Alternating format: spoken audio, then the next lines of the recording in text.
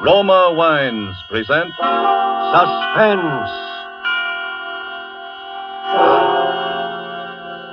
Roma Wines, made in California for enjoyment throughout the world. Salud. Your health, senor. Roma Wines toast the world. The wine for your table is Roma Wine, made in California for enjoyment throughout the world.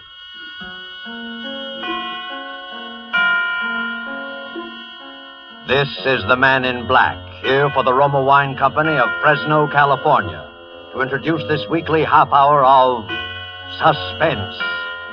Tonight from Hollywood, Roma Wines bring you as star Miss Lucille Ball, who appears tonight as a Broadway lady, whom you may have often seen if you are a devotee of musical comedy. She is the third one from the left in the chorus line. And so with this little lady's narrative about the 10 grand, and with the performance of Lucille Ball as Miss Gigi Lewis, we again hope to keep you in suspense.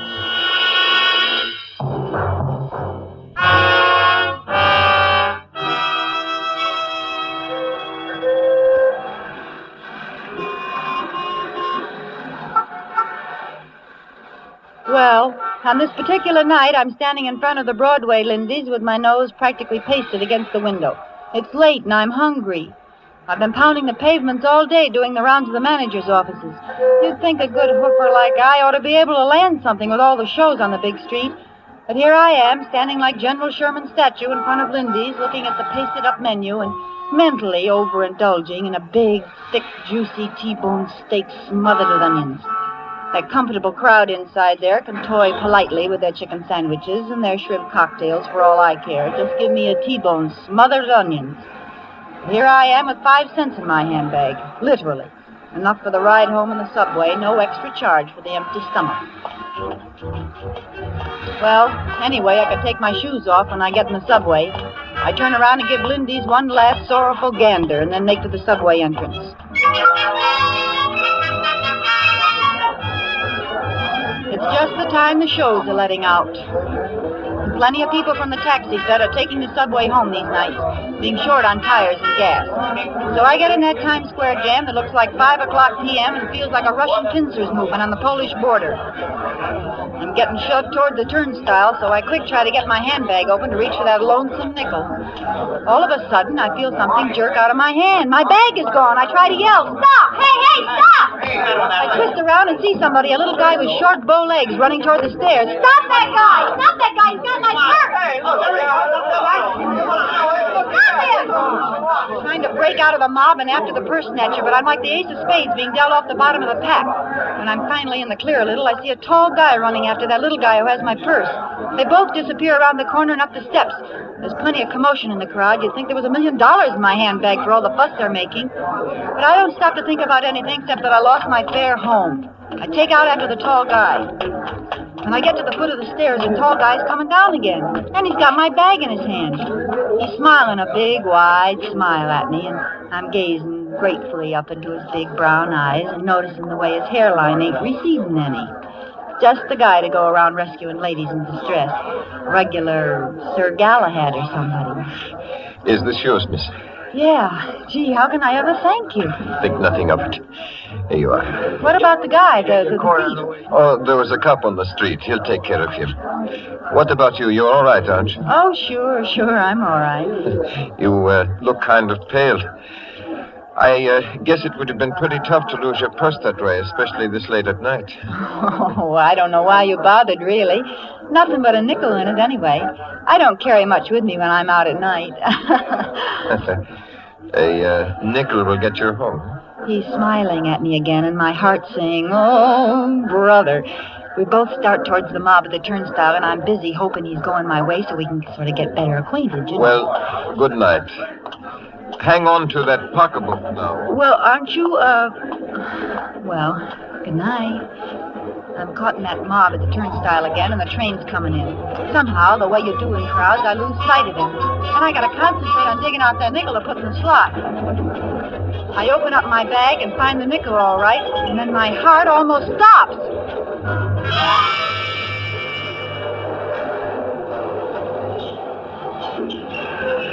There there in my handbag sits a great big wad of bills, folding money, cash. I managed to get the nickel in the slot and get myself through to the platform and on the train, all the while hanging onto that bag as if there were 10 grand in it. $10,000. Gee, it could be that much. The roll is big enough. My head's going around in crazy circles. The doors close behind me and everybody in the car is rushing to find a seat. Over the noise, I hear some contented soul whistling. I grab a seat next to a fat man who's taking up most of it. I sit there hanging onto my bag, not daring to look inside. I tell myself I'm dreaming. There's not really a big roll of bills in there. Extreme hunger is giving me the DTs. How would I get a bankroll as big as your fist? What am I doing with money? Then I remember the purse snatcher. He must have put it there. But why? The fat guy next to me tries to drum up a conversation. Nice night, ain't it? Yeah, cold. You the young lady what got her purse snatched? Yeah. Lucky thing you got it back, ain't it? Yeah, very lucky. I always say it ain't good for a young lady, especially a nice-looking dame like you, to carry a lot of money around when she's out nights. Huh? What makes you think I got a lot of money? Well, the way you carried on when that fella snatched your purse. Oh, yeah. I'm showing this fat palooka by my attitude that I don't go for conversing. I'm sitting there looking straight at the wall ads, and the one across from me is a big photo in natural color of Miss Subway in 1944. A Brooklyn girl, all dressed up and dripping with furs, and probably wearing Chanel No. 5. Money. All the money I need. No more pounding the pavements and waiting in outer offices for some two-bit job in a show that's due to close opening night. Clothes. A fur, maybe. Chanel No. 5, maybe. An apartment downtown with a switchboard to announce people instead of a fifth-floor walk-up in the Bronx. Food, T-bone steak smothered in onions. Just walk right in and order it. Fun, maybe go to a nightclub and... Say, though, maybe it's counterfeit dough.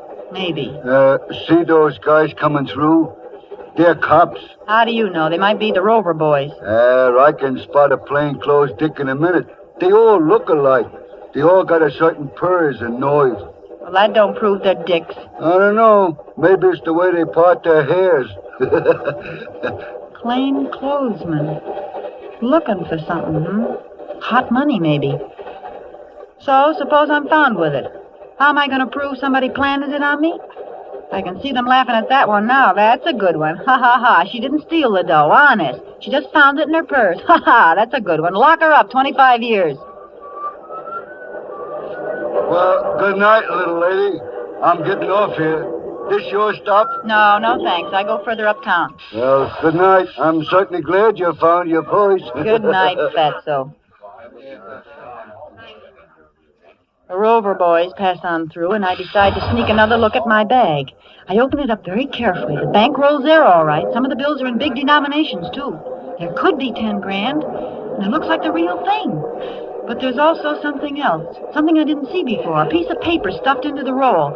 I reach in and get it, looking around to see if I'm being watched. All I see in the car is sleepy people, so I unfold the paper and read what's scribbled on it. Get off at 161st Street and follow Yankee Doodle. That don't make sense. What's Yankee Doodle got to do with it? I get up and I'm making for the door when I hear it. And then I remember I've been hearing that whistling right along and didn't notice it.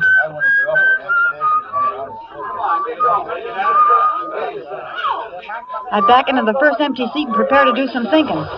Somebody in this car wants that bankroll again. Could it be Sir Galahad? I just can't bear to think of him as a criminal type, but he was awful quick to go chasing after my purse. And he could have been in this car all along without me seeing him. I try to get a quick look around, but there's people in the aisles. And a dear little old lady is pushing her way forward. She sits down next to me.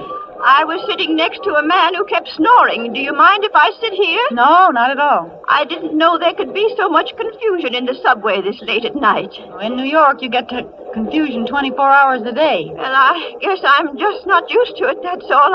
Hey, you look like there's something wrong. What's the matter? Do you feel sick? I'm all right. Oh. Hey, she's passed out. Won't somebody help me? This woman's sick. Yeah. Look out. Here, give her a slug of this. This'll bring her to. Thanks, that's swell. Now look, lady, just take a swallow. Won't hurt you. Go on, swallow it. That's it. Oh, I'm terribly sorry, really. Forget it. How do you feel? I can't imagine what happened. All at once, everything seemed to whirl around. Sure you're all right now? I'll be fine in just a moment. Here's your medicine, mister. Thanks. It's okay. You're awfully kind. I didn't think people were so kind in a big city like this. You better take it easy now. Where do you get off? What's that? Where do you get off? Oh, 169th Street. That's where my sister lives. I'm visiting her, you see, and I just thought I'd go downtown tonight and see a show and have a good time. Evelyn told me how to go on the subway, and everything was fine until just now. You're not hungry or anything? Oh, no. It's not that. I have plenty of money. At least I did have. Yeah? What happened to your money? Somebody stole my life savings. No, not really. Who'd do a thing like that? Eh? Who'd do a thing like that? Thing like that? Oh, I don't worry about it, you understand. I'll get the money back. How? Well, don't you remember the old saying? It takes a thief to catch a thief. I suppose so. Yes. Well, that's just how I plan to catch the person who stole my money. How much did you lose? What's that?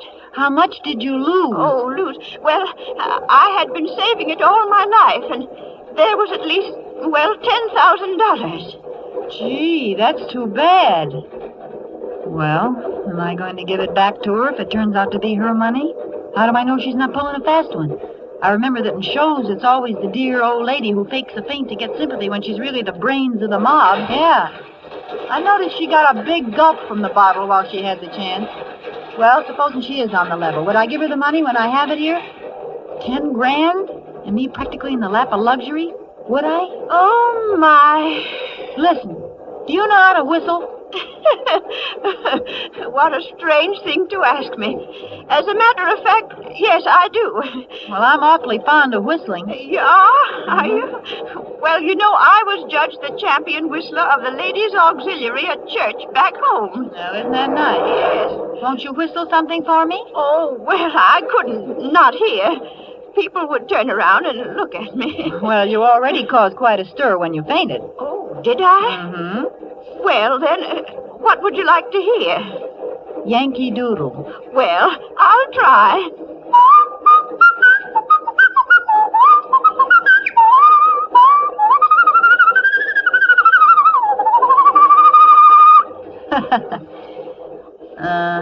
That's fine.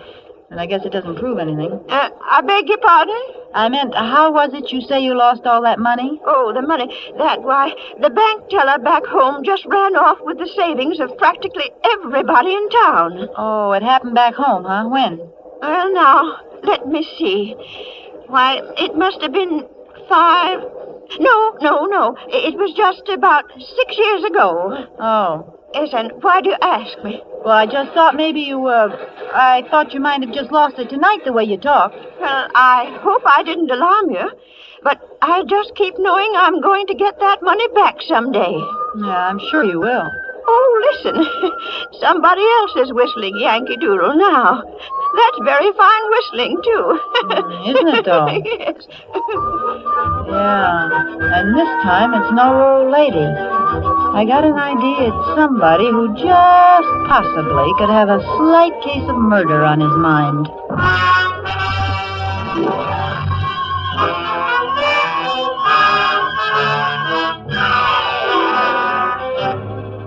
Tonight for Suspense, Roma Wines bring you as star Miss Lucille Ball, whom you have heard in the first act of The 10 Grand by Virginia Radcliffe. Tonight's adventure in Suspense.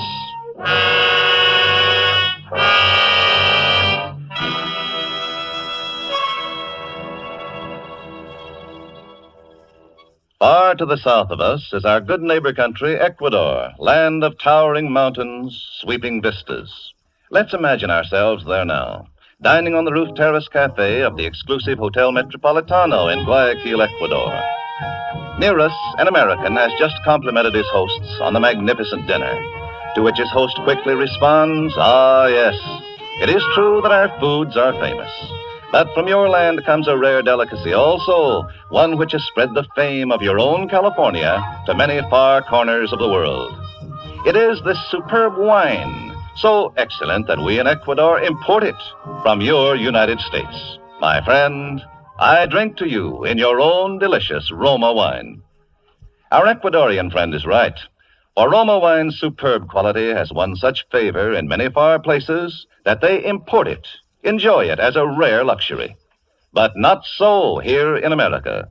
Here, millions know and enjoy Roma wines as an inexpensive, everyday delight, at meal times and when entertaining.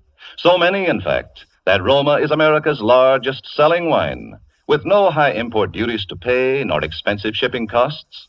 You enjoy these distinguished wines for only pennies a glass. Ask for Roma wines, which bring you old-world winemaking skill, plus Roma's own modern scientific controls and testing. That's R-O-M-A, Roma wines, America's largest selling wine, made in California for enjoyment throughout the world. And now it is with pleasure that we bring back to our soundstage Lucille Ball in The 10 Grand, a tale well calculated to keep you in suspense.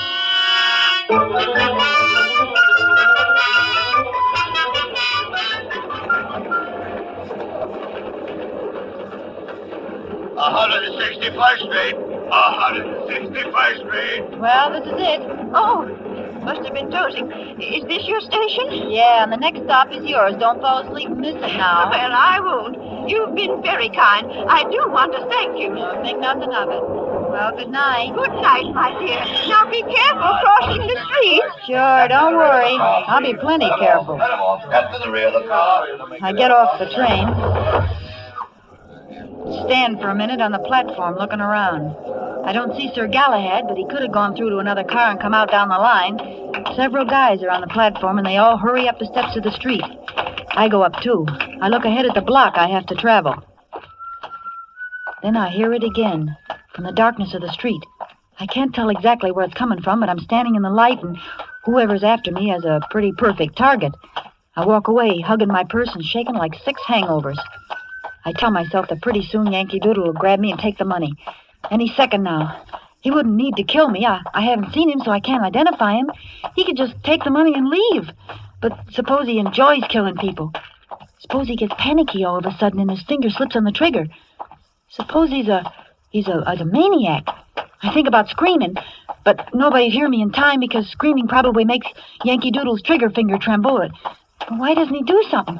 Why doesn't he take the money away from me and get it over with? Does he want me to offer it to him on a gold platter? Not Gigi. She's got a T-bone steak smothered in onions waiting for her if she ever gets out of this in one piece. But now I'm getting toward the next corner, and there's a dim street lamp on the other side. I see him. That's strange. He's been walking ahead of me all this time. Then I hear something else. Footsteps. Somebody behind me. I listen. That doesn't sound like the tread of somebody hurrying home to the little woman. That's a steady tread of somebody trailing somebody. I don't know how I know it, but I know it. There's Yankee Doodle up ahead, but here's also somebody behind me I don't like just by instinct. I'm sandwiched. I'm the ham between 2 slices of rye. I listen again. He's getting closer. By the time I reach the corner, he'll catch up with me. I try walking faster. He's walking faster, too. I turn around. I can see his dark shape behind me with a distant street lamp back of him. Then I see something else. Back away, across the street, is another man, walking fast. Now I got 3 of them. I'm in a triple-decker sandwich now. I want to scream. I want to yell help. But my heart's got all mixed up in my larynx somehow, and I know I'd never be able to project my voice past the next crack on the sidewalk. They're catching up to me fast. If this is the end, sister, this is it. I'm already imagining the cold steel on my back, and then...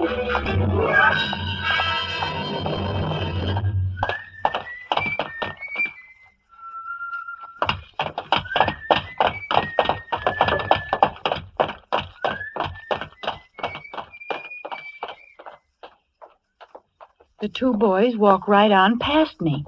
Don't even give me a tumble. They're making time, and as the one on my side gets ahead of me, I see him nod to the one across the street. They're not tailing me. They're after Yankee Doodle. They heard him whistle, and they'll be catching up with him any minute now. I heave a big sigh of relief and consider a quick exit back to the subway with my 10 grand. I can just barely see the 2 of them as they come close to the next street lamp. They could be plainclothesmen, but I don't think so somehow.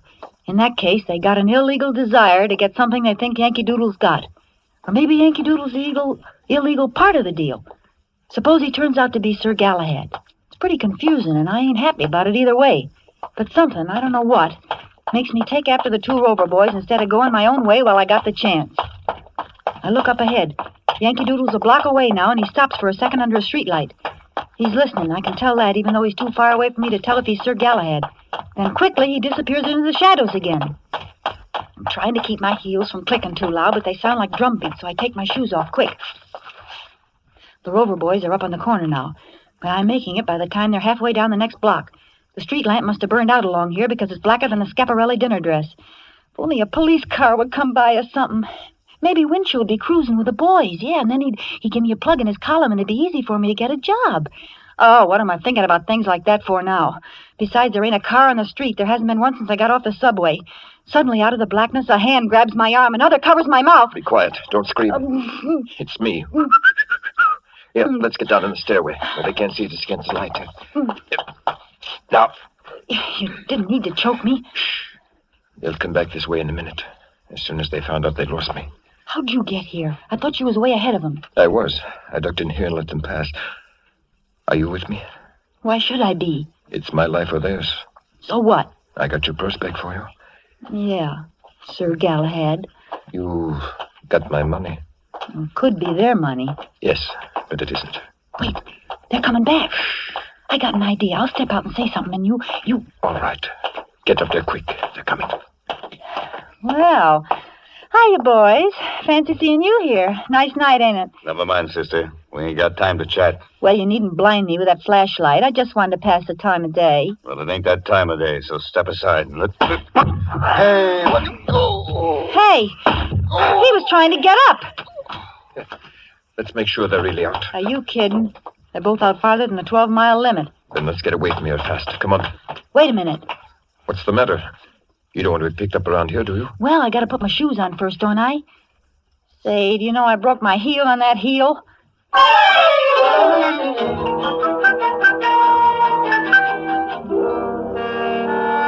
So, here we are, 15 minutes later, sitting in an all-night restaurant after running practically 12 blocks and me forgetting all about the fact my feet was killing me a couple hours ago.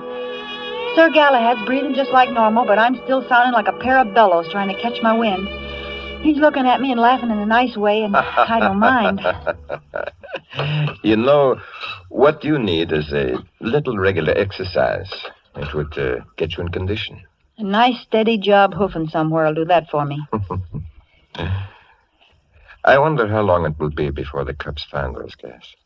Maybe you ought to report it first, just to be on the safe side. No. It would be too dangerous. I have to get rid of the money first. Oh. No, I did not rob a bank. Well, there's other illegal ways to get 10 grand. Here comes the waitress. Better order, and then we can talk. Yeah? I can't believe I'm really going to get a steak inside of me instead of hot lead. Wait until you see what the steak's like before you feel too happy. Know what you want yet? Yeah, a long time ago. T-bone steak, rare, smothered in onions. Make it 2, please. 2 T's, rare and buried. All right, shoot. What am I saying? I'm a Greek. Yeah? I came over here when I was about 15. My father and mother are still in Athens. I couldn't get them out of the country when the Italians invaded. So I don't know where they are now. Oh, gee, that's too bad. Oh, I'm like a lot of people over here. I want to do something for my mother country, even though I am a naturalized American. So, in my spare time, I collect contributions from other Greeks living over here. Oh, you mean for the Relief Society? Oh, no, that's different. This money supports the Greek underground. It has to be gotten and sent very quietly because certain people over here would like very much to know who's operating the underground in Greece. You see?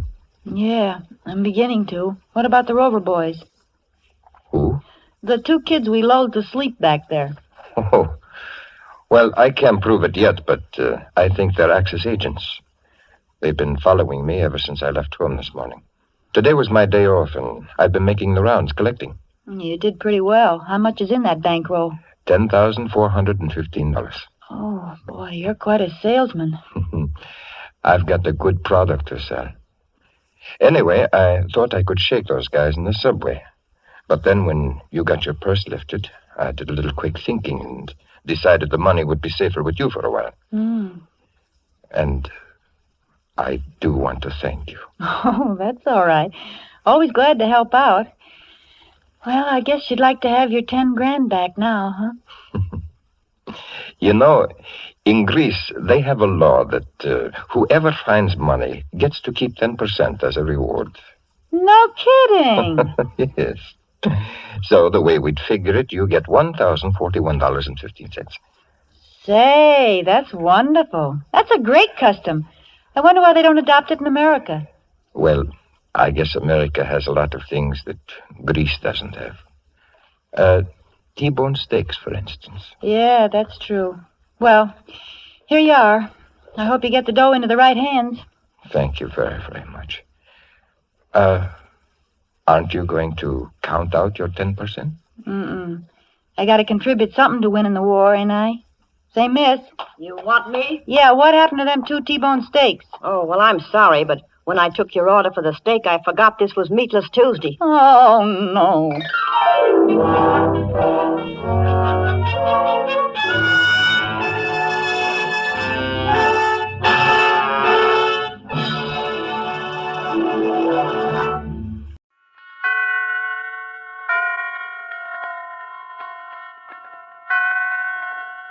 Roma Wines present Suspense.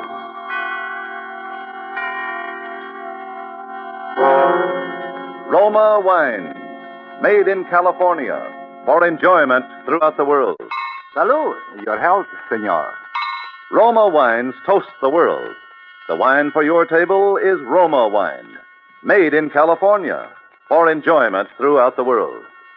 This is the Man in Black, here for the Roma Wine Company of Fresno, California, to introduce this weekly half hour of Suspense. Tonight from Hollywood, Roma Wines bring you a star, the actor whose recent portrayals in Lost Angel and See Here, Private Hargrove have been so much admired, Mr. Keenan Wynn. And so are the remarkable events of which Joe Eisinger has written in his novel, The Walls Came Tumbling Down, and with the performance of Keenan Wynn as the society chit-chat columnist who signs himself Darcy. We again hope to keep you in suspense.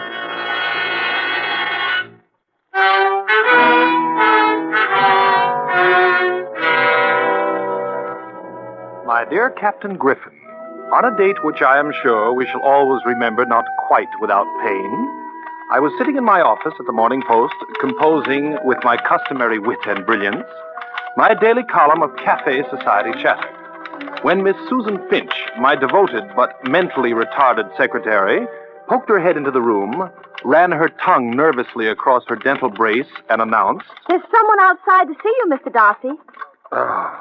Tell him I'm on my deathbed. Tell him there's a priest in here now administering the final sacraments. Now go away. Well, I couldn't tell him that, Mr. Darcy. He's a priest himself.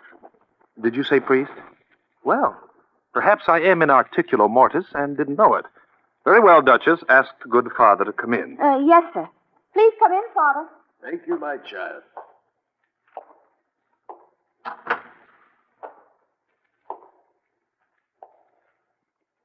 You're Mr. Darcy? I am Darcy. What can I do for you, Father? My, you've changed.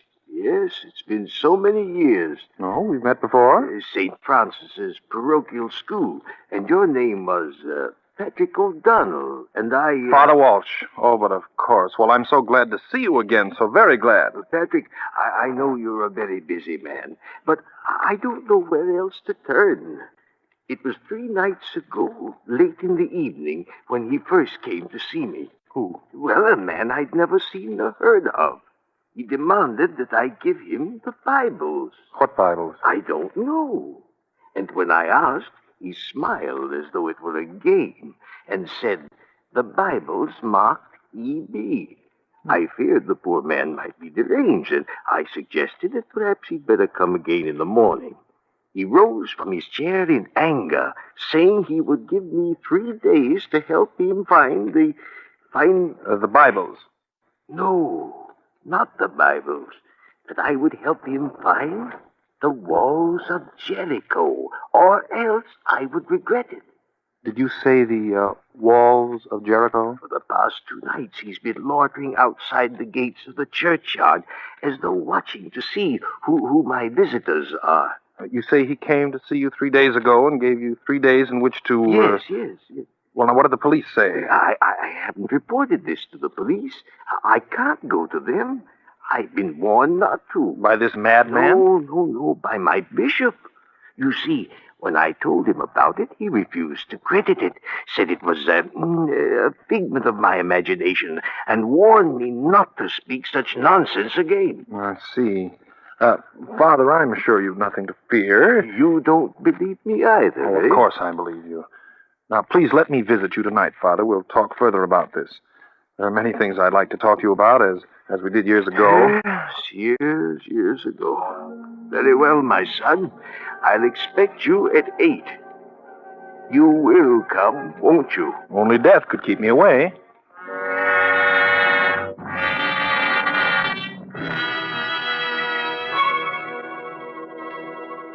And now, in this brief intermission, let us picture this scene. A scene beneath a radiant Caribbean moon at the fashionable Hotel Nacional de Cuba in Havana, Cuba.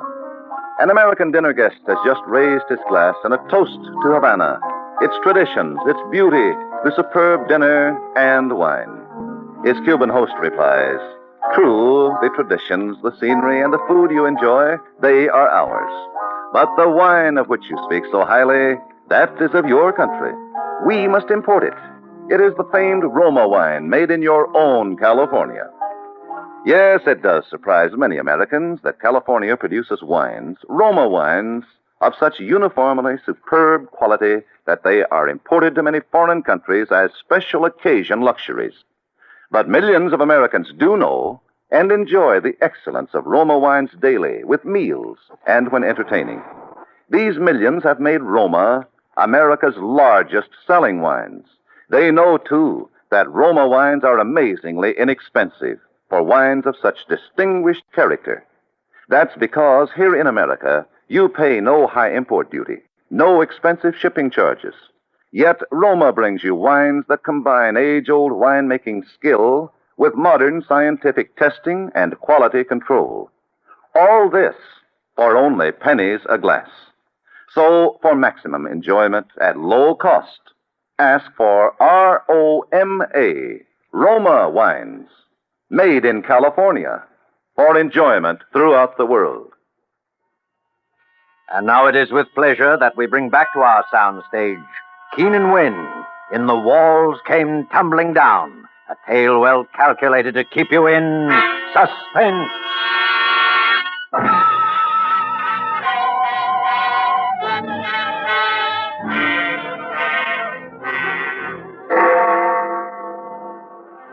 And so, my dear Captain Griffin, with a punctuality I had not exhibited in years, on the stroke of 8, I found myself standing before the high iron gates of St. Francis Churchyard. I must admit that Father Walsh had intrigued me with his fantasia of a man seeking the walls of Jericho.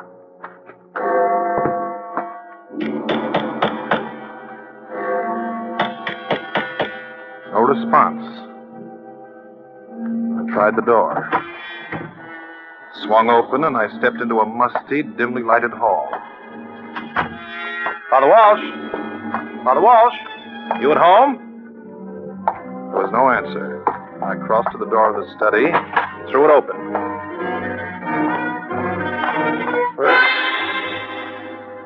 First I could see nothing in the darkness, and then I saw suspended from a low beam in the ceiling, the cord of his robe knotted tightly about his neck, Father Walsh. There was no urgent need to cut him down. He was quite dead. That's the way I found him. I came in to give him his cup of warm milk, and that's the way I found him. Who are you? I'm his sister, Catherine Walsh. My brother. He never would have committed that sin. But who? Have you called the police? Yes, Aren't you from the police? No. I was his friend. You're Darcy? Yes. Now tell me what you know about the Bibles before the police get here. This afternoon, after he saw you, a woman telephoned. He talked to her for a long time, and when he hung up, he said he remembered now about the Bibles. 40 years ago, he took care of a sick vagrant. The poor man died and left to my brother 2 Bibles. A bum left Father Walsh 2 Bibles 40 years ago. Well, do you know where they are? Yes, one is now packed away upstairs in the attic, and the other is... That must be the police. Now, don't say anything about the Bibles. I'm asking you to trust me. Call me tomorrow at my office. I'll let them in. Oh, come right... Oh. Father Walsh is expecting me. Well, come in. Who are you? My name is Patricia Behrens, and is something wrong? Why should anything be wrong? I don't know. It's just that... Well, I had an appointment with Father Walsh, and When did you make this appointment? early this evening on the telephone. I'm afraid I'm a little late. Indeed you are. Father Walsh is dead. Dead? Oh, but he can't be. Why not? But I've been searching for him for so long, and now... Are you sure that you were looking for Father Walsh, or was it the walls of Jericho?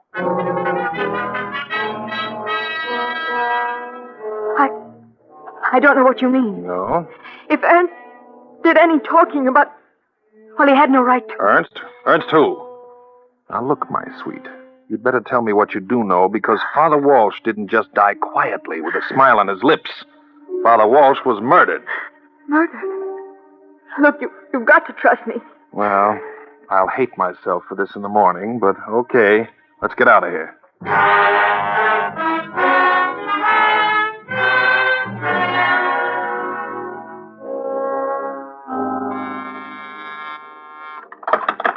Yeah? Mr. Darcy? Mm-hmm. Good morning. This is Catherine Walsh. I've got the Bible I told you about last night that was in the attic. And the other one is... Miss Walsh, don't say anything more. You come to my apartment at 3 this afternoon. 24 Sutton Place. If I'm delayed, the doorman will let you in. And shall I bring... Oh, yes, yes, by all means. Bring the book with you. Very well, Mr. Darcy. I'll be there. Yes, Duchess? Hey, Mr. Ernest Helms is waiting outside. Ernst? Well, prod him in, Susan. Prod him in. All right, Mr. Helms. Is this or is this not your card, sir? My name is on it. Uh-huh. Then it is your card. My name is Darcy. I'm the columnist for the Post. What can I do for you? Please. My name is Ernst Helms. I deal in rare books. I've been commissioned by a client to find 2 Bibles for a certain collection. You can trust me, sir. I'm experienced. I'm reliable. I am discreet. Yeah, that is how I am. Well, very well. And you want me to help you find the Bibles? No, Mr. Darcy, no, not quite. I want to buy them from you. Oh, well, then you've come to the wrong man. I'm not a book dealer. I'm a newspaper man. I might be able to help you find something. And what is your fee? How much cash do you have with you? How do I know you have the Bibles? Well, I didn't say that I did have them. How do I know you know where they are? You don't know anything. How do I know you aren't lying to me? How do I know you aren't a fake, a fraud? Now, you'll get nowhere by flattery. You haven't got the Bibles. You don't know where they are. You are a swindler, a thief. You're trying to rob me like everybody else. I know you. You're a vicious, degenerate fiend, a contemptible foul. Don't please. I'm sorry, brother. Okay.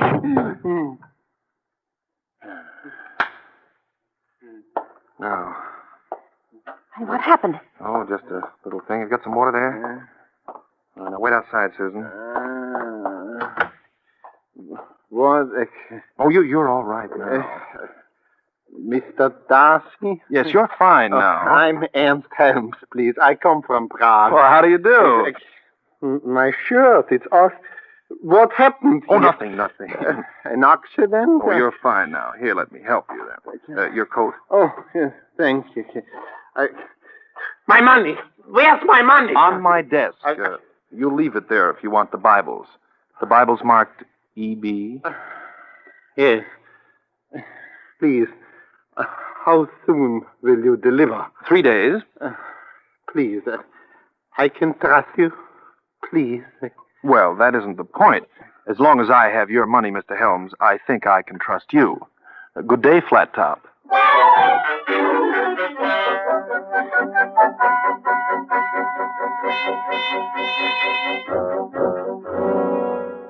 My dear young lady, look.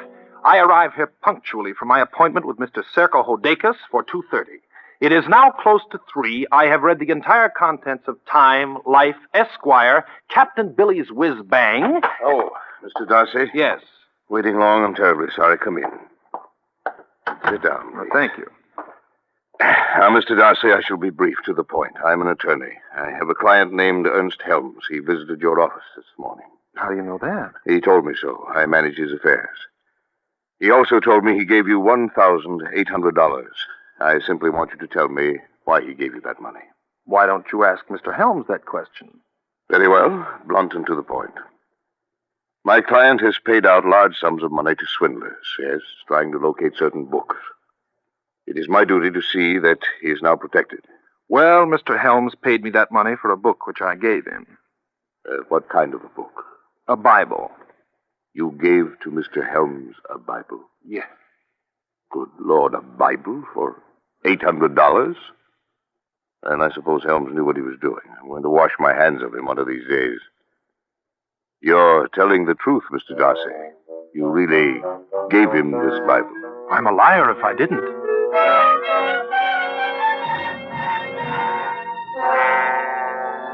So I was a liar. But that was the best I could do on short notice. I had no wish to become involved in a tiresome litigation, and one perhaps which might draw the attention of the police to me. I left Mr. Hodakis' office as quickly as possible, raced home, and it was with some anticipation that I learned from the doorman that Catherine Walsh had arrived and was now in my apartment.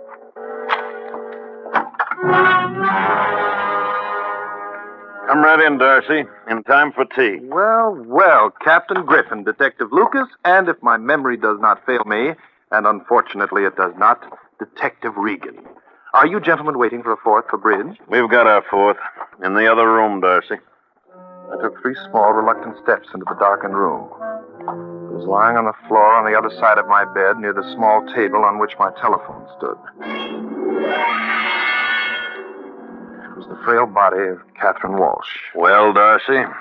Griffin, I find this very embarrassing. Yeah, I know just how you feel. But right now, Darcy, you must make an effort to tell me the whole story.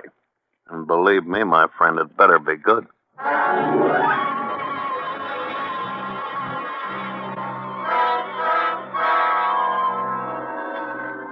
My story, you remember, Captain Griffin, was good. In fact, it was so good that after 2 hours of tortuous questioning, you agreed to release me on my promise that by evening I would come to you with the full meaning of the Bibles and the walls of Jericho. Straightening my tie and looking jaunty and attractive as usual, I awaited the arrival of the lovely one. Well, here I am. Look, Darcy, I'm frightened. Stop acting like Jane Eyre. Please don't be harsh with me now. Well, they weren't very gentle with Father Walsh and his sister. Oh, Darcy, I'm so frightened. The manager of my hotel told me that he got a phone call from Ernst Helms asking him to put his trunk and luggage in the storeroom. He's gone away and I don't know what to do. Try telling me the truth. Yes. I'm sorry I started the whole thing. His letter said there'd be blood and murder. He was right. Whose letter? Elias Barron's. You mean the Elias Barron's, the artist? Yes. He was my grandfather. I started to write a biography of Elias Barron's to show the world how he was forced to suffer and live in poverty. What the greatest and most celebrated painter of our time went through to... Well, during my research, I found this scrap of letter. Here, read it. Live only to finish my greatest work, my only mural. There will come the day when men will again shed blood for the walls of Jericho, as did Joshua and his hosts. But only in my Bibles will be found the key. He who reads each word of God will uncover the sweeping vision of the walls of Jericho on the wall of my hovel. Glory be to God and cursed be all men. Well... That mural is priceless. But no one knows where my grandfather lived or died. He'd run away from a hostile world. I retained Ernst Helms, an art dealer, to help me in my search. And Elias Barron's was the poor, unknown vagrant that Father Walsh took care of and buried. Yes. We traced the Bibles to Father Walsh, but... Oh, Darcy, I'm so frightened. I can't find Helms, and You don't have to bother to look for him. The police will do that for you. What do you mean? He has one of the Bibles. Then why doesn't he come to me? Because that mural is, it's finders keepers in a case like this. But Helms is now a fugitive wanted for murder. Oh. And the other Bible is undoubtedly nowhere on this earth. That's what poor Catherine Walsh was trying to tell me. But we know that Elias Barron's left 2 Bibles to Father Walsh. Yeah, wait a minute. Wait a minute! Father Walsh, of course, I'm a dope. I remember a warm and lovable little thing he used to do that the whole neighborhood knew about when I was a kid. He always used to bury a Bible with the souls he buried. So, one Bible he kept, which is now in the possession of the killer of Catherine Walsh, and the other Bible he blessed and buried with a dead man. But that means that... Precisely. We don't know where, under what name Barron's died, or where he's been buried.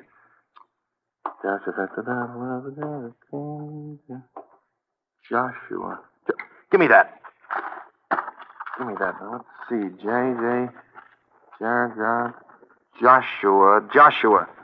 The son of Nun. Joshua Nun. What? How do you spell it? Oh, N-U-N. Oh, pray that my womanly intuition is not playing me false. Come along. Where? To see if there isn't a Joshua Nun buried in Father Walsh's churchyard.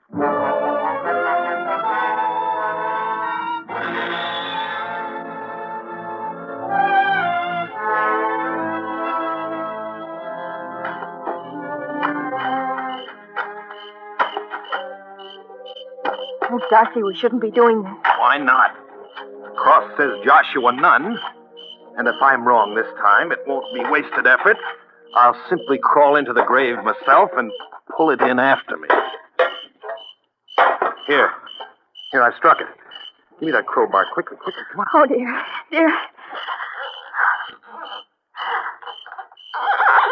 Patricia, the Bible. We found it. All right, Darcy, stand where you are. Oh, Griffin, I found that other Bible. You found 10 years in the pen for body snatching.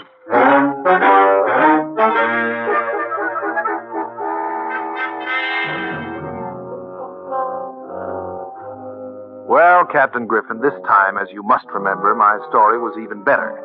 You agreed that now with one Bible in our possession, we might succeed in smoking out the killer who had the other Bible. The entire story of Elias Barron's and his walls of Jericho broke into the press, and a veritable epidemic of wall scraping struck the city. It was on the 5th day that a phone call from Serko Hodekas asked me to see him at once on a matter of great importance. Yes, Mr. Darcy. Helms called me twice. I tried to trace the calls, but it was impossible. All he would say is that he didn't kill anybody, but that he had the other Bible. How'd he get it? And he wouldn't explain. He said he's sending it to me so that you could find the mural. But the condition is that, as his attorney, I protect his interest in the sale of the mural. He has a right to that, even though he is a fugitive. Do you agree? I agree. Good. Here is the Bible, which came in this morning's mail. The Bible he gave me was very old. On its covers were the initials E.B. I turned to the book of Joshua. In the 4th paragraph of the 6th chapter, 2 words had been underscored. 7 rams. What's marked in the other one, the one you have? Here, I'll read it. And 7 priests shall bear before the ark 7 trumpets of ram's horns.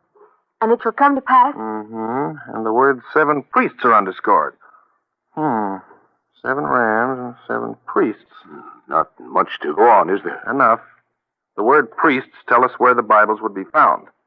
Now we're left with 2 sevens and the word rams. Where would you expect an artist to spend his last declining days? Right, Greenwich Village. And there you will find, in Father Walsh's parish, a street named Ram Street. And I'm sure that at 77 Ram Street you will find the walls of Jericho by Elias Barron's. Patricia, my sweet, swoop up your trumpet. The walls are about to come tumbling down.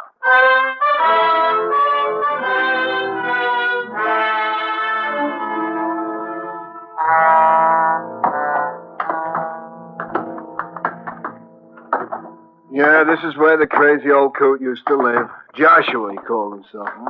Not quite the Savoy, is it? And this is where a great artist was forced to... Well, let's get on with it. The mural must be hidden under the paint of one of these walls. If it is, Mr. Klinger here will find it. What's that?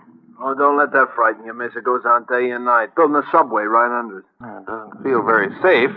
Perhaps you'd better start your examination, Mr. Klinger. Yes, I start making my test now.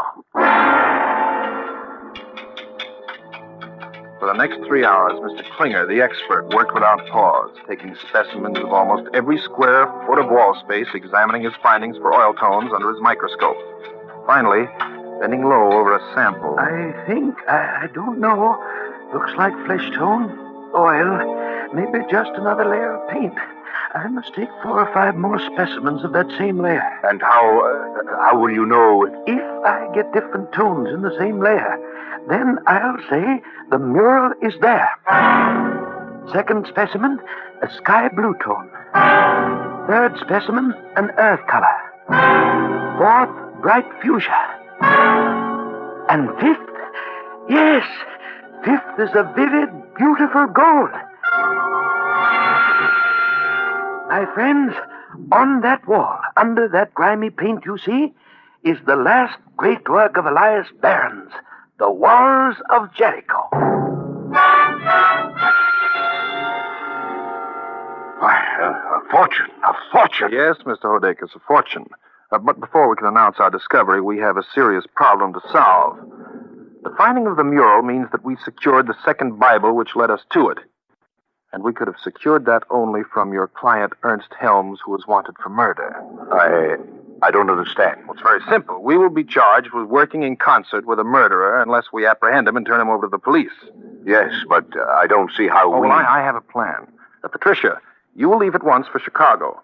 Hodekas says that is where Helms called from.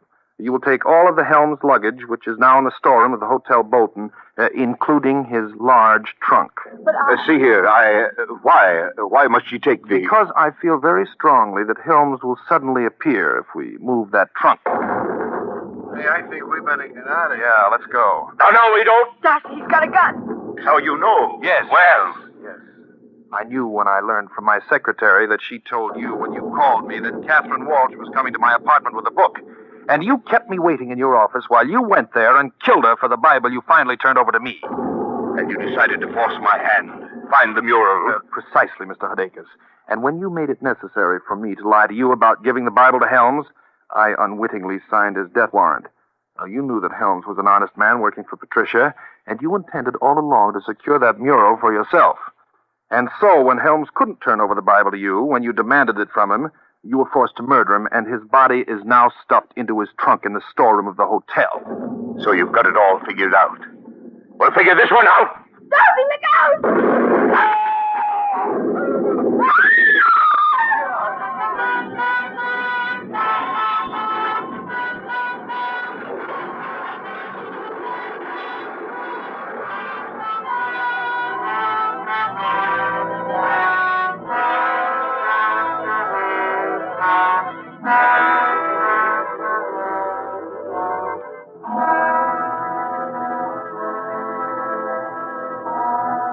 And that, my dear Captain Griffin, was how it came about that the walls came tumbling down, right over Mr. Hodekas' embarrassed ears. It is too bad he did not live long enough to confess to the murder of Father Walsh, but it's obvious that he killed him to prevent him from giving the Bible in his possession to Patricia. Well, my dear, I think that should take care of Griffin's curiosity. And shall I sign the letter simply Darcy? No, sign it Darcy O'Donnell. From now on, my pet, I'll be forced to use my last name since you are going to share it with me.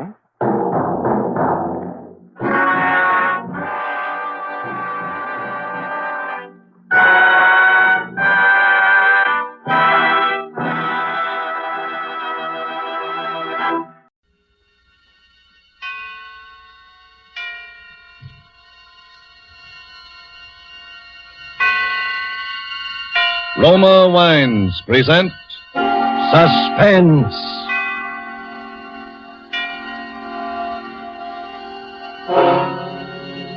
Roma Wines, made in California for enjoyment throughout the world. Salud. Your health, senor. Roma Wines toast the world. The wine for your table is Roma Wine, made in California for enjoyment throughout the world.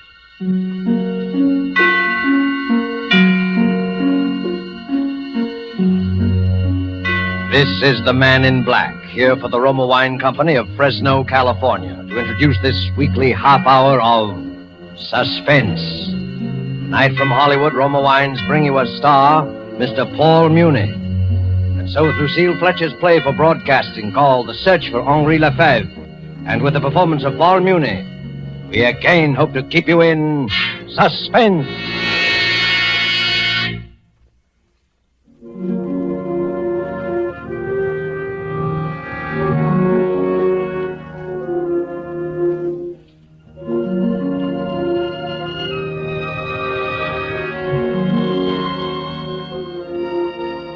I had just set down the last note on paper.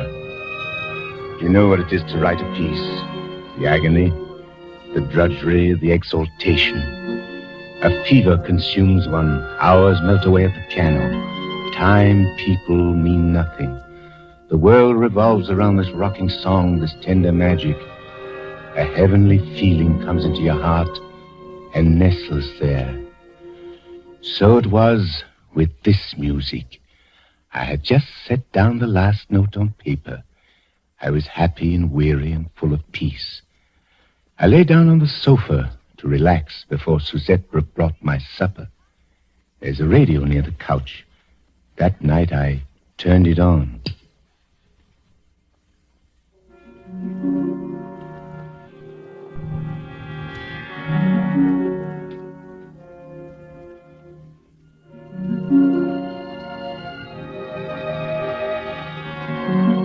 You know what it is to feel horror? True horror, the animal thing. I've seen horror many times grimacing at me out of the corner of my room. But this time it was upon me. It was in my brain. For that music on the radio playing now was the music I had just set down on paper. Suzette! Suzette! Yes, monsieur. Suzette, come here. Listen to this thing. You hear it, don't you? This is real music playing? Yes, Monsieur Flynn. The radio's playing real music. It is not an illusion, a hallucination of some kind in my own brain. No, Monsieur Flynn. It is real music. And very pretty. Pretty? What is the matter, monsieur? Is anything wrong? Don't you like it? Then we will turn it off. No. Leave it on. Leave it alone. Listen to it. Sit there beside the radio and I will get it for you. What, monsieur? My score! Look at it. Note for note. Even as they play, my tonality, the oboe solo. And I thought, it's a joke. A joke, an incredible joke. Oh, monsieur, I cannot read music. I do not understand. Perhaps someone in this building has heard me play.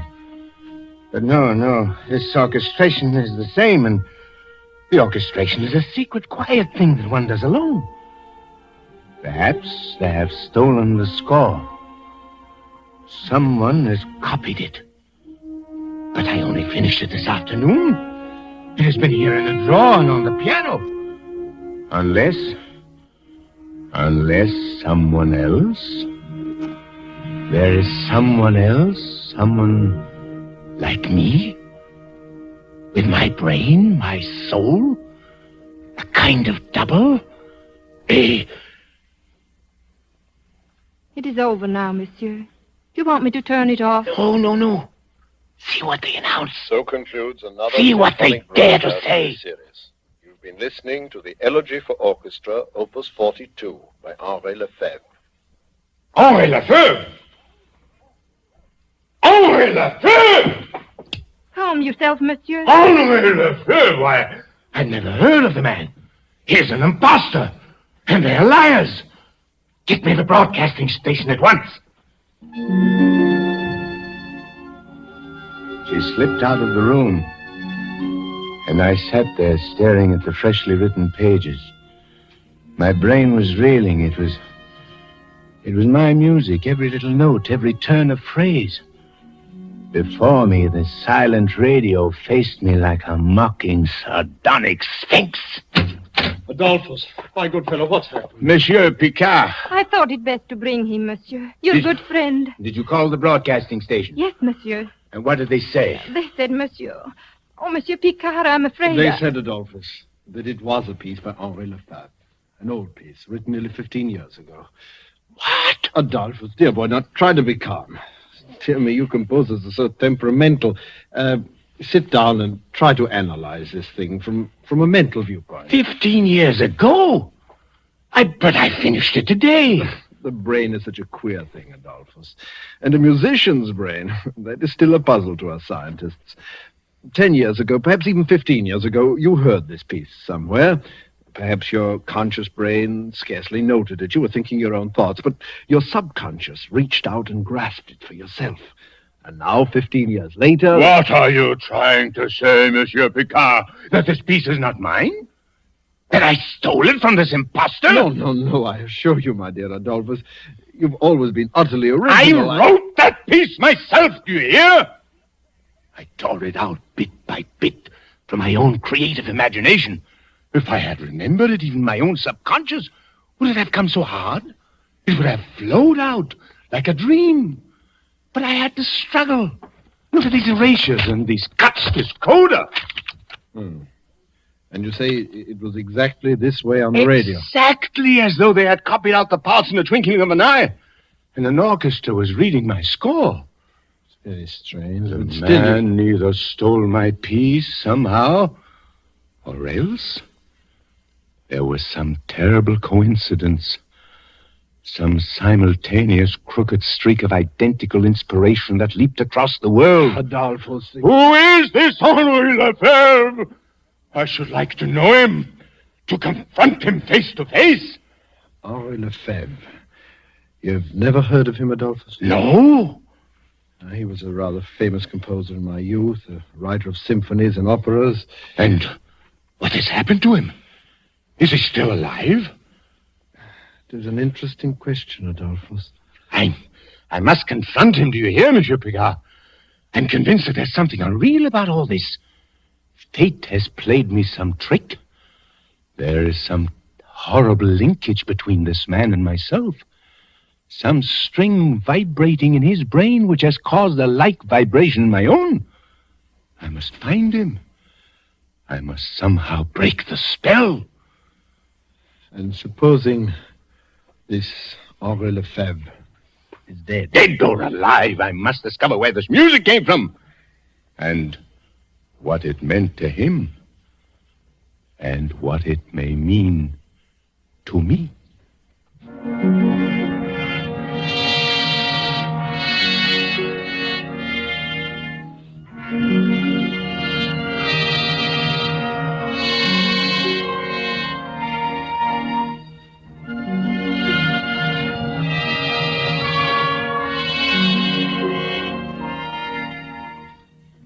Tonight, Roma Wines are bringing you as star Mr. Paul Muni, whom you've heard in the prologue to The Search for Henri Lefebvre, tonight's study in Suspense.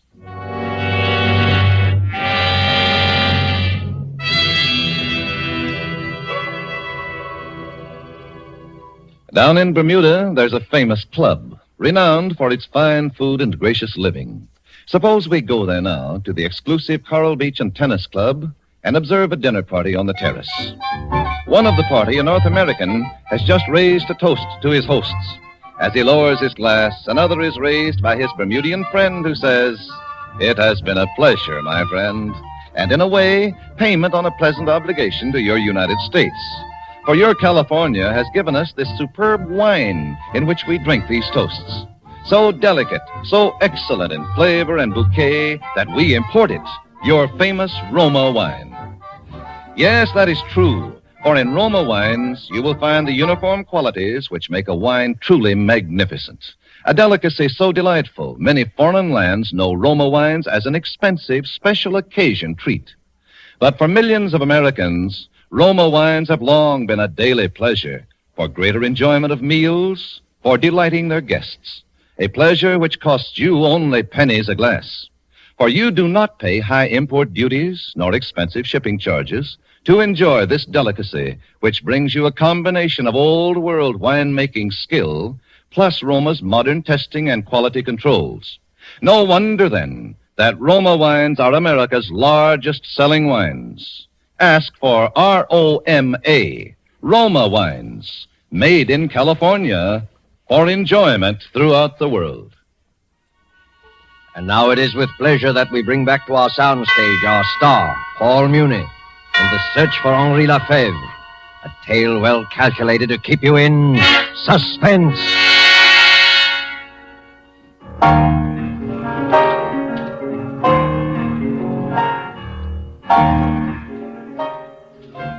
Henri Fevre, born 1885, Rouen, France. Educated at the École Normale, fellowship student in composition, the Paris Conservatoire. Won Prix de Rome 1908 with piece entitled Étude contrapuntale. Studied under Saint-Saëns for 2 years. Made first great success with performance of opera Ectate, which was presented at the Paris Opera in... Do you want me to go on, monsieur? No. These dictionaries tell you nothing. They make everything smell of dust and corruption. Has the mail come in yet? No, monsieur. Only the package of music from the library. His music? Yes, monsieur. Then what are we waiting for? Give it to me. Henri Lefebvre. Elegy. Opus 42. Incredible to think of all those years. Look, Susette. The paper is already turning yellow. The engraving is old-fashioned, and yet it's exactly... Adolphe? Yes? I have a letter from his publishers. He is still alive. Thank God! But there is some mystery about him.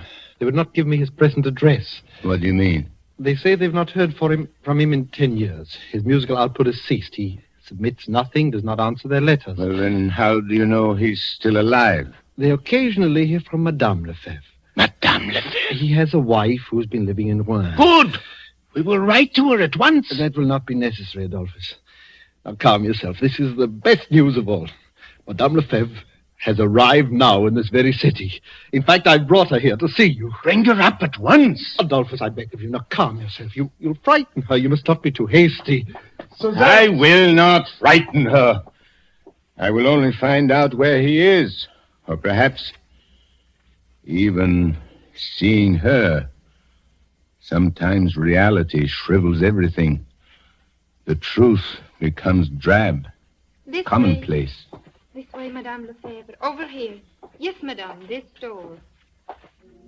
I stood quite motionless in the center of the room. A woman dressed in black confronted me across the waist of the polished floor. She was thin, middle-aged, a little stooped. Her pale eyes looked washed out with crying. Yet there was another look in them, a look of some drowned in monstrous terror. Monsieur Adolphus Flynn? Yes. I am Cécile Lefebvre. I have heard that you are searching for my husband, Henri. Yes, madame. Why do you wish to see him, monsieur? Why do I wish to see him? You have not heard of my strange predicament, madame?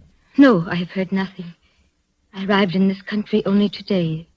You arrived alone? Yes. And your husband? My husband remained in Switzerland, monsieur. Switzerland? Yes, monsieur. He has lived there for many years. But why? I thought they said your home was Rouen. Rouen was my home, monsieur. My husband and I have been estranged for the last 10 years. Oh. But there is much I know about my husband's work. If it is about that you wish to know. 10 years. You have not seen him for 10 years? No, monsieur. You know his Opus 42, his Elegy for Orchestra? Yes, monsieur. When did he write it? About 15 years ago. Yes, I remember the piece well. I copied out the parts for him myself. Then you would know the music when you see it. Is this the piece, madame? Yes, monsieur. I wrote this music, madame, a month ago, out of my own head. Impossible, monsieur. Impossible, but I tell you it is so. How could it be? This is my husband's piece. I remember the night he wrote it. Hot midsummer night. The windows were open. We could hear the bells of Rouen ringing the hours. He could not sleep. Our little daughter had been crying. Your little daughter? Does this distress you, monsieur? No. Please go on. He wanted to call the piece Pavin for Louise. after our little daughter. But I wouldn't let him. It was too sad, I said, and I made him call it just Elegy. But he said it was her piece, that he had been thinking of her crying all the time he set it down. It was as though all the sadness that was in his love for her had gone into the melody. But I still don't understand. I wrote this music out of beauty, out of spring, sunshine, and happiness. He could never understand why it was so popular. He didn't want to publish it. He hid it away, saying it was like a premonition. It had come to him like some hideous omen from another world. And he was right, monsieur. How do you mean? Our little daughter, Louise. She died a little while later. Madame Lefebvre? Yes, monsieur. I beg your pardon for crying. I do not want to see your husband or hear this music ever again. My search is ended. Do you believe in ghosts, madame? No, monsieur. I've been through too much to believe in poor, sad ghosts. But I do. I believe that neither your husband nor myself really wrote that piece. There is some further horror, some demon force at work in this music. It captured him, and it has captured me. Tell me, Madame Lefebvre, did your husband write any music after he wrote this piece? Not much more, monsieur. You mean it racked his brain as it has racked mine? Leaving him without inspiration? No, it was not that. He continued to write. He still writes. But nothing he has written for 10 years has had any meaning. What do you mean? Monsieur, have you not already guessed the truth? My husband has gone mad. He has been mad for the last 10 years, shut up in an asylum in Switzerland. Oh. I have told very few people. It is a form of horrible neurosis. Work neurosis, the doctors call it. He seems to have lost his heart. The events of his past life are meaningless to him. He has even forgotten our little dead Louise. How terrible. And now he sits in a bare room and writes music all day long. He's become a slave, a machine.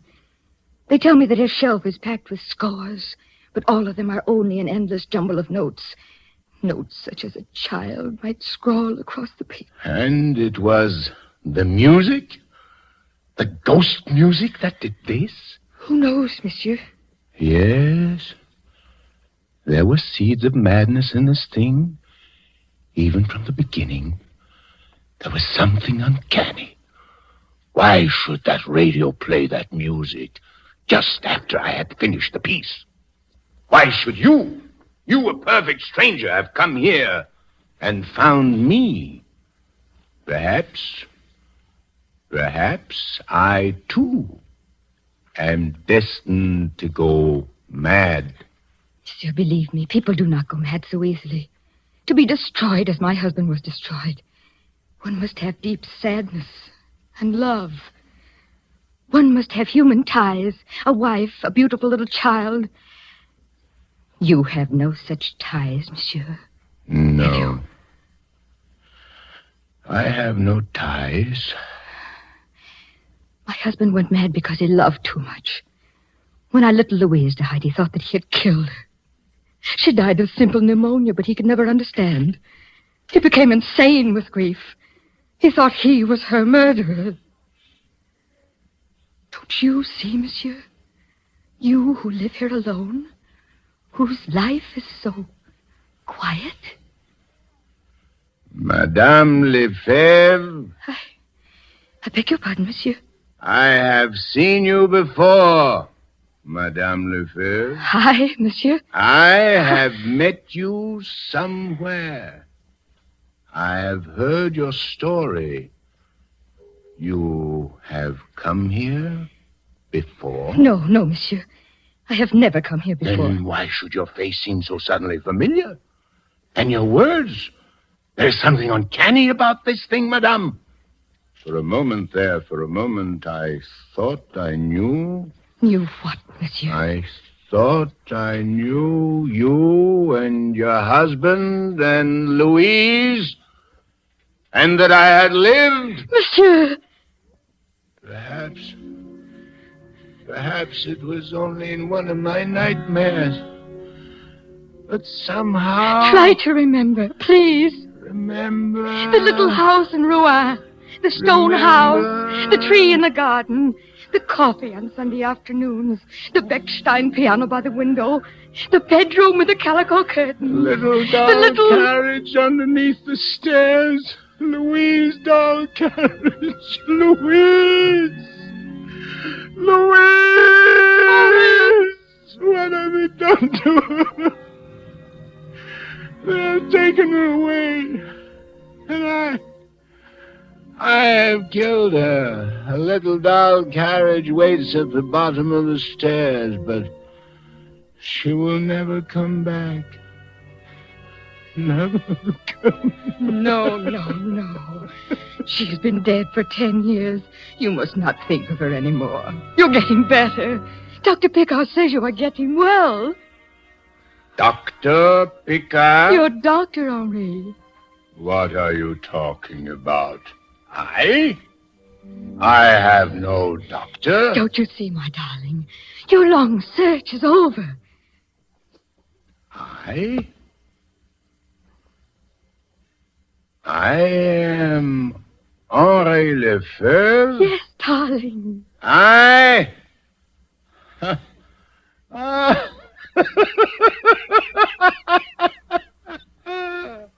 am shriveled old man. I locked up in the walls of a lunatic asylum for 10 years, writing a jumble of notes like a little child. Then who is Adolphus Flan? A name you made up, darling. A poor mad name. My symphonies are rubbish, you say? My adoring public are only shadows running across the walls? And these mountains beyond my window? These mountains? You are lying to me! Henri. I tell you, my name is Adolphus Flan. Look, Henri, this room, these bare white walls, these bars across the window, this door one cannot open from the inside. For 10 years, Henri, for 10 years I have waited for a glimmer to come, for some little memory like that music. For 10 years I have prayed for you every day. For 10 years? While I sat here? I do not believe it! Dr. Picard! Henri, my dear fellow. You call me Henri, too? I cannot tell you how happy I am, Madame Lefebvre. The experiment has worked beyond our fondest hopes. I've been listening to every word, and you've handled it exactly Monsieur right. Picard, am I Henri Lefebvre? Yes. I have been mad for 10 years? You have deceived me for 10 years? I am not Adolphus Flan? Oh, Henri, if you could have known how my heart beat when Dr. Picard first telephoned. And now... Naturally. My poor fellow, it must be a terrible shock. After 10 years, one cannot be cured overnight. Rest, much rest will be necessary, and many little talks. But you will see, in a few months, we may hope for something quite remarkable, Monsieur and Madame Lefebvre.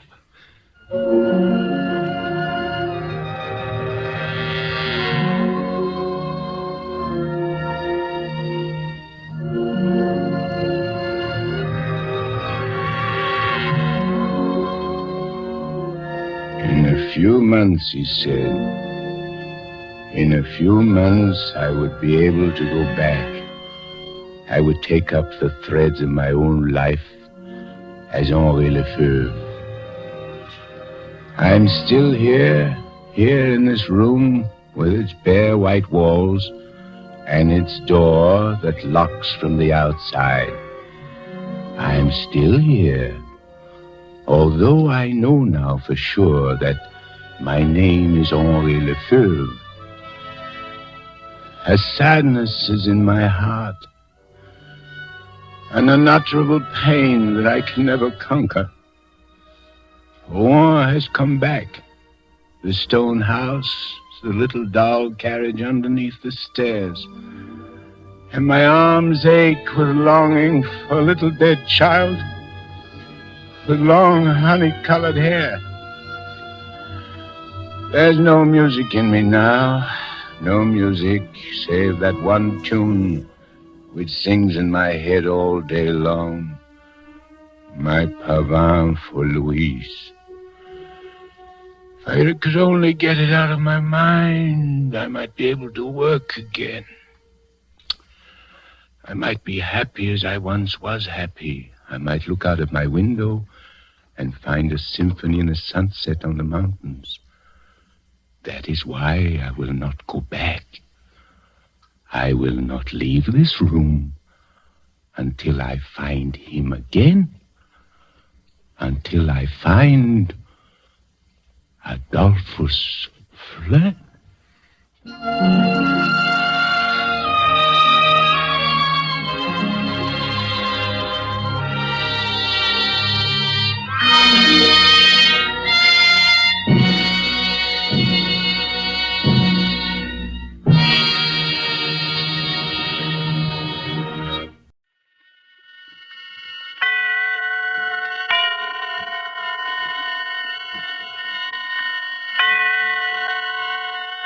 Roma Wines present Suspense.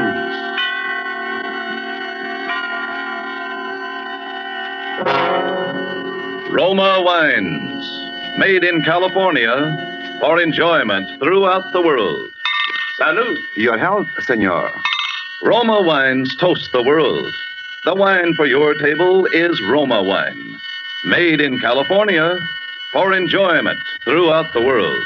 The Roma Wine Company of Fresno, California, welcomes you again to this weekly half hour of Suspense.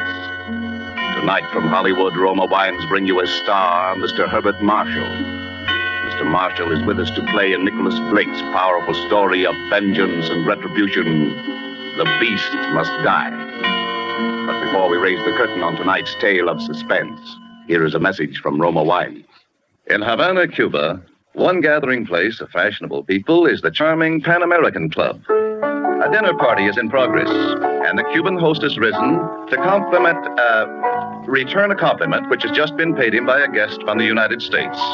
Lifting his glass, he says, "Thank you, my friend. Thank you also for telling us about the perfect climate and soil of California, from which we import these supremely delightful Roma wines. Now we can understand how such perfection is possible. Such magnificent quality as we enjoy in Roma wines. You will agree it is a tremendous tribute when other countries find Roma wines so superior they import them as rare and expensive delicacies. Such international esteem can only mean that Roma wines are truly magnificent in quality.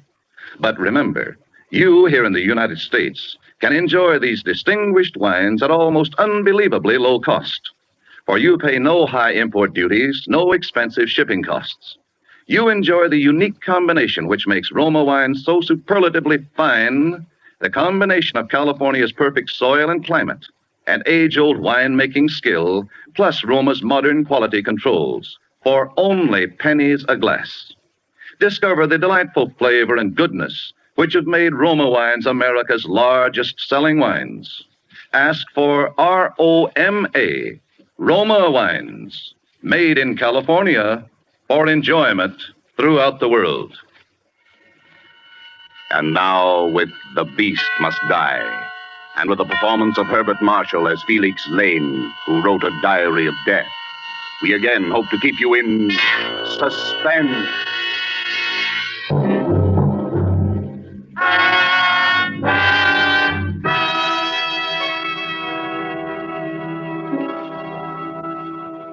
I am going to kill a man. I don't know his name.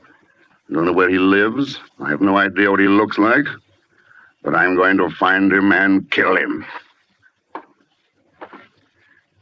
Well, Mr. Lane? I wrote those words, if that's what you're asking, Inspector. And I meant them. Apparently you did. Whatever possessed you to write such a document? Vanity, for one thing, I suppose. A record for posterity of the perfect crime.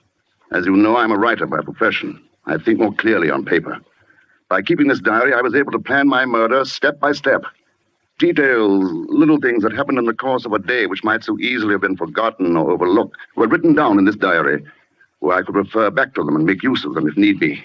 But you found out that a real-life murder could not be carried out so easily as the murders you wrote about in your detective novels, eh, Mr. Lane? I wouldn't go so far as to say that, Inspector. In fact, except for the ending, I think this diary is quite the best murder story I've ever written. And quite the most incriminating document I've ever known a prospective murderer to leave lying around. Incriminating? In a way, I suppose. In another way, this diary might turn out to be my best defense. How do you figure that, Mr. Lane? Well, supposing I read some parts of it aloud to you and let you decide for yourself. Very well, Mr. Lane. Fire away. That was my first entry. June 18th. Yes, I'm going to kill a man. It takes great singleness of purpose to commit a murder. But if ever for a moment I stray from that purpose, I've only to think of Ronnie. Ronnie was my son. One evening, 2 weeks ago, he was crossing the road outside our house. He had gone into the village to buy some candy. For him, it could have been only a paralyzing blaze of headlights around the corner, a moment's nightmare, and then the impact turning everything to darkness forever. His body was hurled into the ditch. He was dead at once. The motorist who killed Ronnie did not stop. The police have failed to trace him. They say he must have been going 50 around that blind corner from a child's body to have been thrown and injured as it was. The man who drove that car, he is the man I have got to find and kill.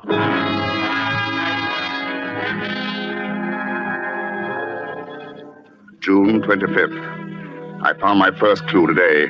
My mind was on Ronnie. I was driving toward a neighboring town. The hills around were green.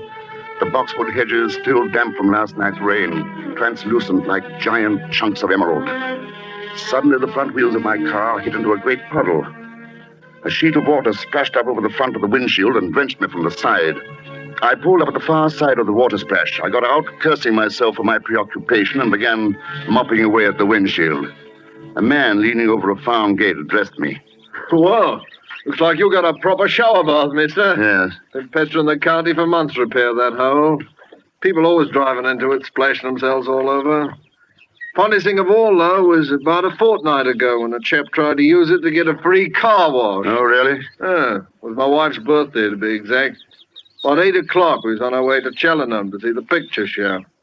Just coming out of the gate, this chap driving one of those low-slung sports jobs hits the water splash. You don't say. Ah. And then the fella says something to the girl he's driving with. What do you suppose they do? They back up and run through the splash again. And then again. They did it 4 times. 8 o'clock.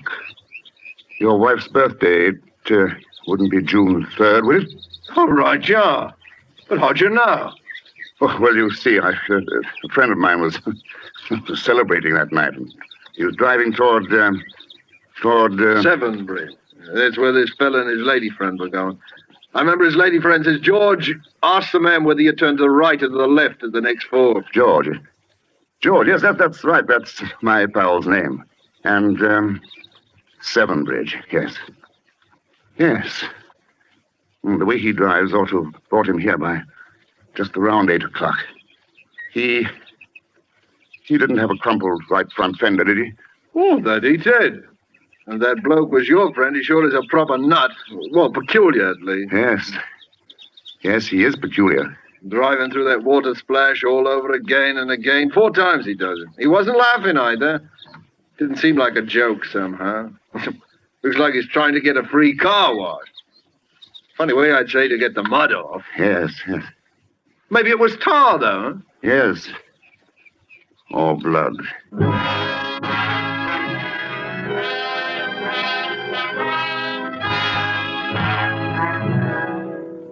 July 12th.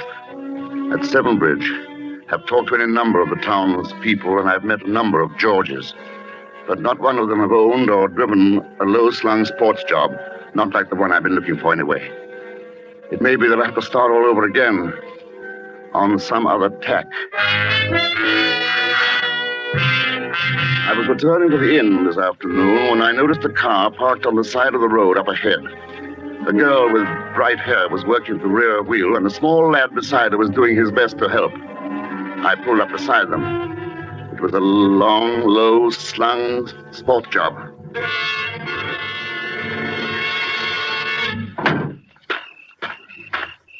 I say, can I help? Well, what do you think, Phil? Oh, yes, sir. Yes, if you would lend a hand. I'm afraid we're not quite heavy enough to weight the jack handle down for another turn. Now, here, fella, let me have a go at it. I say, the paint doesn't seem quite to match on the right front fender. The fender? Oh, Dad had a new fender put on a while back.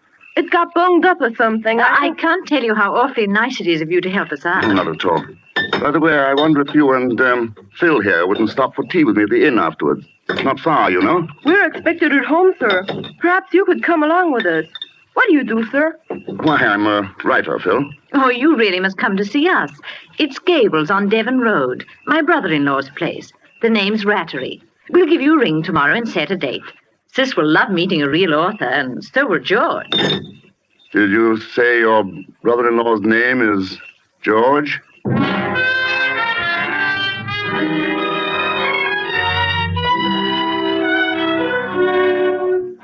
July 16th. I've met him. I've spent an evening talking to him. George Rattery.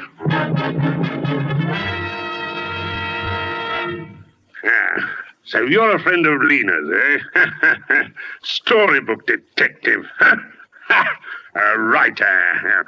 Easy enough to write about a dead body, but I'd like to see an author that had guts enough to look at one.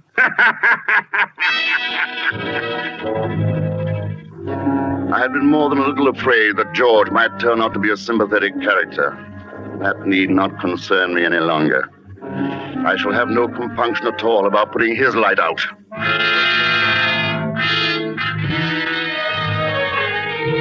It appears that George is the half-owner of a garage down in town. A man by the name of Carfax is the other partner.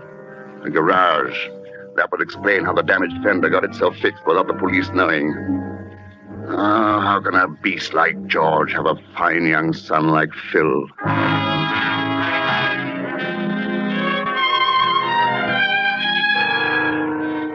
This afternoon, I was rounding the corner of the tea house in the Rattery's garden when I heard voices. It was Lena and George. I stopped in my tracks and eavesdropped shamelessly. It's a neat rig you're wearing today, Lena.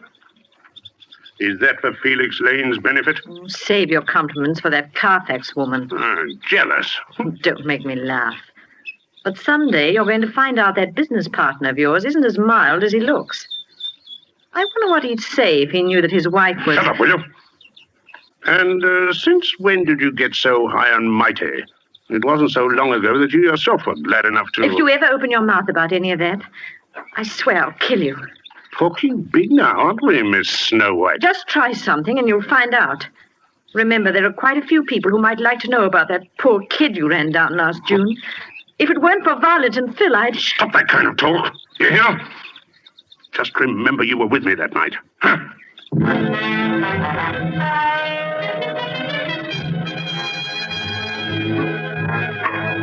August 5th. Had a look around the Rattery Carfax garage this afternoon. Told George it might come in useful as material in my book.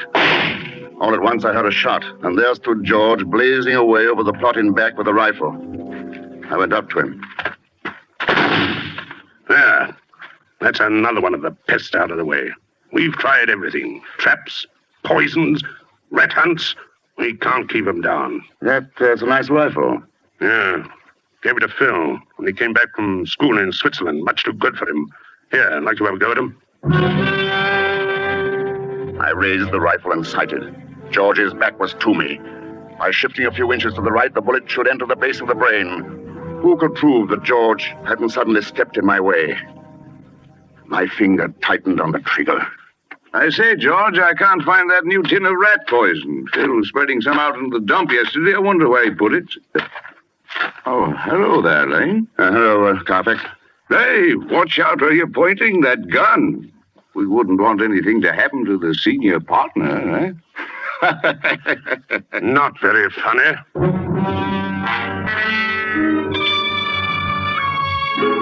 I am now a guest in the house of the man I am going to kill.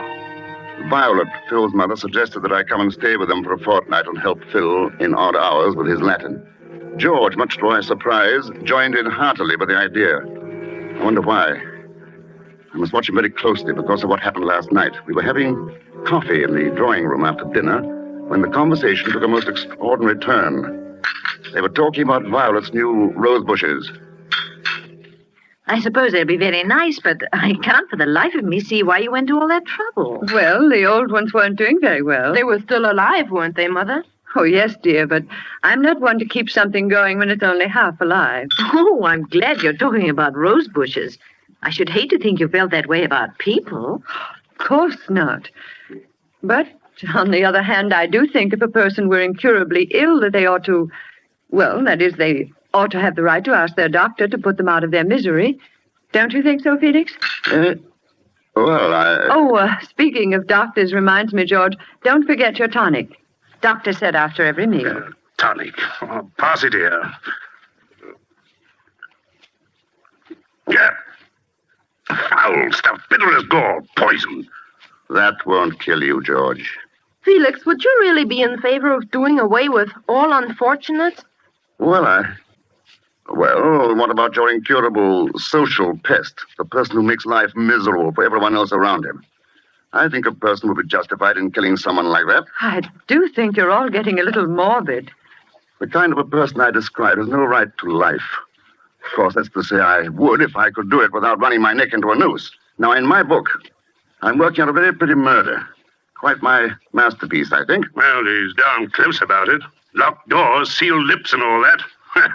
Of course, he says he's writing a thriller, but we've no proof, have we? I think you ought to show us the manuscript, Felix. Don't you, Lena? I can't. I'm sorry. I hate anyone to see an unfinished manuscript of mine. I'm funny that way. Oh, Felix, please, get it and read some of it. Come on, don't be a spoilsport. I'll go and get it myself and read it out loud if the blushing author is too coy. By heaven, I'll go upstairs and fetch it now. You'll do nothing of the sort. I forbid it. I will not have people snooping about among my manuscripts. That was close. After all, there is no book but this diary. I must keep it well hidden in my room.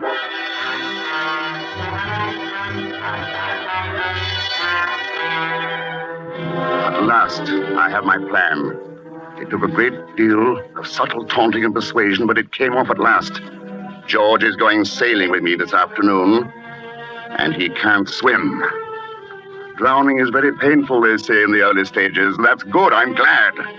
George's lungs bursting, the top of his head shrieking with pain, his hands scrabbling vainly to thrust against the giant weight of the water. But if I cannot kill George today on the open sea, with the wind in my favor and myself the undisputed master of the situation, if I fail today, then I will know that it is not my destiny to be a murderer, and I will make no further attempt on the life of George Rattery.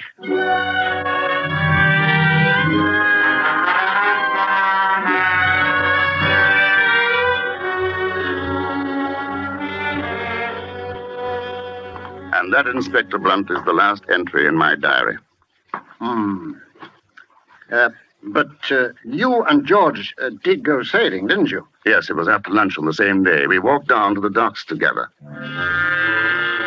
George, as you can imagine, was rather clumsy about a boat, but it was only a few minutes after he clambered aboard that we were out in the main water, sailing free. George had his feet braced against the centerboard case and his hands gripped the gunwale. The squall was coming up. Hey, that motor barge is getting very close, isn't it? Uh-huh. There'll be plenty of room, George. Power vessels have to give way to sailing vessels, you know. Give way? How do you think about that size is going to give way to a crate like this? Hey there, what are you up to? Look out, I tell you, you can't. What if you ran into us? I'll bloody well hang on to your leg and we're both drowned. What are you doing? What? A bit close, but perfectly safe. Oh, perfectly safe.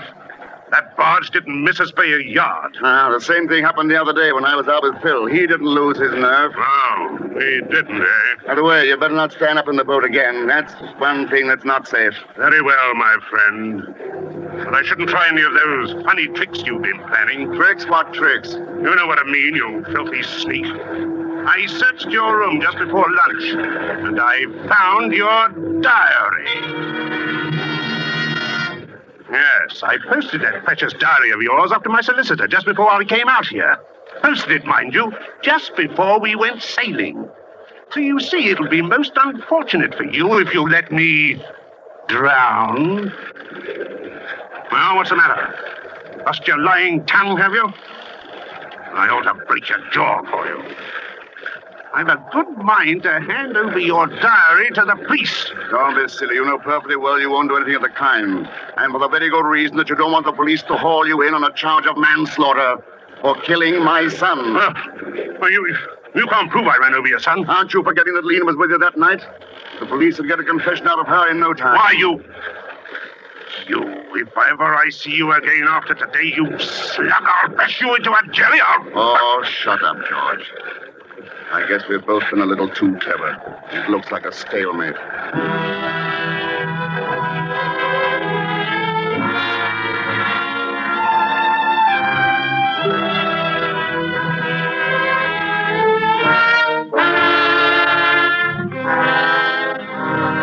I docked the boat and George stormed off the minute we landed. I came straight here to the inn. Yes, I know. Perhaps it's just as well I didn't succeed. Going back to writing detective stories after committing the perfect crime would be like going back to playing with tin soldiers after winning the Battle of Waterloo. You seem to be awfully sure of your alibi. Well, after all, there's no crime in planning a murder, is there? Providing nobody's hurt? Unfortunately, somebody has been hurt. What do you mean? What are you trying to tell me? George Rattery died yesterday evening of the effects of strychnine poisoning. George dead. Strychnine poisoning. All my planning, all my high and tragic purpose, and the beast ends by taking his own life. Poison. I remember now. He used to talk about suicide quite a lot. But I thought he only did it because the subject was so upsetting to his wife. I never dreamed. How did he take it? With his tonic. But it couldn't possibly have been suicide, Mr. Lane. But who? What else could it have been? It could have been murder. Unfortunately, we have no evidence except this diary of yours. Oh, but the bottle, the tonic. George Rattery died almost instantly after taking his tonic at dinner. But before the doctor arrived, that bottle disappeared. Well, any suspects? Every person closely associated with George Rattery had enough motive to murder him. But you had the strongest motive. After all, George Rattery did kill your son. Am I under arrest? Not officially as yet.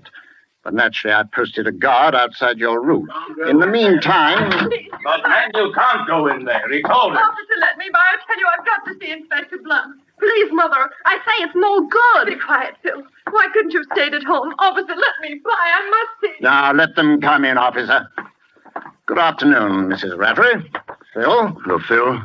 Hello, Felix. Please. Please, I can't stand it any longer. They're accusing Felix here of murdering my husband. He had nothing to do with it. Said. She doesn't know what she's saying. For heaven's sake, Phil, will you be quiet? It was I who killed George. He treated me very badly. He was unspeakable to Phil. There was another woman. Oh, I can't go on. Are you trying to tell me, Mrs. Rattery, that you gave your husband poison? Yes. Mother. I tell you, I poisoned him. Where did you get the poison, Mrs. Rattery? I bought it at that chemist shop. What chemist shop? The one on Abbey Lane, near the corner of High Towers. That's it. Uh-huh. What became of the bottle of tonic after your husband's death? I broke it. I buried it. I'm sorry, Mrs. Rattery. The police have checked. You didn't buy any poison at the chemist's. Mother, I told you it was no good. Sir, Mother is trying to save me. It was I, sir. I killed him. What? Phil, you don't. Don't believe him. Don't believe him. He's just a foolish child. He doesn't know what he's saying. Go on, Phil. Well, you see, sir, I left a note. I was running away, but Mother found the note before I quite got out the door. Oh, boys get such strange ideas. He couldn't have done it. He's just a boy. You know he couldn't. You see, sir, when they accused Felix here, I couldn't stand it any longer. That's why I wrote you the note, but Mother found it first. She said if she confessed that they wouldn't do much to her. The police would understand. Felix, make them believe me. I can prove I did it. Now, go on, Phil. You say you can prove it. What do you mean? I have it here in my pocket, sir. I've had it hid ever since. See, here it is. It's still half full. It's Dad's bottle of tonic. Phil, where did you get that? I took it off the buffet after the doctor said Dad was dead. But this is very serious, Phil. You know that. He's lying. He couldn't have. He's just a little boy. Please, all of you, I have a favor to ask. Let me talk to Phil alone for a few minutes. Won't hurt anything. I think I may be able to help solve this whole thing. Phil didn't do it. Violet's right. Yes, but the bottle... Just give Phil and me 10 minutes alone. Very well. We'll wait outside. 10 minutes, mind you, Vic. No more. Come here, Phil. I'm a murderer, Felix. You are not a murderer, Phil. No one could ever tell me that. I left a note. We've gone all over that. I killed him. He beat Mother. I killed him, I tell you. Stop that, Phil. I know better. They thought you did it, Felix. I heard them talking about your diary. You wanted to kill him. You said so in your diary. Maybe I did, but... They'd hang you, Felix. So that's why you wrote the note and pretended you did it? Yes, I saw you in the pantry with Dad's bottle of tonic before you went for the sale with him. You saw me? Oh, I'm sorry, Phil. Sorry you saw me. Naturally, you jumped to the conclusion that I... Oh, poor little man. Oh, there's nothing for you to worry about now, Phil. You mean they're not going to hang you, Felix? They're not going to hang me. You won't let them do anything to you? Promise me. No, I won't let them do anything to me. But, Phil, there are other things for you to think about now. Now that your father's gone, you are head of the house. That's a man's job, Phil. There's a lot you've learned about courage these last few days. Living takes a lot of courage. This is pretty grown-up talk, Phil. Do you understand me? I'm trying, Felix. You remind me a lot of my own son. You mean the boy my father ran? That's right, Phil. Yes, you're a lot like him. Would he have gone sailing with us? Oh, yes. I think Ronnie would have been quite a sailor. Can we go sailing tomorrow, Felix? Not tomorrow, Phil. Are you going away, Felix? Yes, but not as far as most people might think. You sound very strange, Felix. I have a note to write. Got to make everything shipshape. You go on out to your mother and tell them they may join me in a few minutes. Can't I wait, Felix? No, Phil.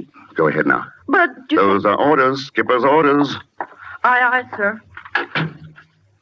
Goodbye, son. I thought I'd made the last entry in this diary, but there will have to be one more. This diary was kept for only one purpose, to make George and the police believe that I planned to kill the beast by drowning him. Death was already waiting for George Rattery at home in the bottle of his tonic, where I had placed 3 pellets of rat poison taken by me from the garage. My plan was almost perfect. The only thing I didn't expect was that someone loved me enough to try to destroy the evidence I had so carefully planted in an effort to help me, and even to confess to my crime in order to save my skin. I know now that my life ended with the death of my son, Ronnie. It seems that I must have just come back to life for a few weeks to save Phil. Yes, I killed George Rattery. I have no regrets. I might have known that the matter would be taken care of fittingly. It says in the Bible, the beast must die, but the man dieth also. Yea, they both must die. George was right about that tonic of his. It is very bitter.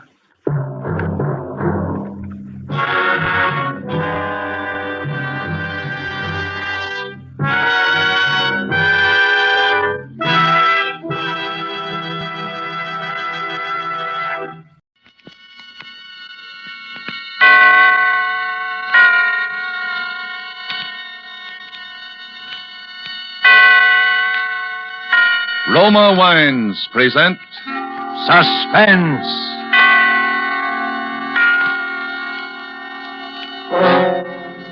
Roma Wines, made in California for enjoyment throughout the world.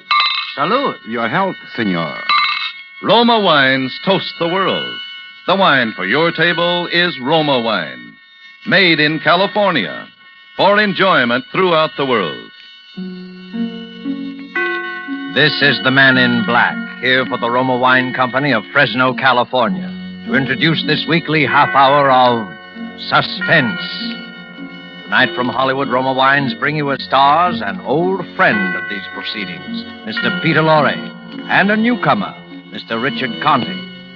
For their appearance tonight, Joe Eisinger has written an original suspense play with sporting blood in its veins, and in which death has a ringside seat. Its title, with apologies to Mr. Steinbeck, is Of Maestro and Man.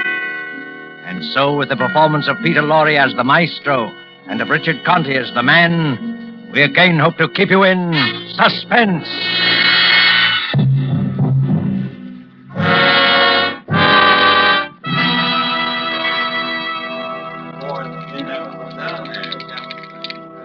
And the number is 8. Ada from Decatur. Get aboard, boys. Speculate so you can accumulate.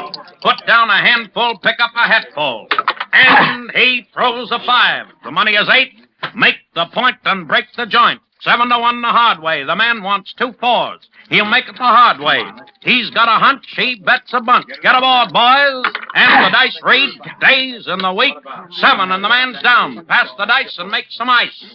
Everybody plays and everybody wins. Lay it on the line, we pay it on the line. 3 to 2, a 6 or an 8, even money 10 or 4. I lay it and take it. Right or wrong, I go along. Tough one to lose, Maestro. Oh, Mr. Cripp. Did I frighten you? Oh, no. It's just that I didn't... Maybe your nerves need looking over, Maestro. I think I'd have jitters, too, if I dropped a bundle like you did tonight. What time is it? 3 in the a.m., Maestro.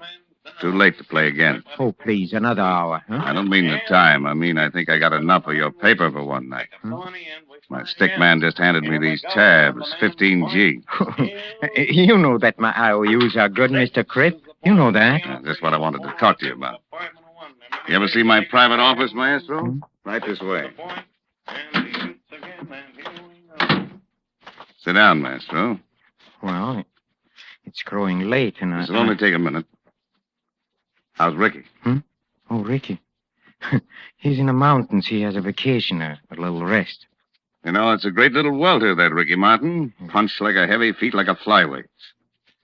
Yeah, fine boy to have in your stable. I don't have what you call a stable, Mr. Cripp. Ricky Martin is all I've got. Yeah. All my life I dreamed of having a boy like Ricky Martin. Not for the money, not for what he'd bring, just to own him. Like a fast horse carrying your colors. He leaves them all behind.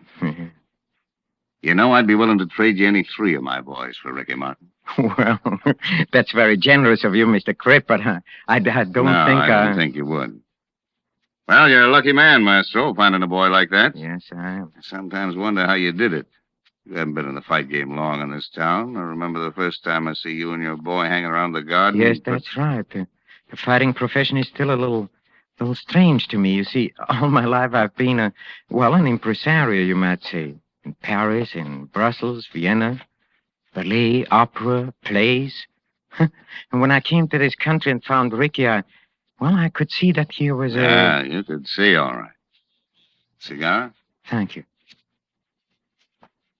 There you are. I always say there's nothing like a good cigar to promote good feeling in a business talk. Business talk? What do you mean? A little matter of 32G. Oh. 17 you dropped last week and 15 tonight. Yes, my luck has been a little bit of... You know, that's a very impressive signature you got, Maestro. Like a professor or something. All those curls and loops, very impressive. Looks like $1 million on these tabs. I'm sure it's good for 32G. Of course it... Yeah. Of course. Yeah, I'm glad to hear you say that. Well, if that's all, Mr. Cripp, That's all, Maestro. Well, then, good night, Mr. Cripp. Just a minute, my friend. You're leaving something behind. What? Your IOUs. I don't understand. I figure I got enough of your paper. I want my money now. I can't. I Then haven't... get it. I must have time. I run a cash business. But you gave me credit. You got assets. What? Ricky Martin. No. Then pay. No. I won't let you steal him from me. He's mine. Do you hear me? He's mine. I found him, I built him, and you can't steal him from me. I want that boy. No. I love him like a brother. Nuts, you'll swindle him on every fight. I won't give him up. Then you'll pay my collectors 32G. But it's a gambling debt you can't collect. My collectors don't carry a summons. A barrel and 50 pounds of cement. All right, Mr. Cripp.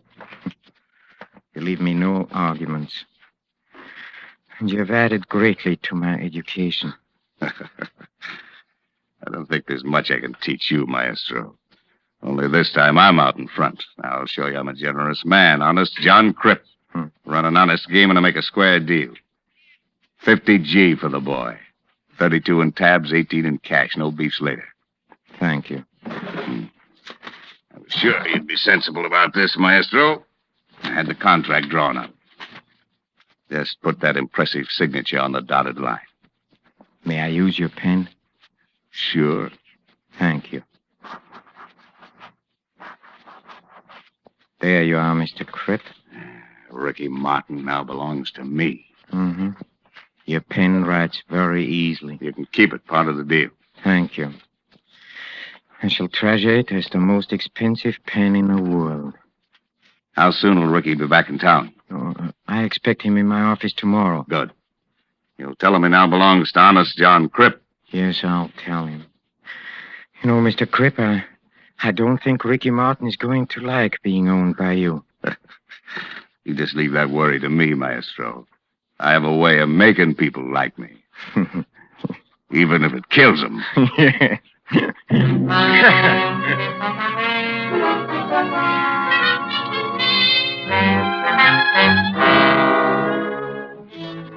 Tonight for Suspense, Roma Wines are bringing you the play called Of Maestro and Man. You have heard Peter Lorre in the prologue to this study in Suspense.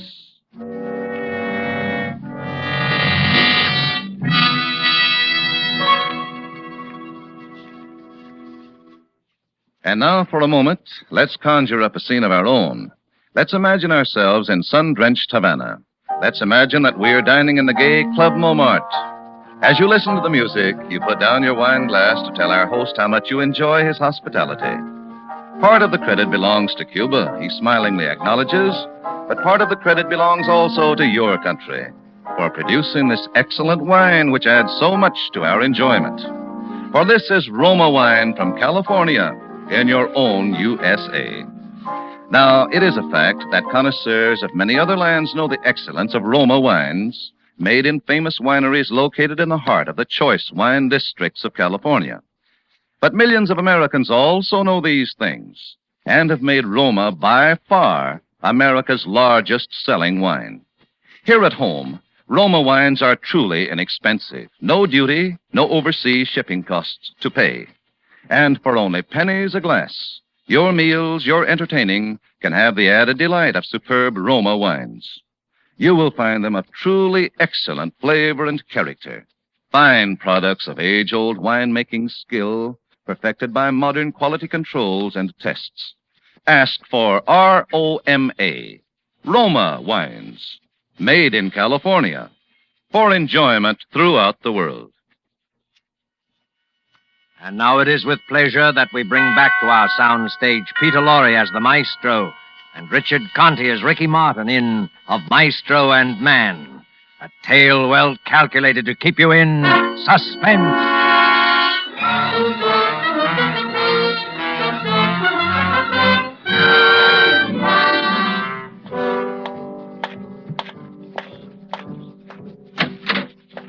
Say, Ricky hasn't come yet? Huh? Oh, no, boss. I've been sitting here in your office like you told me, but he ain't come and he ain't called. I don't understand it. I can't. And his train arrived 2 hours ago. And... Hello. Hello, Maestro. Sam. Ricky, where have you... Oh. Maestro, this is Lynn Carter. How do you do? How do you do, Miss Carter? And this is Sam Lynn. He was my trainer. Hello. Ricky has told me so much about you during the past 2 weeks that I feel like... Yeah, you know how it is, Maestro. Out on the lake at night, the guy gets to rambling and... I found it all very colorful. Ricky, there's something I must tell you. If Miss Carter will excuse us for it. But there's something I must tell you, Maestro. Hmm? It's about Lynn and me. You see, we... What is it, Ricky? Well, Lynn and me, we're gonna be married. Married? What? Yeah, we just, well... When I met Lynn, I don't know how to tell you this, Maestro. You know how I feel about you. Ricky, what are you trying to say? Tell me. It's just that Ricky is trying to tell you, Maestro, that he's quitting the ring. Ricky's quitting the ring? Ricky quitting? I must, Maestro. I'm going away with Lynn to South America. Her father owns he wants us to live down there. I'm going to work for him. But Ricky, you can't. Not now. I'm just... sorry, Maestro, but don't make it tougher for me. You know I always wanted to quit, always hated it. Now I have a good reason. We're taking a plane to Rio tonight. But you can't, Ricky. You can't run out on me like this. I don't figure I'm running out on anybody. But you don't know what's happened, Ricky. You can't quit. I sold you. What? To Crip. The Crip? To that?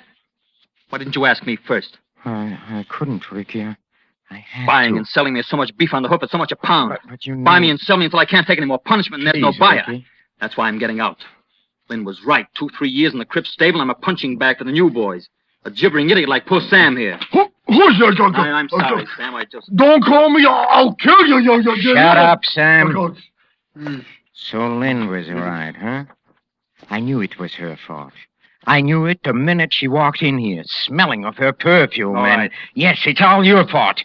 Why didn't you leave him alone? Maestro. He's different from you. He's not your... Cut it. No. You like the way he looked in the sun, in trunks, huh? These muscles and that beautiful body. That's enough. You just had to have him. You had to bring him back to show Maestro. to your friends, huh? Great catch. You scheming, conniving, 5 cent... Ricky, no! Sam, stop him. You'll kill him. Ricky! Ricky! Ricky, he's choking. All right. I'm all right now. Oh, Ricky. I should have killed him for that. Come on, let's get out of here.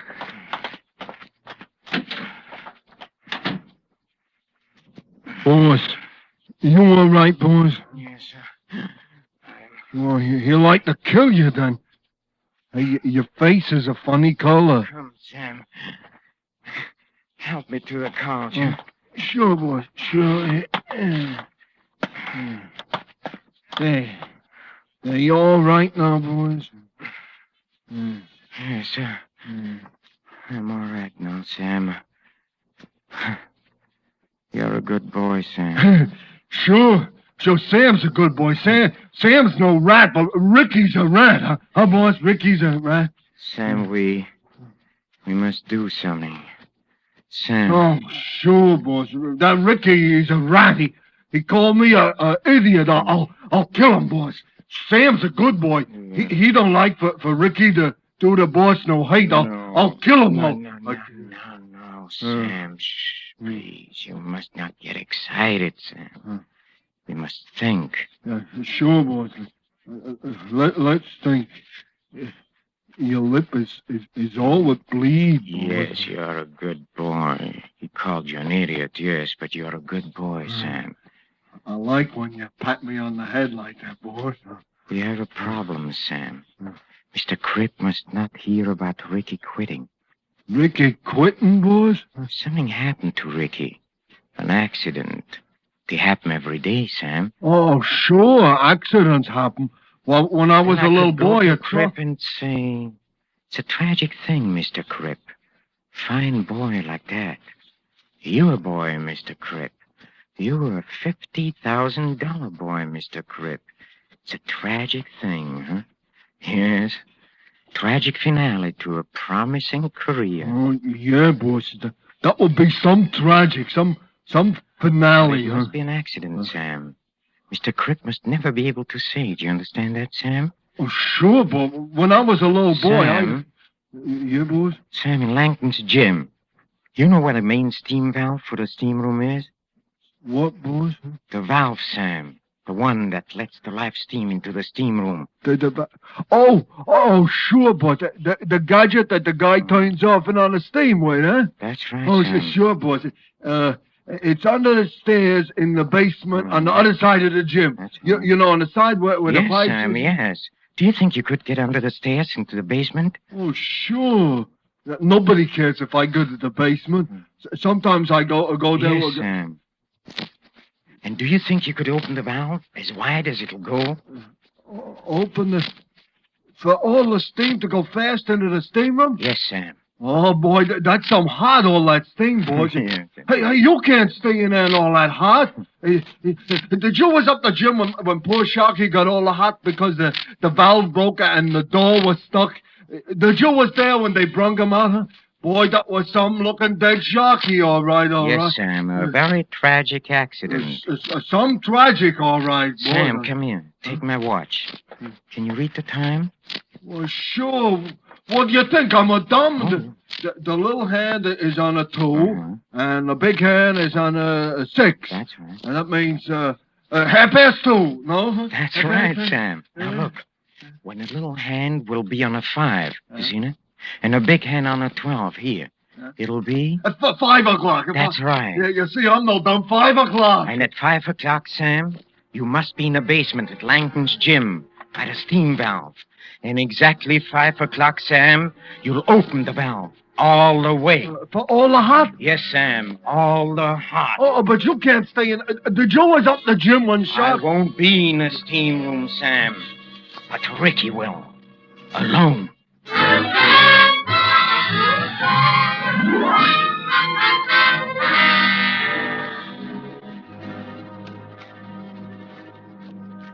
Shoreham Hotel.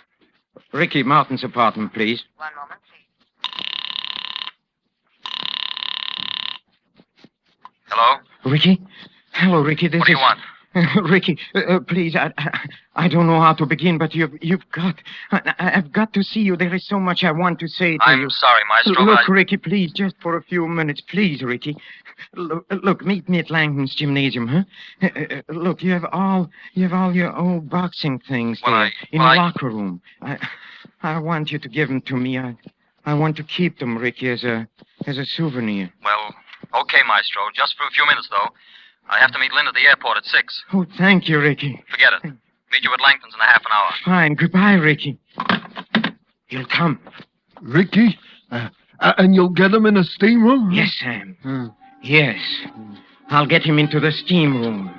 And I'll sit there with him and talk to him.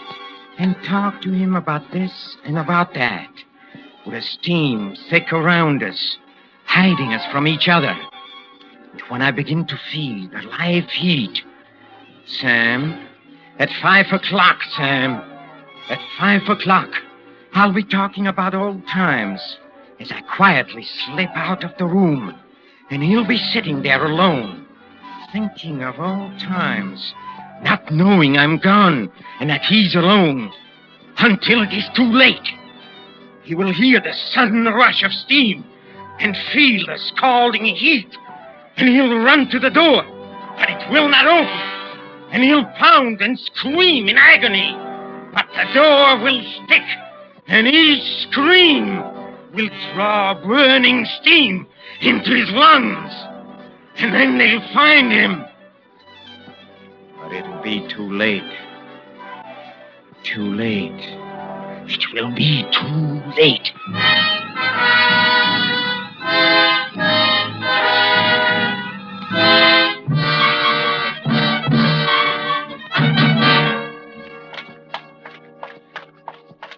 Oh, hello, Ricky. Hello. I'm so glad you came. See, I was just going to take my steam bath. I had to wait until Lynn called me. I told her to meet us at the airport at 6. Good. Come, Ricky, let's go to the locker room, huh? Look, here is your old locker, Ricky. You have the key? Yes. Here, you open it. Thank you. But first, Ricky, please, I want to tell you how I feel, how I've been so miserable because... You should have killed me, Ricky. Maestro. Yes, Ricky, I deserved it, but you see, I wasn't myself. You know that. Let's forget it, Maestro. Go ahead, open the locker. All right, thank you. See? Look. Your punching bag. Look, your trunks. Your gloves. And here, look here, Ricky, this pair. This pair you wore the night you beat Kit Foy. Wasn't that a fight, Ricky? How can we ever forget the third round?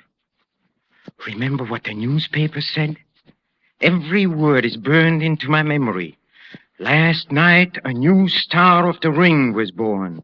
Ricky Martin, sensational new welter. Cut it, Maestro. Yes, sir. I'm sorry, Ricky. I know how you feel. Ricky, are you sure? Isn't there one chance that you'll change your mind? No, Maestro. Not a prayer. What time is it? Oh, it's only about 4:45. Come on, Ricky, don't you want to have your last team with the old Maestro? Well, No, come. Well, okay, but remember, old Maestro, 5 o'clock's my deadline. Oh, well, Ricky, that I guarantee you. Say, who's around at this time of the day? Huh? Oh, Joe. Sam, I wanted to tell you how sorry I am. Oh, sure. I'm sorry, all right. Call me put on the boss a slug. Come on, get oh, boy. Sure gonna be some hot sorry, all right. Sam, stop mumbling. Get going. Some hot, tragic finale, all right. Get going. Some hot... Oh, that poor guy. See, Maestro, that's why I'm getting out now. I don't want to look like that in 5 years. Here's your towel, Ricky. Are you ready? Yeah, I'm ready. How much time we got? Oh, it's just a couple of minutes before 5. It's time for a quick steam and a shower, and then we meet Lynn. Okay. Good old steam room. They really got that steam up today. Yeah. It's so thick you can't see your hand in front of you. Yeah, but it's good for you. Come on here. Feel your way over here, Ricky. Come sit here with me on a second shower. Here. Yeah, that's right. Just keep your head down and your eyes closed and relax like me. Yes. This feels fine. Yes. You'll begin to feel even better later. Tell me, Ricky, how you met Lynn. Well, she was staying at the same hotel with her mother and father. He came up on business. A right guy, Maestro. You'd like him. Yes, I'm sure I would. One night I just found myself dancing with her. I don't know yet how it happened. But there we were.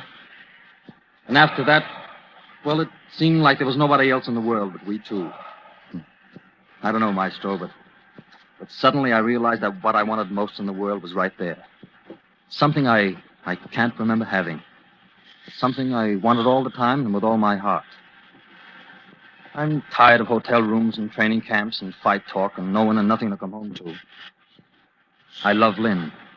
I love her family. They love me. That's all there is, Maestro. I guess that's the crop for any man. Hey, it's getting kind of hot, Maestro.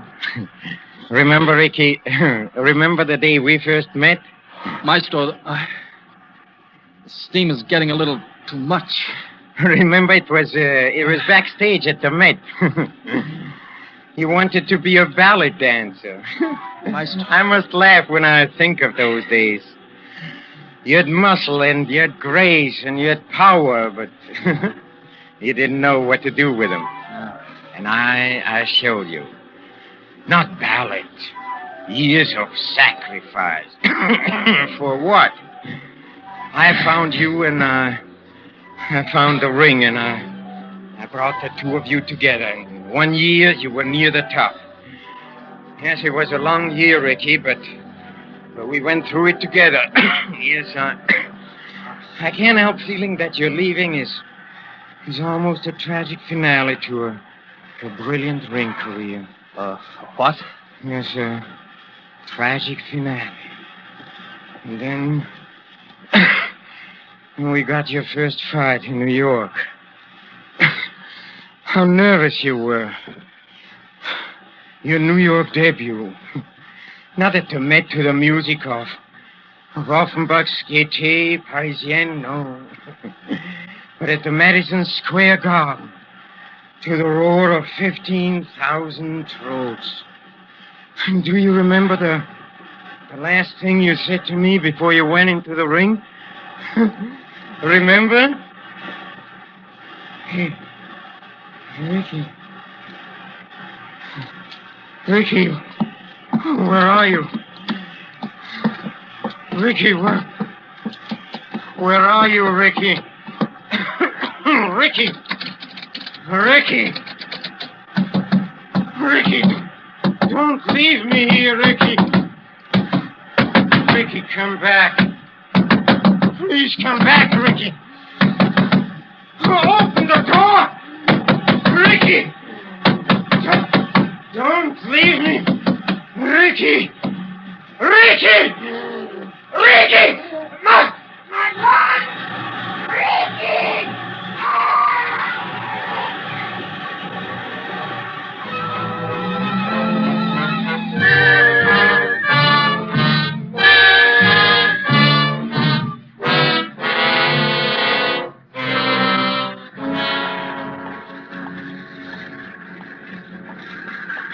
Attention, please. Attention, please. Will Colonel Joy please go to the reservation desk? Colonel Joy. Attention, please. Flight 17, Clipper to Rio, ready. Flight 17, ready.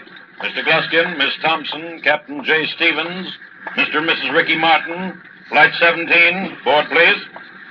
Ricky! Ricky, here, hurry. Hello, darling. Sorry I'm late. Come on, we've only got... Where's the maestro? The maestro? I left him in the steam room at the gym. Slipped out on him. I couldn't take it. Poor guy's all broken up. He feels like it's, well, what he'd call a tragic finale. Mr. He'll and get over Mrs. it. Ricky Martin, board Flight 17, please. Come on, darling, let's go.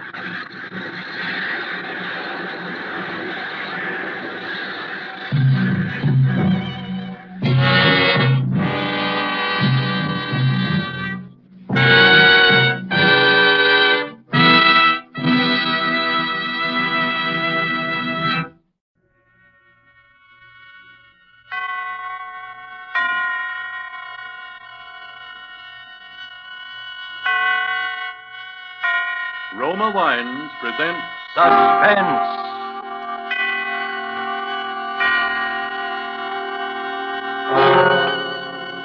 Roma Wines, made in California for enjoyment throughout the world.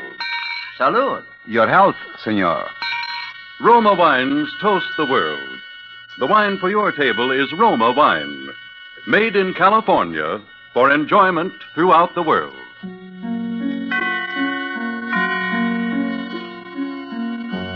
This is the Man in Black, here for the Roma Wine Company of Fresno, California, to introduce this weekly half hour of Suspense. Tonight from Hollywood, Roma Wines bring you as stars Dame May Whitty and Miss Maureen O'Sullivan. And so with the performances of these two distinguished leading ladies in the play called The Black Shawl, we again hope to keep you in suspense.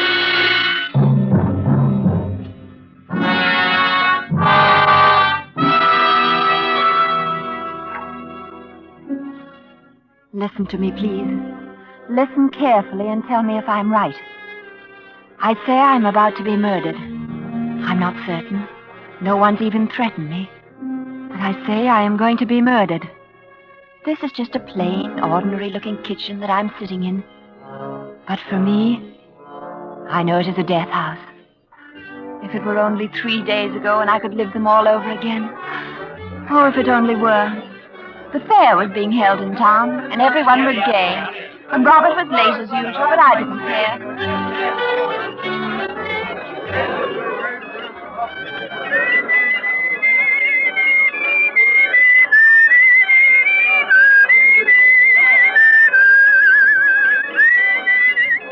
Susan, not waiting for Rob again, are you? Have you ever seen me when I haven't been? And him a lawyer for the watch factory. Somebody ought to teach him how to tell time. Hey, how about a dance, Sue? One short one before that boyfriend of yours comes around to steal you away. Oh, thanks, George, but I'd rather wait. If he's not quick about it, he'll find nothing left to steal except the bench. All right, but let me know if you're interested in a change of habit.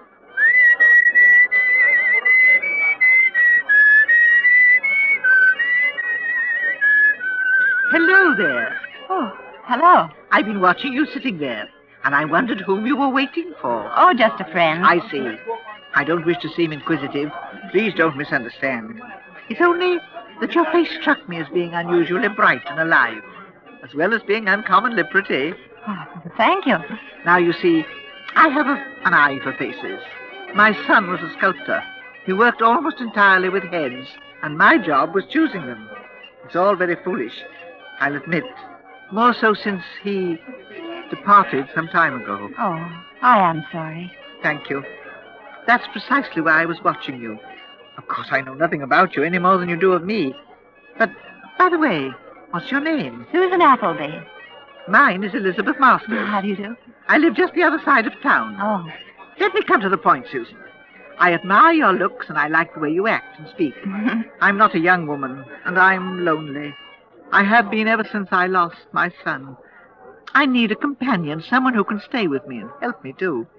And you resemble closely my very first companion, my best remembered one. Oh, but I'll pay you well. £30 a month. Your chief occupation will be to brew me some tea and talk to me. Are you interested? Well, I have been seeking that sort of a position, but Splendid. You need look no longer. But you know nothing about me. I know that I like you, and that I want you to accept my offer. I'll return here at the same time tomorrow evening. If you do want the position, please be here. And believe me, I hope you are here. Good night, Susan. Good night. See you tomorrow at 8. All right. I'll be here.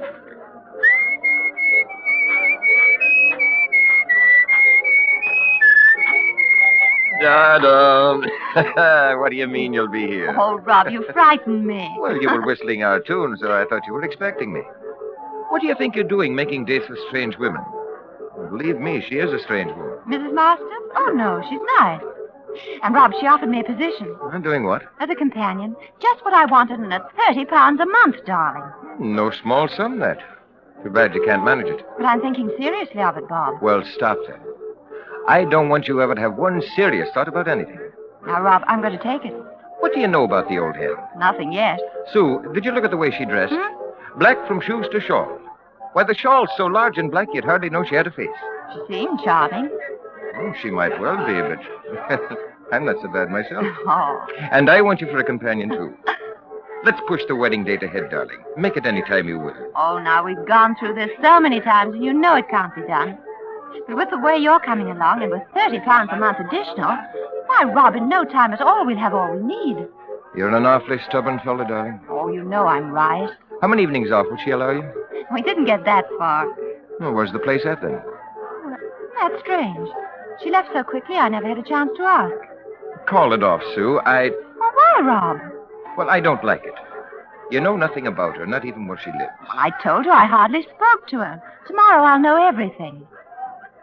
All right, my darling, you win. Oh. But let me hear from you as soon as you set there. Well, of course I will. Why, everything's going to be fine. Ah, I'm silly. Sure it will. Hello, darling. Hello, Rob. Everything will be fine for us.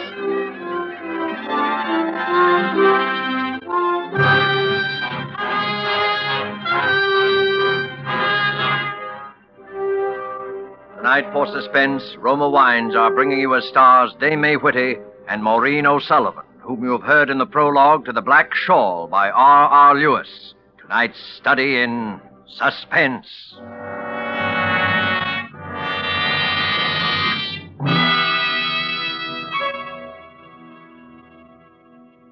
Far from the scene we have just left, far to the south across the equator, is another scene I ask you to visit with me.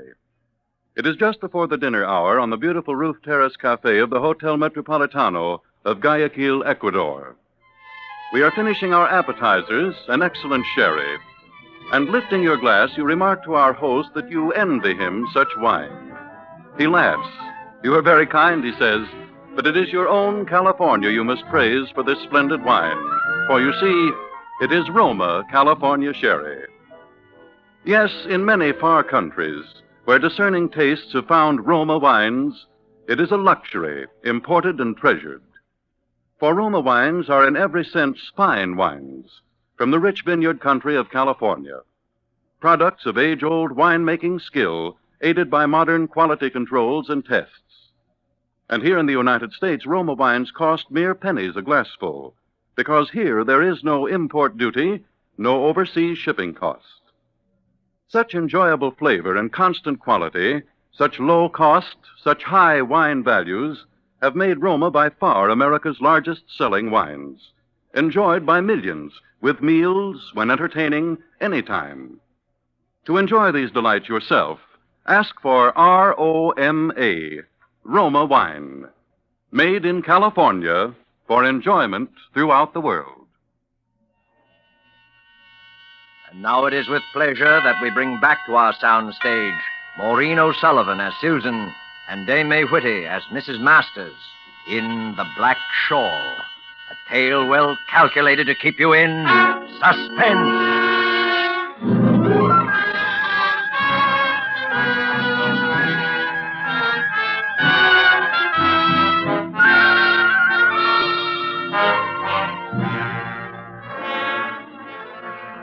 And so, I was there waiting as Mrs. Masters had instructed me the following night.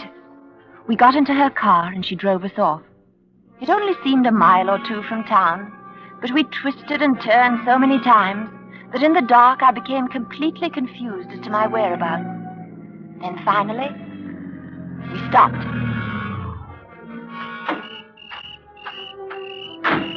There it is, straight ahead, down the path. Miss Appleby, welcome to Masters Hall.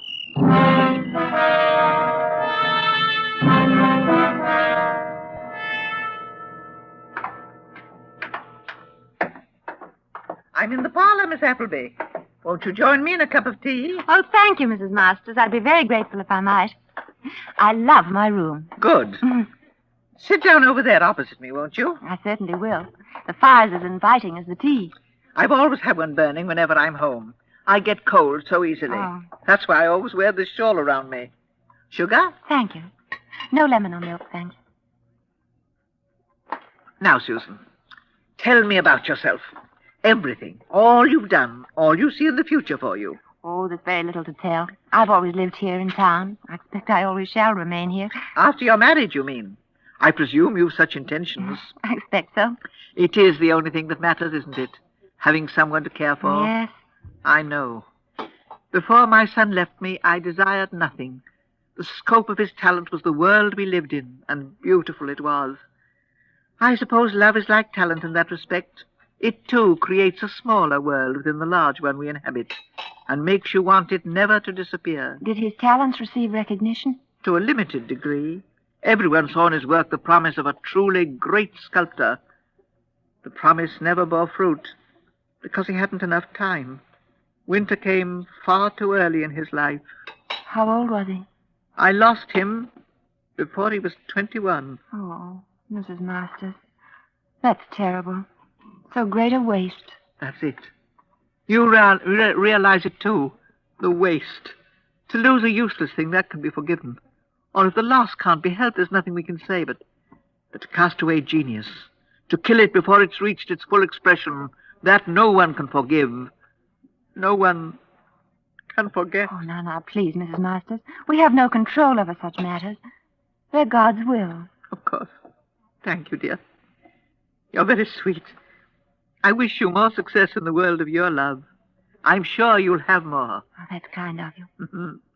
Another good man ruined. I should be insulted. Ruined by a woman. Oh. That's it. Smile, laugh. Life can be so short. Remember, my boy, enjoy life while you may.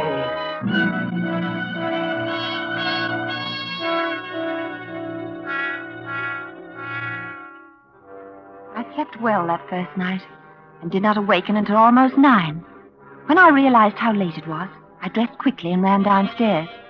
Mrs. Masters had left a note on the kitchen table telling me she'd gone shopping, that I was to take my breakfast and then wait for her. I looked around to see if I might do something, but everything was in perfect order.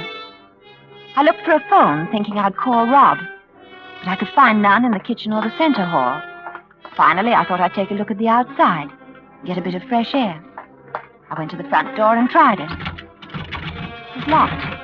I turned the bolt and pulled. The door was still locked. I couldn't understand. Then suddenly I realized the door was locked from the outside. I ran to the kitchen, not afraid, but surprised. Then something struck me that I hadn't noticed before. All the kitchen windows were barred. I made a quick dash for the kitchen door. Why, Susan. Good morning. Did you have a good night's rest? Oh, yes, I did, thank you. Fine. But you're trembling. Is there a chill in the house? You really should stay away from the doors. Oh, I know, but I wanted a breath of air. The front door was locked. Was it? Yes. Oh, I must have done it automatically. You see, I've lived alone for so long, and it's natural for a person who lives alone to lock all doors behind them when they go out. Why are the windows barred? Oh, that goes back to the time my son did his work here.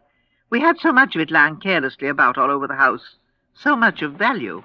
Anyone might easily have climbed through the windows. Oh, of course. Oh, it's silly of me. For a moment, though, I felt so much like a prisoner behind those bars. An unusual experience for you, I take it. A very unusual one. Now you're smiling again. That's fine. My boy always liked to see a smile on a woman's face. Without one, he always said they reminded him of death. Yes. Death.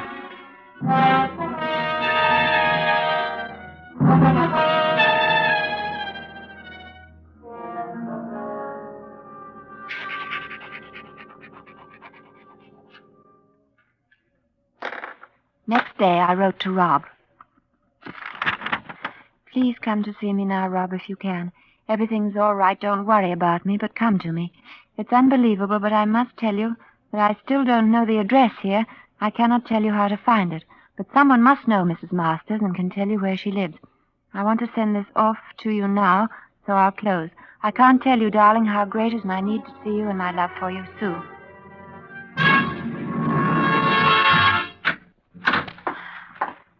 Mrs. Masters? Oh, yes, Susan, what is it?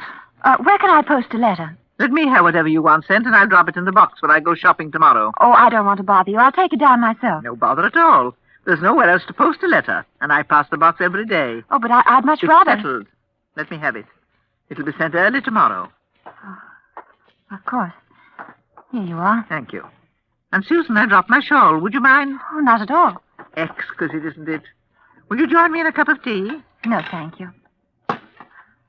Mrs. Masters, this morning I said I was silly for feeling like a prisoner in your home, but the feeling is still there. What have I done or said that might create any such impression? That's not the question I'm trying to answer. I just feel it.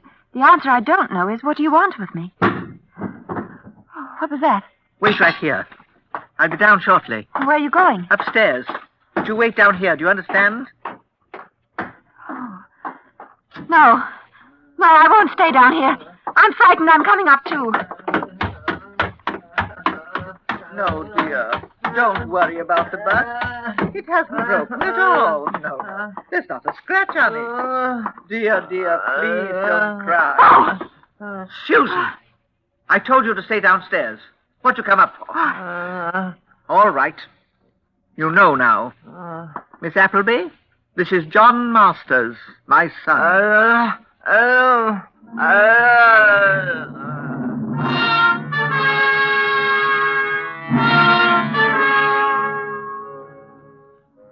That night at dinner, there were three of us.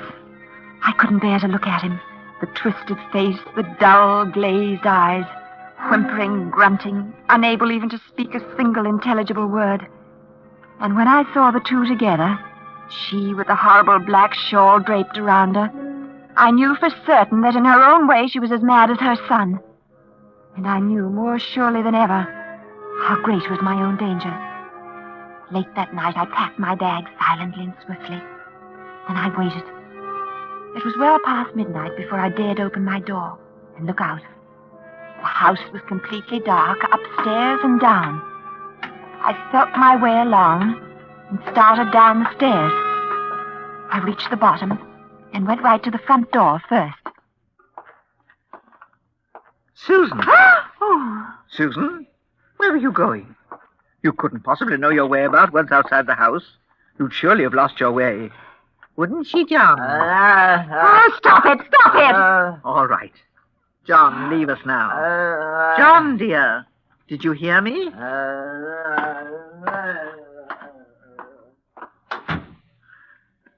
Miss Masters, you have no right to keep me here if I don't wish to stay. Well, when I accepted this position, I was of the opinion that you lived alone. Conditions have changed, and now I wish to leave. Please, Susan. Believe me, I don't blame you a bit. But think of me. Just for a single moment. Why do you think I asked you here? Do you believe it's so easy for me, chained to this lost thing? No one to talk to day or night. I needed someone. I need you now. You told me he was dead. I never told you that. Only that he'd left me. And so he has. No. No, I won't stay. I'll go mad if I do. Very well, dear. It's no use trying to argue with you. But stay at least until tomorrow. You could never find your way tonight, and if you stay over, it'll give me a chance to find someone in town. I'd rather go now, if you don't mind. Tomorrow night. Just until then. Even if I've no one, well, you can leave after dinner tomorrow. I'll pay you 2 weeks' wages if you do. Please, you can't refuse me that. Well, I... Thank you. Thank you, dear Susan.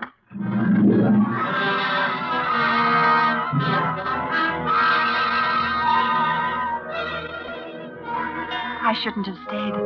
I knew that from the moment I agreed. I slept badly, waking from time to time, certain that I heard odd noises from the next room. Low chuckles, whispered, voiceless mutterings. But the night passed finally, and today was uneventful. When Mrs. Masters returned from shopping in the village, she informed me that my successor would arrive tomorrow morning, and I was therefore free to leave immediately after dinner. She spent the rest of today preparing the evening meal. It was as though it were a special holiday, so great were the pains she took. The dinner turned out to be wonderful, and Mrs. Masters was extremely gracious. Dear Susan, we drink to you, my dear, dear Susan, to your future, to your man, to your future with your man. Oh, thank you. And may you remember this evening all the rest of your days. You're very all kind. the rest of your days. Thank you. Not at all, my dear. Let me pour you out some more wine. And some for you, John. I'm really sorry that I must hurt you by leaving you this way. You? Hurt me? Why, my dear, if anyone has been hurt, surely it's you. We frightened you so, made you so miserable. You're the hurt one, Susan, dear, not I. Anything I've felt or said is forgotten now. Always when I think of you, I shall remember this evening. I'm certain of it. And so you may remember better, my dear. Let me imprint the occasion still more clearly upon your mind. Do you know what happening it is we celebrate? I expected it was my leaving. So it is. But did it seem likely that you alone would cause so much excitement in our home? Well, Miss Appleby, this is the 3rd anniversary of the most important event in the history of Masters Hall. We honor you by asking you to partake of our joy. And I thank you for it. No need of that. You need only listen and be silent. 3 years ago, my son was a genius. Today, he is my son. 3 years ago, the world's door stood wide before us. Today, all the shoulders on earth couldn't break it down. It was shut upon us 3 years ago tonight. She slammed it as she left. My son loved her dearly. My first sweet companion. I warned him. I told him that no woman would put up with his temperament. He wouldn't listen. He loved her madly. Madly. The perfect word for it. And for that, she slammed the door on him. Slammed it in his face, his heart, his head. That night he lost the power of his mind. Ever since, we waited in vain for its return. But we've honored the occasion. Don't think we've forgotten, eh, John? 2 years ago this evening, on the 1st anniversary, Sally Thwaite left us. We told her the story. She was overwhelmed. She couldn't bear to stay and left quite suddenly. Last year, Catherine it was, Kitty, can't recall her last name at the moment. She wanted to leave us too. How could we refuse? And now, tonight, Susan Appleby. Tonight, Susan, you are leaving us. Where are you going, Susan? To the kitchen. Excuse me, please.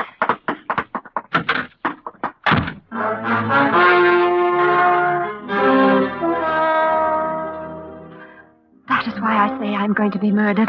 I can't know for sure. But the way they laugh, the way they look, The way she sits there fingering that ugly, torn black shawl. The shawl that looks like death. What can I think? What can I do? Susan, there's one thing more. This shawl, so beautiful, so exquisitely wrought. You must surely have noticed that I wear it all the time. It belonged to her, a gift from my son. In her haste, it slipped from her shoulders as she left. So this is all that remains of that lovely, wonderful creature. I should like you to wear it, if only for a moment. You're so much like her, and her memory is John's greatest comfort. Oh, no. No, don't come near me. Don't touch me. Please, just around your shoulder. I won't wear it. Stay away from me. Please don't. Our door. Who would be coming here now? John, watch her closely. I look through the window. I don't know who he is, but he must surely have seen the light in the kitchen. I'll just send him away. I'll only be a moment. Watch her, John. If she shouts for him, well, you mustn't allow that, must you, John? So you'd better be still, Susan. Yes? What is it you want? I beg your pardon. I'm looking for a Miss Susan Appleby. You won't find her here, I'm sorry. Well, are you certain of that? It seems to me I recognize that shawl. It was worn by the woman Miss Appleby went to work for night before last. Surely this is not the only black shawl in the world. Nor am I the only woman who wears one. And I've been inquiring in the village, and all the shopkeepers remembered you as the woman who always does. So I followed you here this morning. Then I returned to the village, and now I'm back again. Well, you can return right to the village. If you must know, Miss Susan Appleby was here. But she was entirely unsatisfied with She's probably find her at home now. Well, all right. If she's gone home, I'll see her there. I'm so sorry for your trouble. Not at all. Thank you. Good day. Good day. Susan. Susan, was that you whistling a moment ago? I thought I told you to be still. Oh, I was nervous. It's a habit of mine. A very bad one, of which you've many. Among them, no doubt, is that of driving men mad. That one just now. The love in his eyes for you. I've seen that before. In other eyes. I'm so terribly sorry he's gone away. Perhaps he'll return another time. Stay away from me. Here now. The shawl's around you. Draw it tighter down. Tighter. No, please. Let me go. Let me go. You heard her. Let her go. Adams, get him. Yes, sir. Do it quickly, John. Quickly. Quickly. No. You killed him. John. John. John. Susan, darling. Oh, Rob, you heard me then? Of course. This morning I went down to the local constabulary and persuaded Adams here to join me. I was interested, ma'am, because there'd been 2 disappearances in as many years. And just about this time. This sounded like a third. It almost ended like the others, too. Almost, but... Absolutely. Just lock the door. Let's have a hand here. We'll break it down. All right, watch out. Once we're in, she's mad and may try anything. Right. Let's go now. 1, 2, 3. All right. Well, look at that. The chandelier. Let's cut her down quickly. It's too late. Her neck's gone. Rob, the shawl. The black shawl. Oh.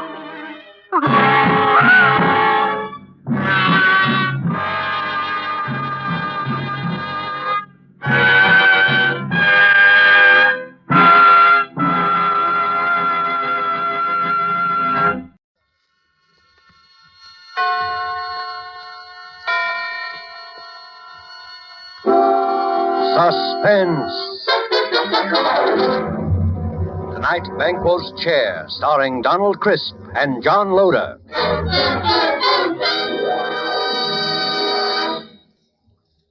Suspense is presented for your enjoyment by Roma Wines. That's R-O-M-A, Roma Wines. Those excellent California wines that can add so much pleasantness to the way you live, to your happiness in entertaining guests, to your enjoyment of everyday meals. Yes, right now a glassful would be very pleasant, as Roma Wines bring you Suspense. This is the Man in Black, here to introduce this weekly half hour of Suspense. This evening, Roma Wines bring you as stars two distinguished gentlemen from the Hollywood sound stages, Donald Crisp and John Loder.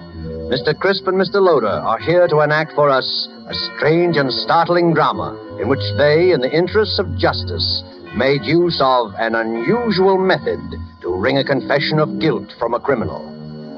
But before we raise the curtain on Rupert Croft Cook's story, Banquo's Chair, which is tonight's study in suspense, here is a message from your host. Let us picture a scene beneath a radiant Caribbean moon at the fashionable Hotel Nacional de Cuba in Havana.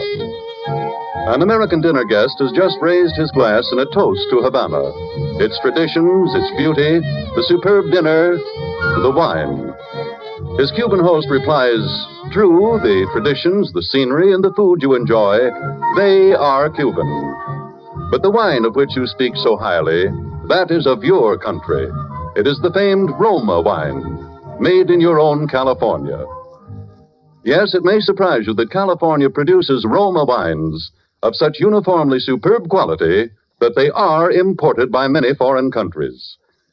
But millions of Americans do know and enjoy the excellence of Roma wines daily, with meals and when entertaining. These millions have made Roma America's largest selling wines. They know, too, that Roma wines are amazingly inexpensive, only pennies a glass, for wines of such distinguished character. That's because here in America you pay no high import duty, no expensive shipping charges for Roma, wines that combine age-old winemaking skill with modern testing and quality control.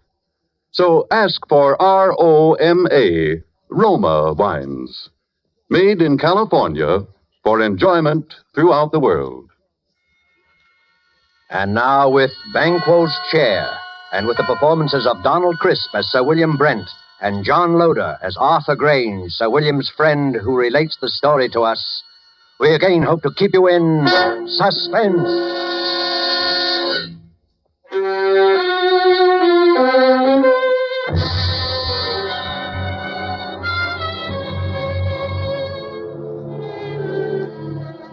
I would like you to look at this photograph. It's the picture of Sir William Brent, ex-head of the English Criminal Investigation. I knew Sir William well, and he always terrified me. Not in the sense that he was brutal or evil, he was none of that. But look at that cold face, particularly his eyes. When he looked at you, you flushed with guilt. Every misdeed you ever committed in your life floated over your face. A glance from him made you feel as if you were stark naked. He saw you with all your defenses down. I'm going to tell you about Sir William's last case. A case that, well, even recalling it sends real shudders through me. I swear it's true. I wish I never had, but I saw it with my own eyes. I witnessed it in all its dreadful details. One night about 11 in the evening at the club, a boy came up to me. Telegram for you, sir. I ripped open the envelope and read the telegram. "Dear Arthur, will you come and dine with me at Turret House, Sydenham on Thursday? There will be several guests, and I think I can promise you an unforgettable evening. Signed, William Brent." I was annoyed. I don't like to receive telegrams so late in the evening. And Sir William could easily have phoned, unless he didn't want to go into details with me. I decided to phone him.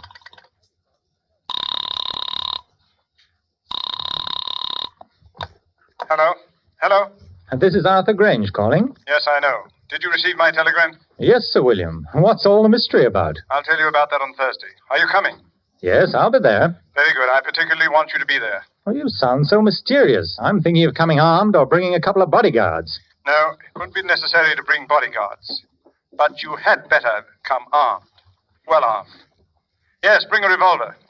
Good night.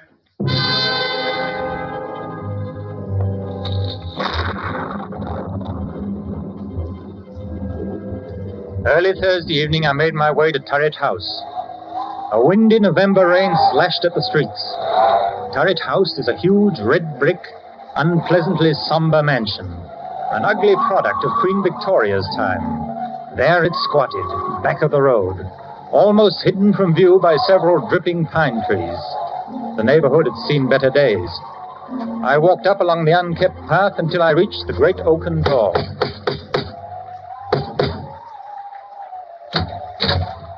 Good evening, Mr. Grange. I was waiting for you. Hello, Lane. Nasty night, sir, isn't it? It's not much warmer in here.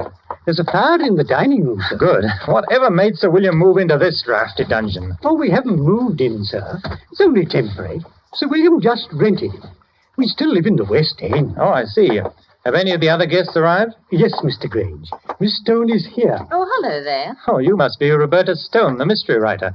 I'm Arthur Grange. How do you do, Miss Grange? I've read all of your stories, Miss Stone, and enjoyed them tremendously. Oh, that's very nice of you. Thank you so much.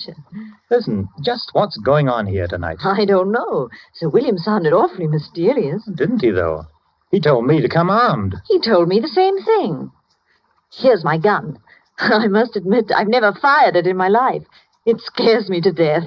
Why do you suppose he picked a spot like this to give a dinner party? Oh, it's the scene of the crime. Huh? What crime? Murder. A particularly unpleasant one. Really? I must say the murderer couldn't have picked a more ideal setting. Well, good evening, Roberta. Arthur. Hello. I'm glad you're both on time. Hello, Sir William. Nice apartment you have here. A sort of mausoleum and dining room combined. You're a bit afraid, aren't you? Of course not. Why should I be? Your eyes give you away. What's all this about? You invite us to this godforsaken damp dungeon and tell us to come armed? Now, don't be upset, Arthur. It's only a precaution. Who's the other guest, Sir William? Well, there are two more guests. But first, I'll tell you all about it. Lane, will you serve the drinks? Yes, Sir William. Now, I'll tell you what's going to happen tonight. This house, Turret House, was the scene of the Sydenham murder, a very famous case. Yes, of course, I remember it. That's right. No offense, old man, but wasn't it the only case you never solved? Arthur, I solved the Sydenham case, but I couldn't bring the criminal to justice because of insufficient evidence. You mean you knew who the murderer was? Yes, of course. It was the nephew. The nephew? Then why in the world didn't you put him in... Because the nephew had an absolute and unimpeachable alibi. To have arrested him would have meant a waste of time and money. Under release in the end. Besides, according to English law, a man acquitted can never be arrested again on the same murder charge.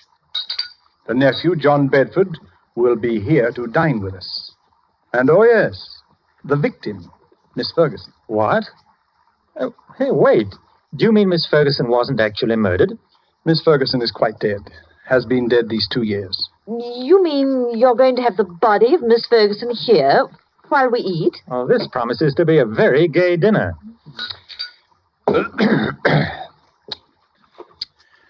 Now, see here. As you both know, I've never lost a case, except the Sydenham murder, which will be finished tonight. Now, I'm an egotist. I don't believe there's a criminal in all England that can outwit me.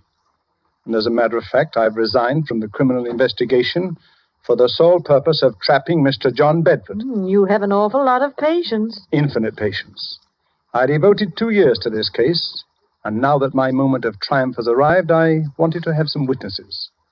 A writer who will record the event, and an admirer who will applaud with awe the cleverness of my scheme. If it's as gruesome as I think it is, I won't be here to watch it. Oh, I think you will. Horror has a way of fascinating and hypnotizing people.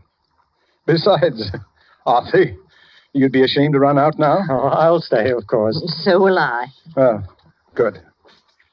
Now, before I tell you my scheme, let me first acquaint you with the details of the murder. Well, exactly 2 years ago tonight, in this very house, old Miss Ferguson...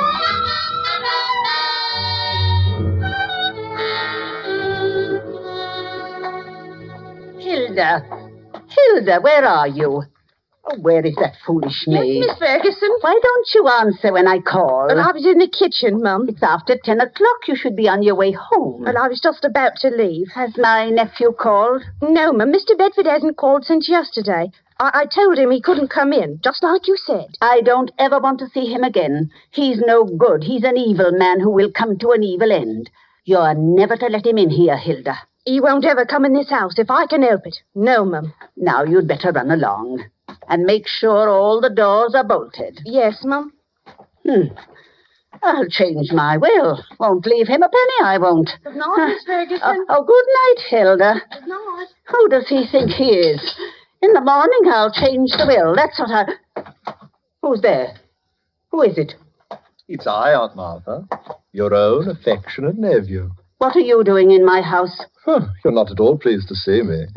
Your only living relative, too. I'd like you to leave at once, or I'll call the police. I'd rather not, Auntie. I want to have a talk with you. You don't want to talk to me. All you want is money.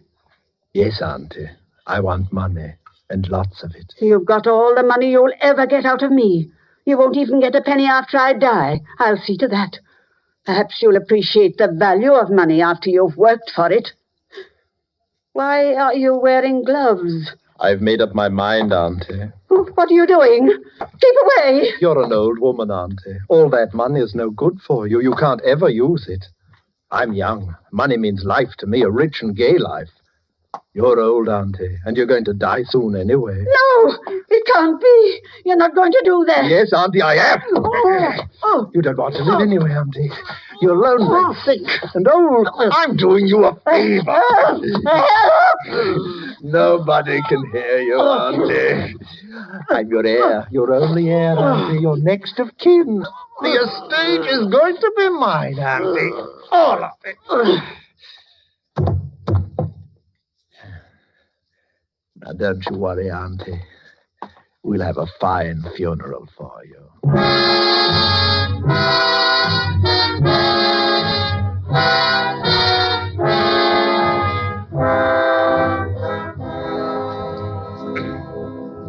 Yes, that's pretty much the way old Mrs. Ferguson was murdered.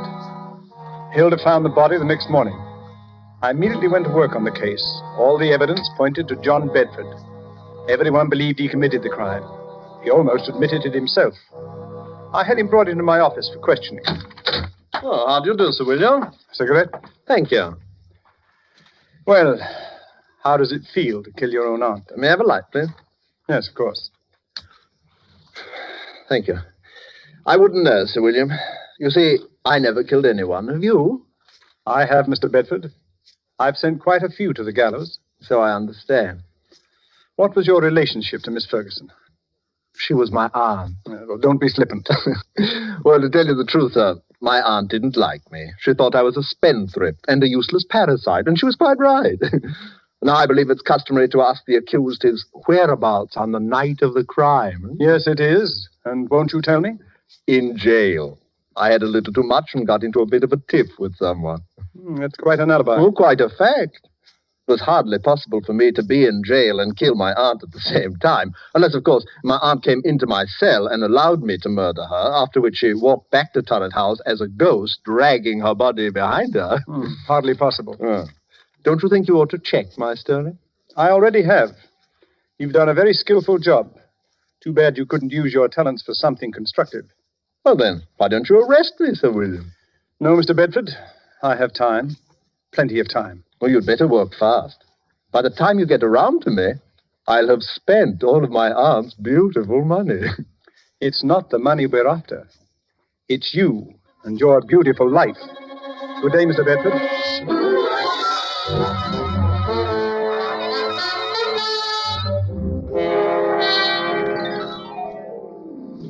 That's how matters stood.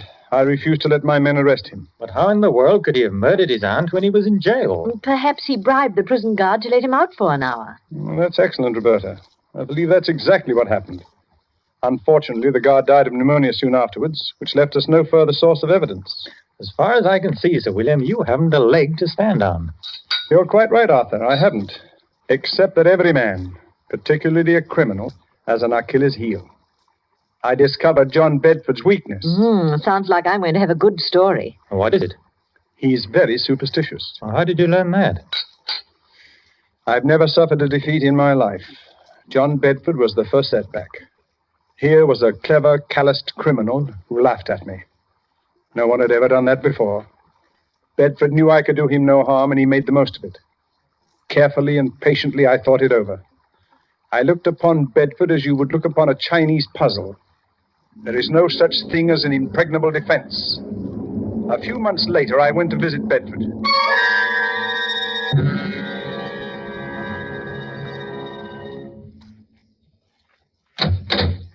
Oh, Sir William, what a surprise. Won't you come in, please? Thank you, Mr. Bedford. Oh, I'm really honored to have the great Sir William Brent pay me a visit. You're not after any more clues, I hope. It does get rather tedious. Yes. No, not at all. I know when I'm licked. Well, I don't want to appear smug, sir, but everyone has his Waterloo. Do you have a drink? No, thanks. I suppose you're curious about why I came here? Well, I hardly imagine it was a friendly visit. I've resigned from the criminal investigation.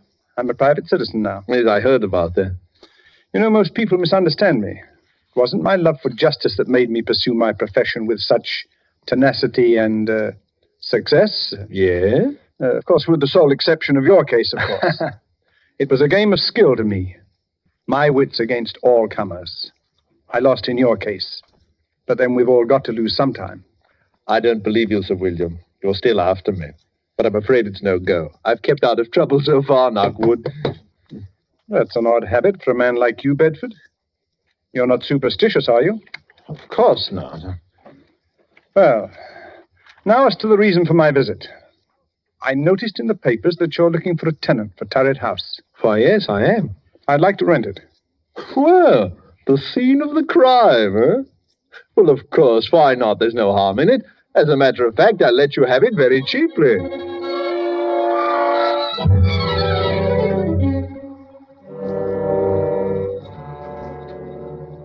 And that's how I rented this house. The house where the murder was committed. But what's your plan? It had better be a good one. Mr. Bedford sounds like a hard customer. Yes, it's a strange plan, but an effective one.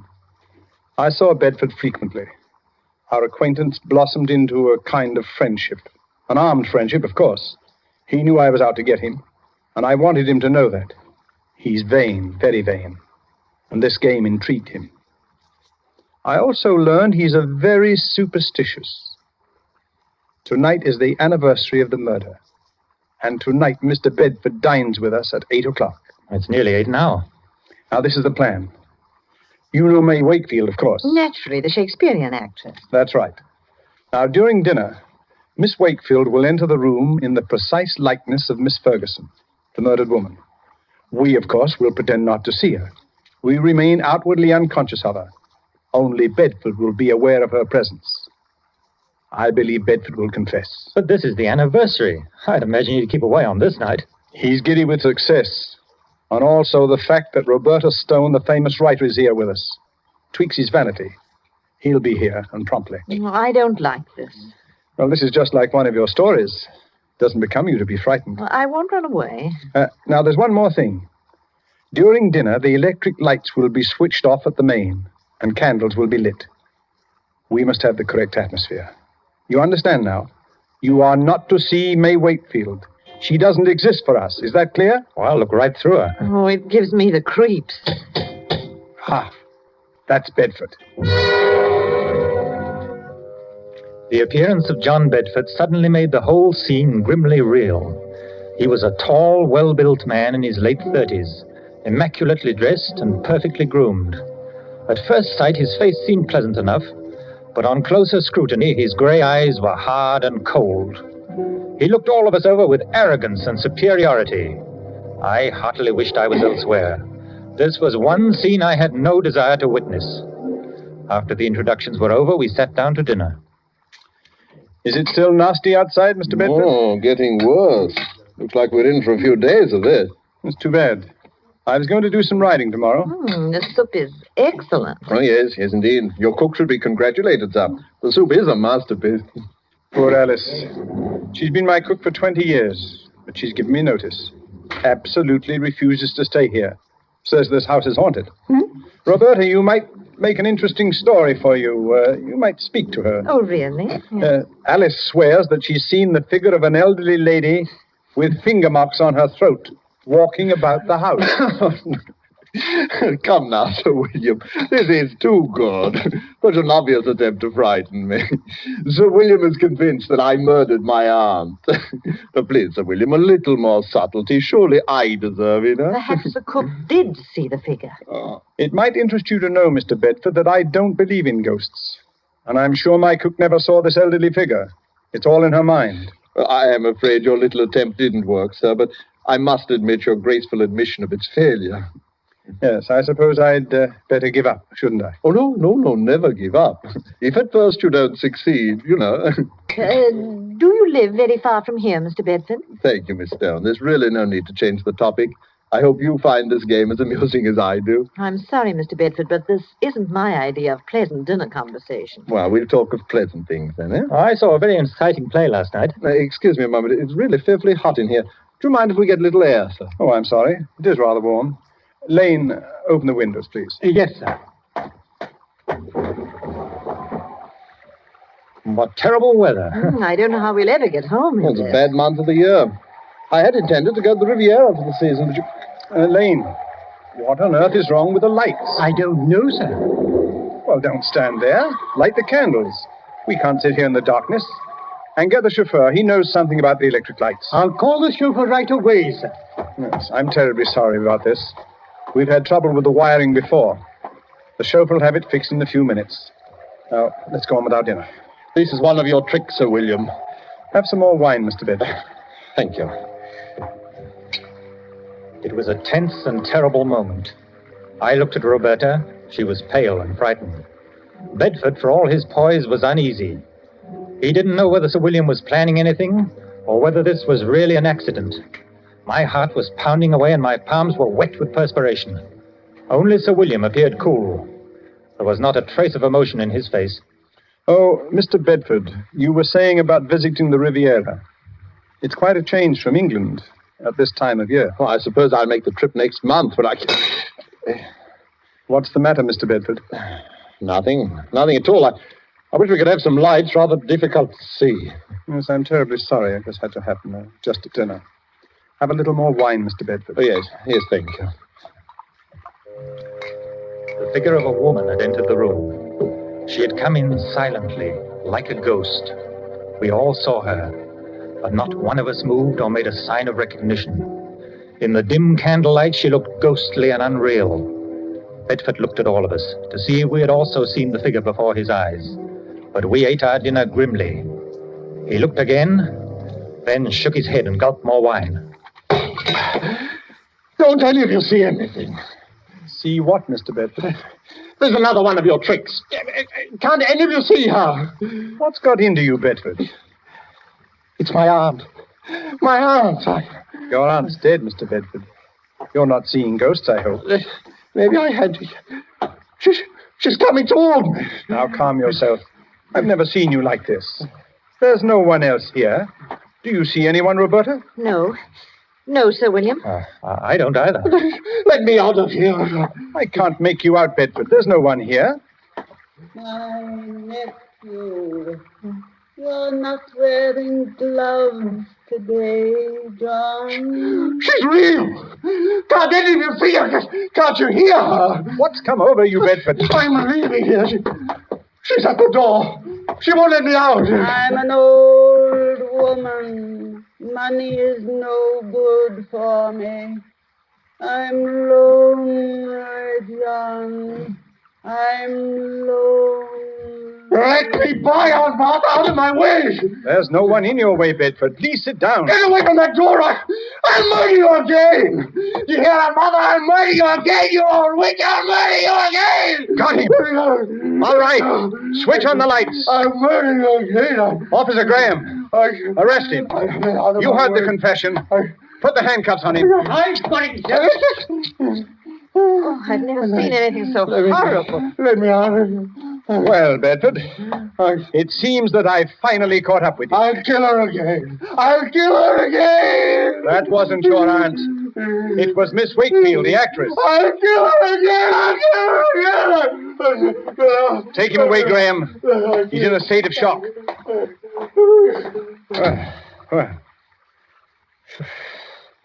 Well, shall we continue with our dinner? I hope you're fully satisfied, Sir William. Quite. It's been a long job, but it has ended as I knew it would. I'm most grateful to you both for your help. I thought it was a pretty grim affair. I must say you know your job.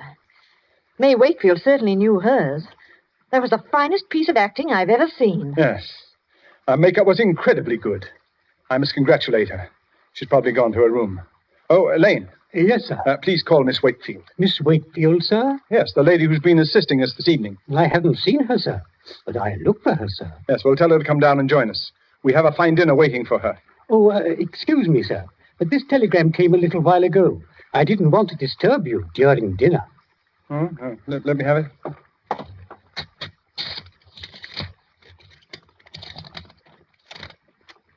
Sir William, what's wrong? Good Lord. I'll read it to you. Extremely sorry. Severe influenza makes it impossible for me to leave my bed tonight. Will tomorrow night do? Signed, May Wakefield. Lord help us. If it wasn't May Wakefield, then who was that figure here tonight? There was no answer. I looked at Sir William, staring at the telegram. His face was grey and stony. On his left temple, a crooked blue vein stood out. It twitched once or twice, and then was motionless. He looked as though he'd seen a ghost.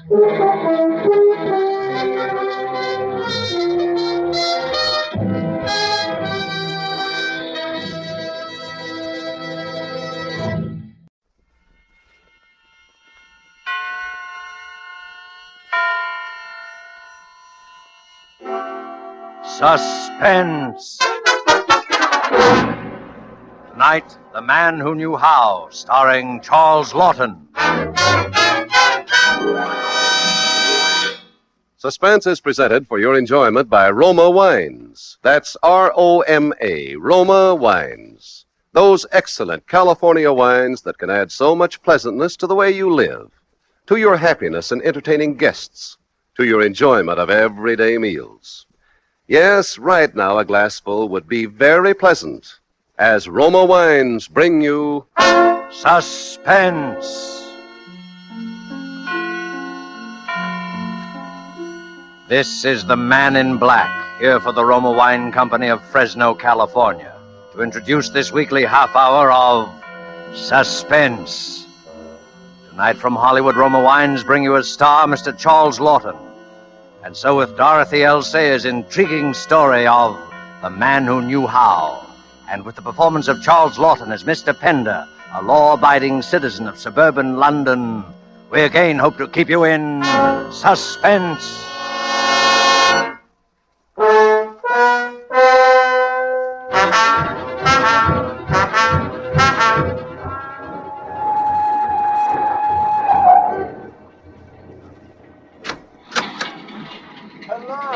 Is this seat taken? Oh, no. You're perfectly welcome, I'm sure. Thank you. I'm glad to see someone come in, as a matter of fact. Night journeys are always a bit tedious, don't you think? Well, I suppose it depends upon one's destination. Oh, yes.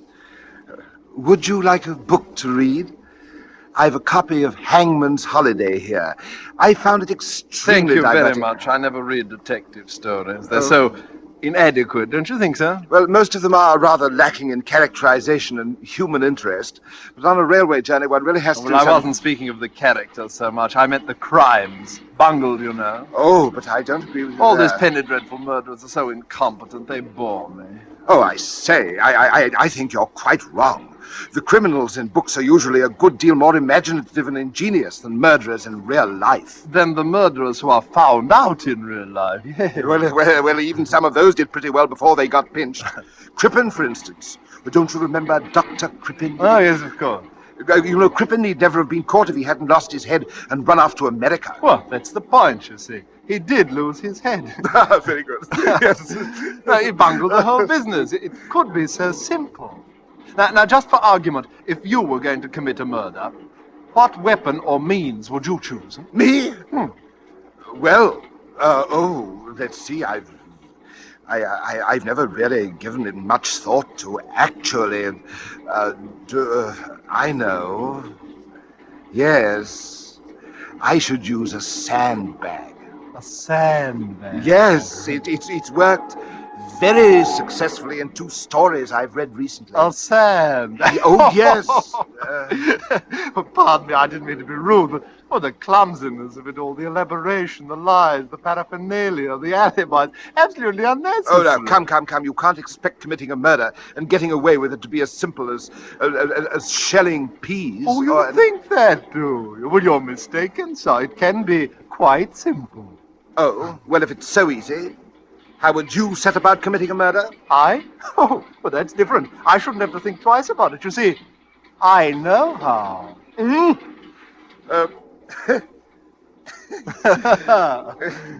You haven't tried, have you? Oh, my dear fellow, it isn't a case of trying.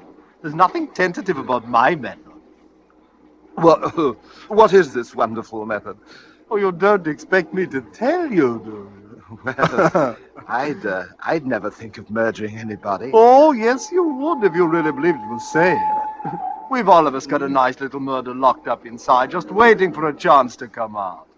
Oh, why are all these tremendous artificial barriers built up around murder by the church and by the law? Just because it's anybody's crime, that's why. It's as natural as breathing. That's ridiculous. Yes, that's what most people would say, but I wouldn't trust them. Not with sulfate of thanatol to be bought for 2p at any chemist's. Sulfate of what? You think I'm giving something away? Well, I'm not. It's a mixture of that and 1 or 2 other things. You see, all equally ordinary and cheap. Well, for 9p you could make up enough to poison the entire cabinet. Tell me.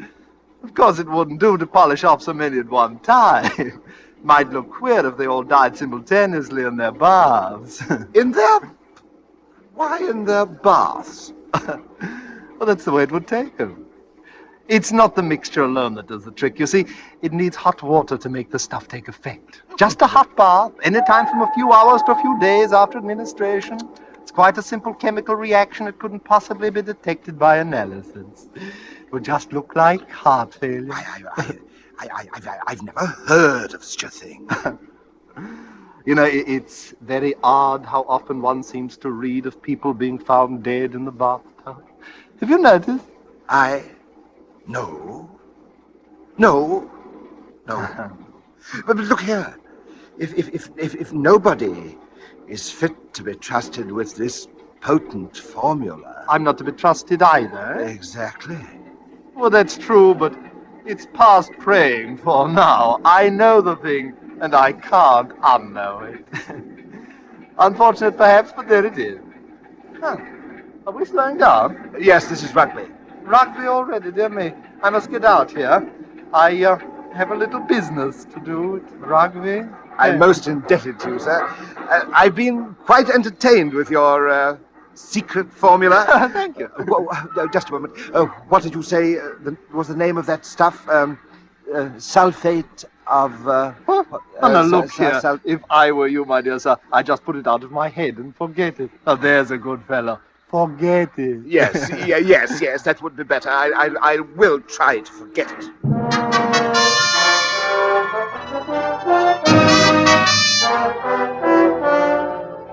Tonight for Suspense, Roma Wines bring you as star Mr. Charles Lawton, whom you have heard in the prologue to tonight's study in Suspense.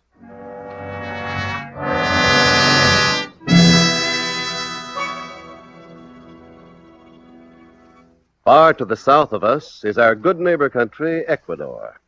Let's imagine ourselves there now, dining on the roof terrace cafe of the exclusive Hotel Metropolitano in Guayaquil, Ecuador.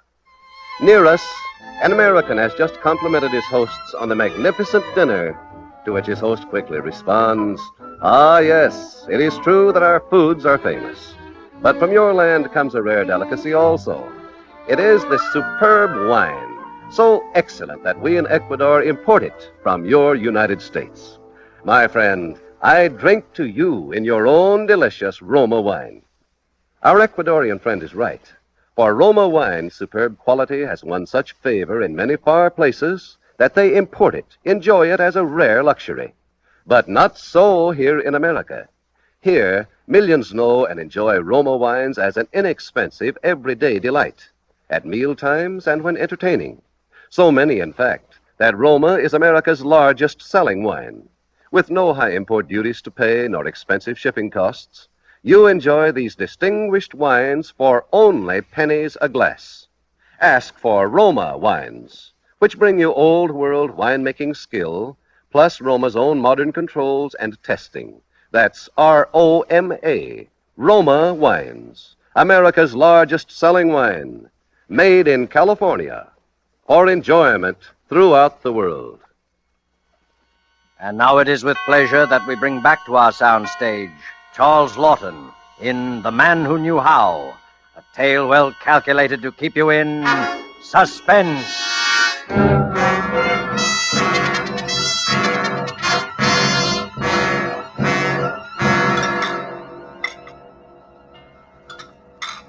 Good morning, sir. Morning, Charles. I've an egg for your breakfast, sir. Oh, thank you.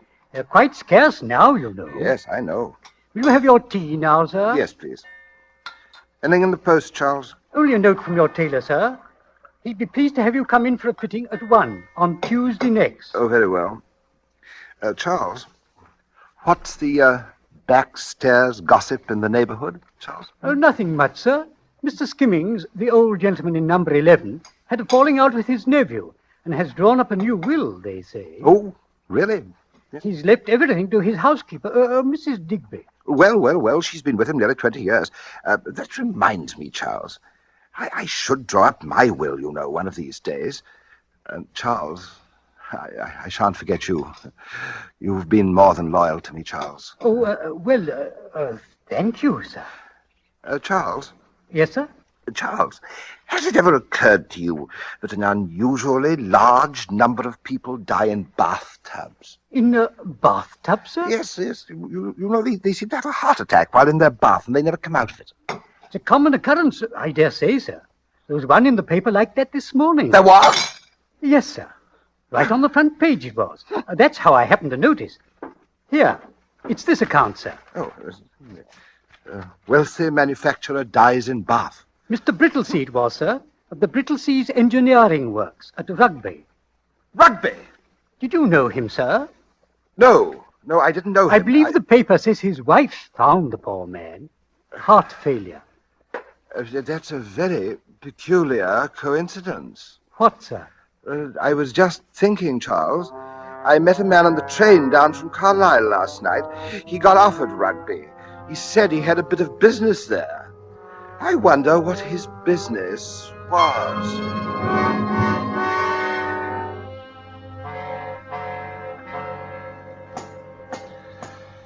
Oh, Charles, there's someone at the door. Oh, dear me, the bell must be out of order.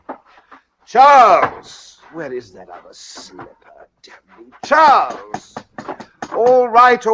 Just a moment. Is anybody there? I'm coming. Oh, Mrs. Digby. Oh, I didn't mean to rouse you, sir. Oh, but Mr. Skimmings never kept a phone in the house, sir. And oh, sir, perhaps you could tell me who to call. Step inside, Mrs. Digby. Now, what precisely seems to be the trouble? Well, I thought he was a long time in the bath, sir.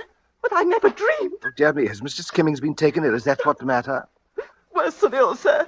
All blue he is. Dear me. If only I'd looked in sooner, sir. But you know, a gentleman in his bath, how it is, sir. Oh, yes, of course. I must say I've always been afraid something of this sort might happen. The old gentleman would take his bath so very hard. Probably had a slight stroke, Mrs. Digby.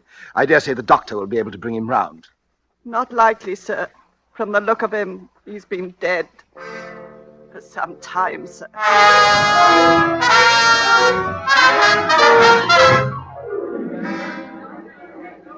Stand back. Relatives won't be admitted until the coroner's complete examination of the body.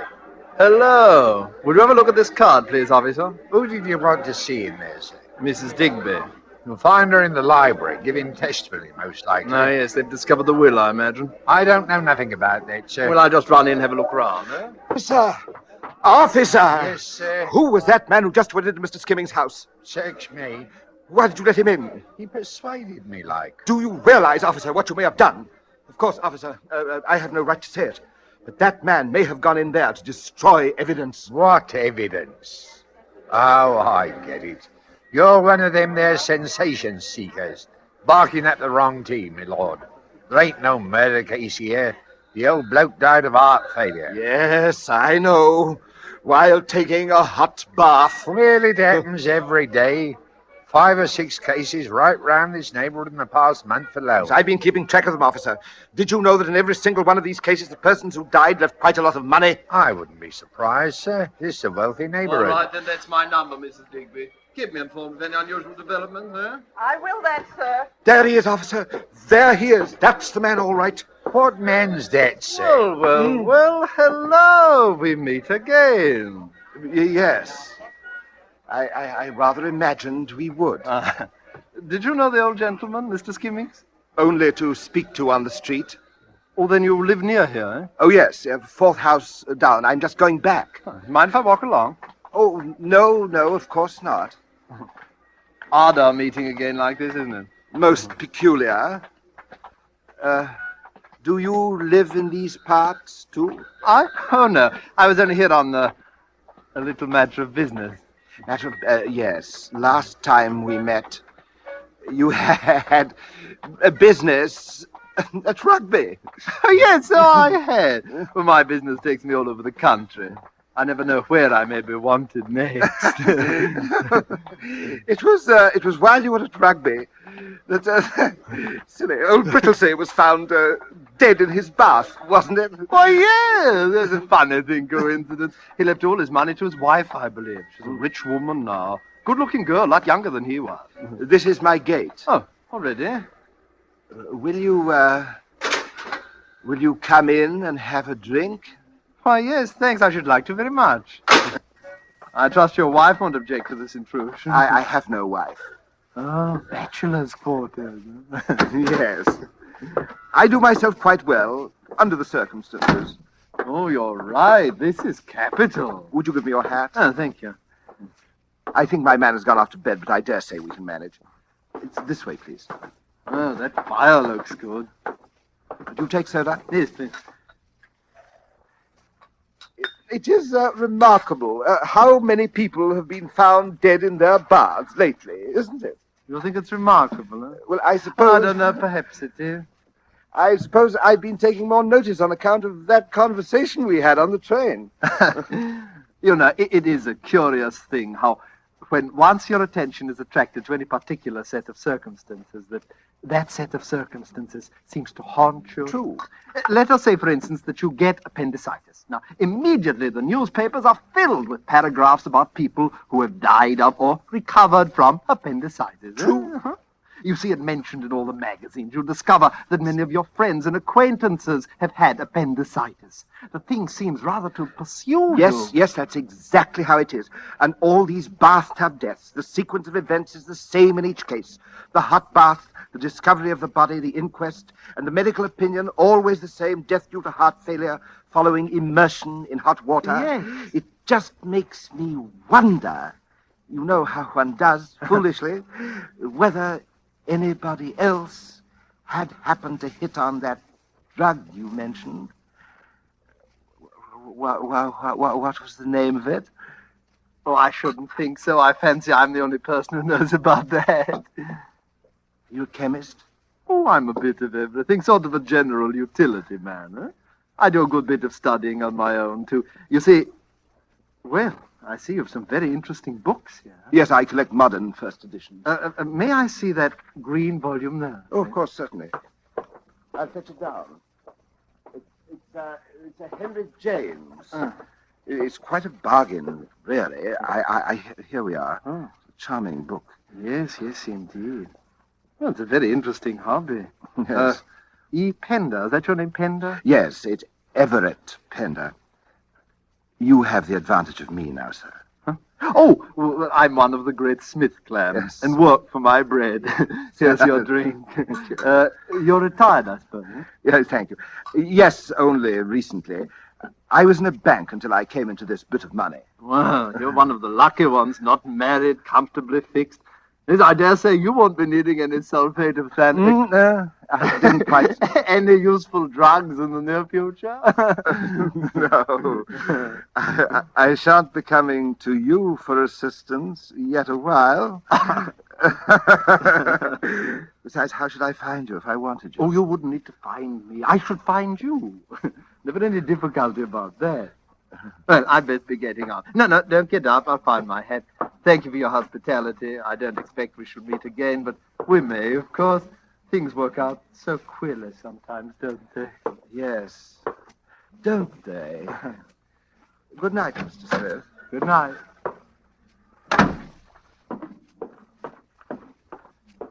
I beg pardon, sir. Oh, hello, Charles. I thought you'd gone to bed. I heard voices and thought you might be wanting something. Oh, it was just an acquaintance, Charles. Stopped in for a drink. He's gone. Shall I take the glasses? Yes, thank you, Charles. Do you wish to finish yours, sir? Mr. Pender. What? Your drink, sir. Do you wish to finish Oh, it? yes, of course. I thought I had. There you are. I'll draw your bath when you're ready for it, sir. Oh, there's no hurry. Tell me, Charles, did you ever notice a tall, dark chap with very thick spectacles and curly hair calling on Mrs. Digby? Why, yes. Come to think of it, I have, sir. But then he always seems to be about whenever there's a death in the neighborhood. Lately, that is. Did you ever talk with him, Charles? Why, why not to mention it, sir? You did talk to him, Charles. Why are you so upset, Charles? Well, sir, it was about Mr. Skimmings changing his will in favor of Mrs. Digby. And the grey-haired gentleman, Smith, I believe his name is, asked whether you hadn't changed your will lately. Did you tell him I'd left everything to you? Well, not in so many words. But you gave it away. So that's his game. Oh! Good Lord in heaven, what is it, sir? That drink. He poured it while I was getting a book down from the case. What is it, sir? Charles, under no circumstances am I to have a hot bath for at least 2 weeks. Do you understand, Charles? No hot baths. Very well, sir. Oh, Charles, in the paper, has anyone else died in his bath? Why, as it happens, yes, sir. Here it is, sir. The inquest will be held tomorrow at 3. The inquest. Yes, the inquest, Charles. I know what my duty is. I shall be at the inquest tomorrow.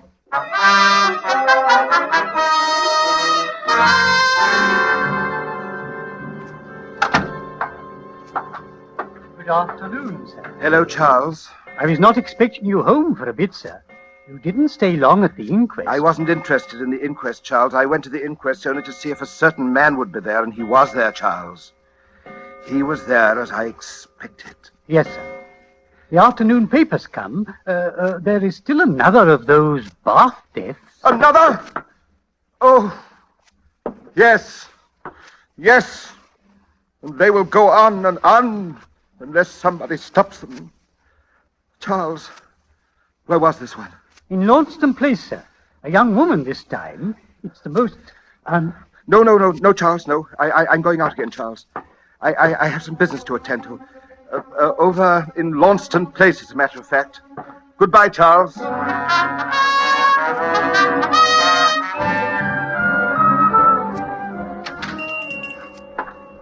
Yes, sir. And what can I do for you, sir? Do you have one of those old-fashioned sandbags? Sandbags, sir? The kind one uses to keep drafts from coming in under a door? Oh, yes. As a matter of fact, I think we may have one left. Oh, yes, here we are, sir. Not much demand for these nowadays. No, I suppose not. Careful if you use it on a stair landing, sir. One of these fell and hit a woman on the head, case I know of, knocked her out cold. You don't say. Really? Well, I'll be very careful. Yes, very careful.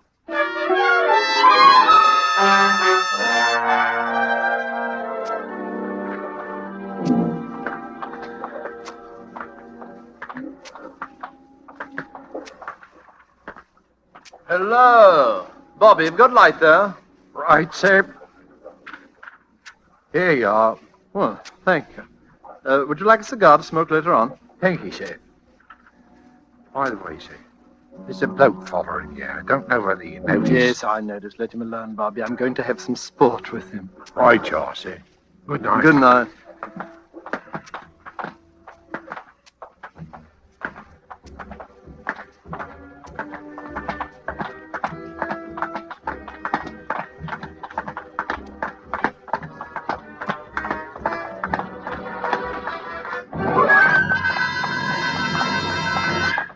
Hello, Penda. Come on out from behind that post. I know you're following me. I've known it ever since I left Launceston Place. You should have told that Bobby to arrest me. Why should I? Because I'm going to kill you. Why ever do you want to do a thing like that? To put an end to one of the most fiendish careers in the annals of crime. You've committed your last murder, Mr. Smith. Oh, come, look here, old boy. My name's not Smith at all. I'm William Buckley, and you... I didn't imagine it really was Smith. Do you actually believe that I'm responsible for all these bathtub deaths? Do you deny that you are? Why should I? You told me yourself you're the only man who knows the formula for the poison. Sulfate of thanatol? Well, yes, indeed. You have me there, Penda. And you stood to profit by every one of those deaths, didn't you, Mr. Buckley? You have me there, too. Look here, Penda, you're a great reader of crime stories. Haven't you ever wished someone would commit the perfect crime and get away with it just once? Yes, I have. God help me, but I don't anymore. I saw old Skimmings dead in his bath. Blue and horrible. Now, look, Ooh. The man who committed that outrage must die. Now, Penda, look. You, Buckley, you must die. Penda, you're mad. You don't know what you're doing, Penda!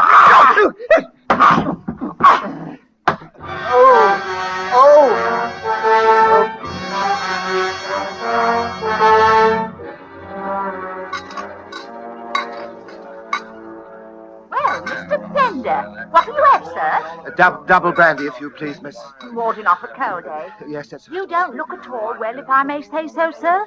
Ought to be home in bed, you, eh? I dare say, yes. Just coin for the phone, Gibbons. Right away, sir. Say, what's up, Tom?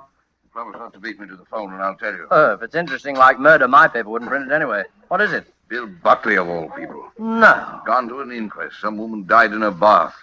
Really? Buckley must have been on his way to interview the husband at his laboratory. It was a rough district close to the river. Somebody crept up on him and gave him such a blow it broke his neck. Don't say. Police say it must have been a sandbag. Who did it? Do they know? The vaguest notion got clean away in the fog. Oh, that's too bad. Bill Buckley was a great crime reporter. And he was a decent sort, too. I worked with him for a time. Great sport, no end of a leg puller. I know. Did you ever hear about that sulfate of thanatol stunt he used to work? No, what was that? Well, he'd look at you sober as a judge, he would, and then tell you about this sulfate of thanatol. Which, mixed with a few other things, he said would cause death if you swallowed it and then took a hard bath. Oh. Nobody believed him, did they? Oh, no. Oh, yes. He used to work off that wheeze on poor boobs and right-away carriages to see how they'd take it. Really? Would you believe it? One chap actually accused Oh, Mr. Pender! What's happening? Oh. Hello? Why, that bloke has fainted.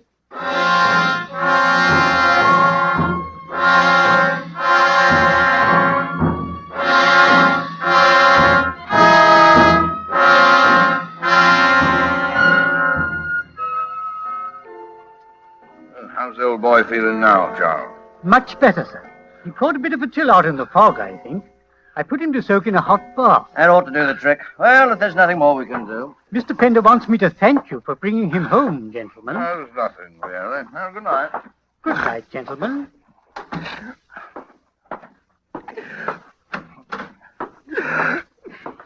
Is your bath hot enough, sir? Mr. Pender! Mr. Pender! I found out the name of that drug, Charles. Sulfate of thanatol. Oh, sir!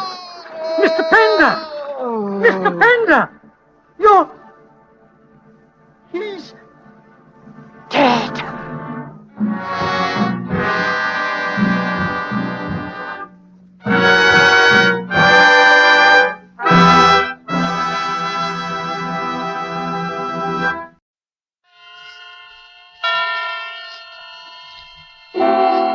Suspense. Tonight, The Diary of Sophronia Winters, starring Agnes Moorehead and Ray Collins. Suspense is presented for your enjoyment by Roma Wines. That's Roma, Roma Wines. Those excellent California wines that can add so much pleasantness to the way you live, to your happiness in entertaining guests, to your enjoyment of everyday meals. Yes, right now a glassful would be very pleasant, as Roma Wines bring you Suspense. This is the Man in Black, here for the Roma Wine Company of Fresno, California, who tonight from Hollywood bring you as stars Miss Agnes Moorehead and Mr. Ray Collins. Miss Moorehead and Mr. Collins will appear in A Study in Terror, written especially for them and for Suspense by the distinguished radio playwright Lucille Fletcher. But before we take you to the scene of our drama, let's conjure up a scene of our own. Let's imagine ourselves in sun-drenched Havana, dining in the gay Club Montmartre. As you listen to the music, you put down your wine glass to tell our host how much you enjoy his hospitality. Part of the credit belongs to Cuba, he smilingly acknowledges, but part of the credit belongs also to your country for producing this excellent wine, which adds so much to our enjoyment. For this is Roma Wine from California in your own USA. Now, it is a fact that connoisseurs of many other lands know the excellence of Roma wines, made in famous wineries located in the heart of the choice wine districts of California. But millions of Americans also know these things and have made Roma by far America's largest selling wines. Here at home, Roma wines are truly inexpensive. No duty, no overseas shipping costs to pay. And for only pennies a glass, your meals, your entertaining can have the added delight of superb Roma wines. You will find them of truly excellent flavor and character, fine products of age-old winemaking skill perfected by modern quality controls and tests. Ask for Roma, Roma Wines, made in California, for enjoyment throughout the world. And now with the Diary of Sophronia Winters, and with the performances of Agnes Moorehead and Ray Collins, we again hope to keep you in suspense.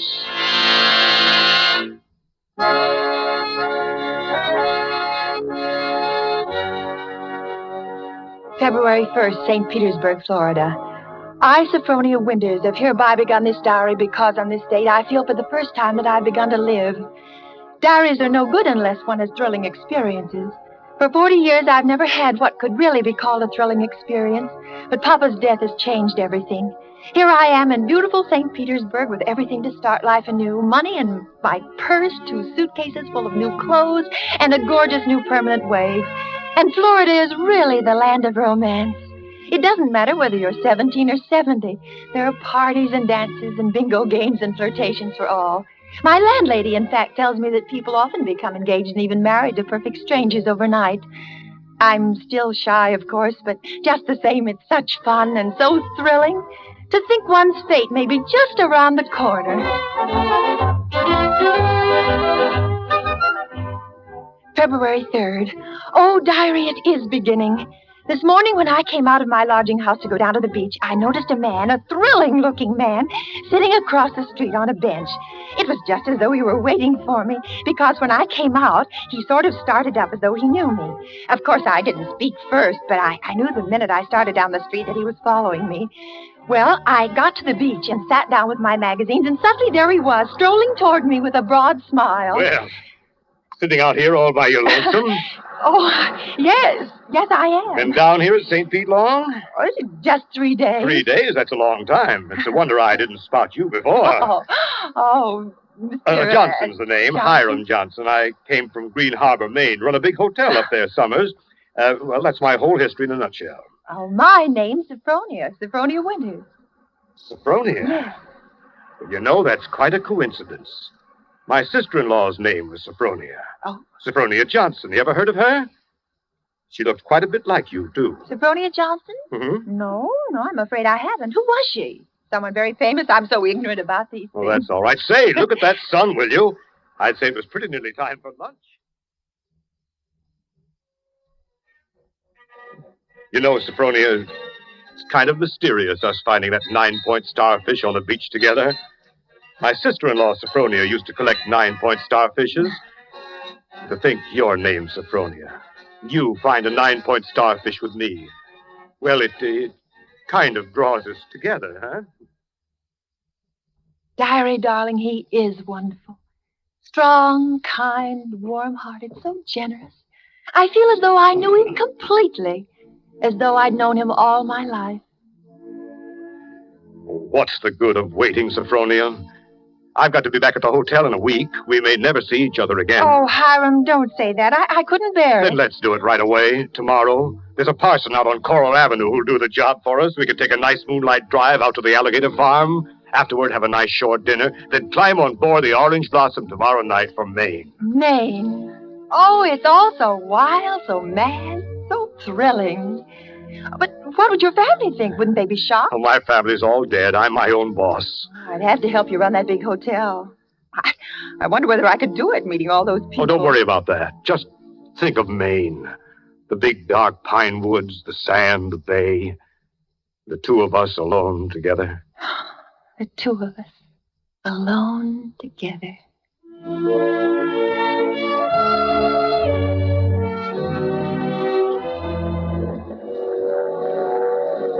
February 7th, on board the Orange Blossom. I was married in a wedding dress of Alice Blue Moray, with a frill of white organdy at the collar and wrists, and a rhinestone belt buckle. Hiram sent me talisman roses. I'm pressing one precious flower between the pages of this diary for luck.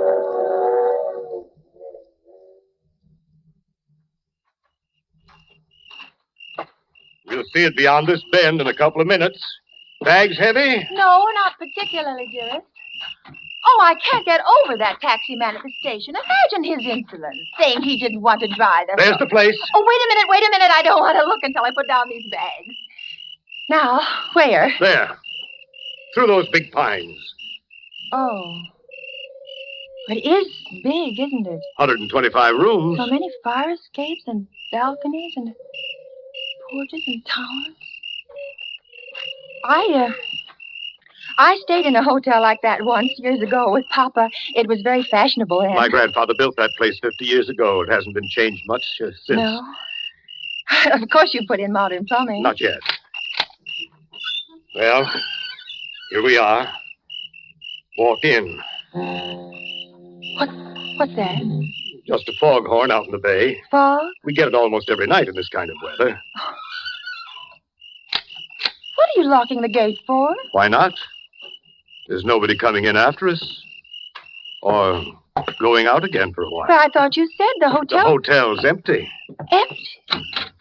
Hiram? What is it now? Hiram, darling, I know it sounds silly, but let's not go in there tonight. Let's wait until morning. Why? Oh, just because it's so dark and empty. There's not a light in the whole place, and no one's expecting us. What'll we eat, and where'll we sleep? Let's stay in the village just for tonight. I've got things to eat and a place to sleep. Come on. Oh, my arm! Hiram! Hiram! You remember my telling you down in Florida about my sister-in-law, Sophronia? Well, that's her, over there on the wall. Take a look at her. Hiram, darling, just now you hurt me. Do you realize that? You twisted my arm. I said take a look at her. Tell me what you see. Well, the glass is very dusty. She must have died many years ago. Her face is sweet. It's very sweet. Her eyes, something very sad and wistful about her eyes. She was a murderess. She was hanged in Portland 25 years ago for the murder of my brother Ephraim, here in the lobby of this hotel. She murdered him in cold blood with an axe, that fire axe hanging over there on the wall. It was a summer day. There were guests sitting on the front porch in the rockers. It was just after lunch. My brother Ephraim was sitting at the desk counting his loose change. My mother was crocheting an antimacassar in that old wicker rocking chair. Sophronia came downstairs, humming a hymn. Oh, don't, Hiram. Please, don't tell me anymore. Why not? Well, it makes me nervous to hear it like this in this big, shadowy lobby. And your eyes, Hiram. Hiram, you're acting so strange. What's the matter with you, Hiram? I know it was a terrible tragedy, but it happened 25 years ago. Don't touch me, Sophronia. Don't touch you. Do you remember what I said to you in Florida? What did you say? You said a million sweet and wonderful things to me, I Hiram. said you resembled my dead sister-in-law. Look at her again. Look at her closely. Sophronia. Why? Oh, no, I can't. It's too horrible. I can't look at her face with any pleasure now, knowing she was a murderer. You're afraid to look, is that it? No, not afraid. You... Please, my arm. Well, very well. I'll look. Now, stand there quietly. Like that. Take off your glasses. That's all I wanted to see. That's all I wanted to see.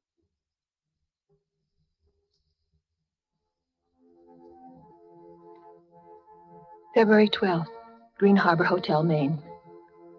I can't understand it. I try to fathom it, but my head aches and my heart is heavy. The hotel is deserted, unchanged, and apparently uninhabited for 25 years. Wash bowls and pitchers still stand in the empty rooms, covered with spiders and cobwebs. Dust is everywhere, and the printed regulations on the walls are tattered and yellow with age. A row of broken rocking chairs on the front porch faces emptily out to sea. Can he mean this to be my home? He's downstairs now in the shabby parlor off the lobby, playing the harmonium.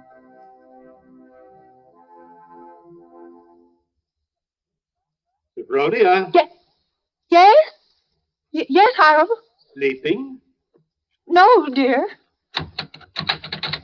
Why is your door locked? Come out. I want to show you around the place. It's all right, dear. I've seen it. I've seen just about everything. No, you haven't.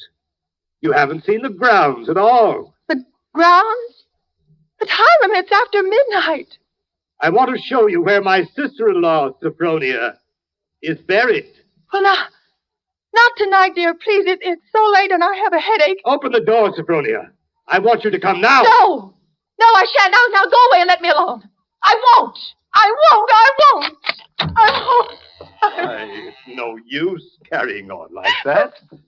You see, I've got passkeys to all the doors.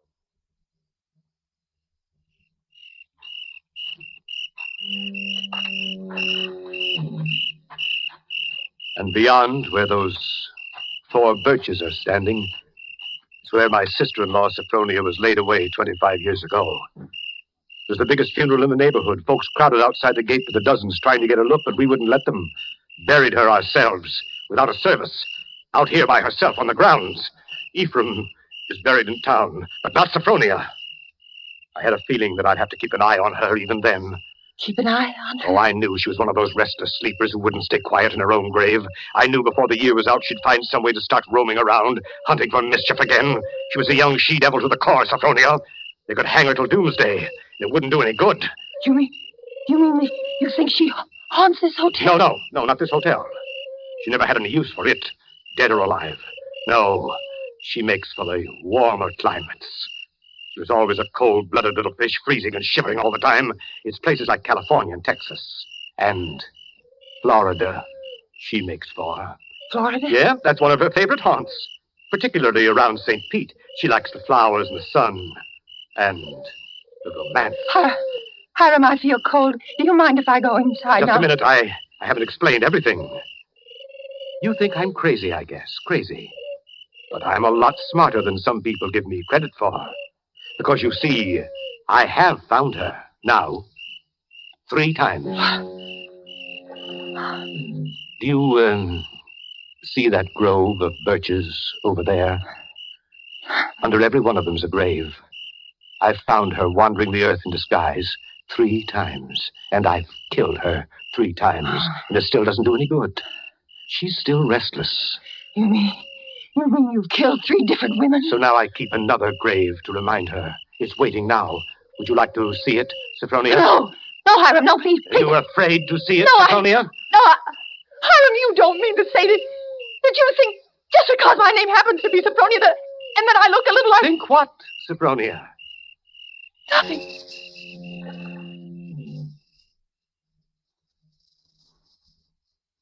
February 14th. My mind is made up.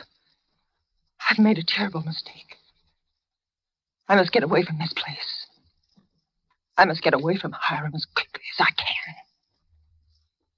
shall wait for dusk, when he generally sits down in the parlor and plays the harmonium. I can hide a little earlier in one of the deserted rooms. And then, when his back is toward the lobby, slip out the front door.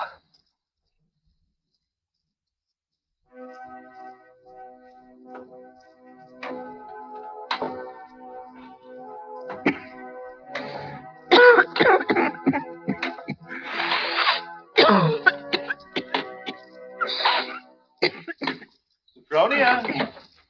Sophronia! Sophronia! Oh, there you are. Why, what's the matter? Anything wrong? No, Hiram. You didn't want anything outside, did you? Because if you do, you'll have to ask me to get it for you. You see, I always keep this front door locked. Yes, yes, Hiram. The back door, too. All the doors leading out into the porches and the fire escapes, and a good many of the windows. Makes one feel safe from thieves and peeping Toms. Oh, you've got a cold. Oh, that's too bad. Yes. Yes, I must have caught it last night, outdoors. The damp. You ought to be in bed, a good one. The only good bed in the house is in my sister-in-law, Sophronia's old room. Oh, no, Hiram. I'm all right. It's just a little head cold. Oh, little head colds often develop into pneumonia. It's too bad I didn't think of that before. You might have slept in it from the very beginning. Here, up these stairs. Why, what's the matter? Are you so weak? No, I'm all right. This room's the cleanest in the hotel, too. I've always had a sort of suspicion about that. Yeah, you see? I've kept everything as it was. What's the matter? Nothing. It's just... Seems kind of familiar? No, it's just that seeing it so clean. Seeing it as though someone were living there, as though they'd only just stepped out for a moment. It's just as she left it that afternoon when she walked down to murder my brother. You see her needlework on the table with a needle sticking in it? Her hymn book still open? She was very fond of singing hymns, Sophronia was. Had a nice voice, too. I used to accompany her. Oh. I'll turn down the bed for you. Then you can get undressed while I go and make you some hot tea. No, I don't want any. Here's the closet. You can put on one of Sophronia's dressing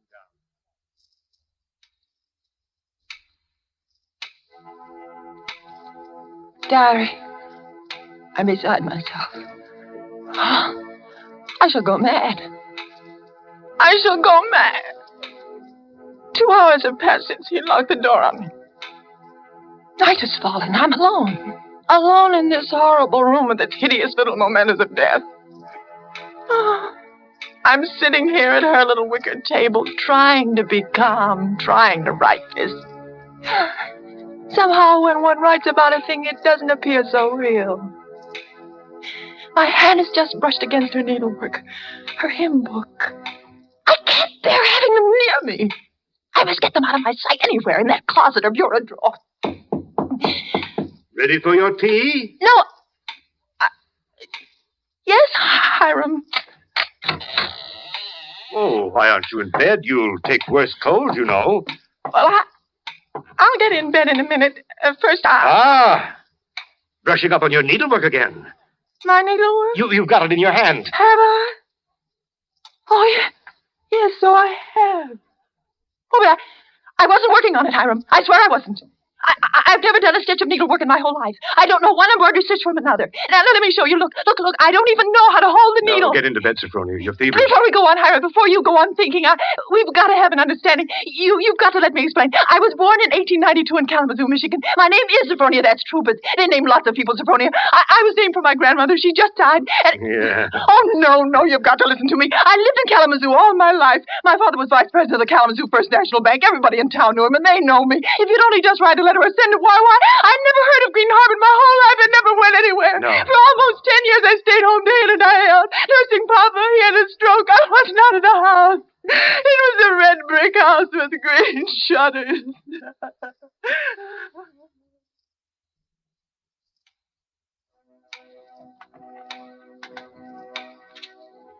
February 15th.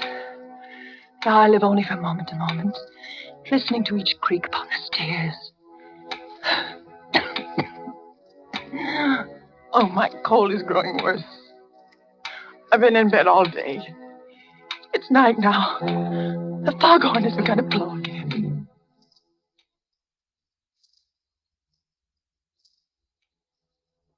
February 19th. I woke up early this morning after a wretched night, and the date was burning in letters of fire in my brain. If he's planning to kill me, it'll be today. But the hours have been crawling on. It's almost midnight. Why does he torture me like this? I would rather be dead than sit here in this room one moment longer. If he doesn't come in 5 minutes, I shall force him to come. I shall beat on the door. No. Rather let me sit quiet praying that he doesn't come. Oh, I want to live. I want to live.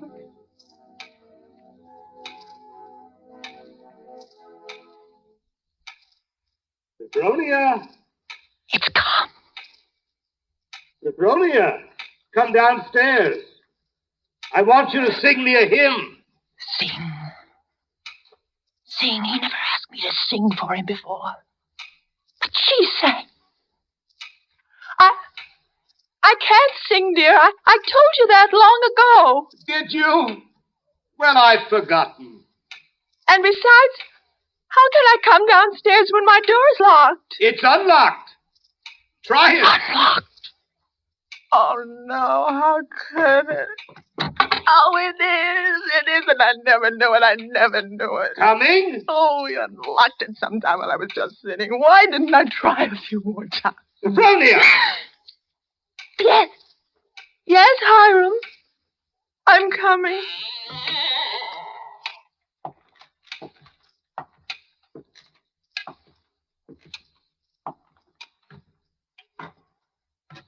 Hiram? Where are you? In here. In the parlor. What are you doing there, Hiram? Waiting to hear you sing. You're at the harmonium? Yes. All right. I'll sing.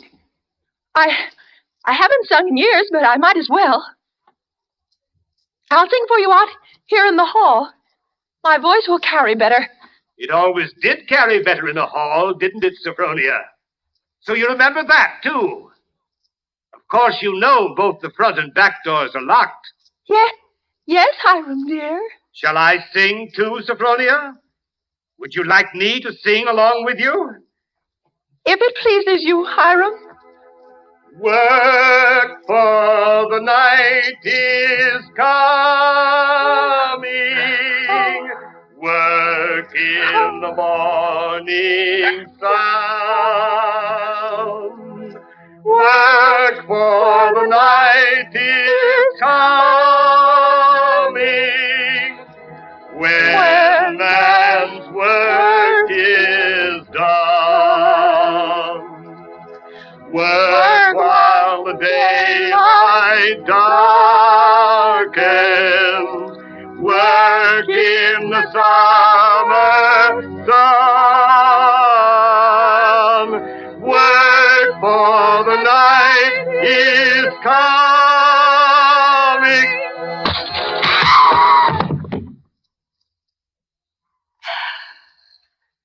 Well, man's work is done.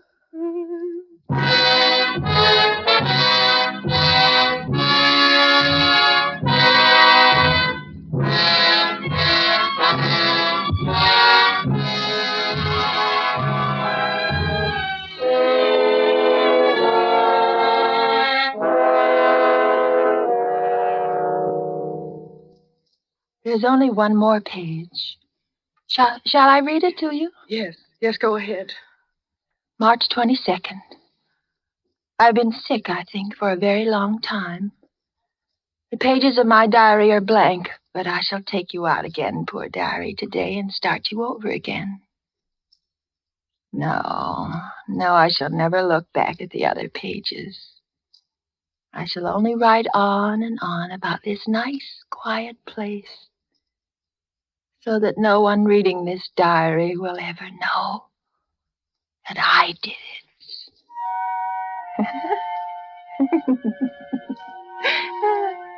But I did do it, diary. I was smarter than he. When I opened that door at the head of the stairs and heard the music, when I saw the fire axe still hanging on the wall.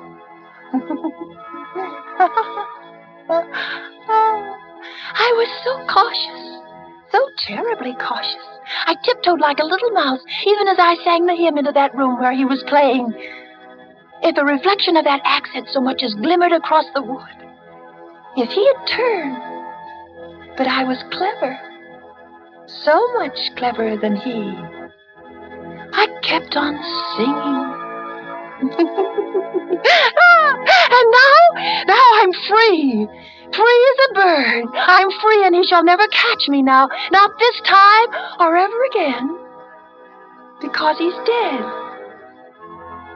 Isn't he, Nurse? Nurse, isn't my dear brother-in-law, Hiram, really dead? Yes, miss, he's dead. And now I'll thank you to hand me over that diary. The doctor doesn't approve of the patient's writing anything.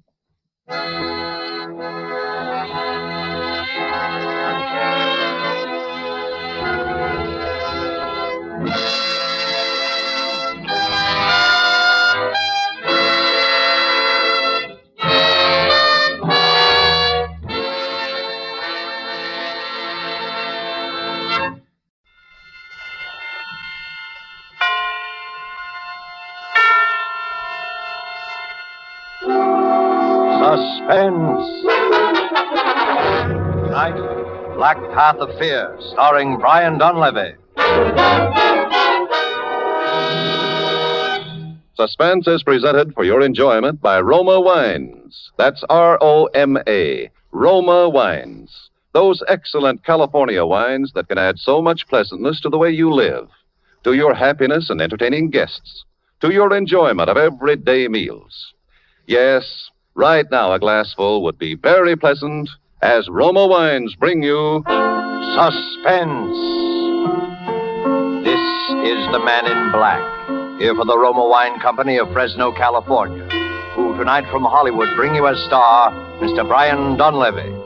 And so with the performance of Mr. Donlevy as Bill Scott in the Cornell Woolrich bestseller, The Black Path of Fear, we again hope to keep you in suspense.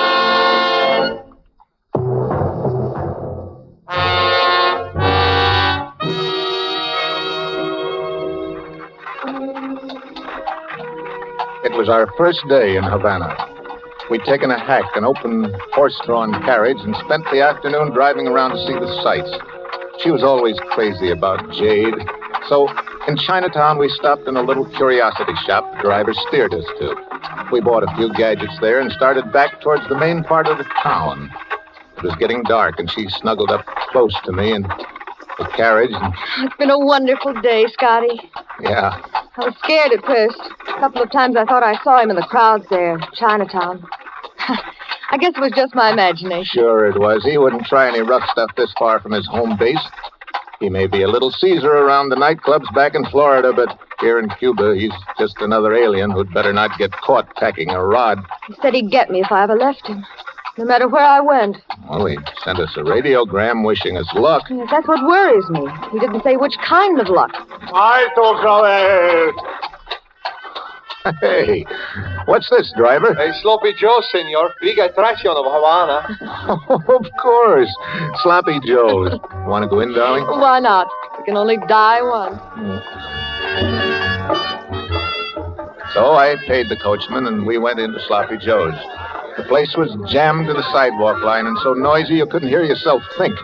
It was like a football scrimmage when you moved and like sardines in a can when you stood still. Then suddenly the crowd divided in front of us like the Red Sea, and a little photographer came through, using an old-fashioned tripod for a battering ram. He set up his camera and pointed it in our direction. The senor and the lady would like a picture for to show the French back in the estate. Oh, please, Scotty. We've never had a picture taken together. Together, with 40,000 people jammed up against us on all sides. Oh, well, instead, maybe you come to my studio. Calle Barrios is not far. Nah, go on. Shoot it here. Go ahead. Make pose, please. Mucho love. ¿Sí, cómo no? Eso es. Hold it. No. That is all. I have the picture. Well, he's taking us now, darling. Oh, come on, honey. Everybody's looking at us. Don't rush me, Scotty. Huh? Give me time. What is it? Why are you so limp, Eve? I knew we wouldn't make it. What do we care? Part of a night's better than none at all. Eve! Just stay with me a minute. Won't take long. Darling, what happened? What happened? Scotty, that was the first picture we ever had taken together. Huh? Let me know how it turns out. Eve, darling. She's dead. She doesn't move anymore. Somebody do something, will you? She's been knifed right here in my arms.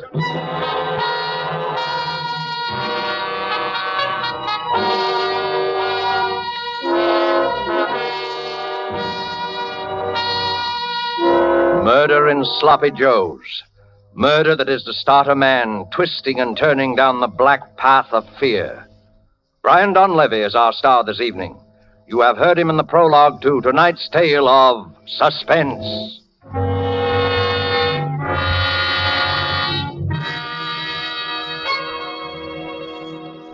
In Havana, one gathering place of fashionable people is the charming Pan American Club.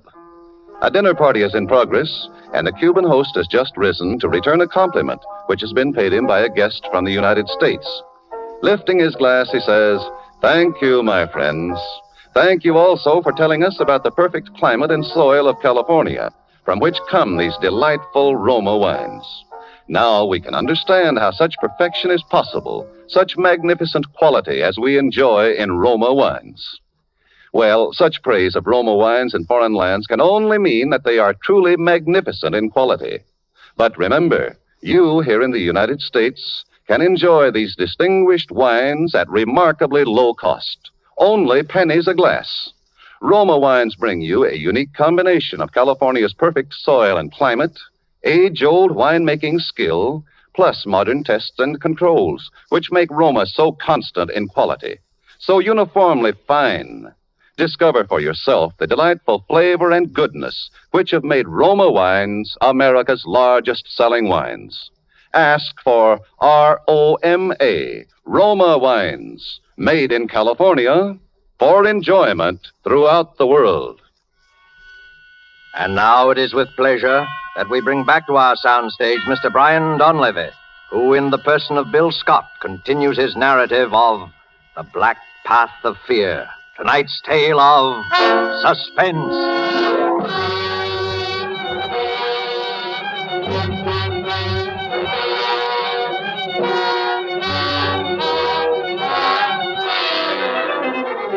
Havana is a fast town for anything. Love, life, and death, too. A minute ago, I'd been half of a honeymoon couple getting their first picture snapped by a little Cuban photographer in Sloppy Joe's. Now, I was alone with a corpse in an empty saloon.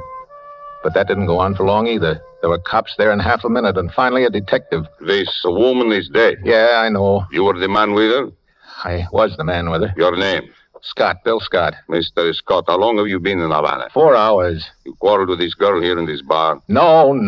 You were traveling together? Yes, that's right. Her name on her tourist card is Mrs. Edward Spinelli. Yeah. Where is Mr. Spinelli? Not where I'd like him to be, which is roasting. You are not being very cooperative, Mr. Scott. Okay, I'll tell you the whole story. She was a singer in a nightclub in Tampa, Florida. Spinelli owned the nightclub. He was a killer. He gave her the choice between getting killed and marrying him. So she married him. And how did you meet her? I worked for Spinelli, too. I drove his car. You are not a chauffeur by profession, are you, Mr. Scott? No. I took the job to get her away from him. Is there anything wrong in that? The murder weapon, this knife. What do you know about it? What are you driving at? Is this your knife, Mr. Scott? No, but it's a pretty close match. I bought one just like it this afternoon in a curiosity shop. Wait a minute, I'll show you. I've got it in my pocket right... Cuidado, Wait a minute. Don't get so excited. All right, it's in that pocket, right there. Fish it out yourself if you want to. There is no knife here. But there's got to be. It was a knife with a jade handle, like this one, with a monkey carved on it, but the monkey on the one I bought was holding its hands over its ears. There were 3 of them in the shop. You know, the type, see no evil, hear no evil, speak no evil. I only know that you bought a knife this afternoon, that you no longer have a knife and that the knife has been used to stab this woman. But it's not the same knife, I tell you. I can prove it. Give me a chance to prove it, will you? All right, Mr. Scott. I will give you a chance.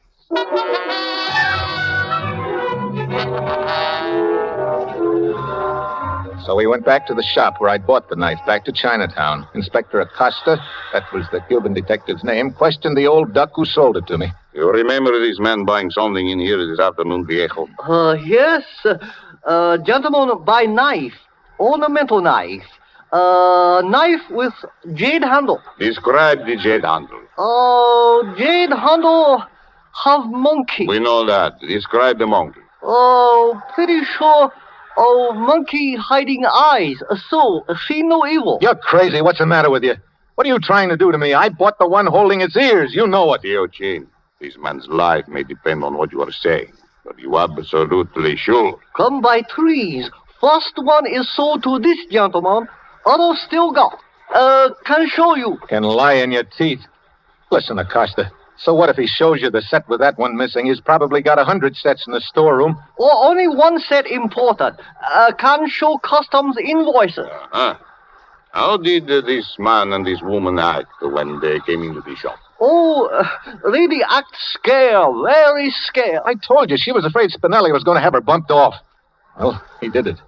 And this guy has been paid to frame me. Can't you see that? I am sorry, Mr. Scott, but I must place you under arrest for the murder of Mrs. Eve Spinelli.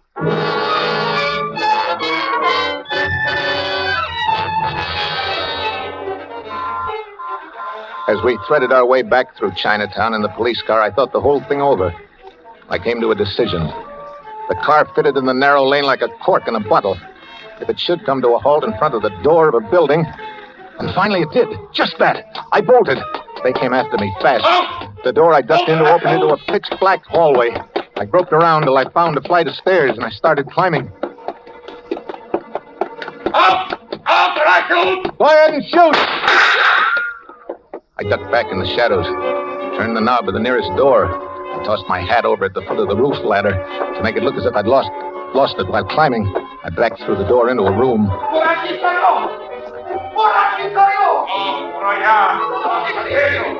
In the dark room, I stood very still and listened.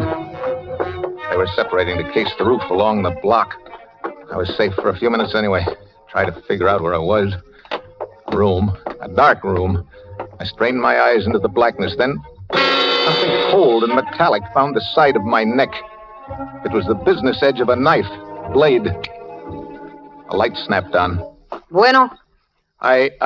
No hablo español. No se mueva. Oh, take it easy, will you? I can't talk your language. Put that knife down, will you? Te quiero estar aquí. Polizei. Verstehen Sie? Understand? Comprende? Look, out there on the stairs, I don't know how to say it. Polizia. They're after me. Cops. Cops? Why didn't you say so before? I hate cops. Oh, you talk English? I ought to have been in enough of your jails to take out naturalization papers. Hey, get over here. I do what I can for you. They're coming back. I better get out of here. Don't be a fool. There's 20 of them down in the street now. They sure must want you bad, Chico. They say I killed my girl. They say wrong? They say very wrong. Another man took her away from you? No. I took her away from another man. Then any fool of a policeman knows you did not kill her. You never killed what does not belong to you. Only what does. You tell them that. Oh, here comes Payday. Quickly, get into the cot there. Cover yourself up. What? But... Do as I tell you. Take off that shirt. Don't stop for the buttons. Tear it off. Well... Now then, face the wall. Wait a minute. What are you doing? Keep perfectly still. Don't rub against the covers. Now, don't move.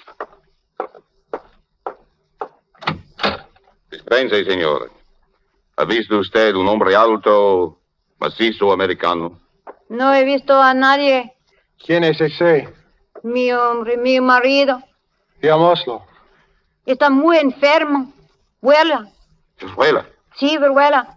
Ve a la cuarentena. Es verdad, Viorella, vámonos. Suspense, señor. Buenas noches. Buenas noches. What was all that about? What are all these red spots on me? I put them there with lipstick. I told the cops you were my husband. You have smallpox. And they believed it? Why not? I showed them the quarantine sign on the door. Manolito, that was my man. He died of smallpox in this room. Huh? Oh, do not be alarmed. It has been disinfected. Oh. Well, say, thanks. But why did you go to bat for me like that anyway? Different reasons. Flowers on a grave, I guess. Flower?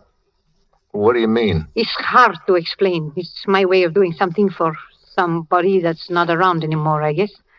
It's the only way I have. I do not know any other way. You see, I know what it is to lose someone you love too. Just like you. Manolito? He got smallpox in jail. Then he come back here to me to die. What is your name, Guapo? Bill Scott. It's Scott? No, Scott with an S. It's too hard to say. I call you Guapo. Guapo? That means handsome. Well, thanks. What'll I call you? Around this neighborhood, they call me Medianoche. It means midnight. Try it that way. Okay, midnight. They call me that because now I always hang around late by myself since he's gone. Well, midnight, I don't know what to say to you except thanks. De nada. Flowers on a grave. Yeah. Well, I guess I'd better get going. What do you want to throw away all my hard work for? They spot you at the next corner. Well, I can't hang around here for the rest of the night. What's the matter with it here? You know, if I could only get hold of that photographer. Photographer? Yeah, there was a photographer in Sloppy Joe's. He was snapping a picture of us just when it happened. Oh, you think maybe in this picture is the man who killed your sweetheart? Yeah, I'm pretty sure of it. Think, Guapo. What do you remember about this photographer? Oh, he's just a typical cheap photographer of tourists. Wait a minute. He said something about having a studio somewhere near Sloppy's. Calle Barrios? That's it, Calle Barrios. Look, do you know this guy? Sailors go there with the girls to get their pictures taken. His name is Pepe Campos. I've got to get that picture, Midnight. I'll have to risk it. Un momentito. I first get you some other clothes. Huh? Here. I think this fit you. What? Manolito was one big sailor. And now listen. I tell you how to get from here over to the Calle Barrios, so maybe the police don't see you. You go down to the mouth of the alley. You turn to the right. That's this hand here. Just a few steps from there.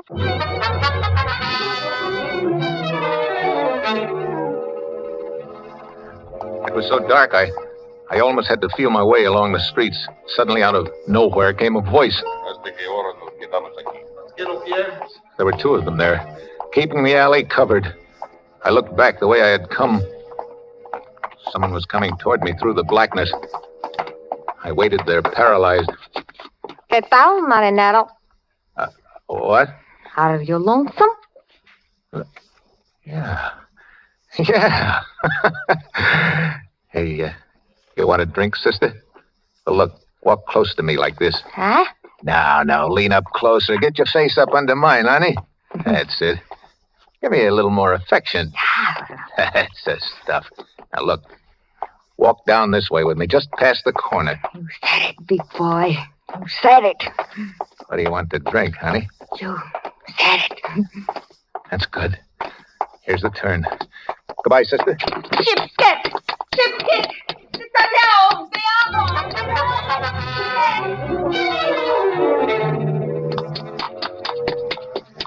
I was afraid of yelling. I'd attract the cops, so I took off down the street, and then I ducked into the alley to catch my breath. I looked up. There was a sign on the shop. Campos Retratos y Fotografías. At first, I didn't get it. Then, all of a sudden, I knew. I was there. I opened the door and walked in. Si, senor. Look, You took a picture this evening of me and a lady in Sloppy Joe's. I want that picture. No me recuerdo. I do not recall, senor. Now, look, there was trouble right afterwards. You know, a lot of noise, remember? Oh, si. I remember.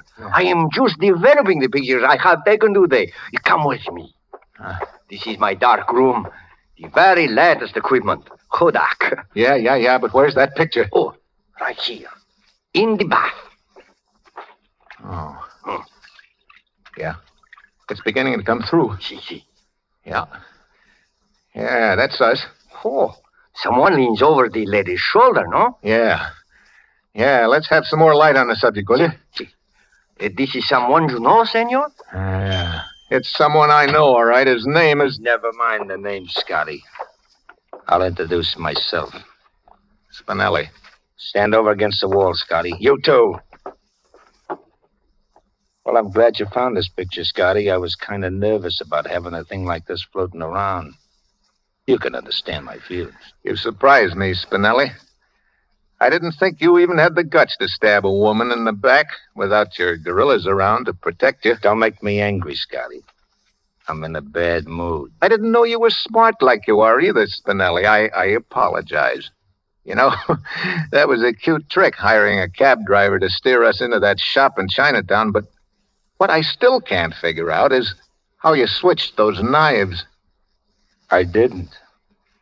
I still have the knife you bought. I frisked it out of your pocket. Now I'm going to give it back to you. Would you like to see it first? There. It's pretty, ain't it? Eve always had an eye for jades. This is definitely the best of the three. It's a pity to spoil such a pretty knife, but the revolver... it makes too much noise. Yeah, I think I'll use the knife on you, too. I like things symmetrical. Like Romeo and Juliet, ain't it? What's that? Don't move, Scotty. Waffle, are you in here? His sweetheart not dead an hour, and already he has another. Midnight. Get out of here, quick. This man is a killer. Oh, I'm not afraid of you, big boy. Keep away from me and don't try any funny business. Oh, my hombre, he was just like you. He talk very mean. But he don't hurt me. Not one little bit. I don't only talk big, sister. I got a job to do here. I'll talk to you when I shut your boyfriend's trap for good. My boyfriend? Ha! Are you kidding? Go ahead, finish him off. He took a powder on me. I come after him only to collect. On the cuff, huh? Oh, Scotty, you ought to be ashamed of yourself. On the cuff. Hey, you are rich, huh? You got big diamonds. Say, I like you, mister. Stop mooching around. Midnight, I tell you, this guy's a killer. Watch out. Ah, shut up. Yeah, huh? How about it, big boy? Come on. Stick around, baby. I can use talent like yours. Kiss me, big boy. Later. Now. All right, yell very loud. Hey, Make big trouble. You're pretty hot stuff, ain't you? You don't know the half of it, big boy, huh? Come here. Now, Bubble! Now your chance! Grab the gun! You dirty little stool pigeon. Shut up, Spinelli. I've got the gun now. Scotty, I was only throwing a scare into you.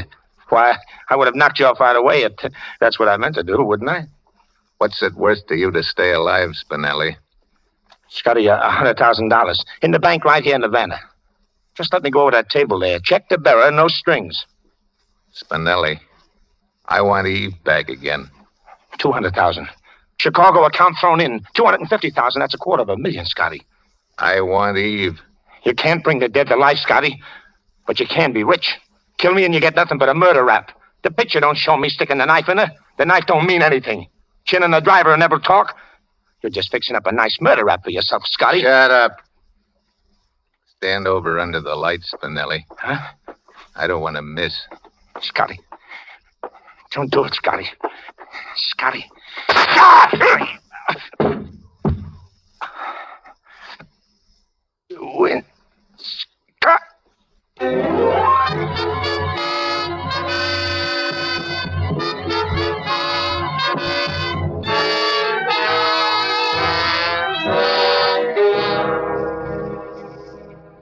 So, that's the story, Inspector. I've come to give myself up for the murder of Ed Spinelli.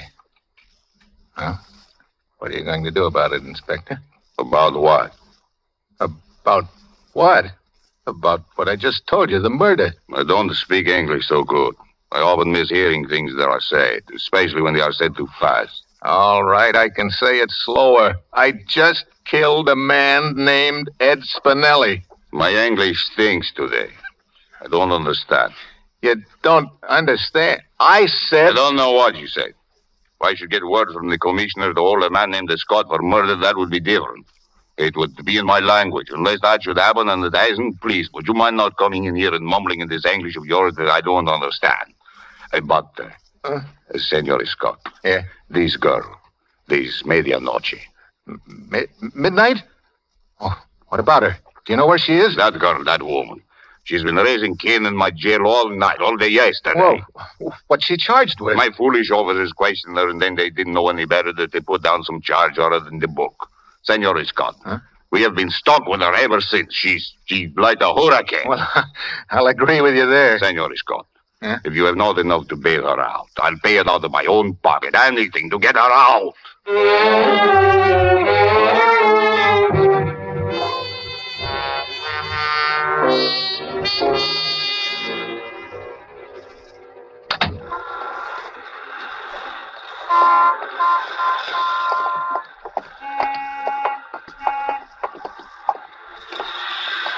Well, midnight. It's all over. Yes, Guapo. It is over. Have you any idea where we're headed for? A Sloppy Joe's. The feet of an American in Havana walk always in the direction of a Sloppy Joe's. No? Yeah. Yeah, I can hear it already. I'd like to ask you in for a drink, Midnight. No, Guapo. You go in alone. Oh, won't you just have one with me, please? No. Why not? There's someone waiting for you in there. Oh, that's crazy, Midnight. I don't know anybody in Havana except you. Someone is waiting for you in there, Guapo. How do you say flowers on a grave? No? Flowers on a grave. And Sloppy Joe's? Love makes any place beautiful. Even a Sloppy Joe's. Go on, Guapo. Buy her a drink at the bar and tell her how that picture you took together turned out. You promised you would, remember? How do you tell something to somebody that's dead? In your mind, Guapo. Where she will always be. Oh. I'll try and tell her, Midnight. I'll tell her about you, too. No, she will be jealous. Oh, no, not when I tell her. Oh, you do not know women, Guapo. Well, maybe not. Well, Adios, Guapo. Goodbye, Midnight.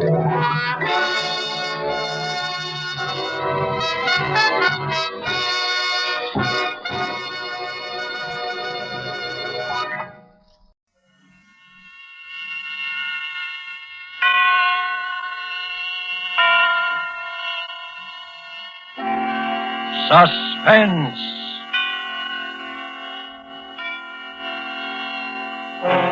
Tonight, Voyage Through Darkness, starring Olivia de Havilland and Reginald Gardner. Suspense is presented for your enjoyment by Roma Wines. That's R-O-M-A, Roma Wines. Those excellent California wines that can add so much pleasantness to the way you live, to your happiness in entertaining guests, to your enjoyment of everyday meals. Yes, right now a glassful would be very pleasant as Roma Wines bring you Suspense.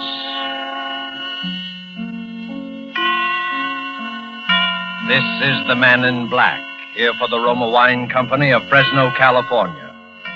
Tonight from Hollywood, we bring you the distinguished American leading lady of the screen, Miss Olivia de Havilland. Miss de Havilland appears as a girl named Judith Webster, who found herself embarked upon a journey into darkness. Traveling with her on this perilous voyage is that suave and debonair actor, Mr. Reginald Gardner. So with the performances of Mr. Haviland and Mr. Gardner in this sea-going adventure play, we again hope to keep you in suspense.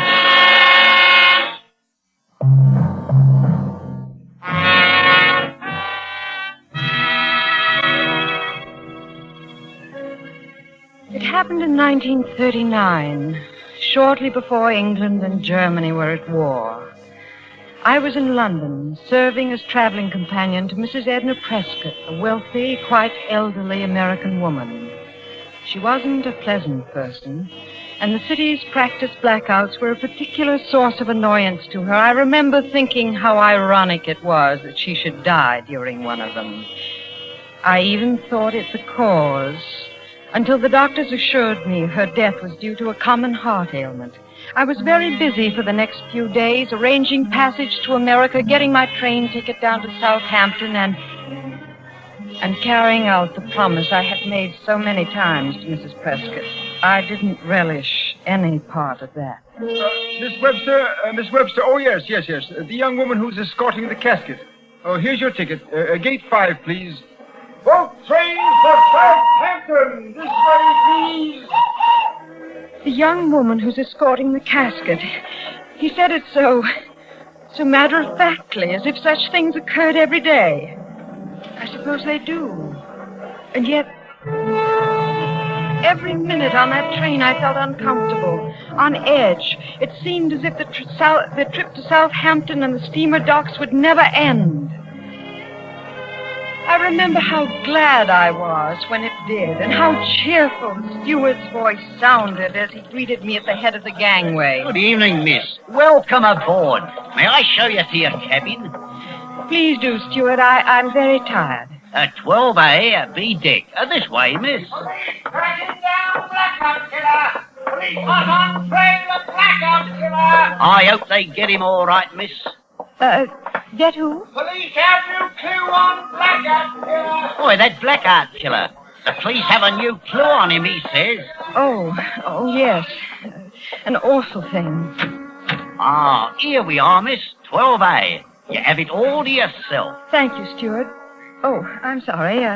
Here you are. Oh, that's quite all right, miss. Thanks, and good night. Call me if you need me now. Good night. In my stateroom, perfectly safe, I realized how jittery I'd been, how upset. And now, how relieved. Suddenly I began to laugh right out loud.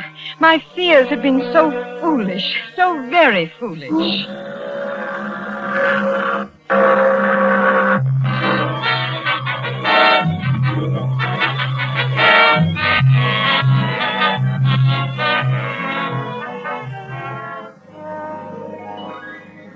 An hour later, I went out on deck.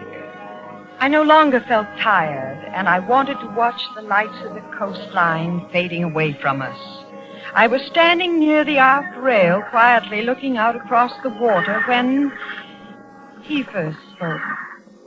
Beautiful, isn't it? Oh. I'm sorry. Did I frighten you? Oh, yes. Yes, you did. I didn't realize there was anyone near that lifeboat. Well, I'm sorry. I was sure you saw me. I never would have... Well, it's all right, really. I've been nervous tonight anyway. I'm not always so jumpy. What you need is an ocean voyage. Maybe that's it. Were you watching the shore lights? Yes, and I never did answer your question. They are beautiful. Very. And the sea alone is beautiful. She has moods, you know, just like a woman. Gentle sometimes and soothing. Then suddenly flying into a rage and dashing things to pieces. And then quieting right down again. That's right. I see we feel the same about her. Does she frighten you sometimes? The same way women frighten me. Oh? I mean, when I don't understand them. Well, I thought it was the general male consensus that we weren't supposed to be understood. Only loved. Isn't that the rest of it? Something like that. Anyway, it's a philosophy I disagree with. That's refreshing. Ah, the lady is amused. Oh, not at all. It's just that the lady detects a bachelor. Because I have a mind of my own? Well, that's one good clue.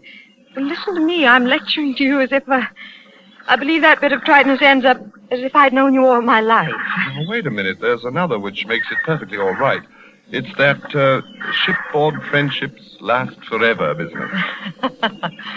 However, my name is Alan Bruce. Yours? Judith Webster. Miss or... Miss. Good. Well, we got through that. Quite nicely. You suppose we could get through a dance? There's music in the salon. Well, there's no longer any view of the shore lights. However, you did say the sea alone was beautiful. I was so wrong. There's nothing as monotonous as all that water. It is kind of flat. Yes, well, let's trade it for champagne, shall we? Be with you in a minute. Where are you going? Well, just over here. Wanted to do the skipper a little favor. What is it? Oh, the lifeboat cover. How did that ever get so loose? I don't know.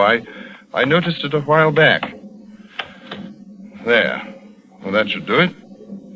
Strange. It was almost as if... Oh, no. Well, what were you going to say? Well, I was going to get melodramatic and suggest that someone might have been hiding there. You mean a stowaway? Yes. Well, of course it's silly. I wouldn't say so. You're joking. Not at all. It's quite possible someone could have slipped on board and hid in that boat. That's why I think we shouldn't mention this to anyone. What? It would only cause an alarm. But I don't understand. If you really think there might have been someone...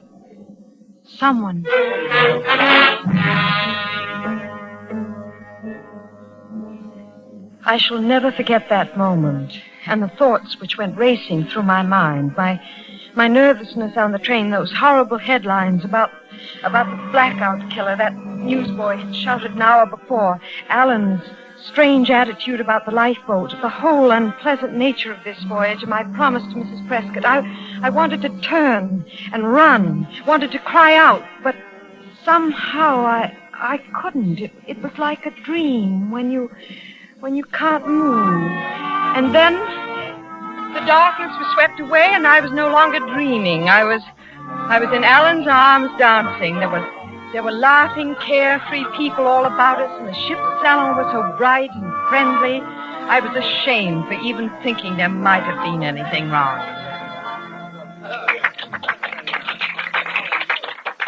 We had enough? They just brought our champagne. Well, in that case, yes. I'd about given up. Well, a fine way to talk about my dancing. You know perfectly well what I mean. Oh, all right.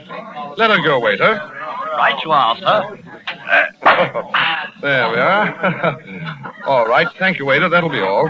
Yes, sir. Oh, that does look good. And is. Well, what should we toast to? Shipboard friendship? Shipboard friendship. You know, What is it? Something wrong? No, nothing at all. Just thought I saw some, and will you excuse me a moment? Well, of course. I won't be long. Everything all right, miss? Oh, excuse me, miss, but the gentleman, he dropped this billfold. Oh, thank you, waiter. I didn't notice. Would you just leave it there on the table? Very good, miss. There you are. The billfold fell open as the waiter placed it on the table. I couldn't take my eyes from it. There was an identification card in plain sight. The name on the card was not Alan Bruce. It was Charles Drew.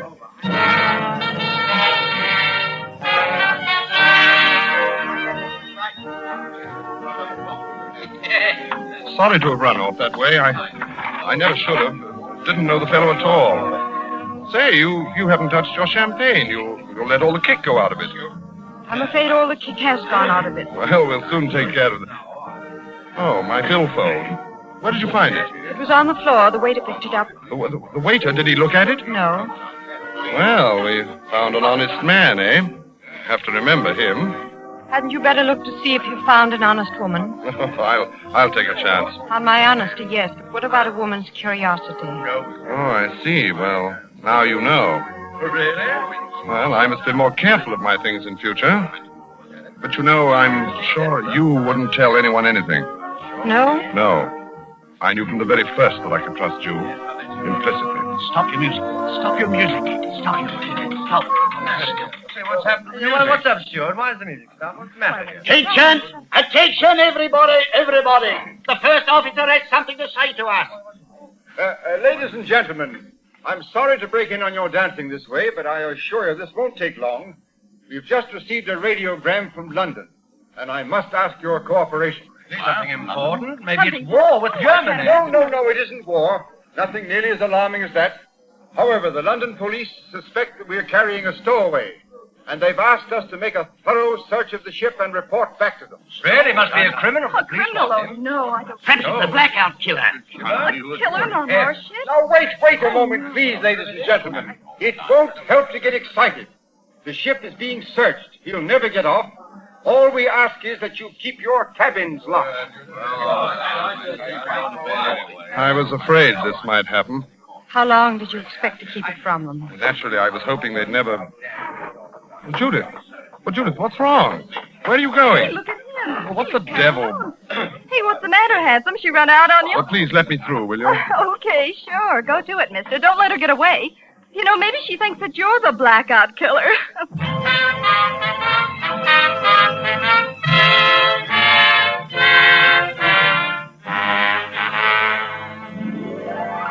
Tonight for Suspense, Roma Wines are bringing you Olivia de Havilland and Reginald Gardner. You have heard them in the first act of Voyage Through Darkness by Joel Malone. Tonight's tale of Suspense.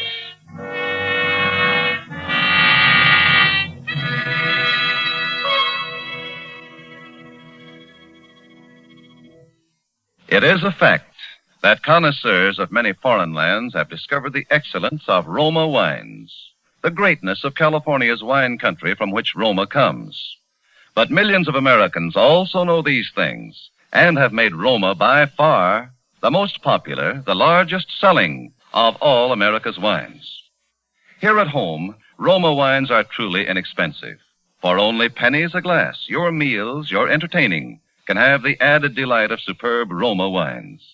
You will find them constant in quality, of unvarying excellent taste and character. Fine products of age-old winemaking skill, perfected by modern knowledge. To start enjoying this really fine wine yourself, simply place on the table with dinner tomorrow a well-chilled bottle of hearty, ruby red Roma California Burgundy. Don't worry about what the meal is or what glasses you have handy. You'll be delightfully surprised at how much extra enjoyment you get from your meal. How Roma wine makes even the simplest meal a feast. Enjoy Roma wines anytime with meals when entertaining. It's the easy, inexpensive way to make a big hit with guests and with the family. Be sure to ask your dealer for ROMA, Roma wines, made in California for enjoyment throughout the world. And now it is with pleasure that we bring back to our sound stage Miss Olivia de Havilland and Mr. Reginald Gardner as they continue Voyage Through Darkness, a tale well calculated to keep you in suspense.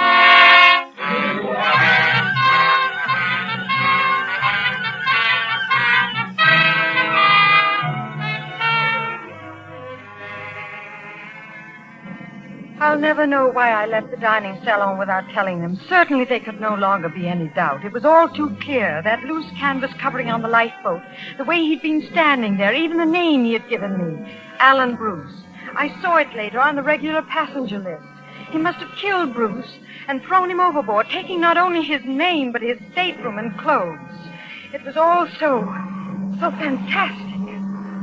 Worse than anything else. I had almost fallen in love with him. He knew that, I'm certain. It was why he was so confident that I wouldn't tell anyone. And I didn't. Not even when I spoke to the first officer about my promise to Mrs. Prescott. I wanted to tell him, but somehow Miss Webster, I'll arrange it for early tomorrow morning. Most of the passengers will be asleep. Thank you. I suppose it's rather unusual, but then Mrs. Prescott was an unusual woman. I haven't conducted a burial at sea since the last war. However, I'm not entirely unprepared. The company officials spoke to me about this before sailing, and, well, now, don't you worry, Miss Webster. The ceremony will be quite in order, I assure you. Thank you. I'll bid you good day, ma'am.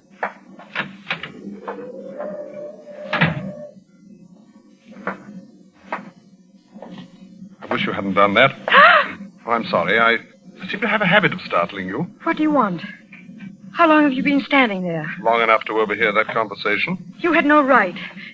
What are you doing in my cabin? Please, I know what you're going to say. I had no right to be here or to listen. However, it's fortunate that I did. What do you mean? I didn't know that it was Mrs. Prescott's desire to be buried at sea. No one knew it. But it was her last wish. I promised her would be carried out. And tomorrow morning you're keeping that promise? Yes. And now, if you'll excuse me, I don't feel very well. I'd like to... Wait, please, Judith. You've been avoiding me, haven't you? Yes, I have. I hope it's only because you've been upset.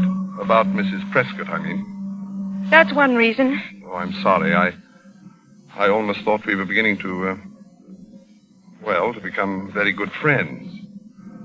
You know, you're the only person on board whom I can trust. You're very sure about that, aren't you? Of course. You know who I am and what I'm doing on this ship, and yet you've told no one. I've wanted to. I know. Women were never meant to keep secrets.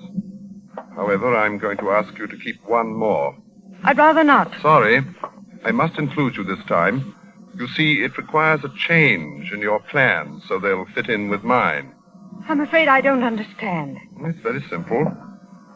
Judith, this may upset you, but I must ask that you tell them that you've changed your mind, that you don't want Mrs. Prescott buried at sea. What? You remember what they said? Even if they couldn't find the stowaway, he'd never get off the ship. Well, he could get off very easily if you'd allow him to take Mrs. Prescott's place in that casket. What, in that casket? Yes. Clever, eh? Clever? Well, not every man would think of it. Simple as it may seem, everyone searching the ship, questioning each passenger, and all the while the man they were seeking would be safe inside the casket. He would only have to wait patiently, and then be hoisted from the ship's hold, lowered onto the pier, and whisked safely away in a funeral car. When he was discovered by the funeral attendants? Oh, I'm sure they'd be so shocked at the dead coming to life, he'd have little trouble in... Stop it!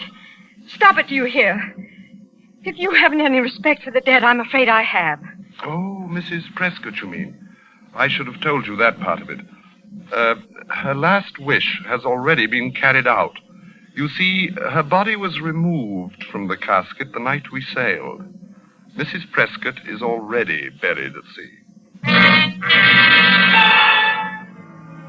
You've thought of everything, haven't you? Yes.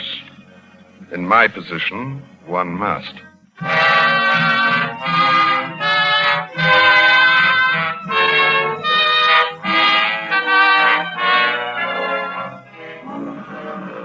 I remained in my cabin all that day and the next. I was afraid to see him again.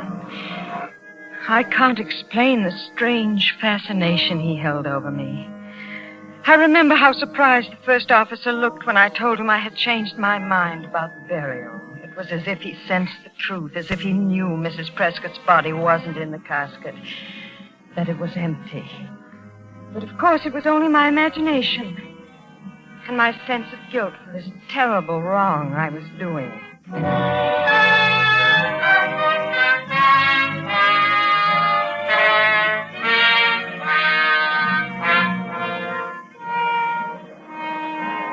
When we sailed into New York Harbor, I went out on deck. He was standing there near the port rail. I went up to him. He turned and smiled as if he'd been expecting me. Oh, there you are. I've missed you. Haven't been under the weather? No, I've been perfectly well. You had me worried, not showing up at dinner. You know, I've come to depend on you. Yes, I know. I've decided not to let you get away from me. After this is all over, we must, You haven't much time. Oh, that's right. This may not be easy. Wish me luck? Haven't I done more than that already? Yes, of course. Only, like this, Judith.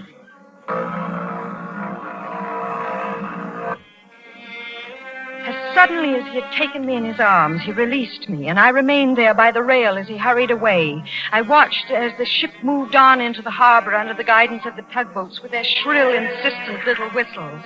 I listened to the shouts of the crew and longshoremen. Soon we were alongside the pier. And the steward was shouting from the head of the gangway, and then I saw it. The casket. They were lowering it toward the pier. There was a car waiting, a long black car, and suddenly I realized what I had done, what a fool I had been, what a cowardly, frightened little fool. Wait! Stop them! Don't let them take it! Don't let them! Wait, please! You mustn't touch that casket. There's something wrong. Huh? Hey, what's the matter with you, lady? Get out of the way, will you? But there's a man in there, alive. He's hiding. Sure. Hide and go seek he's played in a coffin. Go on, lady. We got work to do. Slam those rear doors tight, Ed. Please, you must listen to me. If you won't, I'll call the police. Someone has got to stop him. Did I hear you call for the police? Oh, yes, these men won't listen to me, but there's a man hiding in this casket. Of course there is. We put him in there, Judith. What did you say? I said we put him in there. Or rather, we let him walk right into our trap. Wait a minute. Are you trying to tell me there's someone else inside that casket? Well, surely you're not trying to say that you thought I was in there. Well, who else? Who else? Why, the blackout killer, of course. Then he's getting away. You're letting him get away. No, Judith. No. Those men know who's inside that casket. And they know right where to take him. Take him? You know, Judith, for someone who helped plan this entire thing, you're acting very strangely. I'm acting strangely. It's almost as if you didn't know who I am at all. I don't. What? I said I don't know you. I still don't. But the night I dropped my billfold, I thought surely you... All I learned that night was your real name, Charles Drew. You mean you didn't look at the rest of my papers? Certainly not. But that's amazing. Say, you are different. Yes, and I suppose you're the everyday run-of-the-mill type. Look, what is this? Oh, it's all very simple, Judith. I thought you'd learned of my affiliation with Scotland Yard when you had my billfold. You mean you're a detective? I've even been called a bloodhound. Then all this time, you've been trailing the killer. That's right. We had a tip-off he might be on this ship, and when I discovered the loose lifeboat covering, I was certain of it. Then Alan Bruce, he wasn't murdered at all. He never existed. Just a name I was using. Good Lord, Judith, you know detectives never travel under their own names. It just isn't done. No, everything has to be done the hard way. I suppose that's why you just didn't find the killer and arrest him on board. Oh, no, hardly. You see, I couldn't find him. Searched the ship from top to bottom, and I guess he really would have given me the slip if I hadn't looked in the casket. He was hiding there all the time? No, it was empty. I don't get it. Neither did I at first. And then I began to wonder why he would remove Mrs. Prescott's body from her casket unless it was part of some plan. And I decided that it was. A weird yet thoroughly clever plan. Remember I told you not every man would think of it? Yes, you did say that. He had only to wait patiently until the ship docked. Then, at the last minute, slip into the casket. And be hoisted out of the hold onto the pier and whisked safely away in the funeral car. And to think, if it hadn't been for you, he might have gotten away with it. Oh, you helped plenty. By calling off that burial and leaving the way open for him. Oh, no, Charles. I nearly wrecked everything. I thought you were the killer. Well, no wonder you avoided me. I was so mixed up. I thought I knew so much. No, it's my fault, darling. I overestimated you. Is it all clear to you now? Well, No, that is, it's clear about how, well, the killer and the casket, but I don't know whether... What? You mean about the lifeboat and, No, about you. I'm not clear whether...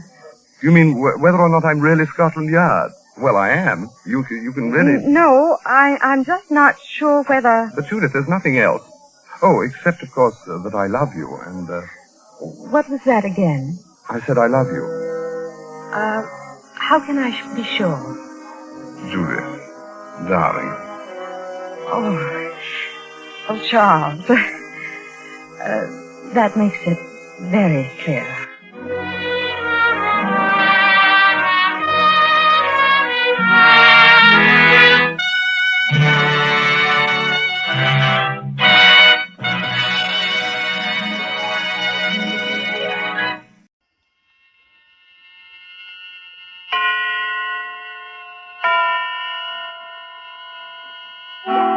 Suspense.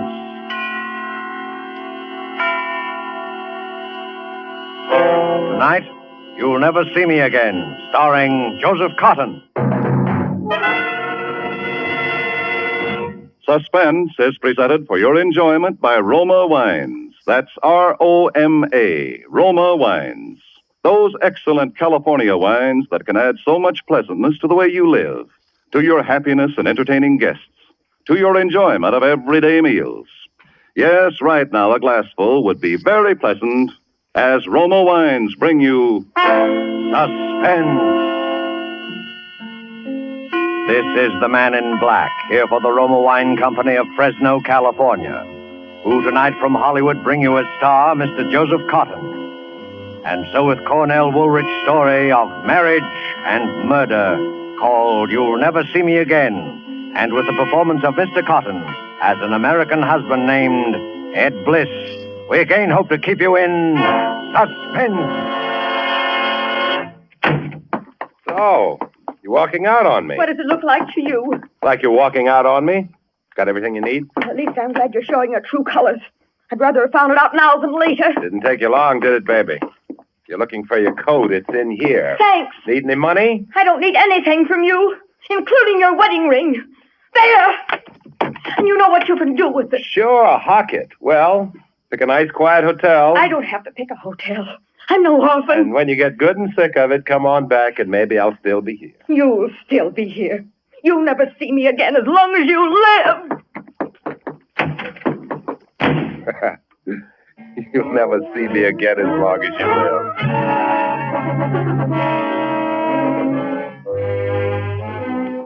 You'll never see me again as long as you live, she said. If I'd known then what I know now, I guess that wouldn't have sounded so funny. All right. Maybe I'm not the easiest guy in the world to get along with, but it's perfectly natural for a couple to have at least one good fight after they've been married nearly 3 months. And I just wasn't going to be the first one to say uncle, that's all. Still, you don't wait around forever when your wife walks out on you, even if you are playing hard to get. So the third evening, I put in a call. I knew all along she'd head for her mother's place, and anyway, she'd practically told me where she was going when she left. Hello? Oh, hello. Is this Mrs. Alden? Yes. Oh, this is Ed, Janet's husband? Oh, yes. How is Janet? Isn't she there with you? With me? Why, no. Isn't she with you? No. That was all I needed to hear. Grabbed my hat and headed for the bus station. That was the only way she could have possibly gone to her mother's place at that time of night, by bus. First, I wanted to find out if there was anybody who could positively identify her as having left. The guy at the ticket office wasn't very bright. To West Hampton? Yeah. Well, seems like I remember somebody like that. It would have been Monday night, just about this time. West Hampton, Monday night. Yeah. Well, maybe. Couldn't be sure, though. Never mind. Give me a ticket. Where to? Where do you think? West Hampton.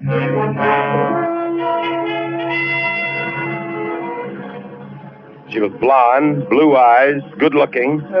Sure. I remember her. Where'd you get off? I think it was West Hampton.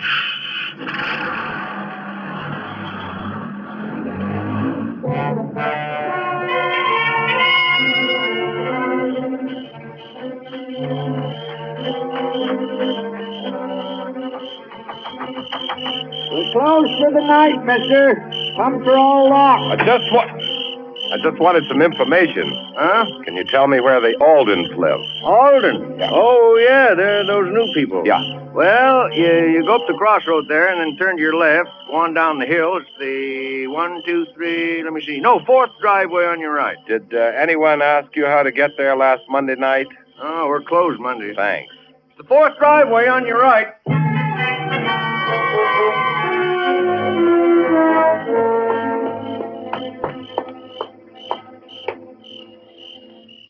Oh, come on. Must be somebody lost their way. Yes? I'm Ed Bliss, Janet's husband. Oh, yes. Come in, Ed. I've been looking forward so much to meeting you. I wish it could have been under different circumstances, though. Yeah. So sorry. too bad. Haven't you heard anything yet, Ed? No, me? I No. can't understand it. It's not like her to do a thing like that. Oh, Ed, pardon me. I want you to meet Mr. and Mrs. Farley. We were just playing a little bridge. How do you do? How do you do? And this is my husband, Joe Alden. Guess that makes him your stepfather-in-law, doesn't it? Joe, this is Ed Bliss. How do you do? Nice to meet you, Ed. Well, I guess we better be going. Yes, I guess we have. I do hope that your wife... I mean... Well, I wouldn't worry about that. You heard about it, did you? Well, Ed, you see, they dropped in a little while after you phoned, and we thought... Oh, that's all right. Well, thanks for asking us over. Come again, real soon. Yeah, we'll do that. We Now, will. I hope Well, good night. Good night. Good night. Oh, Good night. Oh, Ed, I hope you didn't mind about them. It's all right. Okay. Well, come on into the living room then and tell us about it. Not much to tell you that you don't know, is there? No. No, I suppose not. Sit down. Thanks. Can't I get you something to eat? No, thanks. Or some coffee or I something? think I'll pass up the refreshments this time. Well, I know how you must feel. Yeah, I guess you do. But I still can't. I just can't. You've painted this room lately, haven't you? Yeah. What about it? Nothing, just looks a little funny, that's all. You think so? Yeah, that brick wall in front of the house is kind of new, too, isn't it? You know I'm a bricklayer by trade, don't you? Well, now that you mention it, Oh, Joe, how can you talk about... You better go on upstairs, Laura. She's taking it pretty hard. Yeah. You seem to be bearing up all right, though. You haven't lost any sleep over it yet yourself, have you? I'm not her husband. This isn't getting us anywhere. What was that? Laura, I guess she's going to bed. Oh. Well, I guess I better be getting down to get that last bus. How about staying overnight? No, thanks. Suit yourself. Wait a minute, I'll put the porch light on. I'd say all right. That's better. By the way, what happened? What do you mean, what happened? I suppose you and Janet had a row. What's that got to do with anything? I hear you got kind of a temper. Were you a little too quick with the flat of your hand? What's all this for, the benefit of the neighbors? Might be. Have you notified the police yet? No, and I don't like the way you ask questions. Okay. Want me to walk down to the bus with you? It's pretty dark. Maybe that's why I'd rather walk down alone. Now, wait a minute, Ed. I think maybe you got me All right. Maybe I have. Say good night to Mrs. Alden for me. Yeah. Let us hear from you. Don't worry. You'll hear from me all right.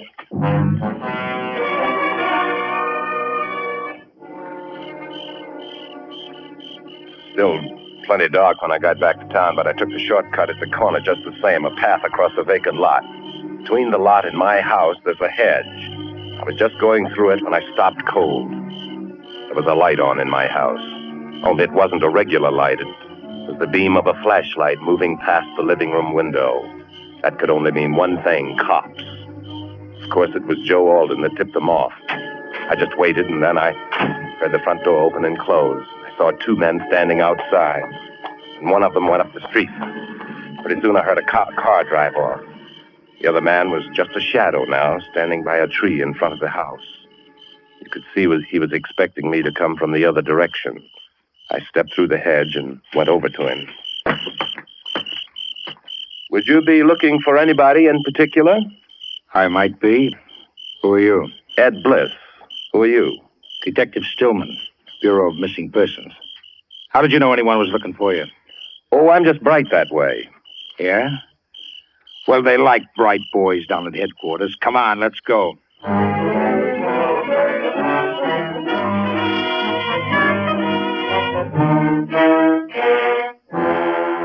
Tonight, for Suspense, Roma Wines are bringing you as star Mr. Joseph Cotton, whom you have heard in the first act of tonight's tale of Suspense.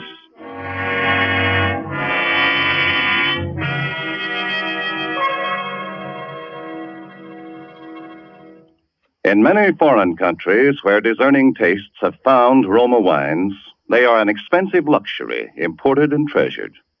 For Roma wines are in every sense fine wines from the choicest vineyard country of California.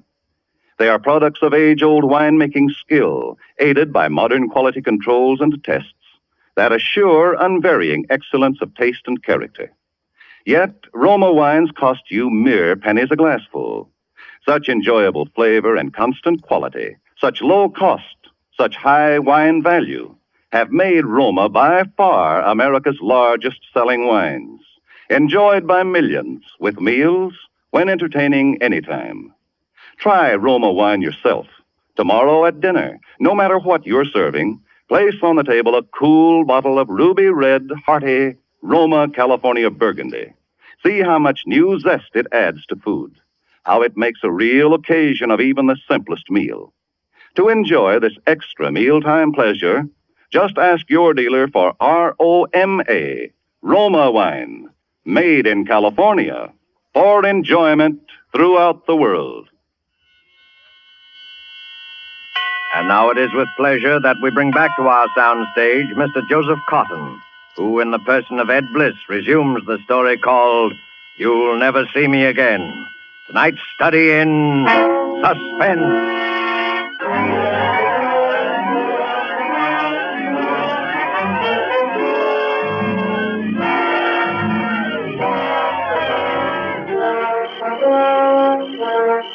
He stood there in the shadows watching my face. Detective Stillman of the Bureau of Missing Persons. I'd been expecting this to happen sooner or later, but now that it had, I was stunned for a moment. He said it again.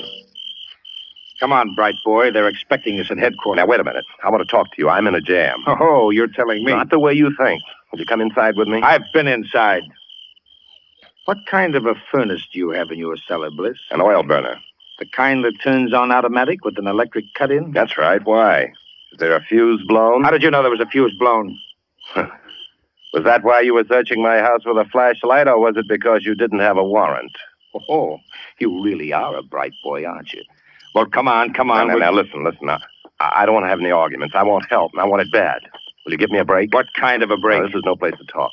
Will you come inside? Okay, but you'd better talk fast and good. Don't worry.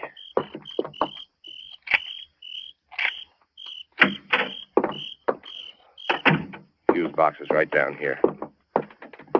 Here, flash your light up here. Always keep a couple of fuses on top of it. Yeah, there we are. Let's go in the front room. After you. Okay.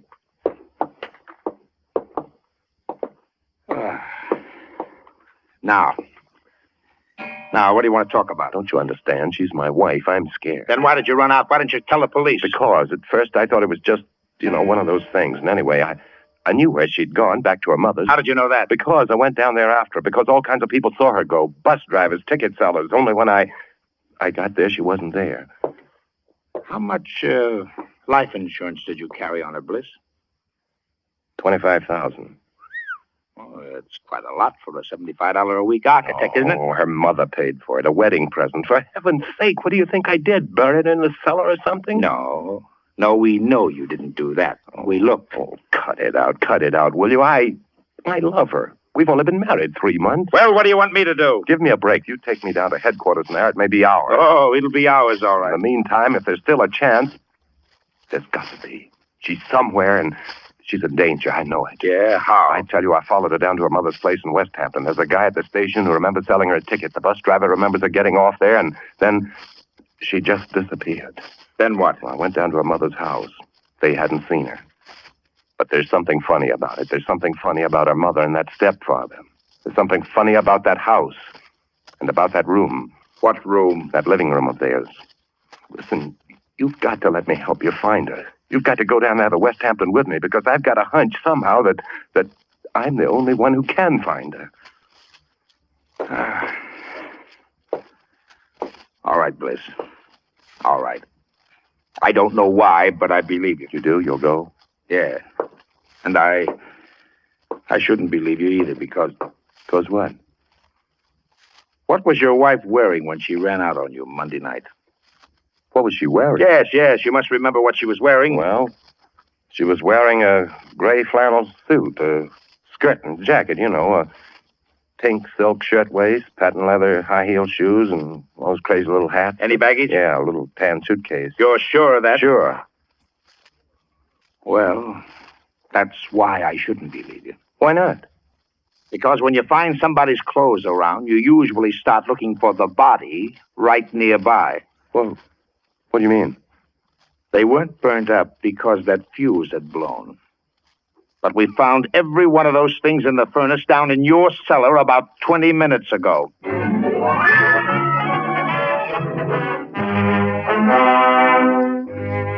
he said that, I knew there wasn't much time. But he was going up to West Hampton with me anyway. That was the main thing. Of course, first he had to route out the bus driver, the ticket seller, and check my story with them just to be sure I wasn't trying to pull a fast one. But that was all right. I'd expected that. And we climbed into the police car and headed out to West Hampton. He believed me now, all right. That car couldn't have been pushed any harder if I'd been driving it myself. Still, it was getting daylight when we got there. Parked the car a little ways down the road and walked toward the house. See what I mean, Bert? Take that brick wall, for instance. Oh, what about it? It's new. What did he build that for? It's not tall enough to hide the road. It's not even tall enough to keep a dog out. Why'd he build it? Well, maybe he built it to keep in practice. Come on, let's go in. It's awfully quiet. Well, why not? They're probably in bed. Where I'd be if I hadn't let you talk me into this. Listen, Bert, you don't think... I'm here, ain't I? Go on, ring the bell. No answer. Keep trying. Shades are all down. I don't think they're in. Come on, let's try the back door. Shades are down on this side of the house, too. Look, the garage is empty. Yeah. Well, I guess our birds have flew the coop, all right. Bert, I don't like this. Come on, we'll try this back door anyway. Uh-oh, it's locked. Here's an axe. I'd like to try my keys first.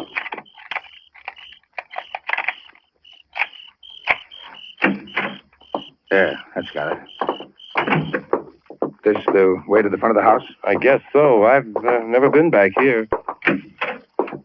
Yeah, this is it. Here's the front hall. There it is. What? That room. The living room I was telling you about. Well, what about it? Snap on the lights. All right, I still say, what about it? I don't know, but don't you get something funny about it? Oh, what? Well, the lights, or something about that fresh paint, the rug. There's something, though I know there's something. Oh, come on, we're wasting time. There's something screwy about the whole joint. We went over the place from top to bottom. I wanted to get back to that room, and time was awful important. But Brett Stillman wanted to look into everything, which was only right and natural, and then we ran into something that was just about the last thing I expected. What's this door here? I don't know. I thought we'd covered everything on the ground floor before. It's locked. Yeah, it must be some sort of back bedroom. Oh, doggone it, the keys won't fit this one. Funny. Only room in the house that was locked. Well, maybe we've got what we're looking for. Give me that axe. Good. You see, if she was here and they've gone, they must have taken her.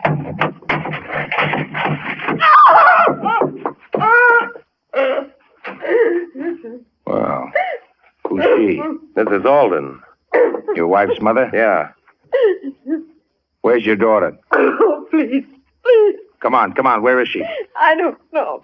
Was she here? Yes, but Where is she now? I don't know. Did she leave with your husband? I don't. Why didn't you tell me she was here the other night?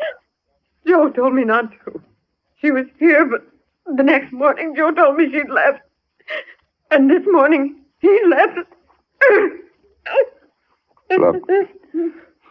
Look, what did you lock yourself up in here for? I knew when Joe left that something terrible. And when you came, I was frightened. I just... Come on, Ed. Where to? Don't you get it? For some reason, the stepfather's put the snatch on her. We've got to put a call through to headquarters, get the highway patrols to watch for him. What about her? Oh, she comes along. Oh, please. Come on. Yes? There's something wrong about this. You bet your life there is. No, I mean, why would he do it? What motive would he have? You let me worry about the motive. You worry about your wife. Got some connection with what's wrong about that room, whatever it is. Will you forget about this room? We've got to get... I want to look just once more. I know there's something. Listen. Do you want your wife back or don't you? There's no... Bert, I've got it. You've got what? It's lopsided. Don't you see? It's not on the square. Are you crazy? Oh, no, I'm an architect. Look, the light's on in the middle of the ceiling. The window's on in the middle of the wall. So what? The design on the rug is wrong. It's cut off too close to that wall. Bert. What? That wall. That's why the room has just been repainted. That's why he built that brick wall in front of the house.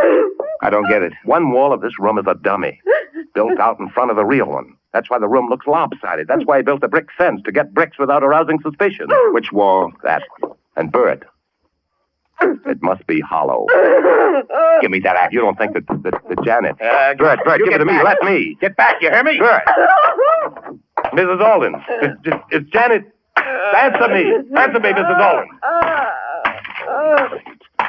Couldn't have done it.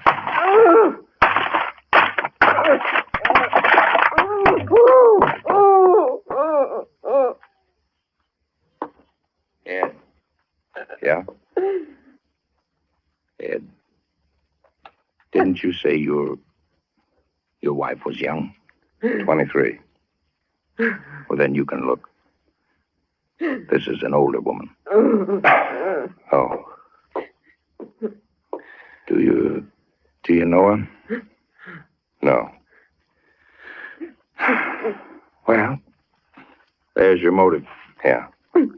But who could it be? I don't know. She must know. The mother. She can't even talk. Ed, you'd know if she was the mother. Of course, No. I wouldn't. I never saw Janet's mother until I came here to the house Monday night. Mrs. Alden. Mrs. Alden, answer me. I'm not Mrs. Alden. That's Mrs. Alden!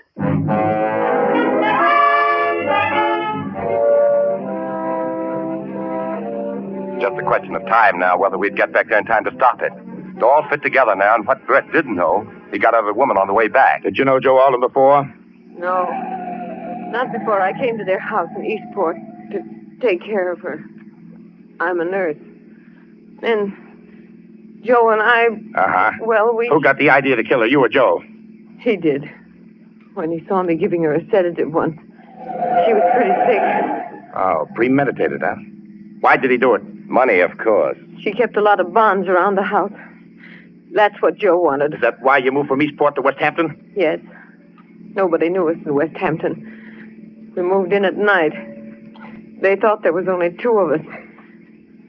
They thought I was the real Mrs. Alden. When did he do it? About a week after we got there. One night. By morning, she was where you found her.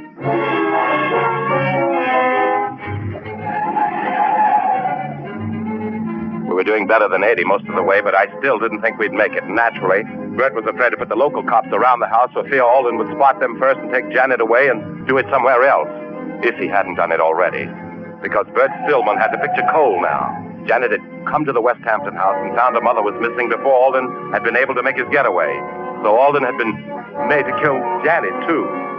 Bert knew where he was taking her because of the clothes and the furniture in my house.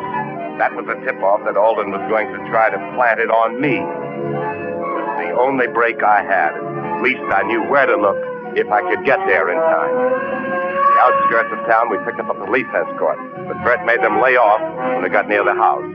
He drove up the side street and parked a little ways off. We walked up to the house. There was a car in front of it. Is that Alden's car? Yes. All right. You're coming in with this lady, but the first sound out of you and I'll shoot, and I mean that. I know. Got your keys, Ed? Yeah. Quiet now. Yeah. Look, there's a light. That's the door to the cellar. Come on, listen. He's digging. The light's gone out. He must have heard us. Put on your flashlight. Let's go. There he is. Ed, why, you... Hey, Ed. What'd you do that for? Killed my wife, didn't he? Switch on the light. Maybe it isn't too late yet. There she is. She's dead. Yes, yeah, chloroform. You smell it? Get that cloth off her face. Too late, can't you see? Yeah, I'm afraid. What are you doing carrying a gun, Ed? I got a permit. Anyway, what's the use of asking questions like this now when... Look, she's moving. What? Yes, What? she's alive. Here, give me a hand. Ed. Ed, help me. Ed. Where are you going, Ed? Put up your hands, Ed. Okay, they're up. Come on back down here. All right. Take it easy. I'm coming. Ed, you could at least have done it yourself. Instead of hiring murderers.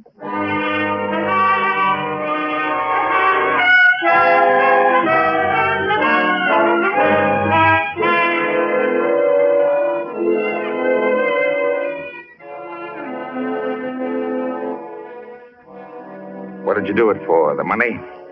What do you think? For fun? Go ahead, talk. Anything to make you happy. Would have been perfect if Alden had killed her when he first got her in the cellar like I told him to. Maybe he had a sneaking idea I was going to double-cross him. He was stalling until the last minute. I don't know.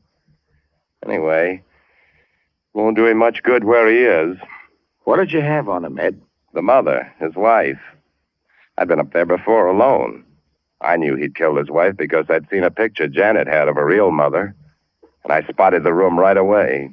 I told Alden I'd split the money with him if he did it. And if he didn't... Go on. Well, I knew I could pick a fight with Janet. I knew she'd run up to her mother's. Then I went up there to make it look good. After I left, Alden was to call the cops like he did. You'd take me down here to headquarters, and while you were giving me the old third degree, Alden was supposed to plant the body in the cellar. That way, I was in the clear because you'd know I couldn't have done it while I was down here talking to you. And you'd know she hadn't been there before because you'd looked. That's why I planted the clothes in the furnace, remember? So you would look.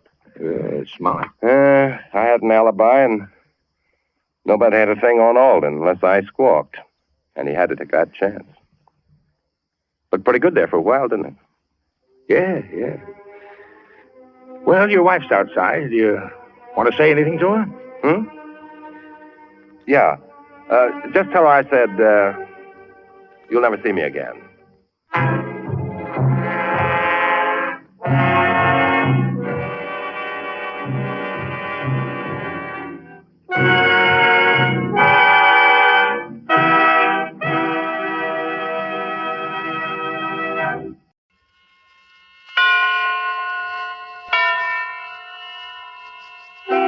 Suspense.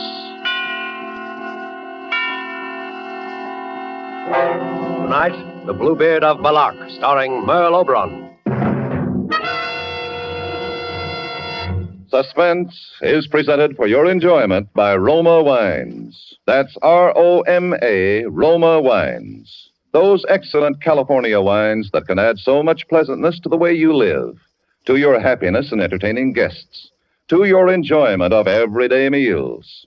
Yes, right now, a glassful would be very pleasant, as Roma Wines bring you Suspense.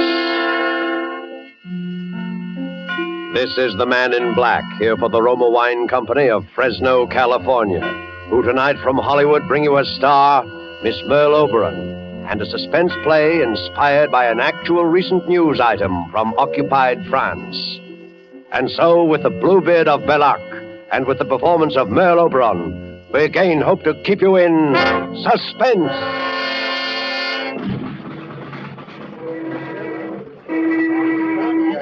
All right, get back. Stay back there.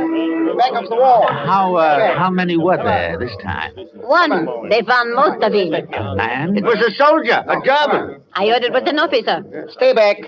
Back there. Come on. But, they're still digging? Yes. What officer was it, did they say? They think it was Captain Müller. You know, the doctor. They think. They don't know. They're looking for his head.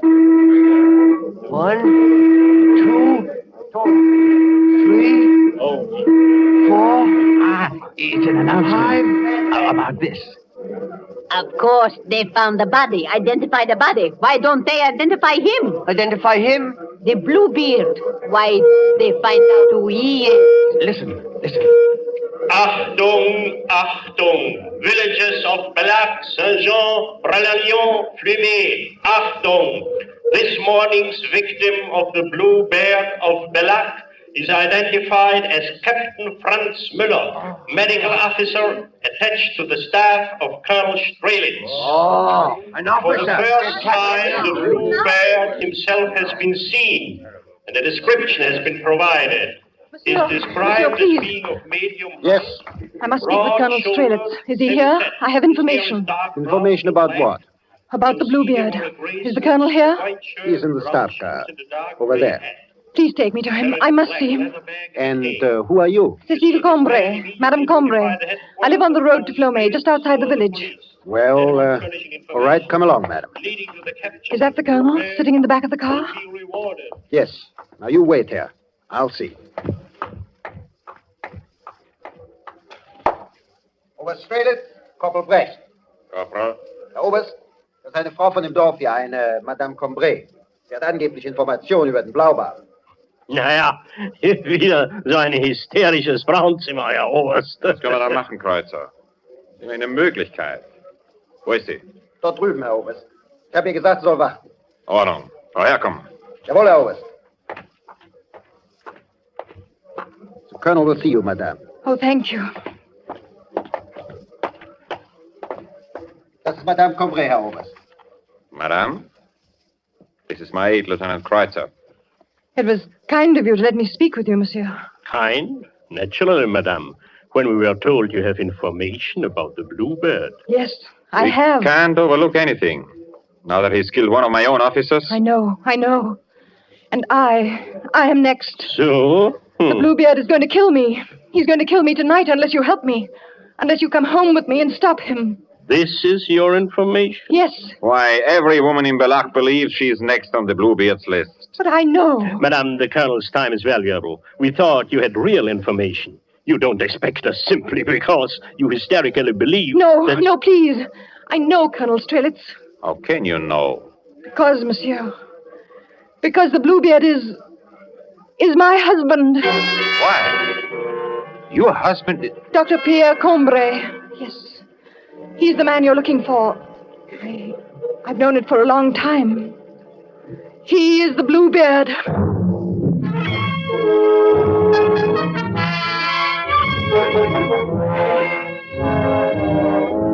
Tonight for Suspense, Roma Wines are bringing you as star Miss Merle Oberon, whom you have heard in the prologue to The Bluebeard of Bellac by Sylvia Richards. Tonight's tale of Suspense.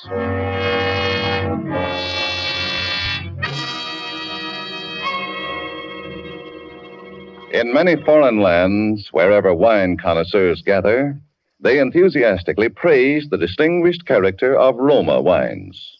Such praise of Roma wines in foreign lands can only mean that they are truly magnificent in quality. Roma wine's excellence is due to a unique combination of California's perfect soil and climate, from whence come the choice Roma wine grapes, plus age-old winemaking skill and modern knowledge. These combine to make Roma constant in quality, uniformly fine, unexcelled in value. Tomorrow, discover for yourself the delightful Roma taste and goodness enjoyed by more Americans than any other wine. Simply serve as an appetizer before dinner a cool glass of golden, nut-like Roma California sherry. Then on the table, place a bottle of cool, hearty Roma Burgundy. You'll be pleasantly surprised at the extra delight it adds to your meal, how it will win new compliments from family or guests.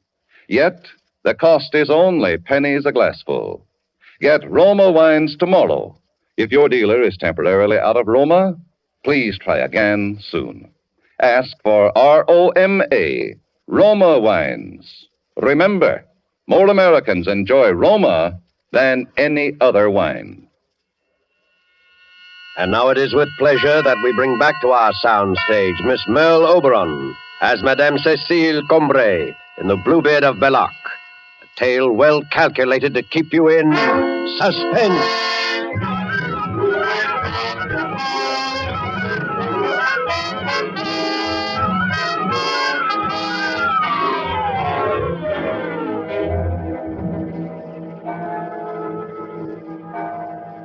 $11. He'll be here in an hour.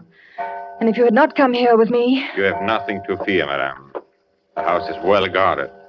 Won't the guards frighten him away? The instructions are to let him through. They will come in only when we have him trapped, and we are armed. Yes, and he does not carry a gun. You know he uses a knife. Madame Combray, why didn't you come to us before if you knew your husband was the Bluebeard? First, I wasn't sure. Then, when I was sure, well, he was still my husband. Then why now? Because now he will kill me, and I'm afraid. I knew when he went away with the body of Captain Müller yesterday. So you saw the captain? Yes, I saw it.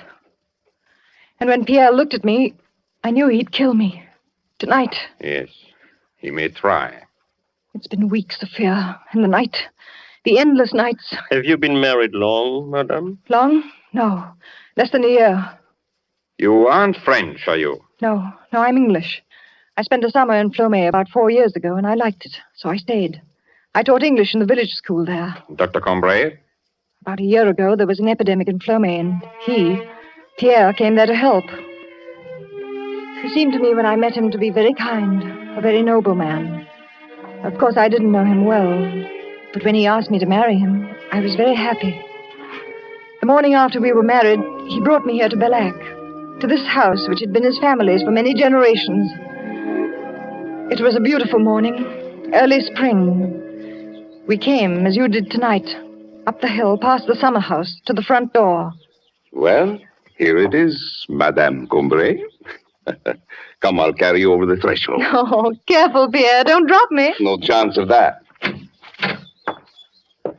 Now, this is the hall. Shall I carry you on from room to room? Oh, Pierre, no. Put me down. Very well. Come this way. Now, here is the parlor. Oh. Hello, Captain Müller. Good morning, Doctor. I've been waiting. I hope you don't mind. They said you'd be back this morning, the people down the road. Yes, I was held up by my wedding. Your wedding? Oh, I'm sorry. Cecile, this is Captain Müller, the medical officer in charge with Colonel Strelitz. Captain, my wife, Cecile. How do you do, Herr Müller? Well, Doctor, I congratulate you. I see even an epidemic can be useful. That's one way of looking at it. So what's up, Müller? I wanted you to come in tomorrow to help with the vaccinations. About 150 are going out, and we need help. The last lot carried typhoid. I'd be glad to help. What time? Well, they are leaving at noon. If you're there at 8 o'clock, we'll have enough time. I'll be there. Very well, Doctor. Madame, tomorrow then. Heil Hitler. Heil Hitler.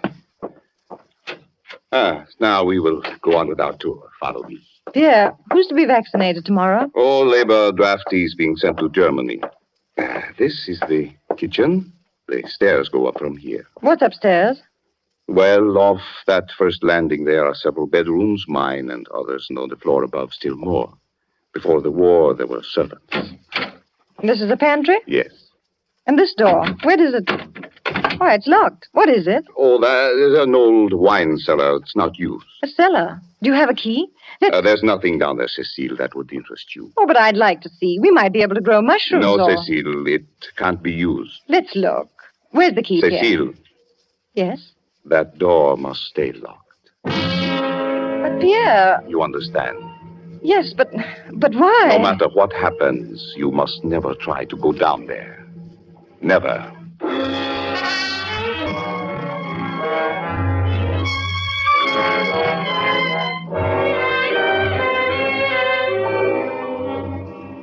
You see, monsieur, it was a small thing. Just a room I must not enter.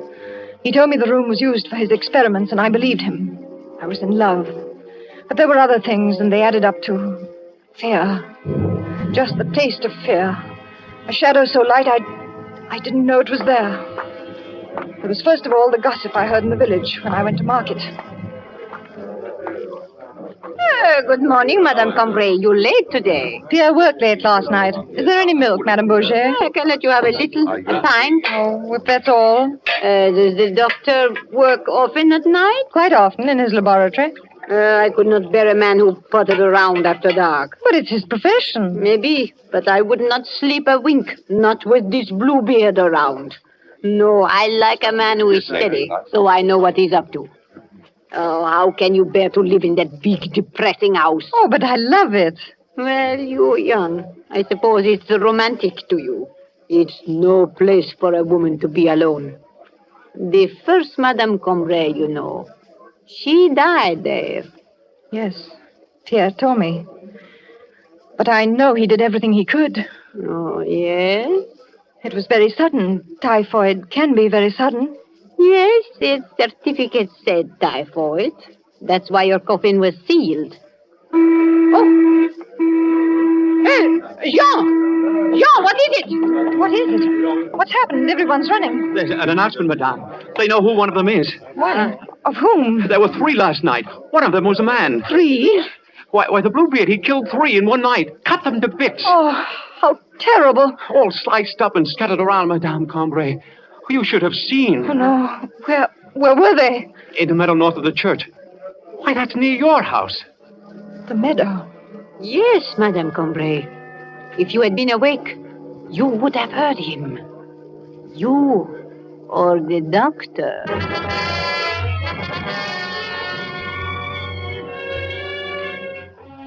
Yes, if I'd been awake, I would have heard. And one night, I was awake.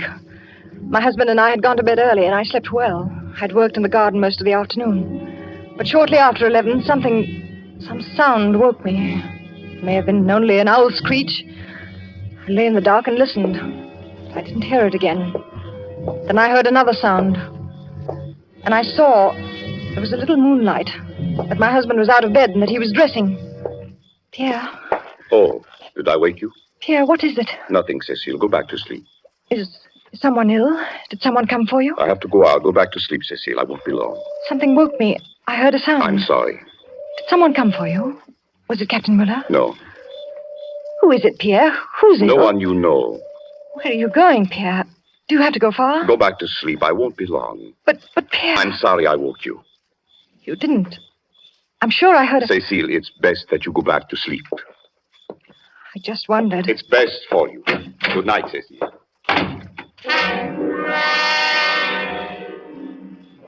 He went away, Colonel Strelitz, and I lay there in my bed, rigid, listening to his steps down the dark stairs into this kitchen. I heard the front door open and close. Then he went down the gravel path in the moonlight. I waited. It seemed long, yet it was only a little time.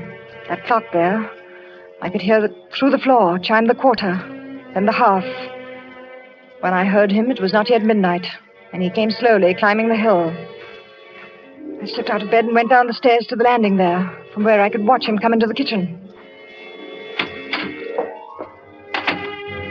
But when he came into the kitchen, I could not speak, for he was not alone. Over his shoulders, he carried a body. A man, I think. And he was stooped under his horrible burden. He crossed the kitchen without looking up, and did not hear what I was sure he must hear, the pounding of my heart. He took a key from his pocket, holding the body with one hand, unlocked that door to the wine cellar, and went into its awful blackness. Then I was back in my room. I don't remember how I got there, cold and shaking in my bed. When I heard... Oh, monsieur, it was pitiful. I heard rising from the depths of the house from where he had gone the scream of a man in fearful agony.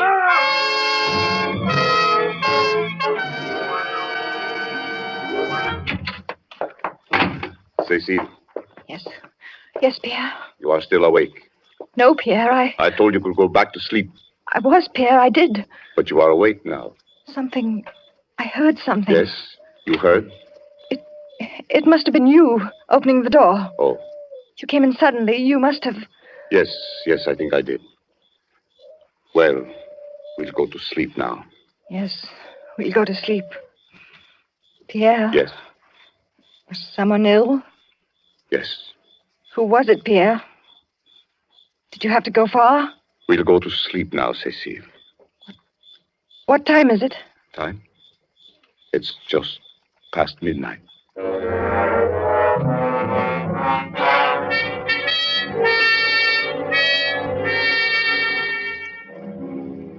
Midnight was usually the hour, his hour.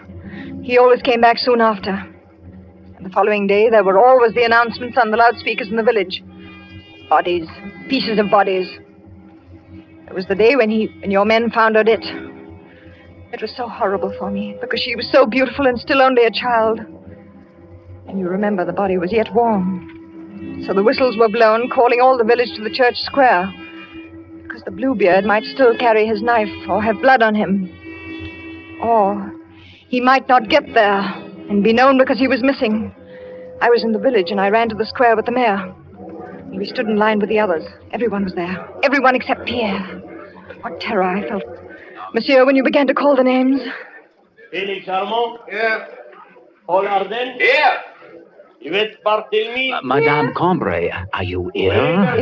It's just the sun. It's so warm, yet I feel chilled. You're very pale. Charbin? Here. Why, I don't see Pierre. Combray? Here. Oh, he's probably with Captain Muller. He'll be here. Pierre Combray? Pierre? Here, I'm here. Oh, well, Pierre. Don't look at me like that. You'll attract notice. You're out of breath. Where were you, Pierre? Doesn't matter, I'm here. But your hands, your clothes, they're wet.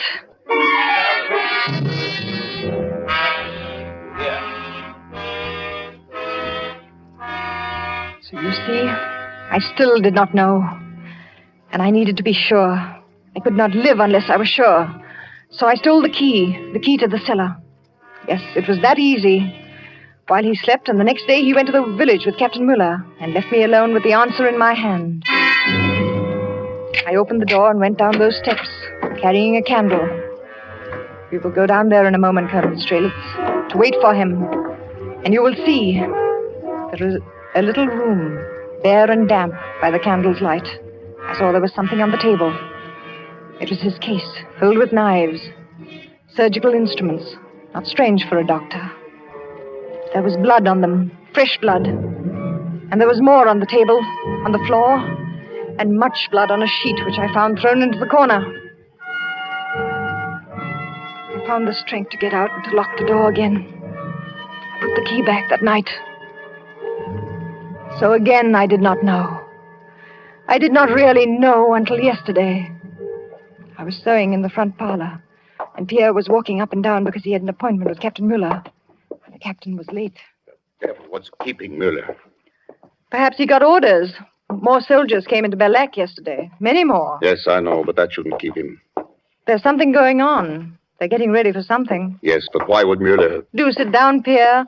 Your walking makes me nervous. I've spoiled the seam and have to rip it out. Oh, I'm sorry. Some of the soldiers were searching houses yesterday. I don't know what they were looking for. Did they come here? Oh, no, at least not while I was here. I was in the village most of the afternoon. That's when I saw the soldiers. And there's nothing here to look for. Is there, Pierre? That's it, of course. Why didn't I think he's down there? Pierre, where are you going? I'm going down to my cellar, Cecile. I have work. Pierre, no, not the captain. Yes, the captain and Cecile. I don't want to be disturbed.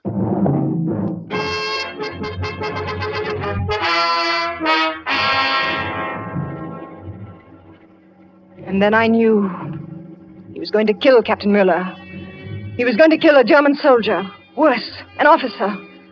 I knew then, Colonel Strelitz, that if he would go that far, he was no longer a man I could even attempt to reason with. His insane urge to kill might turn on anyone. Even me. I had to stop him.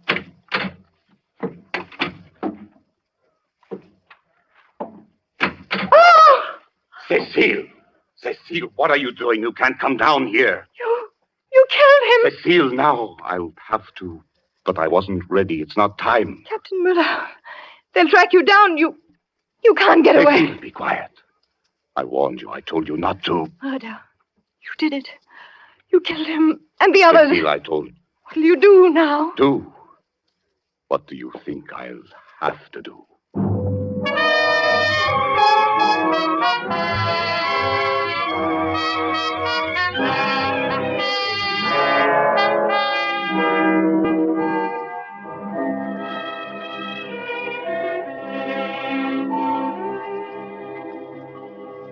And now you know, too.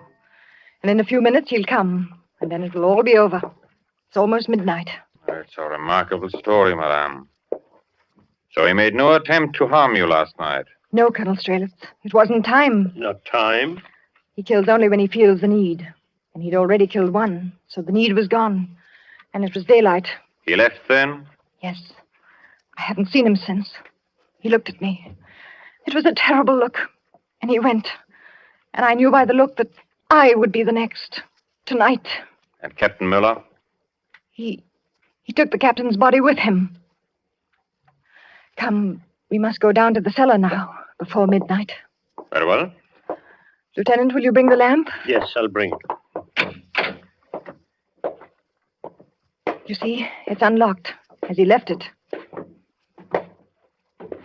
Close the door behind you, Colonel. Very well.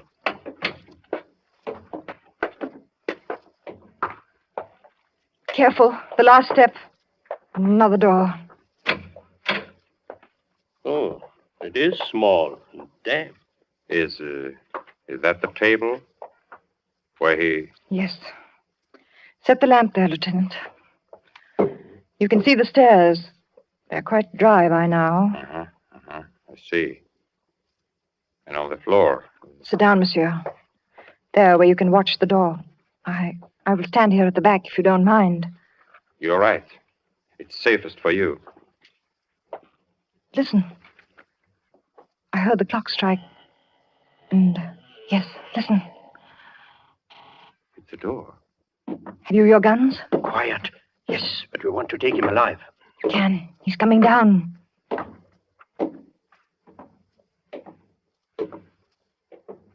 Cecile, are you there? Put your hands up, Dr. Henri. Ah, visitors. Well done, Cecile. Scarcely visitors, Doctor. A bit more unpleasant for you. Now, if you'll... Put your hands up, Colonel Strelitz. You too, Lieutenant. Madame Combray. Yes, I too had a gun. But your husband... He's the Bluebeard? I'll take your gun, Colonel, and yours. Mm-hmm. No, Colonel, I am no Bluebeard, as you knew very well. It was clever of you to plant the mutilated bodies of your victims to drive me into the open. To create this legend of a Bluebeard to make the people of Bellac suspect all men who work at night, as I do. To make the village distrust me, their leader. But Madame Combray, you saw Captain Müller, saw his body. The captain? Yes. Pierre killed Captain Müller. He was his one victim, because the captain was suspicious and pried a little too far into this room. Pierre had to kill him because he saw our radio station behind that wall. Open it, Pierre, and let the colonel see. You see? The wall opens easily, and behind it is the nerve center for Bellac, for our underground army. Army? Sneaks and cowards who set their women to lying. I lied? What else? You said that he carried in a body, that there was a scream in the night, that there was a body. All true, Colonel. Yes, I carried home a man wounded by your soldiers, and I removed the bullet without anesthesia, for we French have no such luxuries. So the blood of that patriot is mixed on the table with that of the late Captain Müller. Don't you know it's hopeless for you? Hopeless? Colonel, surely you know that our armies are in France, Americans, English, and our underground army, which surrounds you. But this house is surrounded by my men. It was, you mean, Colonel. Are you still there, Mr. Porter? Porter? Yeah, what do you say, Doc? Everything quiet? Quiet as a tomb, Doc. How are things down there? Who's that? We have what you call a couple of rats, Mr. Porter. Then we are finished. Okay. That is Mr. Porter. As you heard, he is an American. An American? You? He is commanding a large number of parachutists who just an hour ago dropped into our meadow. Oh. And who a few minutes ago very quietly killed the guards you mentioned. Killed? My God. Yes, and since you were here in the cellar, unfortunately, you could not hear. But now, Pierre, you have your work to finish. Your work? I have orders from my army to kill you and the lieutenant, to secure this advance for our allies. So with Cecile's help, I set this little trap. Oh, listen to me. You won't. Cecile, do you want to share the honor? No, please. Oh, Please. no. Yes. No, I won't.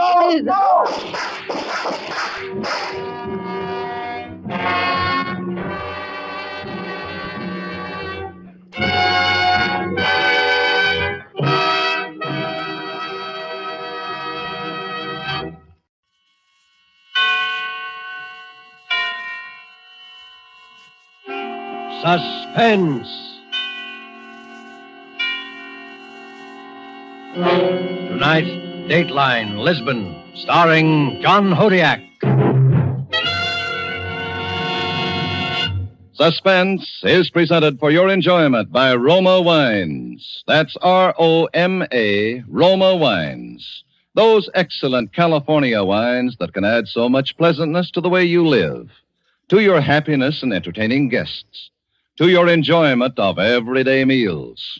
Yes, right now, a glassful would be very pleasant, as Roma Wines bring you Suspense. This is the Man in Black, here for the Roma Wine Company of Fresno, California, who tonight from Hollywood bring you a star, the rising new film personality whose performance you admired in Lifeboat, and whom you will soon be seeing co-starring with Lana Turner in MGM's Marriage is a Private Affair, Mr. John Hodiak. For our suspense play this evening, we ask you to project time into the not-too-distant future. And so, with Dateline, Lisbon, and with the performance of John Hodiak as William Baldwin, we again hope to keep you in suspense.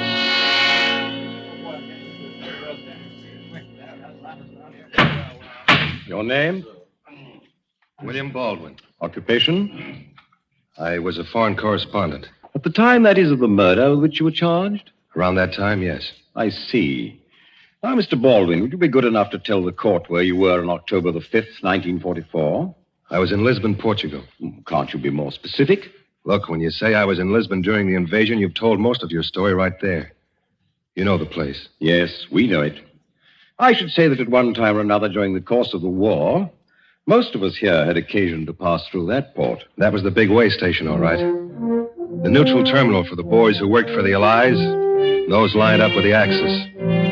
You'd see a crowd from the Soviet, anxious to get back to the Eastern Front and the sound of the Internationale. You'd see right behind them, maybe, a delegation of Nazis, glad to be away from any front and sick of the Horst Wessel song. The lads from London with their briefcases and striped trousers and ruled Britannia very clear in their ears. They were there, too. So were the guys from Warsaw.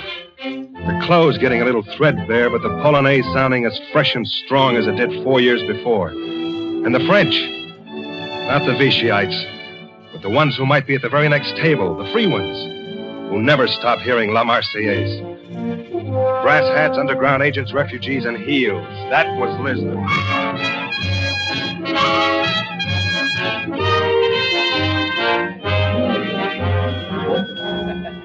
It was about 5 or 6 in the evening when I walked into the lobby of the Hotel da Gama. You know the place, right in the center of town. Anyway, I happened to glance up and I saw this girl standing about midway on that big marble staircase that leads down from the mezzanine.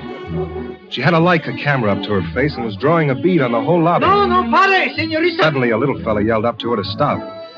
And as he did, a fat guy standing at the desk whipped around. He spotted the girl, too.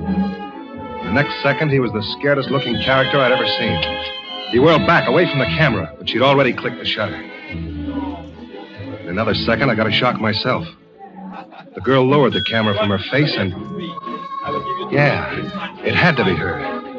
She came down the staircase, winding up the film in the Leica, then started across the lobby, and I was sure it was Terry. I hadn't seen her since I'd left New York, but you couldn't mistake that stride, not even after all those years. I walked across the lobby to her, but the little guy, the one who yelled, had a head start. If you say so, senor. But I haven't the faintest idea what you're talking about. Ah, American. 3,000 pardons, Mrs. I simply wish to apologize for my outburst. Clearly, it was... Outburst? I'm sorry, senor, but I don't get it, even in English. It was when you were on the staircase. He yelled at you. At me? But what on earth for? I don't think he wanted you to take that picture. Are you serious? Why should... No. Hello, Terry. Bill Baldwin. It must be... 12 years. I didn't mean that. I mean, since I've even heard about you. I've heard about you, though. You've been doing all right. I've been busy. Terry Moore covers the Burma front. Terry Moore turns candid camera on Allied leaders. Terry Moore shoots Parade Magazine Picture of the Week. You've been getting more publicity than Hitler. I work for a better concern. Bill, what on earth are you doing here? There's so much... We're being rude to your little friend. Oh, excuse me, senor. You objected to my taking the picture? Oh, no, Mrs. Not at all. That is the point I wish to clear up. Oh, permit me. I am Don Luis Fernando Sanchez Jesus de la Castellano Cristobal, the third. How do you do? But my friends call me Mosca. I can understand why. Yes. Mrs., I should very much like to buy that picture. Buy it? Precisely. Well, that won't be necessary. I happen to have a developing outfit upstairs in my room. I'll run you off a copy myself. That's in case you can't wait till you see it in the magazine. The magazine? This picture you took will be published? Oh, yes.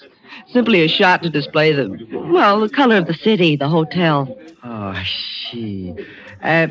Mrs., this may at first appear to be a somewhat extraordinary request. The fact is, I am a great admirer of your work, and I wondered if perhaps... You could have the original, the negative. Well, yes, senor, I did have that in mind. Oh, do not be concerned. I'm quite prepared to go as high as, let us say, $5,000 in cash. Oh, come now. Well, then let us say 10. What is this, a rib? Oh, no, Mrs. It is an offer. $10,000? You know something, senor? You're insane. But I'm not, and I'll take it. Wait a second, Terry. I don't think I'd do that. Forgive me, but my proposition was the Mrs. only. You could have put it more plainly. Now, listen, you don't think he wants to pay a silly price like that for just a good view of the lobby? He could get that on one of those penny postcards around here. I don't care what he wants it for. All I know... You don't care what he wants it for because you don't even know what's in it. For all you know, you've got the hottest picture of your whole career right in that camera of yours. Mrs., it is necessary that we complete the trade without any further discussion. $10,000 in exchange for the negative. That is correct. If you don't mind, senor, perhaps I had better think it over for a while. Oh, I'm afraid that will not be possible. The offer is good only now. Then, adios, senor. Well, let us trust you are making no mistake. Hasta la vista, Mrs. Buenas noches, senor. Well, was that stupid enough to suit you? $10,000 right down the drain. How'd you like to make 50? What? I said, how'd you like to make $50,000? There's another guy around here who'd go for that negative. A fat fella. He was standing over there by the desk, right in the center of your camera when you clicked the shutter. I never saw any... I did. And I saw him try to dodge. From where I was standing, it looked like a $50,000 dodge, too. Why, you rot. You were holding out for a bigger price, a bigger cut for you, I suppose. Do you believe that? Oh, I don't know. After all, I haven't much to go on, have I? 12 years is a long time. How do I know what you're like now? What you've become? I mentioned the fat man, Terry, because I think that picture's more important than you'll be willing to believe. Bill, listen to me. I want to know what happened to you. Your articles, your pieces about Europe, they just stopped. So did your letters. There's something you've got to understand, Terry. Your pardon, please. Senorita Moore? Yes, I'm Terry Moore. Yes, you are wanted at the front desk, please. Front desk? What for? I do not know, senorita. If you will follow me. Want me to hold your camera? Thanks, but I think I'll feel better taking care of it myself. Okay, Terry. Hurry back. I'll be right here waiting for you.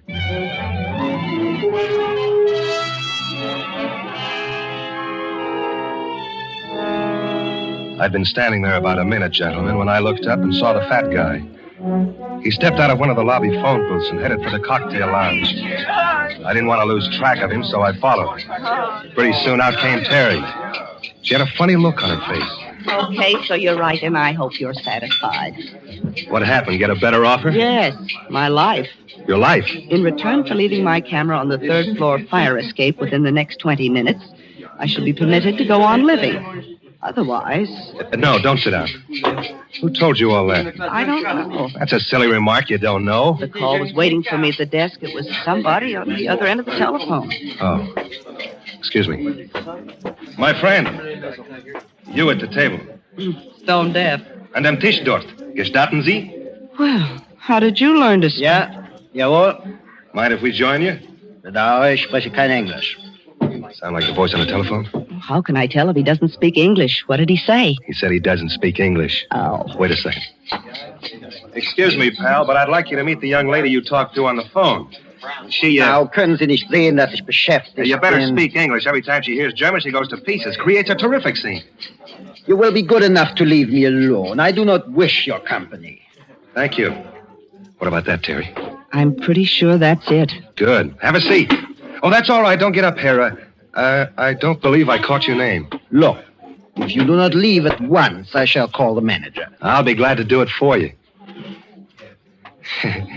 You know, my friend, now that I've got a good look at you, I can't help feeling I've seen you before somewhere. Yes, I was thinking the same thing. Gnädiges Fräulein, you are very much mistaken. Oh, not with photographs, I'm not. I've studied too many of them. And that's where I've seen you, in a photograph. Now, let me tell you something. You have never seen me before. That's my advice to you. Except that there's something different. The clothes, I think. The white collar. Yes. You're right, Terry. The civilian clothes. I've got them spotted, too. And not in a photograph. I'm going by a man I've seen 100 times. At the head of a parade, on a dais in a public square. Now, listen. In the back seat of an open touring car with guards on either side. You are a fool. I tell you for a fact, you are a fool. You see, I used to cover Poland for a number of American papers. And you granted me an interview once. Bill, he isn't... The general? Yes. General von Klaus, one of the most prolific executioners the Fuhrer ever had. What stupid people you must be. Why did you not stop when I advised you? Don't you see? There's nothing I can do now except take the Fräulein's camera and kill the two of you. Now, look, I happen to have a gun, too, so you can put that thing away. Anyway, you're not crazy enough to kill us here. No, senor. He is not that crazy. Mosca. You will please put the gun away. But I must... You will put the gun out of sight. So, you will now follow me from this room. No, I will not leave these people and permit them to... Quiet. Do you want to bring everyone to this table? Do you wish a special spotlight for yourself? Oh, listen to me. I am the one in danger. I am the one in charge. You will do as I tell you to do. Or you won't get him out of Europe? You see, he knows. All right, shut the mouth. What are you charging him, Mosca? Every cent he ever stole? It's worth it, you know. If the Poles knew this character was here, they'd tear him limb from limb. You talk a great deal, senor. Von Klaus, you will please get up from the chair. You must understand that nothing can be accomplished so long as we are here. We shall continue our negotiations with these charming people at some other time and place. At the German embassy, let's say? No. How would you like that, Head General? My friends, you first must get to the embassy. Again, Mrs. Hasta la vista and adios, senor. The German embassy, Bill. But he's a Nazi, a big one. That's right, and he's also taking it on a lam. The final squeeze is about to begin, and the general's deserting his post. The Germans would kill him as soon as the Poles. Yes, that's why he can't afford to have us talk. And Mosca can't afford to lose his feet. Oh, Bill, what'll we do? You heard what he said. They'll be watching every exit for the rest of the night. Good. Meanwhile, we'll go dancing. Dancing? Yep. Across the floor to that door on the other side of the band. And we're going to slip through that door, up the service stairs, and into your room. My room? That's right. And you're going to develop the general's picture.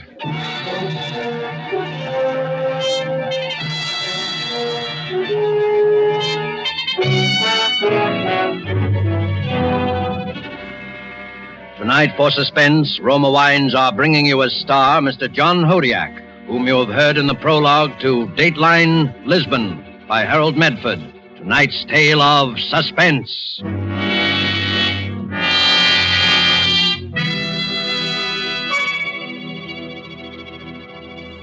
Yes, it is true that our own wonderful vineyard country in California produces in Roma wines that discriminating people in many foreign lands esteem as an imported delicacy. Yet you here at home can enjoy these distinguished Roma wines for mere pennies a glassful.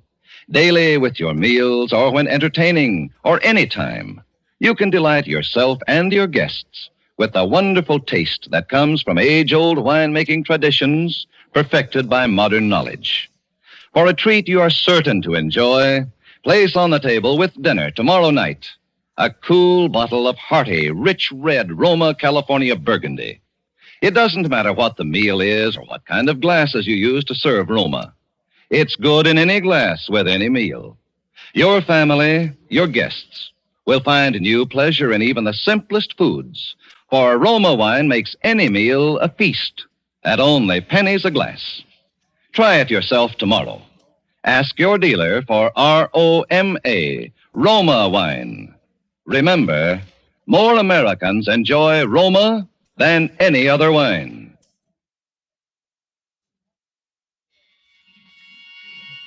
And now it is with pleasure that we bring back to our sound stage Mr. John Hodiak as William Baldwin, a man on trial before a jury of his peers in Dateline, Lisbon, a tale well calculated to keep you in suspense.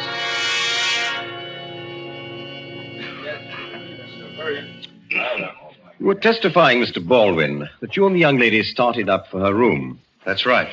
The rear way, up the service stairs. I see. Mr. Baldwin, since you've already admitted the murder, are you sure there's a need for such detail? I wanted you to have your record straight. There isn't much more of it, though. Very well. And so you got the girl up to her room, eh? Yes. I remember very clearly. We stepped into her room. I shoved the bolt across the door. She switched on the light. And she went straight for her developing stuff. A tray, an MQ tube, the hypo, the usual paraphernalia, and went to work. I knew what was in her mind. She was going to develop that picture and get out of there as fast as she possibly could. She was scared, I guess. Then while I stood there watching her, she stopped. For about half a minute, stared into space. Bill. What is it, Terry? You haven't said anything about going home, going back to America. You've been over here so long. Yeah. Say, you'll want those lights off when you start to develop that thing, won't you? Yes. Well, give me the signal when you're ready, huh? I think I'm ready now. Okay. Bill, there's something I've got. What's that? What's what? That noise then. Oh, I was just trying the door to be sure it was locked. Little jumpy, aren't you? I wouldn't be. There's not a soul who can get to you, Terry. So just relax. You were asking me something. Yes, Bill. What are you doing here? In Lisbon? Yes. I'm waiting. I've been waiting for months. You mean to get home? I can't go back to America, Terry. I'm on the list. I was surprised you didn't know that. Oh, no. Yeah, I've been waiting for a chance to escape. Your hunch is right. I stayed over here too long. I lost the feel of my country and the sense of what she was. And when they got around to repatriating the correspondence, I elected to stay behind. I'd been inoculated, Terry. I had the germ. So help me, I went for that spiel about the new order of things. But you could... You don't mean you worked for them? I worked for them. There were 1,000 things a guy in my position could help them with. And now that the heat's on, now that the walls are beginning to melt, you're making your getaway. That's right. Before the courts come to session and the sentences are handed out. A traitor. A coward. You and Von Klaus, you're cowards, both of you. You're two of a kind. Yeah, we ought to make fine traveling companions. South America, I imagine. Oh, he and Mosca don't know it yet, but that's how it's going to work. You see, the way I look at it, if Mosca can arrange an escape from Von Klaus, he can certainly arrange one for me. You got the money to pay for it, huh? No, but I've got the picture. Your picture. If that thing's published and if the story gets out, the Senor's Underground Railroad is dead. He'll make a deal for that picture, all right. Let's not worry about that. No, Bill. Surely you understand I'm going to tell this story, every part of it. Oh, I was afraid you'd feel that way. I'll have to make sure you don't. Oh, I see. All right. But you're not going to get this. Terry, get away from that picture. The door. Somebody's opened the door. Baldwin, the picture. Do you have it? Von Klaus. It's safe, General. And put away. You'll find the light switch there by the door, left side. And Mosca. But that door was locked. How did you open it? We didn't, Mrs. We opened this door. The closet. Then you were there all the time. You were listening. We were there when you entered the room. And you've already heard my proposition. What do you say, Mosca? Is it a deal? But of course, senor, of course. And now, if you will turn over the photograph. Yes, senor? You get the photograph when I'm on my way with Von Klaus with the right kind of passport and tickets. Incidentally, how soon can you get me those? I'm in something of a rush. I understand, senor. Would tomorrow... Let's say tonight, in about 30 minutes, in the lobby. Look, why the hesitation? It's very simple. I've got the photograph and I've got a gun. What'll it be? You Must know the answer, senor. It is a deal. Okay. You can leave now. I've got some work to do. Very well. It shall be as you say, senor. 30 minutes from now in the lobby. Von Klaus? There is just one thing unsettled. Yes? The Fräulein. Now, for the sake of security of all, I must insist she be silenced at once. You don't have to insist. I'm taking care of it myself. Now, you understand, Herr Baldwin. In my present situation, I must be very sure of things. Yeah, sure. Meanwhile, I told you to clear out of here. Not till the Fräulein is silenced. Don't be stupid. This isn't the time for that or the place either. We can't... No? Then why did you select this time, senor? And also select this place? Yeah. We heard you only a minute ago, preparing to shoot this girl. No. Then why do you delay, Herr Baldwin? Why do you not proceed? That gun again? Come on, General, put it away. For what reason? What does it matter whose weapon we use? And, why don't you make me put it away? She has no weapon. Bill. He has no weapon. I think you better make sure. Go on, he's covered. Your arms, senor. Hold them away, so. There's nothing there. And now I like to know, Herr Baldwin, how you expected to kill the Fräulein if you did not have a gun. Very simple. He did not expect to kill her. Nothing in that pocket. Then why did he say... Why? Because he heard the noise from the closet and he knew that we were here. You remember the moment, Mrs., he said he was trying the door? He knew we had guessed you would come to this room. He knew we were here to finish you both. He was playing for time. He was bluffing. And about the Nazis, about escaping. Lies, a stupid fable to hold us off. Is that not so, senor? Is not everything I say the truth, huh? You're an awfully little guy to talk so big. Oh, I can afford to talk big, senor.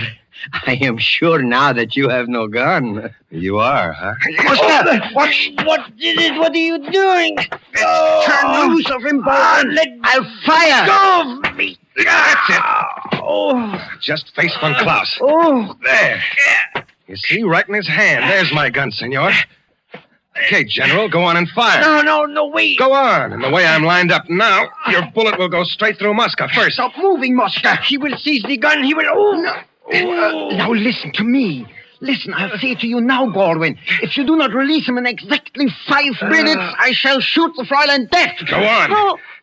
Meanwhile, I'll work on Mosca. It'll take not quite more than 5 minutes to strangle him, and you'll have plenty of time to fire. But the chances are great you'll hit him. And he's your only means of escape. Take your hands from his throat. You're one single lifeline, Von Klaus. He's the only guy who knows the ropes and his time is running out. Now, wait, listen. We can make some arrangements. All right. All right, Von Klaus, put your gun on the table. We'll go on from there. No, the gun, no. Your life's going fast, Von Klaus. The one man who can save your neck's getting pretty limp. Put your gun on the table. Whatever else you listen, money, what is it, your prize? How much? Oh, my God, stop. There. It's on the table now. Let him go, Baldwin. Please, let him go. Terry, the gun. Yes. Here, Bill. Here it is. Thanks. He'll be okay in a minute. But the gun, what are you? Never mind that. Just tell me your full name. I do not understand what... Answer the question. What's your full name? Maximilian Reinhard von Klaus. Occupation? What do you know? Occupation, I said. What's your occupation? I was divisional commander of police for the district of Warsaw in Poland. At the time, that is, of the slaughter. The slaughter? The mass executions of May 9th in the year 1940. When your men at your order went into the homes of those who weren't cooperative enough and machine-gunned the women and children. What is this? You're standing trial for murder. Standing trial for... You are mad. There can be no trial. There's no judge. I'm the judge, Von Klaus, and those two the jury. Terry Moore and Mosca. But our arrangements, you said if I put the gun on the table... I'd turn loose of your little pal. Well, I did. That was our only arrangement. And now I want to know how you plead, guilty or not guilty, for the execution of those families. Those families? How would I know those families? You wouldn't know, but I would. That's been my business all these years. Gathering the names of victims. Keeping records on murderers like you. Baldwin, wait. Give me a chance. A chance? Those Poles didn't even have a trial. You had them shot in cold blood without even passing sentence. But you're getting all of that, von Klaus.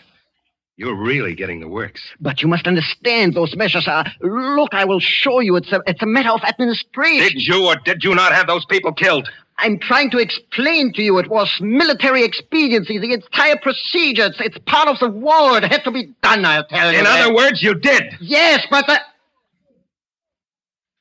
That's all I wanted to hear. Your verdict, Terry, what is it? I say the man is guilty. Mosca's not able to vote right now, so I'll have to do it for him. And I say you're guilty, von Klaus. So for the crime of multiple murder, I sentence you to death. No! And may God have mercy on your soul.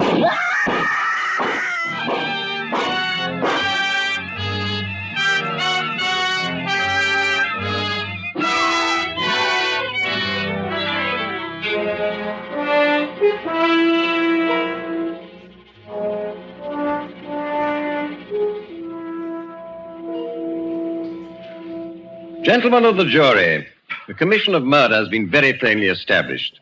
So in the case of the world democracies versus the defendant, William Baldwin, what will your verdict be? Your Honor, we find the defendant guilty and direct that he be freed at once to receive the court's commendation. Thank you, gentlemen. In view of the somewhat irregular circumstances, we see no reason to dissent. There is, however, a question. We know, of course, that this Mosca has been imprisoned since the collapse of the Axis powers. But that picture, Mr. Baldwin, Terry Moore's photograph of von Klaus, whatever became of that? Oh, well, ever since we've been married, it's the one thing I don't dare mention. She's pretty touchy about it. Yes? But you did develop it finally. Oh, sure, and it was, well, sir, the thing was just a blur.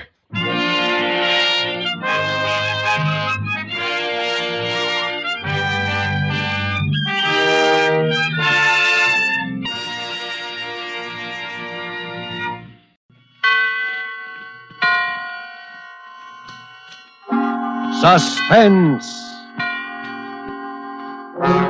Tonight, The Merry Widower, starring Reginald Gardner. Suspense is presented for your enjoyment by Roma Wines. That's R-O-M-A, Roma Wines. Those excellent California wines that can add so much pleasantness to the way you live, to your happiness in entertaining guests, to your enjoyment of everyday meals. Yes, right now a glassful would be very pleasant as Roma Wines bring you Suspense. This is the Man in Black, here for the Roma Wine Company of Fresno, California, who tonight from Hollywood brings you as star Mr. Reginald Gardner and a suspense play in grim three-quarter time. And so, with The Merry Widower and with the performance of Mr. Gardner, we again hope to keep you in suspense.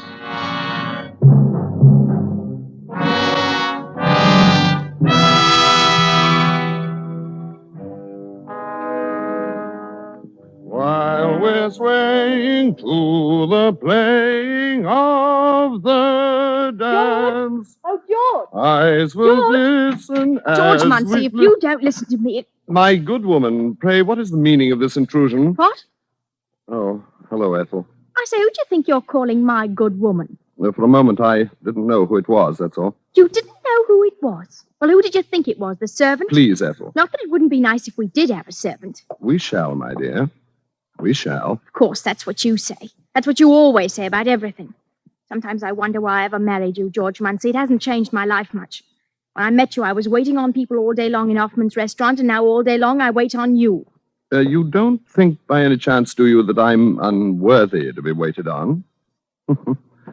That would be amusing. Oh, George, it isn't that. I'm no snob, and you know it. And I'm not afraid of a little hard work, either. But you're always making such great plans and such big promises. Yes, well, I have big plans. Someday you'll realize, my dear, that you've married a rather remarkable man. Well, remarkable man. If you don't hurry up and get down to work, you'll be fired. I'm not going to work this morning. You're what? I said I'm not going to work this morning. George Munsey, are you crazy? What? What did you say? What's come over you lately, anyway? Ah, then you've noticed something. I should say I have. Wearing wing collars in the daytime all of a sudden and buying yourself a fancy hat and a cane. Really, Ethel, it's quite appropriate that I should wear a Homburg hat and carry a walking stick. After all, Appropriate, is it? Well, I haven't had a new hat since I can remember, and you know how we have to scrape along here, and now you're not going to work. Well, where are you going? I'm going up to London. London. Yes, there are certain very important affairs that I must take care of in London, my dear. Just what are these very important affairs, Your Royal Highness? Why did you call me that? Because you act so high and mighty sometimes. Oh, George, why can't you be a little more practical? My dear, has it ever occurred to you that I might be different from other men? Oh, George, you are. I know you are. In most ways, you're the most wonderful husband a girl could ever have. But really... Yes, perhaps it's time. Yeah, I think it is. Time that I took you into my confidence. Well, perhaps it's time I took you into mine. There's just 10 shillings sixpence in the house to buy groceries for the rest of the month. Please, Ethel, don't be sordid. Sordid? Well, if you think 3 meals a day is so sordid all of a sudden... Shut up! George. You're not fit to share my confidence. You're not fit to share my confidence or my station. George! George! George! George!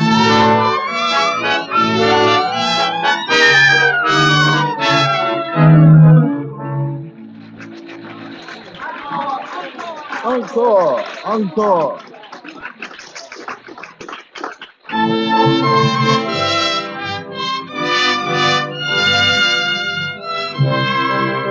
I go up to Maxime's, where fun and frolic beams. With all the girls I chatter, I laugh and kiss and flatter. I've seen it now for the 12th time within as many weeks. And again, as on each previous occasion, I'm all but overcome by the one astounding, incredible, and yet quite simple fact. The story being played upon the stage is my story. And the hero of that story, the dashing Prince Danilo of Masovia, is myself. The time is not yet ripe for me to return and take my rightful station in my country. All this must for a little longer yet remain my secret. Ethel has no suspicion yet, that's obvious, but there is one who knows, and I'm sure of it.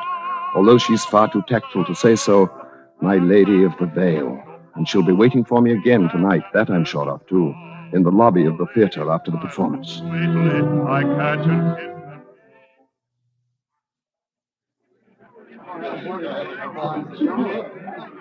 Ah, fair lady. It's you again. My, this is a coincidence. No, I'd set my heart on meeting you again. May I walk a little way with you, fair lady? If you like. Shall we go through the park? If you like. So we meet again. You must be almost as fond of the play as I am. Fond of it? Well, that's hardly the word for it now, is it? But I suppose you have some special reason. Ah, then you do suspect me. Oh, now, one doesn't have to be a mind reader for that. Every young man in town is halfway in love with a merry widow as it is. Not every young man, fair lady. Remember, the prince himself does not return her love until the very last. Well, that's so. That's as it must be, fair lady. If you don't stop calling me fair lady, I shall have to start calling you Prince Charming. Shall we sit here? You know something. What? You've never told me your name. Haven't I? No. What is your name? My name? Why, as a matter of fact, it's Prince. Prince? And what's your first name? My first name? Yes. Daniel. Daniel Prince. Well, that's rather like the name in the play. Daniel Prince, Prince Danilo. It is rather like, isn't it? Yes, it is. Well, don't you want to know my name? Oh, I know it. It's Sonia. No, it's Hilda. Hilda Calamere. Oh. Well, I must say you're not very curious. Don't you want to know anything more about me? Whether I'm married or... Why, you're a widow. Why, so I am. However did you know? Lift your veil, fair lady, and let me see your face. Well, since my bereavement, I may seem a little older than you. Even a few years older. It's not one's age that matters, but who one is. Oh, that is so true. Daniel, are you married? Married? No. Well, I don't see why you act so skittish about it. But I suppose you're like all the rest. You've a guilty conscience. No, I have not. Some liaison with a pretty barmaid, like the prince in the play. That's it, isn't it, Mr. Prince?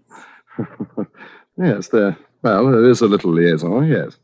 And now you're tired of her, and you're wondering how to break it off. Is that it? Yes. My poor Prince Charming.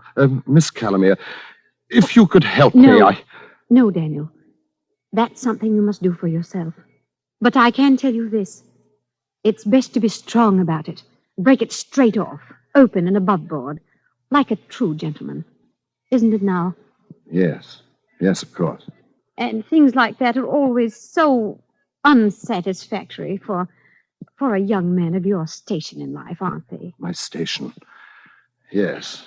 Well, what's that? Why, 12 o'clock, I expect. I'll have to hurry. Daniel! Wait! Where are you going? Home.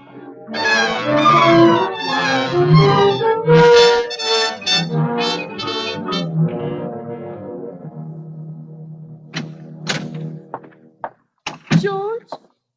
Is that you, George? Yes, my dear. Oh, I must have fallen asleep waiting for you. What time is it? A little after 1, I think. After 1? Where in the world have you been all this time? I told you this morning that I had certain very important matters to attend to in London. And what are these important matters, may I ask, that keep you out until 1 o'clock in the morning? Ethel, tell me, do you believe in morganatic marriages? In what? Morganatic marriages. Whatever's that? When a person of royal blood marries someone beneath his station. Well, I never thought about it. I don't see what's wrong with it if they're both in love. Why in the world do you ask me a question like that? I just wanted to know what you thought. You are an odd one. I still don't Please, see... Ethel, I'm very tired. I think we should get to bed. All right. I don't want to quarrel with you tonight of all nights. George. Yes?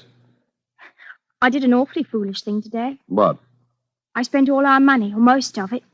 Here, look what I got. What's that? A little box. It's for cigarettes or hairpins or whatever you like.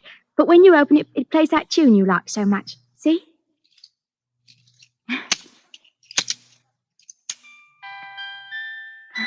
Well, that was very thoughtful of you, Ethel. It's really quite appropriate. Here now, I didn't get it for you. Look what else I got. Well, what are those? Why, you can see what they are, a sand bucket and a sailboat. Well, why did you get them?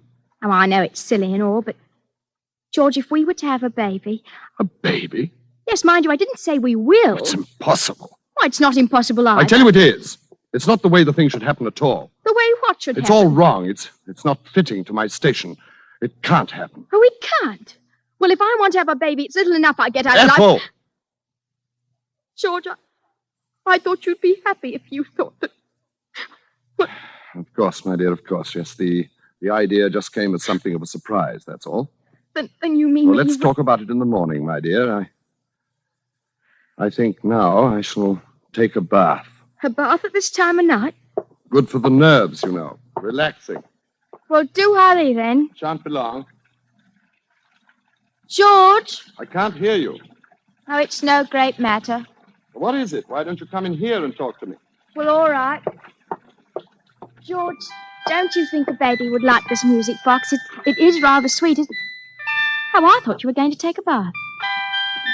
I've changed my mind. George, what are you doing? Look out! I'm falling!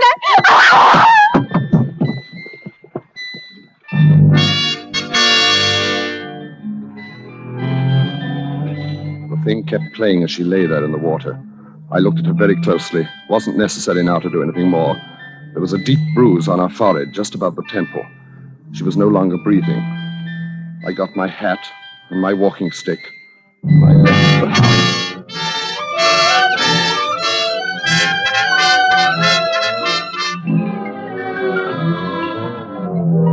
Tonight for Suspense, Roma Wines are bringing you The Merry Widower by Robert L. Richards, based on Roy Vickers' short story, The Rubber Trumpet.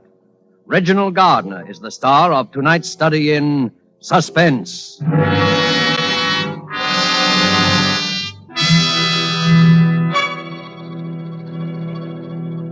In many foreign lands, wine connoisseurs could propose this toast California has given us this superb wine, so delicate, so excellent in taste and bouquet, that we import it. It is famous Roma California wine. Yes, that is true. For in Roma wines, you will find the uniform qualities which make a wine truly magnificent. More Americans enjoy Roma than any other wine, for greater enjoyment of meals, for delighting their guests. These delicious Roma wines are the result of California's perfect soil and climate, plus a combination of old-world winemaking skill and modern knowledge that mean constant quality. Yet they cost you only pennies a glass. Tomorrow, before dinner, serve an appetizing glass of cool amber gold Roma California sherry. Then, with the meal, serve cool glasses of hearty Roma Burgundy. Ah, there is a real treat indeed. No matter what the meal or what glasses you use, the result is the same. New compliment-rousing enjoyment of the meal. New pleasure from even the simplest foods. Try this easy, inexpensive way to better living tomorrow. Just ask your dealer for R-O-M-A, Roma wine. If your dealer is out of Roma, please try again soon. Remember, more Americans enjoy Roma than any other wine. And now it is with pleasure that we bring back to our soundstage Mr. Reginald Gardner in The Merry Widower, a tale well calculated to keep you in suspense. Shall I tell you more? Yes, I believe I shall. You've been very attentive, and it pleases us to have you share our confidence. Very well, then. At the performance that evening, the lovely widow and I sealed our betrothal.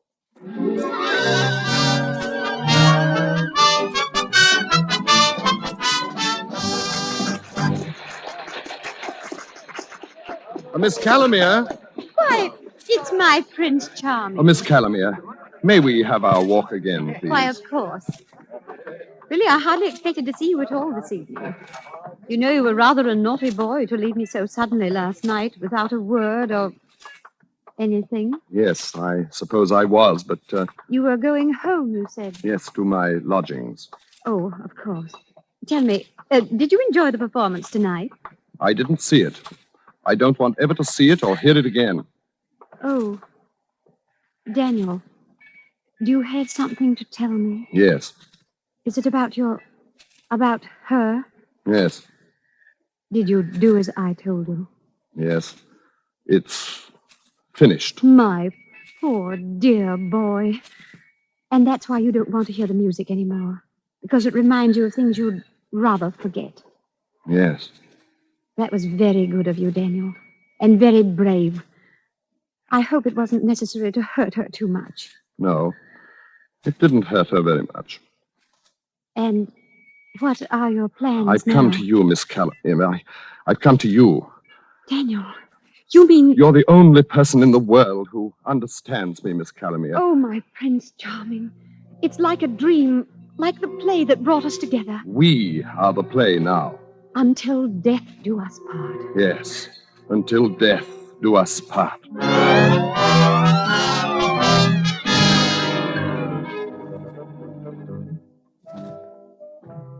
It has come off precisely as it should have. I've married the lovely widow, and we shall live happily ever after. She has a fine home and her own income, and it's very fine, and she's very good to me, and very tactful, too. She never refers to my true identity or to the imposter who continues nightly to play out my life upon the stage. At her suggestion, I've taken a position in a London chemist shop for my self-respect, she says, but of course she means the better to disguise my true name and station until the time comes. Now, each morning she walks down with me as I go to work. Now, Daniel, be sure and stop at the Hatter's on your way home and pick up your new Hamburg. I've ordered it especially for you. Yes, my dear. I'm sure it'll be very becoming. And, now, let me see. Oh, yes, this is the day you're paid, isn't it? Yes, so it is. You know, I've been thinking you should have your own bank account. What would you say to that? Whatever you think best, my dear. Very well. But bring the money home as usual, and I'll arrange it all for you tomorrow. Yes, my dear. Well, here we are. Mind you come right home after work, and don't be late. We're having something very special for dinner this evening. I shall, my dear. Goodbye. Goodbye, Daniel. Oh, so there you are. Good morning, Mr. Arrowsmith. You're late again, Prince. I'm sorry, Mr. Arrowsmith. Well, being sorry isn't enough. This is the second time this summer. See if it don't happen again. Yes, Mr. Arrowsmith. Now, get them fancy togs off and into your work coat with you and behind that counter. Yes, sir. Here's something new I want you to pay attention to today. It's a novelty I want you to try out, see? I'm putting it in your counter. Oh, very good, Mr. Arrowsmith. You have to demonstrate it, so look sharp here. Yes, sir. It's a cigarette box. When you opens it, it plays a tune like this.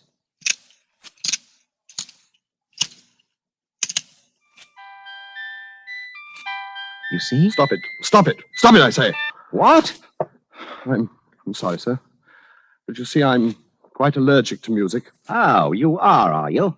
Well, mind you don't talk to me in that tone of voice, or you're liable to find that I'm allergic to keeping you on here. You understand? Yes, sir.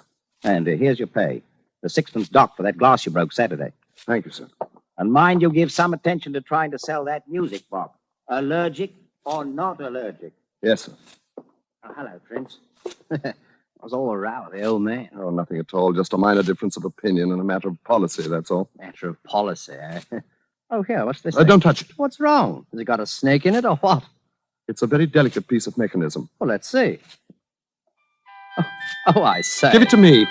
Well, you are edgy. Well, you look as though you'd seen a ghost. A ghost? At the lunch hour, I took the wretched thing out to the back of the store. I smashed it to bits and threw it into the rubbish bin. It had been priced at 7 6. And I rang it up on the cash register. I say, Prince. Yes, sir? Where's that music box? I sold it, sir. You did, eh? Well, that's jolly good. Nice to have you show a bit of initiative for a change. Thank you, sir. Here you are. Here's another one. What? Salesman talked me into buying 3 dozen of them. Thought for a while I'd be stuck with them, but I guess that's going to be you that's stuck with them. Eh, Prince? That's it. Now it's you that's stuck with them. 3 dozen. Yes, sir. I'll get rid of them, I'm sure. Well, come on, Prince. Let's go have a spot of lunch together, eh? No, I'm going home to lunch today. I must get something very important.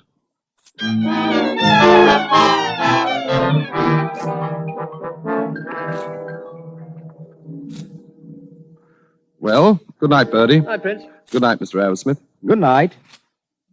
Oh, Prince. Yes, sir? How did you do with those musical cigarette boxes, hmm? They're all sold, sir. What? All 3 dozen? Yes, sir. You see, a gentleman came in and said he wanted them for an orphanage, sir. 3 dozen musical... Well, that's a nice traveling bag you have there.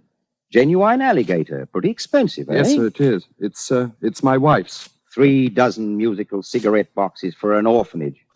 The fellow must have been insane. No, he was quite sane, sir. As sane as you or me. Well, good night, Prince. Good night, sir.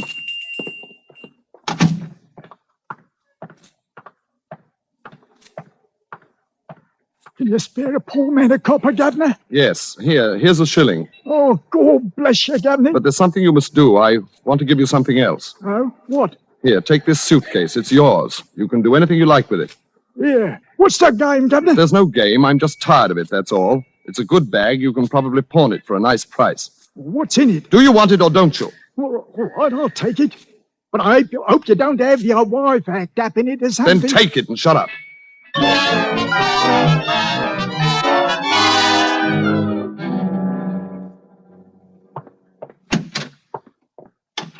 Is that you, Daniel? Yes, my dear. Well, it's about time. I've been looking for my alligator bag. Oh, yes, I was about to tell you, my dear. I borrowed it. Borrowed it? What for? Where is it? It was stolen. Stolen?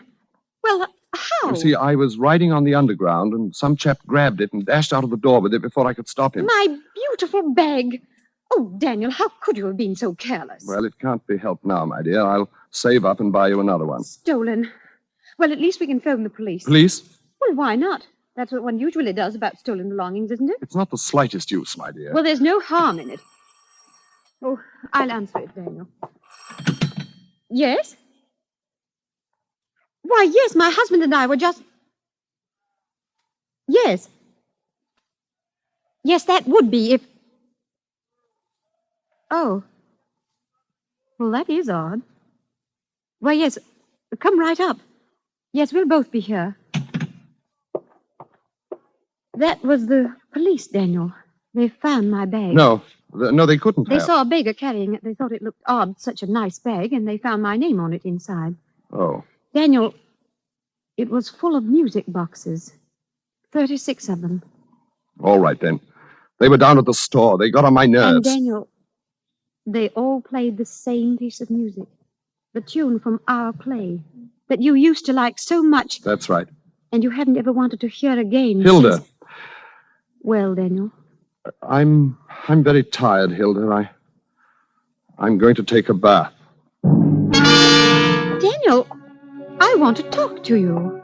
Very well. You may talk to me while I run my bath.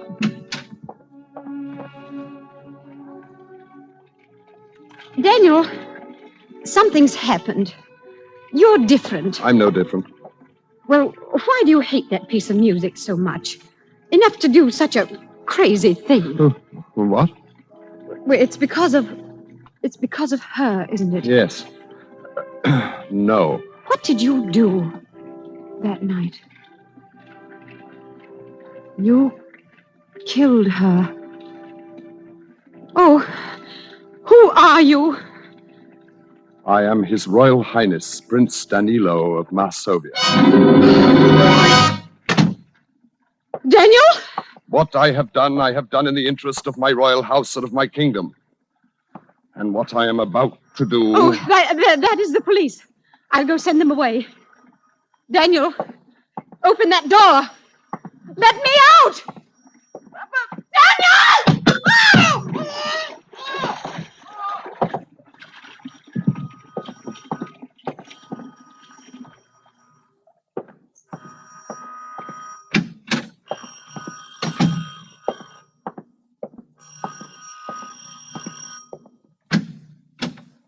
What do you want? I'm Inspector Davis, Scotland Yard. That's him. Oh, George. Oh, George, why did you leave me? I'd fallen in the bathroom and cracked my head. And when I woke up, you were gone. You've just fallen? We've been trying to find you for this lady for quite a while, Mr. Munsey. All we had to go on was your taste in music. George. And when this bag showed up with the music boxes in it... by the way, is this your other wife's bag? Oh, George, there was someone else.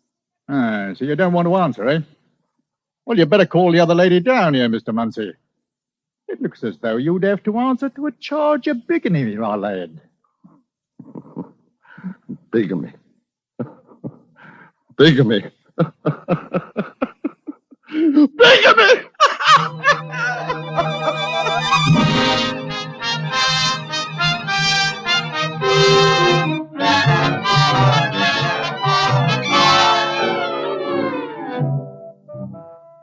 I have been returned at last to my rightful place and have taken up residence at my castle in Masovia. There are heavy bars upon the window for the protection of my royal person, and I am most courteously treated by all my court attendants. Even now I hear the approach of my prime minister, whose quaint conceit it is to call himself my doctor. He has been on a personal errand at my request.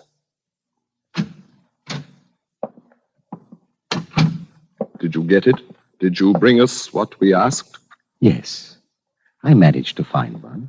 Here it is. Ah, yes, yes. That is it.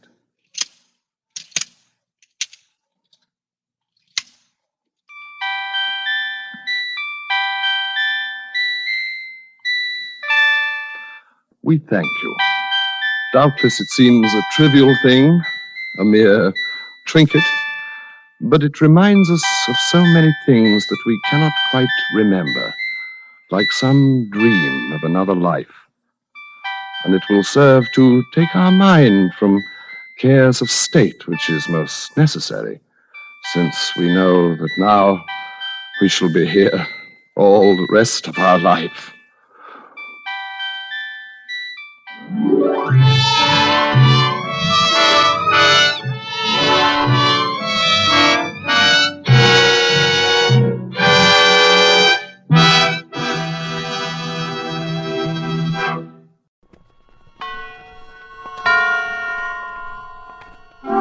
Suspense.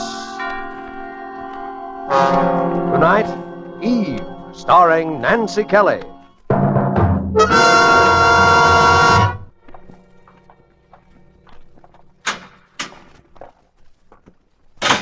Right over there, Miss Jeremy, second booth. Thank you. You got 5 minutes. Hello, Angel. Oh, Frank. There, Angel. Take it easy. We don't have much time. Oh, but to have to talk to you like this through an iron screen, not even to be able to touch you. That's the way it is, Angel, when a guy's been... Frank, I know you didn't do it. I know you didn't. Of course I didn't, Angel, but just one of those things, circumstantial evidence. Oh, but there must be something. I was pretty optimistic during the trial because I knew I didn't do it, I guess, but now that I look back on it, they had enough coincidence pieced together to convict a dozen innocent men. Frank. Oh, Frank, how can you be so calm? How can you... There's one thing I want you to know. I want to be sure you didn't believe any of that gossip about my running around with her. Oh, of course I didn't. She was didn't. a star. I was a producer. I needed her for my next picture. Lorna Moore was a big name in pictures, but you knew I'd been seeing her. I even told you how I'd quarreled with her. Oh, Frank, I know. Frank, how much more time is there? 2 or 3 more minutes. No, I mean... Oh. November the 16th. 6 weeks. Yeah. Frank, I'm going to do something. What can you do, Angel? Don't you realize there's a murderer running around loose? Some man who's free and having fun and going out with girls. I'm going to find him. How could you find him? The police tried for weeks. They didn't try. All they wanted was to convict you. But it is nice to hear you say it, Angel, because... What? Because it makes me know you really did love me. Oh, Frank. You see, there are things you can face when you're like this you didn't dare talk about or even think about before. I always loved you, Eve, but you were so much younger and full of ambition. Oh, Frank, don't. I'm sorry, Angel. I wish I could have done things for you. There won't be much left for you now. You know how it is in this business. You spend it as fast as Frank, you make it. Stop. Please stop. Oh, I'm a heel. Forgive me, Angel. But it's wonderful to know how you do feel. Frank, I'm not going to let this thing happen. There must be something. There must be some clue somewhere. Well, don't you think the police... Something the police didn't know. Something you saw when you were up there and didn't tell them. I couldn't have very well told them anything about that when my whole defense was that I hadn't been up there. But there wasn't anything, nothing important. Oh, but there must have been something. Whoever was there before you, whoever did it must have left some trace. Well, there was her address book. Her... Yeah, I stuck it in my pocket because, well, it was open at the letter J and my name was in it. It was a silly thing to do, but it's in the little secret drawer in my desk. Oh, Frank, why didn't you tell somebody sooner? What was the use? If I told him I'd been up there... Oh, yes. There was another little thing. I hadn't thought... Frank? A smell. Oh, what kind of... Cigar smoke. Your time's up, Miss Jeremy. Frank, all right? All right every day? All right, Miss Jeremy. Goodbye. So long, Angel.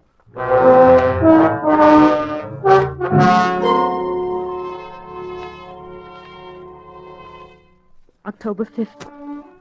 Frank, darling, I found the little address book where you said it was. It's not much to go on. There are hundreds of names. But under the J's, there are only 3 others besides yours. I'm going after them one at a time. Tomorrow I'm going down to see Lieutenant Trout of the Homicide Bureau. He always seemed to me one of the few who tried to be fair. And I might need help. Oh, darling, I know it isn't much, but you must keep on hoping. Something will happen, if only because I love you so desperately.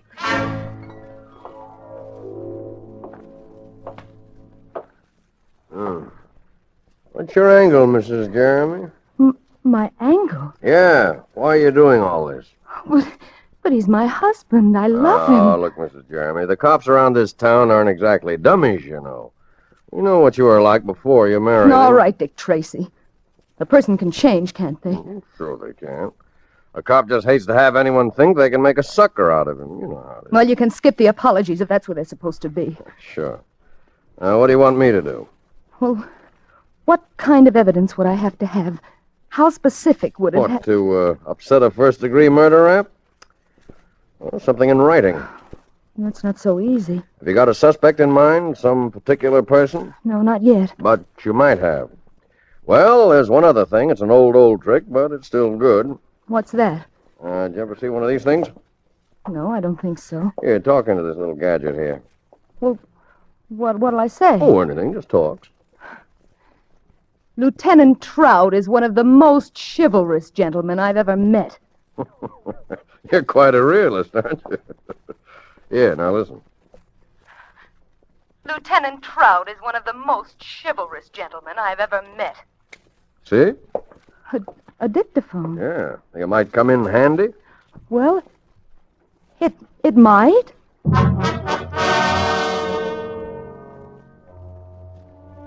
October 7th. Darling, Trout has installed a dictaphone in my new apartment. It's only a room, really. And of course I've changed my name to Evelyn Jarvis and my appearance. I don't think that even you, my darling, would recognize me now. The phone numbers are a dead end so far. The first was a dressmaker, and the next a man who's definitely been in the South Pacific for over a year. But there's one more, a Jerry Jordan. I'm going to call him this afternoon. Oh, my darling, I miss you. I miss you so terribly.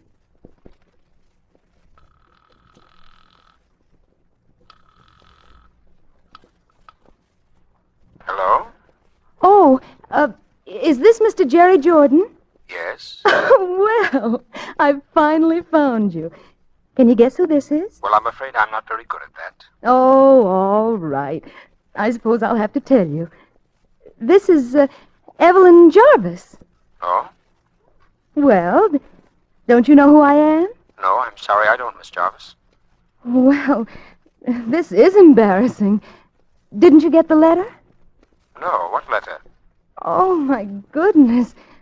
Well, you see, a very good friend of yours, who's also a very good friend of mine, wrote you a letter about me. Or at least he said he would. I see.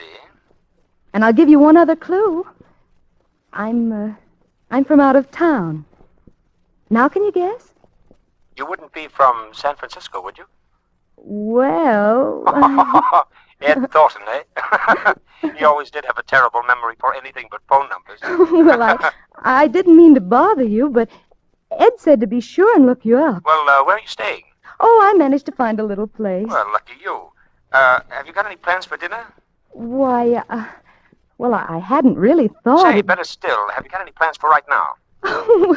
Well, really, Mr. Jordan? No, seriously. By the time we've had a drink and gotten acquainted, you'll be ready for dinner anyway. Oh, no. Now, you wouldn't want Ed Thornton to know you were acting that way, would you? You just jump in a taxi and tell him to take you to the Brown Derby on Vine Street. I'll be waiting right there. Well... And, knowing Ed the way I do, I'm dying to meet you. Well, as a matter of fact, from what I know, I'm sort of anxious to meet you.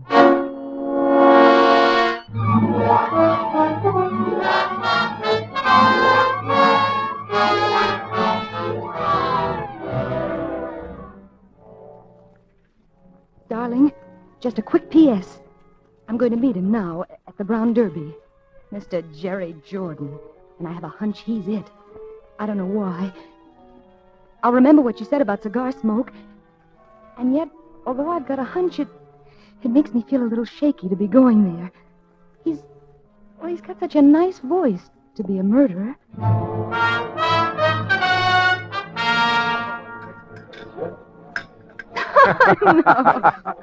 So that's what he says about me, eh? As a fine pal. I'll say one thing for Ed.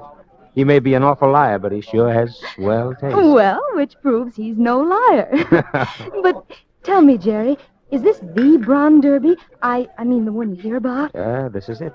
Well, are there any people, famous people here now? Well, it's a little early, but... Well, I've always thought it was awfully silly, really, to be impressed by movie stars. Still, Hollywood must be sort of an exciting town to live in. I mean, from some of the things I hear that go on. That's mostly newspaper talk. Hollywood's just like any other town. They have their regular quota of divorces and fistfights. Oh, and murders. Oh, you mean that Lorna Moore business? Well, I read something about it. Yes, that was a genuine tragedy, all right. I don't suppose you knew her. Well, as a matter of fact, Lorna was one of the few celebrities I did know. Oh, really? What was she like? Well, Lorna was a long ways from being the sweet little thing she seemed to be on the screen. Oh, but murder would... Yes, I suppose nothing really excuses that. Well, anyway, they got the man who did it. Frank Jeremy? Yes, I guess they did. You mean you don't think that they... Oh, the case looked good enough. You can't always tell about those things, though. Any number of people might have done it. I'm afraid little Lorna's life was kind of a mess. Jerry, were you... Mixed up with Lorna? No. But didn't the police... I mean, I should think with a woman like that, all of her friends... They nabbed Jeremy so quick, they didn't even question anyone else. Anyway, I was out of town when it happened. Oh. Jerry, may I have a cigarette? I'm sorry. I don't use them. I'll get you some, however. I only smoke cigars. What did you say? I said I only smoke cigars.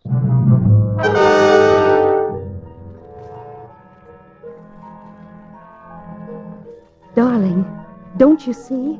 His name in her book, and he admits he knew her in the cigars. I'm positive. Now, if I can win his confidence, get him up to my apartment near that dictaphone. Oh, I know I can do it. We've still got 4 weeks, darling, and I'll have to be awfully careful. He's clever and he's intelligent. Imagine a man who can carry a thing like that on his conscience and still be so terribly nice and courteous and thoughtful. But I'm going to win for you, darling.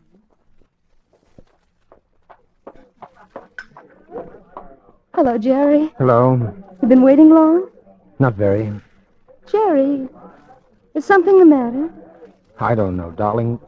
Look, why do we always have to meet here? Why can't I pick you up at your place? I don't even know where it is.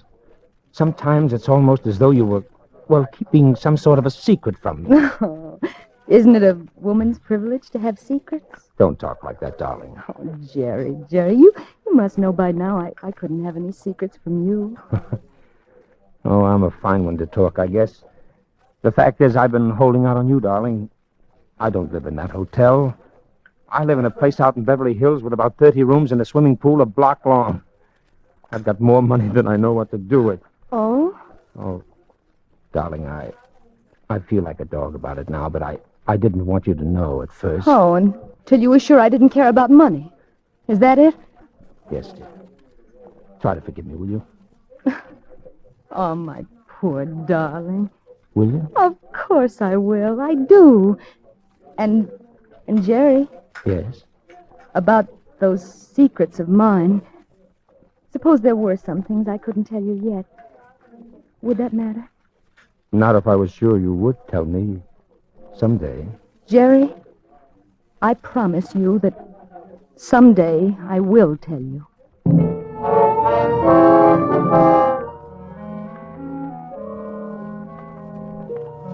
Frank, darling, I know the delay must be torture to you, but you must understand how careful I've got to be. I've got to have the positive, living truth on that dictaphone. I haven't been able to get him up here yet, but we've still got 10 days, and I have a feeling it's going to be soon. Very soon. So don't worry, darling.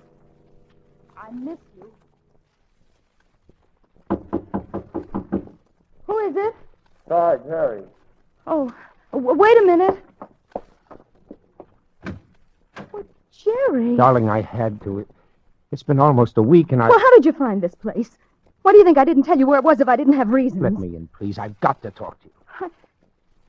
All right.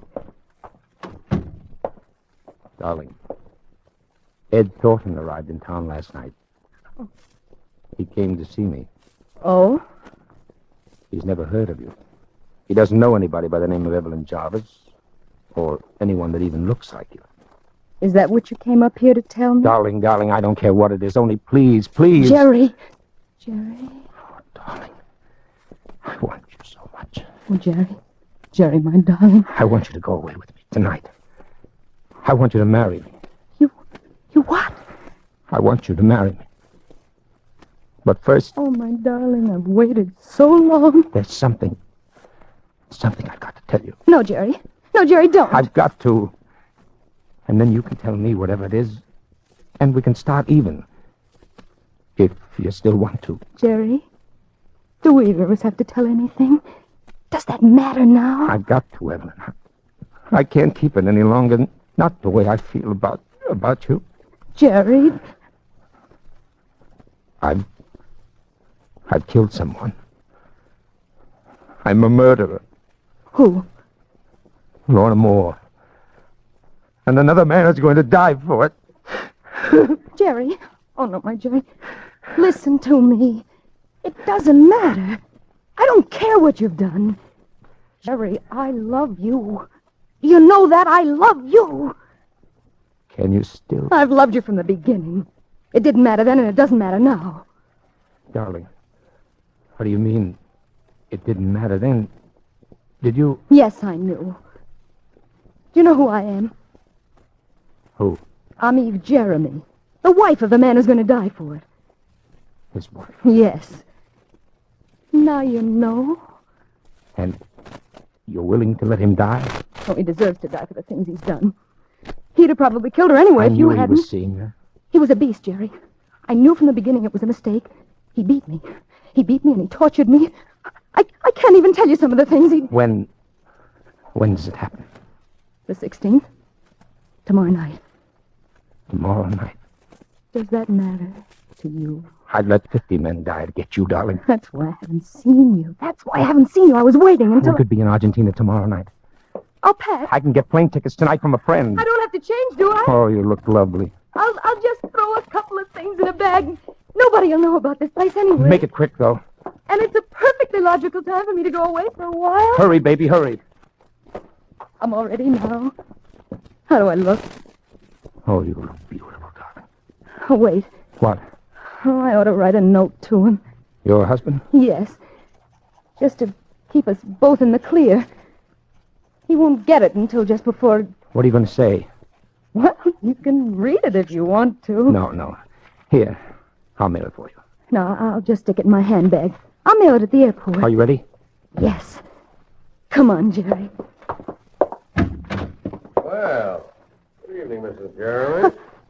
Oh, hello. You, taking a little trip? Wouldn't you if you were me? Sure, I know how you feel. You, in a hurry? Sort of. My friend here was going to run me down to the airport.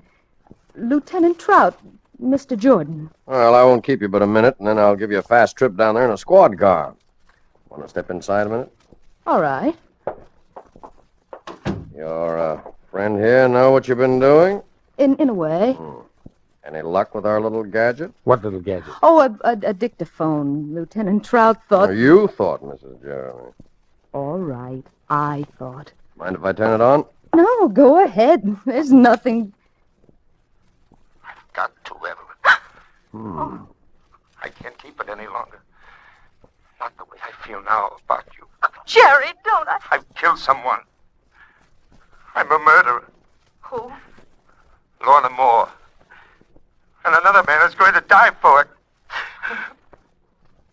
Well, guess that's about all we need to know, isn't it?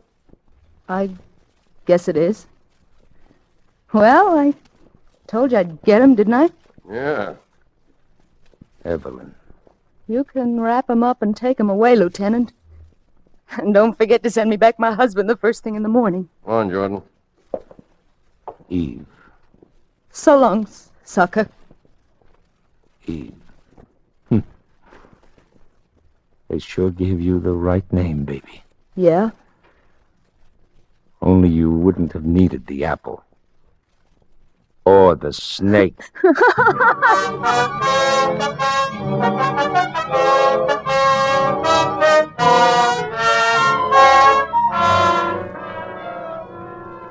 Oh, Frank, darling. Golly, it just doesn't seem possible. Back here in our own home, out here on our own terrace again. Everything just the way it was. Yeah. Do you remember when we first took the place, how happy we were, and how the agent took us out on this terrace and asked us if it would be too high up, if we were afraid of high places? Mm-hmm. Frank, is something bothering you? Well, Eve... Oh, tell me, darling. Oh, I know you've been through so much. When I think that today you might have... Now, look, Angel, I haven't any kick coming. You saved my life. Oh, darling. And I know what the answer is anyway, but it would only prey on my mind if I didn't talk to you about it. And there shouldn't be anything like that between us ever, should there? Well, of course not, darling. What is it? I have a record here. What record? That the police took off your dictaphone. Oh, well, Frank, I want to play it back for you, Angel. I'll put it on the phonograph here on the terrace. But Frank, please, dear. It's all right, Angel, I know. Jerry. Oh, my Jerry, listen to me. It doesn't matter. I don't care what you've done. Jerry, I love you. Do you know that? I love you. Can you still? I've loved you from the beginning. It didn't matter then, and it doesn't matter now. Darling, what do you mean it didn't matter then? Did you? Yes, I knew. You know who I am? Who? I'm Eve Jeremy, the wife of the man who's going to die for it. His wife? Yes. Now you know. And you're... Is that all? That was the end of the record. That was all that was recorded. Oh, It's all Frank. right, Angel. It's all right. I know. Oh, Frank. Don't you see I had to play it that way? Don't you see I had to make him think that's so I could save you? Sure, I know, Angel. I just wanted to hear you say it, I guess. Please, Angel, I understand. Do you really? Why, of course I do. I'm a heel, Angel. Oh, darling. Listen, it's all over now. I'll tell you. Let's celebrate. All right. Let's.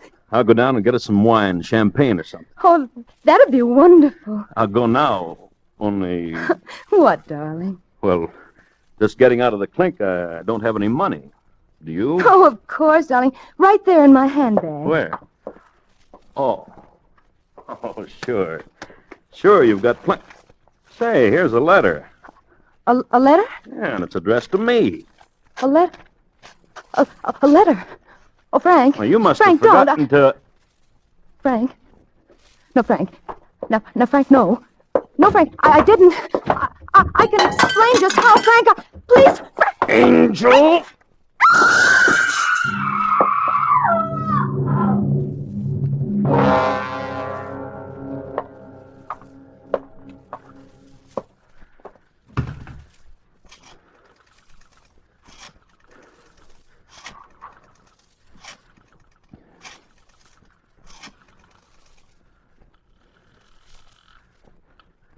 Lieutenant Trout, homicide. Trout, this is Frank Jeremy.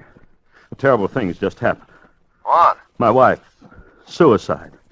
Nerves, I guess. She jumped off the terrace before I could stop her. It's 14 stories. Was suicide, was it? She gave me a note in her own handwriting just before. Oh. Well, of course, if the note says so. It does, all right. Well, the case is closed. Here, I'll read it to you.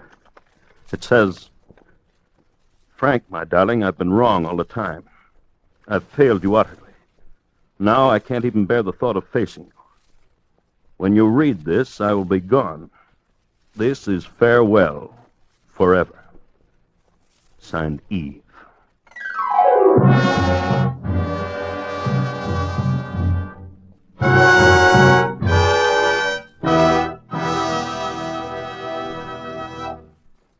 And so closes Eve, starring Nancy Kelly. Tonight's study in Suspense. Suspense is produced and directed by William Spear. And now, further to intrigue you, we of Suspense present a special preview of our next exciting tale. And here it is, a tantalizing glimpse of our next adventure in Suspense. Warden Graves. Yes, Miss Rhodes. Sit down, won't you? Thank you. I hate to disturb you like this, but I've traveled clear across the country. They wouldn't give me the information over the phone. I know. You know what this visit is all about, Warden. To some extent, yes. You think one of our prisoners, Tom Nixon, has escaped. He has escaped. I'm as sure of it as I'm sure of sitting here now. I saw him at Lodge in New York City 2 days ago. You knew Tom Nixon well, Miss Rhodes? Knew him? He was my mother's murderer.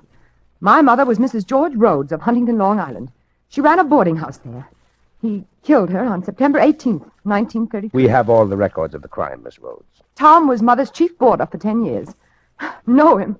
Why, I sat opposite him at dinner table from the time I was a girl of 15. I knew him as well as I knew Mother. I'd know him anyway. I see. And now he's at large. He's free. Somehow or other, he's escaped this place. Maybe you're not aware of it. Maybe even his fellow prisoners aren't aware of it. But he's wormed his way out.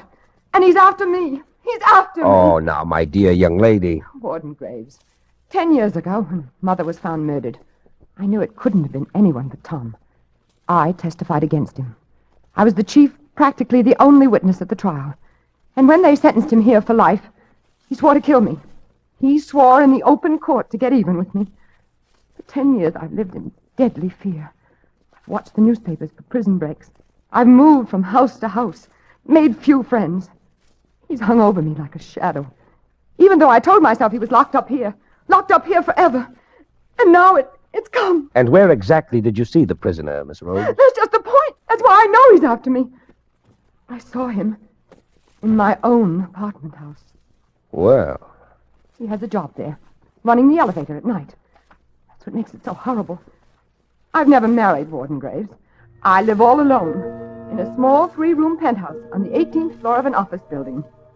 The other night, about a week ago, I came home alone from the movies. After midnight. The big marble lobby of my building was deserted, except in a far corner near the elevator with his back toward me, there was a man, down on his hands and knees, scrubbing the floor.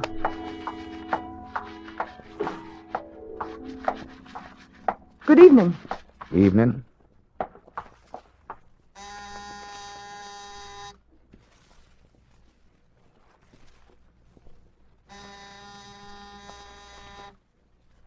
Well, where is everybody? Isn't the elevator working tonight?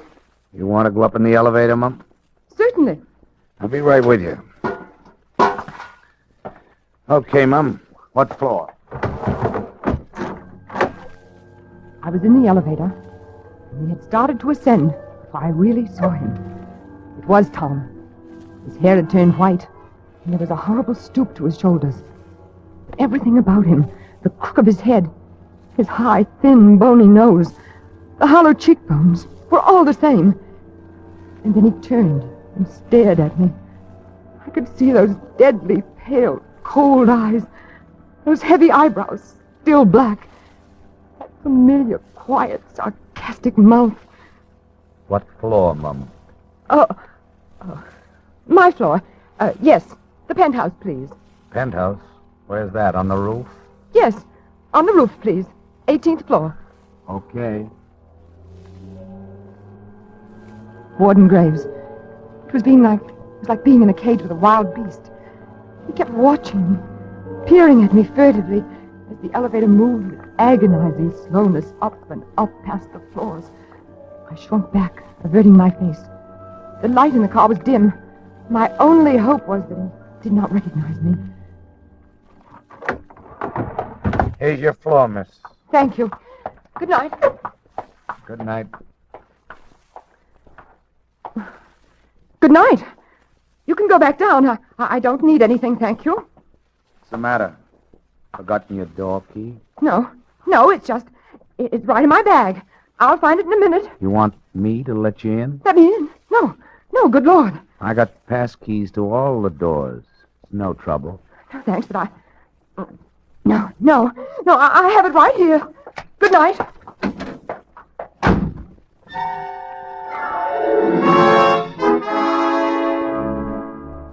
And so until our next performance, when you will hear the rest of this exciting tale, we keep you in suspense.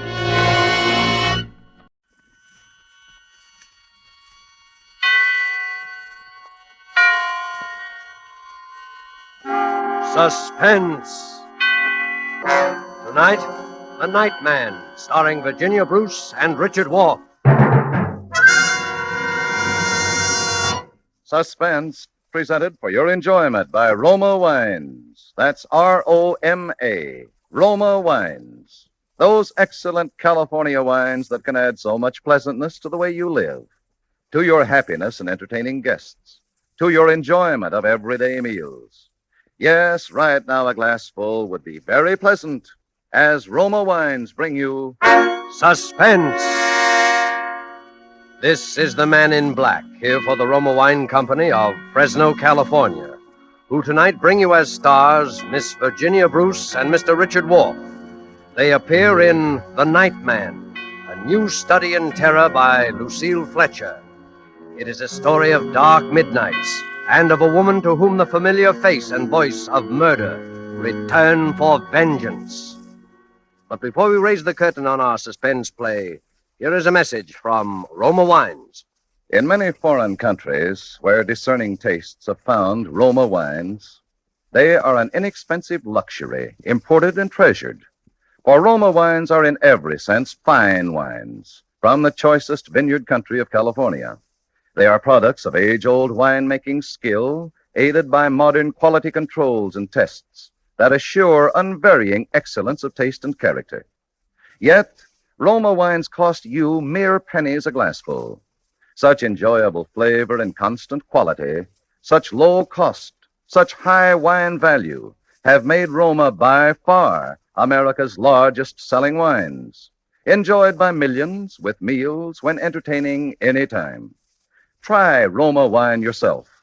Tomorrow at dinner, no matter what you are serving, place on the table a cool bottle of ruby red, hearty Roma California Burgundy. See how much new zest it adds to food, how it makes a real occasion of even the simplest meal.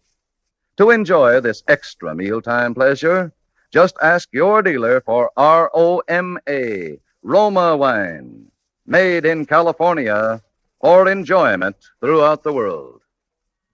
And now with the performances of Virginia Bruce as Stella Rhodes and of Richard Wolff as the Night Man, we again hope to keep you in suspense.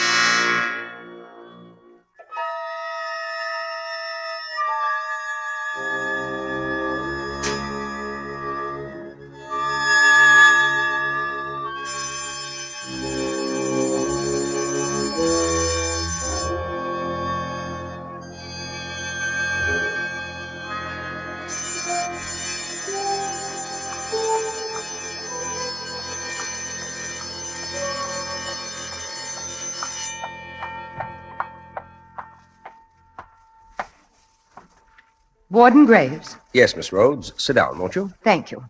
I hate to disturb you like this, but I've traveled clear across the country. They wouldn't give me the information over the phone. I know. You know what this visit is all about, Warden. To some extent, yes. You think one of our prisoners, Tom Nixon, has escaped. He has escaped. I'm as sure of it as I'm sure of sitting here now. I saw him at Lodge in New York City 2 days ago. You knew Tom Nixon well, Miss Rhodes? Knew him? He was my mother's murderer. My mother was Mrs. George Rhodes of Huntington, Long Island. She ran a boarding house there. He killed her on September 18th, 1933. We have all the records of the crime, Miss Rhodes. Tom was Mother's chief boarder for 10 years. Know him? Why, I sat opposite him at dinner table from the time I was a girl of 15. I knew him as well as I knew Mother. I'd know him anyway. I see. And now he's at Lodge. He's free. He's escaped this place. Maybe you're not aware of it. Maybe even his fellow prisoners aren't aware of it. But he's wormed his way out. And he's after me. He's after me. Oh, now, my dear young lady. Warden Graves. 10 years ago, when Mother was found murdered, I knew it couldn't have been anyone but Tom. I testified against him. I was practically the only witness at the trial. And when they sentenced him here for life, he swore to kill me. He swore in the open court to get even with me. For 10 years, I've lived in deadly fear. I've watched the newspapers for prison breaks. I've moved from house to house, made few friends. He's hung over me like a shadow. Even though I told myself he was locked up here forever. And now it's come. And where exactly did you see the prisoner, Miss Rhodes? That's just the point. That's why I know he's after me. I saw him in my own apartment house. Well. He has a job there, running the elevator at night. That's what makes it so horrible. I've never married, Warden Graves. I live all alone in a small 3-room penthouse on the 18th floor of an office building. The other night, about a week ago, I came home alone from the movies after midnight. The big marble lobby of my building was deserted, except in a far corner near the elevator with his back toward me, there was a man, down on his hands and knees, scrubbing the floor.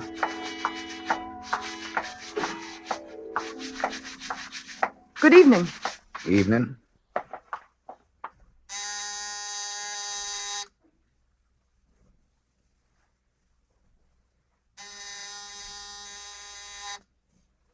Well, where is everybody?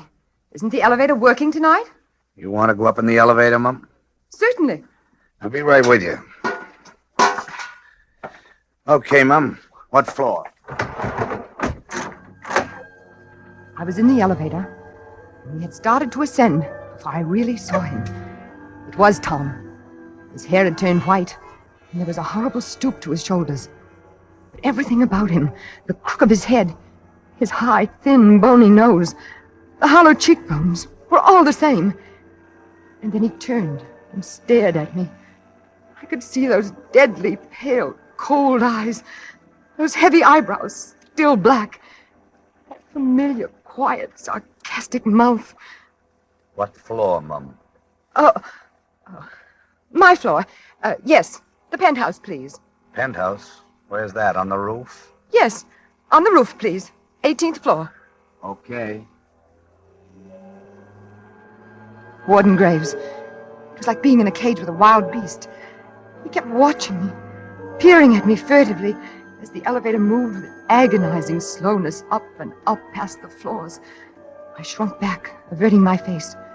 The light in the car was dim. My only hope was that he did not recognize me. Here's your floor, miss. Thank you. Good night. Good night. Good night. You can go back down. I don't need anything, thank you. What's the matter? Forgotten your door key? No, it's right in my bag. I'll find it in a minute. You want me to let you in? Let me in? No, good Lord. I got pass keys to all the doors. It's no trouble. No, thanks, but No, I have it right here. Good night.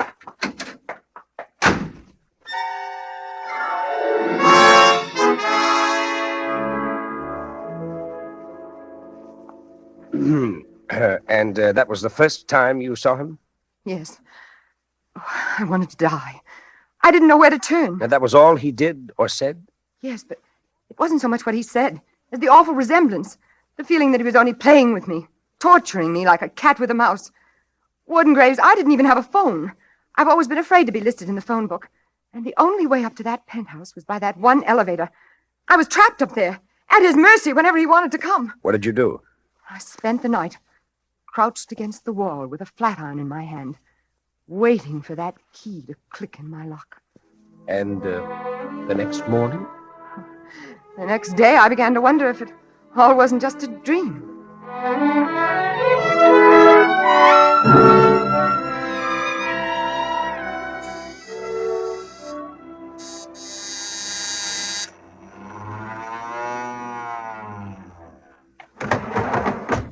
Good morning, Miss Rhodes. Good morning, Gallagher. Lovely weather we've been having. Lovely, dry and brisk, but not too brisk. Not overcoat weather yet. No, not overcoat weather yet. I was only saying to Foley this morning. Gallagher? Yes, Miss Rhodes, yes. Who's that new nightman running the elevator? The one who came on last night? Oh, Foley? You mean Foley, Miss Rhodes? Why, that's Charlie Foley. Nice old chap, ain't he? Very friendly and obliging, too. Treated me to coffee this morning before I came on. Charlie Foley? Yep, that's his name. They're very partial to the Irish here in this building. Gallagher, Foley. But he's a nice, trustworthy chap, Miss Rhodes. Honest, too. Good morning, Miss Rhodes. Good morning. Forget something, Miss Rhodes? No. Just about this Mr. Foley. It's just that he's rather odd-looking. I was wondering where he came from and if he's perfectly all right. All right. Let me tell you something. He was personally recommended by Ellsworth, Hitchcock, Pearson, and Scott, the owners of the place. And that's the first time that's ever happened in my experience. Don't you worry about him, Miss Rhodes. He's a good man, member of our union, and married with 2 children. Believe me, when the owners recommend a man. Well, it all sounds like a foolproof alibi, Miss Rhodes. And so you went back? I didn't want to, even then. I spent the day hunting for another apartment. But you know wartime New York, Warden Graves. There wasn't another apartment to be had. I let myself be convinced until that night when I saw him again.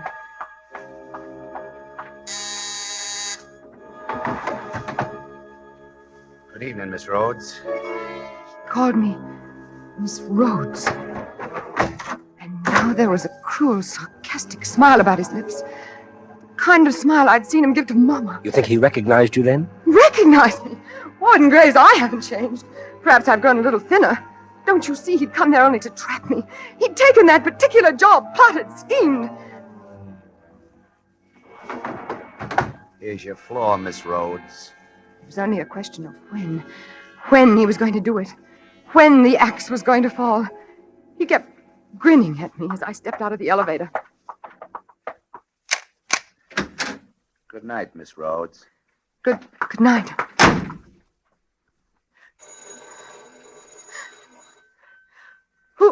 Who is it? Who's there?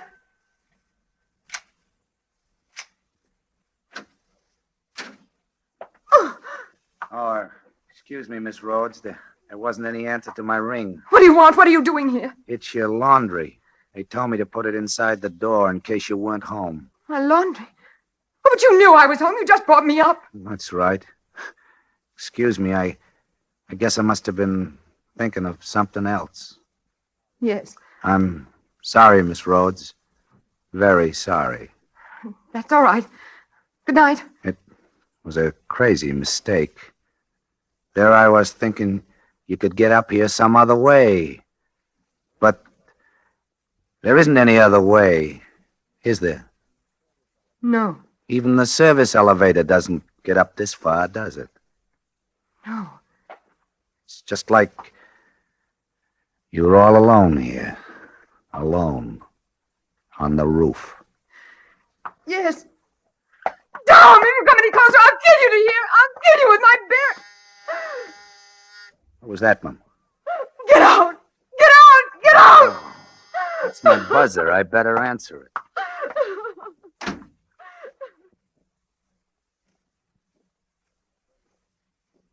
And then what happened? Nothing. He came back again that night? No. I haven't seen him since.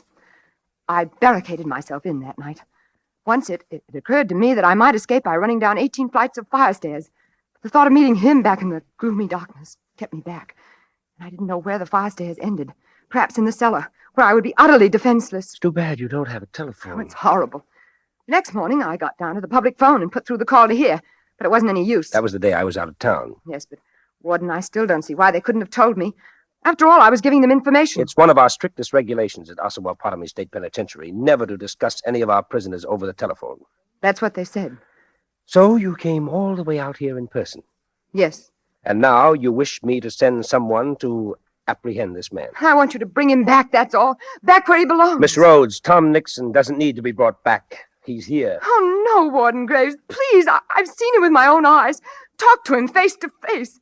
Maybe there's someone here calling himself Tom Nixon, but he's escaped. He's free. I know it. Will you just step this way with me, Miss Rhodes? No, I don't want to see him. I don't want to see his cell or talk to anybody or... Tom Nixon's dead, Miss Rhodes. He's buried in the prison yard. I'd like you to see his grave.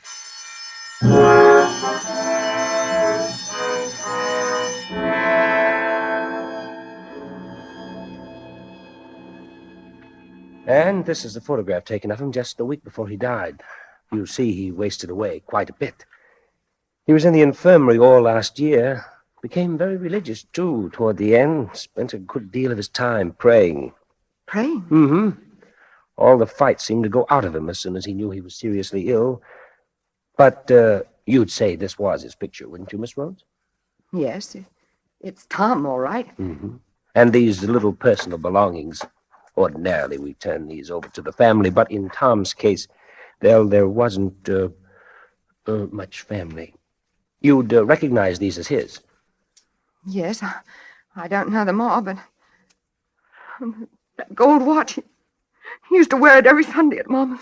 He wrote a couple of notes before he died to a fellow prisoner and to the prison chaplain. You remember this handwriting? Yes, this seems to be it. Well, Miss Rhodes, now you feel a little better about your elevator operator? You must think me a fool. No. An awful fool. Not at all, not at all. But the likeness was so extraordinary. It was almost like seeing a ghost. A ghost? Come, Miss Rhodes. Snap out of it. Now that you've gotten all this off your chest, isn't it perfectly obvious that that poor night man's done nothing or said nothing to you at all out of the ordinary? It's only that, well, you seem to be the victim of some kind of guilt complex. Guilt complex? Oh, I'm not guilty of anything. Oh, what I mean is, Tom has been on your mind now for 10 years. You testified against him. He threatened you. Gradually, you see him everywhere. No, only this once. Only these last few nights. All right. But now you know the truth. That should clear your fears forever. Tom's dead and buried. Now, go back and take a look at that night man again. Now that you know Tom's dead, I'll lay odds the whole resemblance will vanish. Well, I hope so. My advice to you, Miss Rhodes, would be to go straight home. Use that elevator as much as possible. Get acquainted with this Foley fellow. For your own sake, try to get the better of these hallucinations. Otherwise, you'll start seeing poor Tom everywhere you turn. Well, I'll try, Warden Graves. Well, thank you. You've been very kind. Not at all.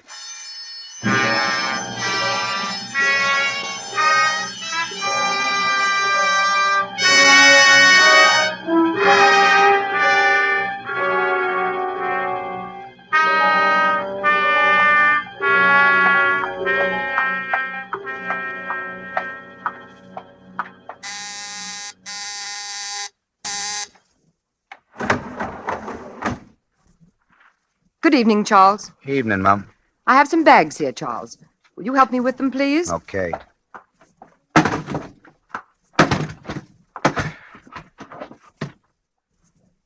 That all, Mum? Yes, thank you. This is for you, Charles. No, thanks, ma'am. I never take tips. It's all right.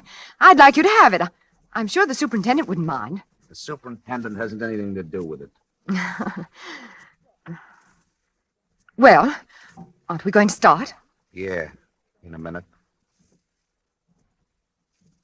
Been out of town?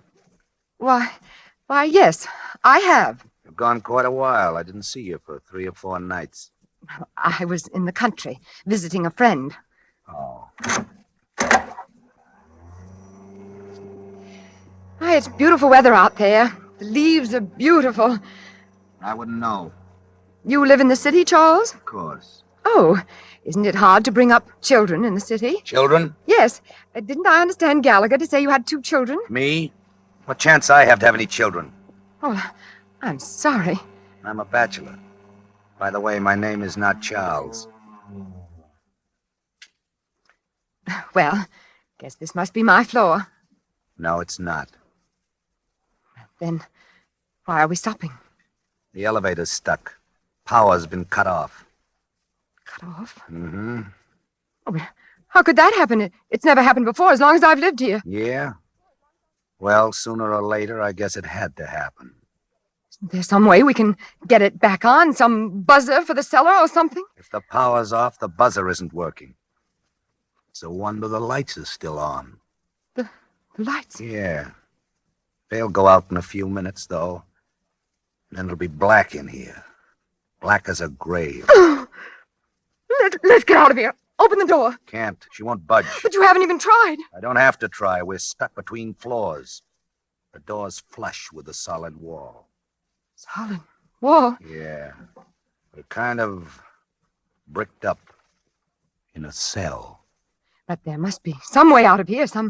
Isn't there a little door in the roof? Something you can pry open? Something you can climb up out of into the shaft? I don't see any. Oh, but there must be.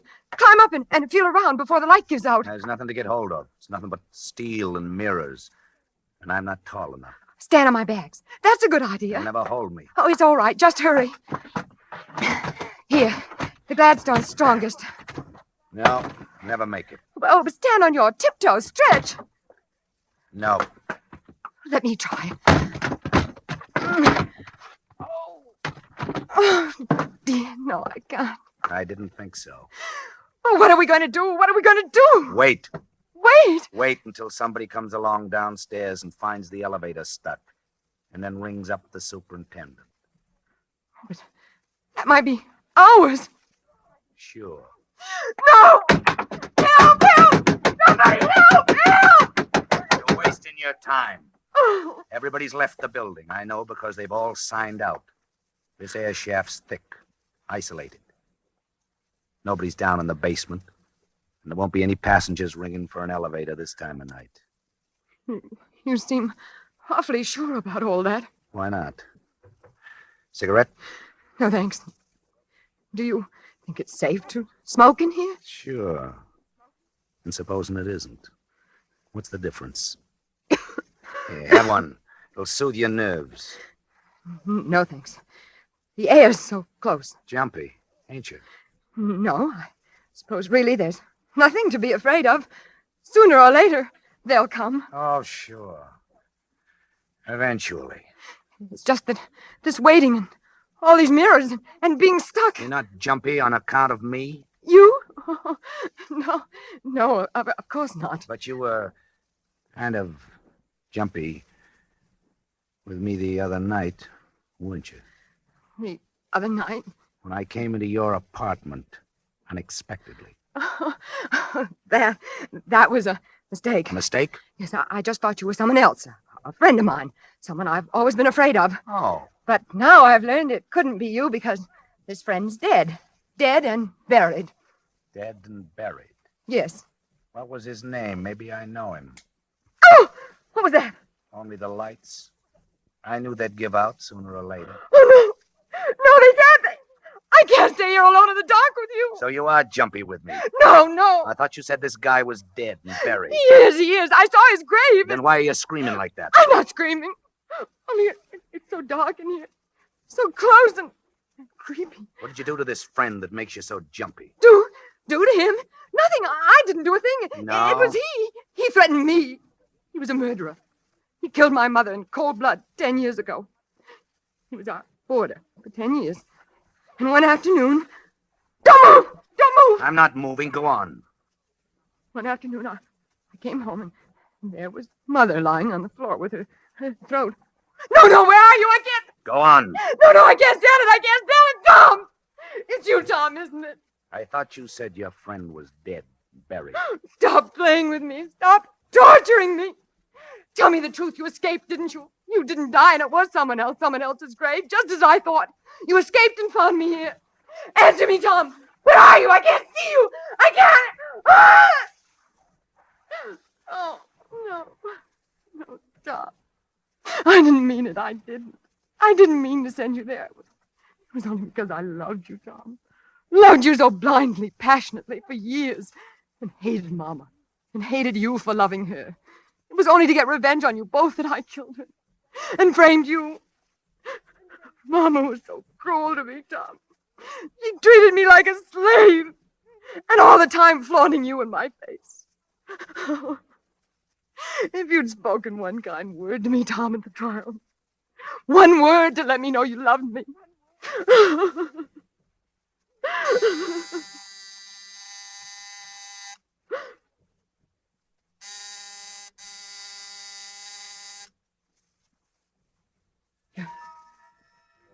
You're going to kill me, aren't you, Tom?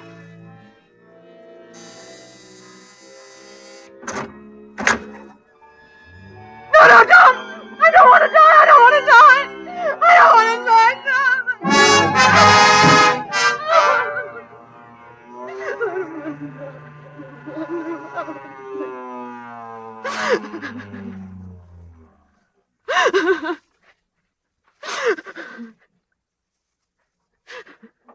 Here's the lobby, Mom.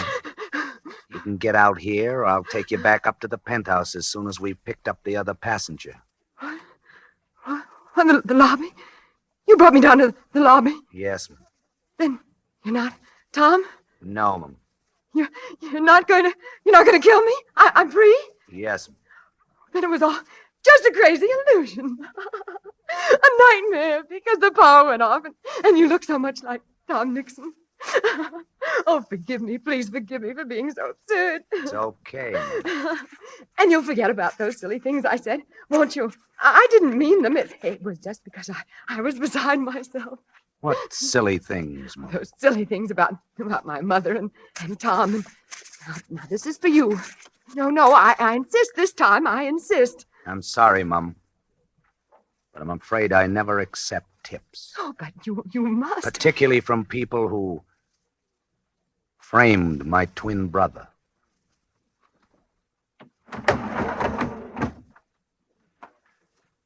Good evening, Warden Graves. Good evening, Lieutenant Nixon. Well done.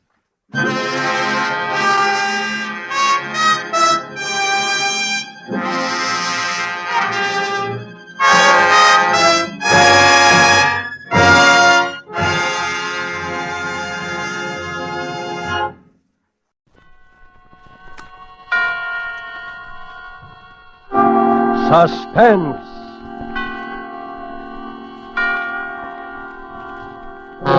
Tonight, The Singing Wall, starring Van Johnson.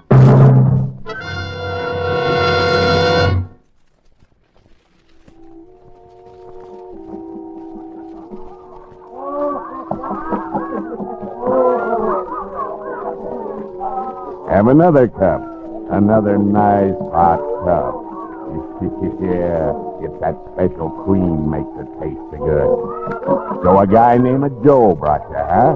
You come up here from Joe's place. From Joe's place.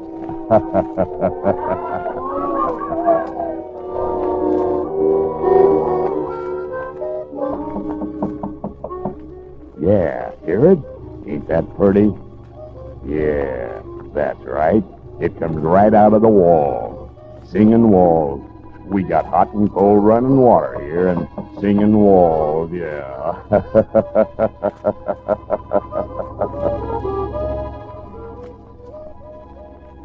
Have another cup. And a little more of the extra heavy cream. What?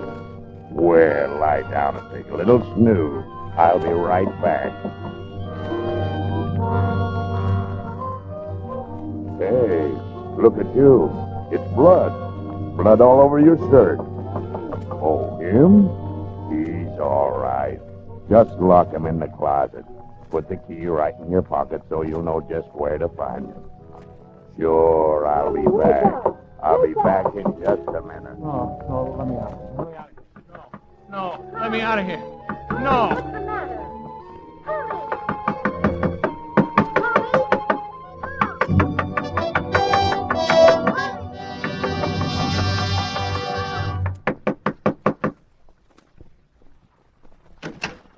Tommy, wake up. What? What is it? I've been knocking at your door the longest time. You were having a dream or something. Yeah. Gee, what time is it? It's way afternoon. You came in pretty late. I did, huh? Toss me my bathrobe, will you, sis?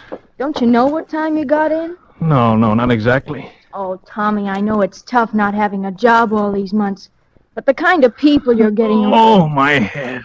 Have anything to eat last night? Yeah. They bought me some coffee and... Coffee? Who did? Where was this? Oh, well... Honest, sis, it's no alibi, but I don't remember where I was.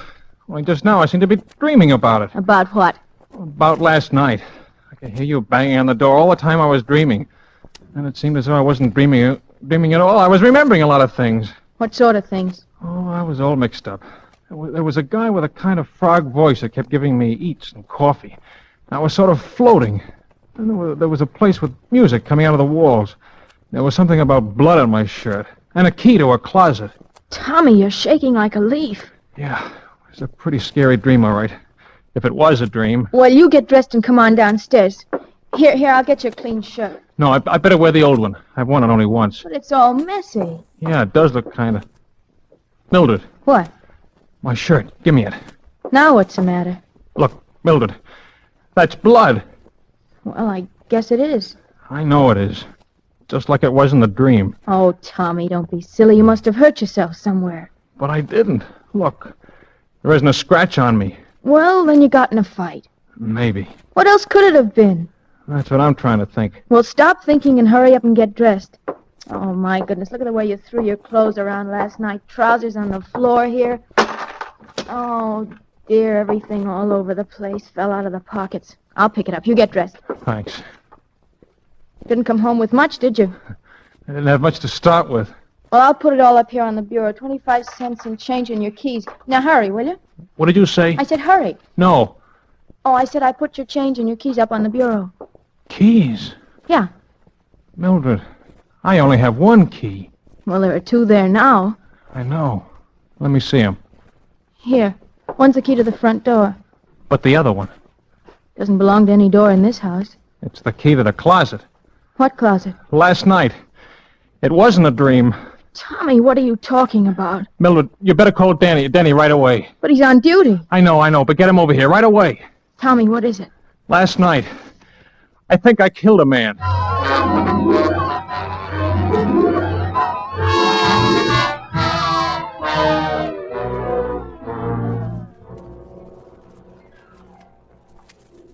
Yeah. Let me look at your eyes, Tom. Listen, Denny. Uh-huh. You were doped, all right? I didn't know what it was. Never mind that now, kid. How much do you remember? Oh, Denny, I hated to bring you in on this, but I didn't know who else to go to. Skip it. What's the use of having a brother-in-law who's a cop if he can't help you once in a while? How much do you remember? Just what I've told you. Just like it was in the dream. Only it wasn't a dream. There was this guy, Joe. Just some guy I'd known from someplace. I don't know where. I met on the street, and he took me to the party. Then the guy with the frog voice began giving me eats and coffee. Had a lot of coffee. Then everything got confused. And I was in the place with the singing wall, some harmonica playing or something. That's where the closet was. What about the guy the dead guy? At first he wasn't there. And then he was. He was sort of slumped over in a big armchair. And then frog voice put him in the closet? That's what I remember. And then he left. And I suddenly seemed to realize that the guy in the closet was dead. That's when I got out of there. I don't know how. You don't have any idea where it was? No, I didn't even know where the party was. And you never even seen any of these people before? Except this guy, Joe, who took me to the party. And that's all I know about him. Just a guy named Joe that I knew by sight from someplace. But I don't know where, or his last name or anything. Whew. That's not much to go on, is there, kid? No, not much. A guy named Joe, singing walls in a closet, and another guy with a froggy voice. Oh, I'd recognize him, or his voice, if I ever saw him again. Tommy, you're in a jam, kid. The way it looks right now, there's a dead man in a closet somewhere in this town, and you killed him. Maybe you didn't. And if we find him before somebody else does, maybe we can figure out what did happen. But the way it stands now, kid, you're it. Yeah, I know. And we haven't got much time either. If the place is an apartment, they've probably found the body already, and I'd know about it. If it's a hotel, they check the guest out by 6 o'clock. That gives us, about 4 hours. 4 hours for the murderer to find the guy he murdered. It's kind of crazy, isn't it? Tommy, you know how I feel about Mildred. And you know I don't exactly hate you either. You know I'll do everything in the world I possibly can to clear you. Sure, Danny, I know. But I'm a cop, Tommy. And if you did do it, you know I'm going to turn you in, don't you? Sure. I know that, too. Okay, kid, okay. Now let's start from the beginning. What about this guy, Joe? But I don't know anything about him. You know his name, you know his face. Now think, Tommy, think. I'm trying to. Oh, if I could only remember. If I could only remember.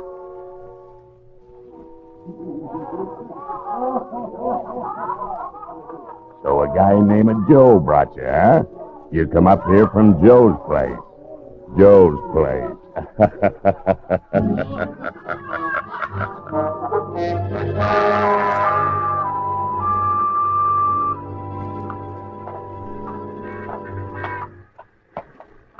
You see, Tommy, when you remembered that, you told me where Joe is. I did? Yeah, sure. You see that sign over that restaurant? Yeah, Joe's place. Joe's place, yeah! Tommy, you were playing with bad boys last night, and this is where bad boys hang out. So? It all clicked when I remembered you said the guy with the frog voice asked you if you came up there from Joe's place. He didn't mean where Joe lived or anything. He meant this place. He thought maybe you were one of the boys. How did I ever meet this Joe? I've never been here in my life. He runs another place more respectable as a sort of cover. About 3 blocks from our house, the Grotto. Hey, that's right. Yeah, remember now? If my hunch is right, Joe is going to be plenty surprised when he sees you walk in there. Me? Walk in there? Now, don't worry, kid. Just walk in and sit down at the table. If you're not out of that place in a couple of minutes, I'll know you recognize the guy, and we're on the right track. I'll come in as though I didn't see you and go to the phone booth. Then what? Then we'll see, kid. Are you okay? Okay. Oh, one thing more. If he offers you anything to eat or drink, take it. Sure. Well, here goes.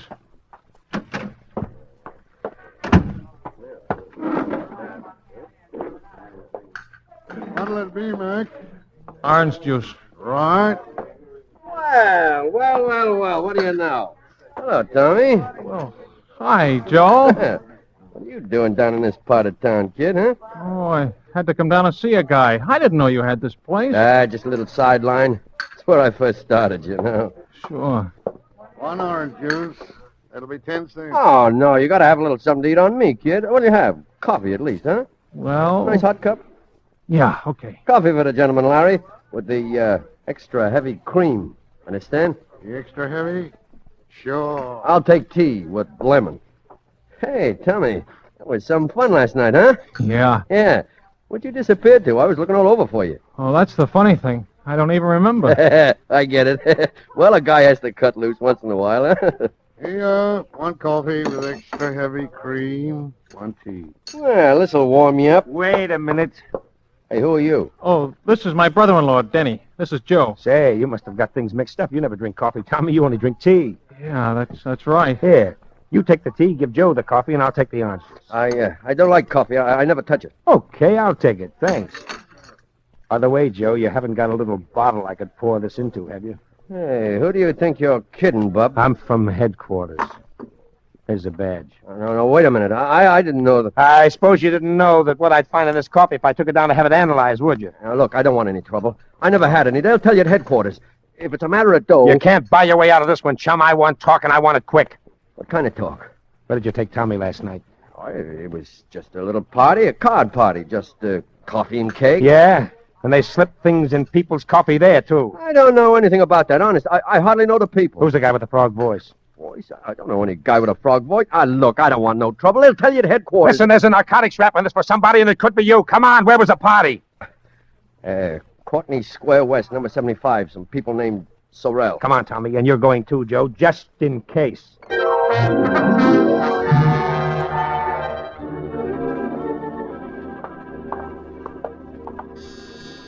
Sorrell, A.J. Does this look like the place, Tommy? Yeah, it looks like it. It could be. Everything's been so confused since last night. This is it. It better be. Mrs. Sorrell? Yes? I'm from police headquarters. Oh. You mind if we come in and look around? Oh, why, no. Come on, Tommy. You too, Joe. Oh, by the way, do you two know each other? Why, his face is familiar. I think he's been here a couple of times. We play a lot of cards. All kinds of people wander in and out. Is that what the trouble is? It might be. You know anyone with a froggy voice? No. Not that I can remember. Okay, let's look at the apartment. Well, this is the hall, of course. And here's the living room. Joe, you stay here in the hall, and you better be here when I get back. I'll be here. So, this is the living room. Uh-huh. This is the bedroom. Looks kind of messy now. See anything? No. Over here's the kitchenette. I see. That's about all there is to it. Denny, that closet. Oh, there's nothing in there. Just a lot of old odds and ends. Open it. Well, it's locked. All right, unlock it. I'm not sure where the key is. Then, lady, you'd better find it. Well, I'll try. Is this it, Tommy? There was a closet like that. And a window just over there where that one is. And the armchair and bed. Don't you remember? I can't, Denny. Let me have that key. Wait a minute. Here she comes. I think this is it. Try it. It sort of sticks sometimes. I'll help you. There it comes. See? Just a lot of old junk. Uh-huh. Come on, Denny. You sure? Sure. Come on. Well, I guess that's all, Mrs. Sorrell. Thanks for showing us around. That's all right. Hello, Joe. Still here? Yeah. You, don't mind if I stay here and visit a while, do you? No, I guess not. Well, goodbye. Goodbye. Thanks again. Goodbye. Good luck. Copper. Oh, I'm sorry, Denny. Well, it was a try. What do we do now? I don't know, Tommy. We found Joe. Now, what about those singing walls? Come on, think, Tommy, think!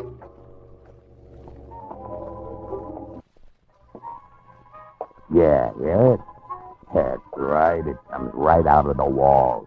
We got hot and cold running water here, and singing walls. Singing walls.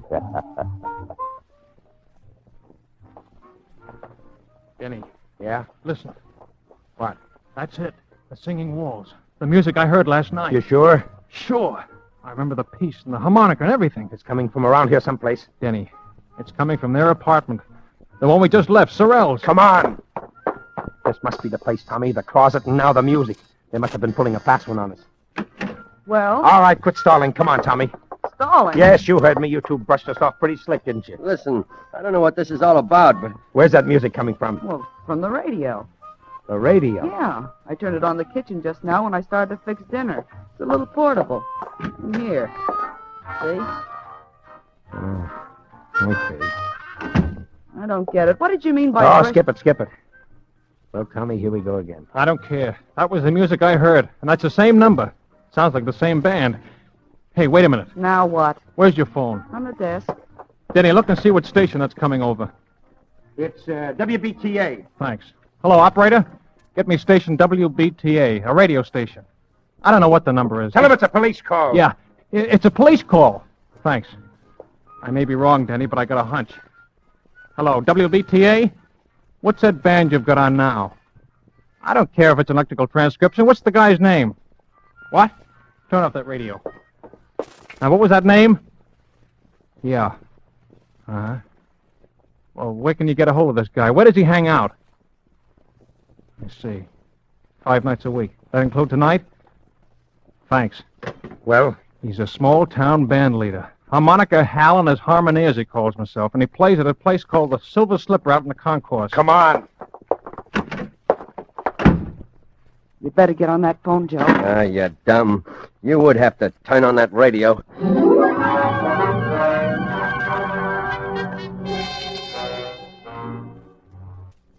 There's the Silver Slipper right over there. Okay, let us out here. Right. Here you are. Yeah, thank you, sir. It, look familiar to you around here, Tommy? I'm afraid it's a bum steer, Denny. Look, kid, do you know what time it was when you heard the music? It was just night. That's all I know. All right. They don't play recordings so much at night, particularly of small bands. And this Silver Slipper isn't on the air. So maybe you were out here someplace and you heard the band itself. Yeah, maybe. I know it's a kind of a long shot, kid, but right now it's the best we got. Let's case the joint. Okay. Don't look like there were any rooms with closets in the Silver Slipper. Denny, look, right next to it. Yeah, a hotel. That would make sense. Yes, and the shape you were in, you probably would have signed your own name, too. Come on. Oh, by the way, what time you got? 10 to 6. 10 to 6. Our deadline's getting pretty close, kid. Yeah. This better be right. Oh, what a place. If I can only remember. Well, there's the clerk. We'll see, kid. We'll see. Say, lady, you got a guy named Tom Cochran here? Tom Cochran? I don't know. Oh, it's all right. It's all right. We're friends of his. I'll see. When did he register? Last night. Yeah. Oh, sure, here he is. Tom Cochran and Ben Doyle. Yeah. Room 209. I don't think they're in, though. Oh, no? No. I've been ringing them to see if they were going to check out by 6. I was just going to send somebody up. Shall I ring again? No, we'll sort of surprise him. Okay. Right up those stairs. They got to be out by 6 or pay for another night. Yeah, well, we'll take care of it. Let's go, Tom. Denny, did you see the handwriting on that register? Yeah. It was mine, all right, Denny. This is it, Tommy, one way or another. Yeah. Here we are. Don't put your hand on that doorknob, kid. Fingerprints, use your handkerchief. Locked. I got some keys. It's an easy lock. Here we go, kid. Denny, this is it. Close that door. That's the closet. Give me your key. Here, you better hold my gun on that door, just in case. All right. Denny, look out. Oh, he was just falling. He's dead. Oh, gee. This is... You remember now? Yeah. Let's have a look at him. Stabbed. And here's his driver's license. Benjamin Doyle. Denny. Give me it. Hello? Yeah, we found him all right. No, they're going to keep the room for another night. No, there's not a thing we want. We're in for it now, kid. Denny, look. On the floor over there. A clasp knife covered with blood. That's what did it, all right? Yeah. Hey. I know. It's mine. Tom, why didn't you tell me? Honest, Denny. I didn't even remember I'd lost it until I saw it there just now. Fingerprints all over it. As clear as though they'd been made in sealing wax. Right-handed, aren't you, Tommy? Uh-huh. Let me see your right hand. Doesn't take an expert to read these. Those are your prints, all right, kid? Yeah, guess they are. And you still don't remember? Honest, Denny, I don't. Can you think of any other explanation? No. There's the guy with the frog voice. I must have just dreamed him up. I don't know. Well, kid? You did all you could, Denny, but don't feel bad. We can plead insanity or something. Maybe we can prove you were doped. Maybe. You better call headquarters, Denny. Let's get it over with. All right. Where you going? I don't want to phone from here. That clerk will listen in. There's no use getting all the wolves on us before we have to. Aren't you afraid I'll... No. I won't. I'll just have him send a detective car, kid. You won't have to go in the wagon. Thanks. Oh, you better let me have my gun. Huh? Oh, yeah, sure. I'll be back, kid. Lie down for a couple of minutes. You look kind of sick. I am. Oh.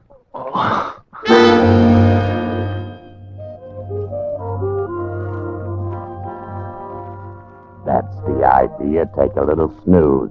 I'll be right back. Hey, look at you. Blood. Blood all over your shirt. Him? Oh, he's all right. Put him in the closet.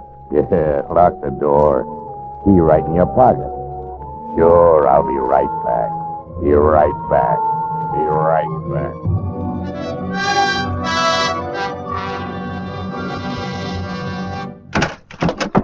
Here he is. You? Yeah, me. What are you going to do with him, Froggy? Get him in the other room until his copperprint misses him and starts looking. Listen, I don't want to be in on anything like this. Shut up. You're in it up to your neck already. Come on, you. Come on, get up. Okay. And get going. Get going up the hall. Open the other door, Joe. Sure. Get in there.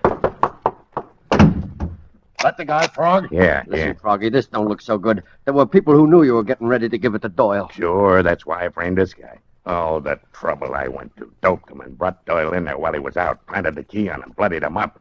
Put the knife in his hand. I still don't see how he ever come to in time. Yeah, but he did. So what? We frame him again. The music. Yeah. You like music, don't you? You're pretty sweet about music, eh?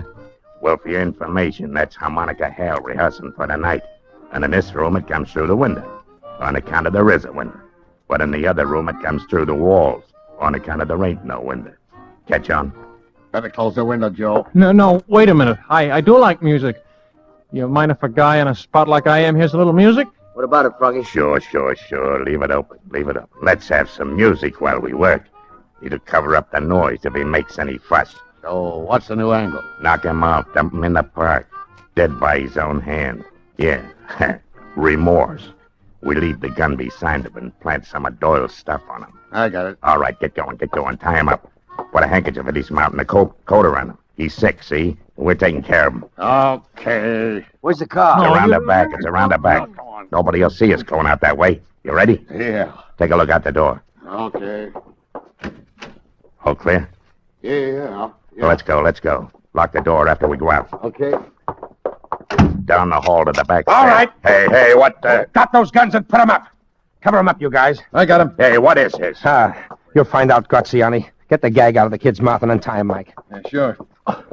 Denny. Yeah, kid, I heard the music. I hoped you would. I asked him to leave the window open. I heard the conversation, too. Enough. Okay, boys, okay. Take them down. Right, all right, come on, but you don't need to tell me it's okay. Boy, who are they? Graziani's a mobster. Doyle was one of his boys who double-crossed him. How you feeling, kid? Okay, I guess. It's kind of close. Yeah, all the way around. Yeah. Look, kid, skip it. I'm sorry, Tommy. Honest, I am. I thought you did it. Denny, until just now, so did I.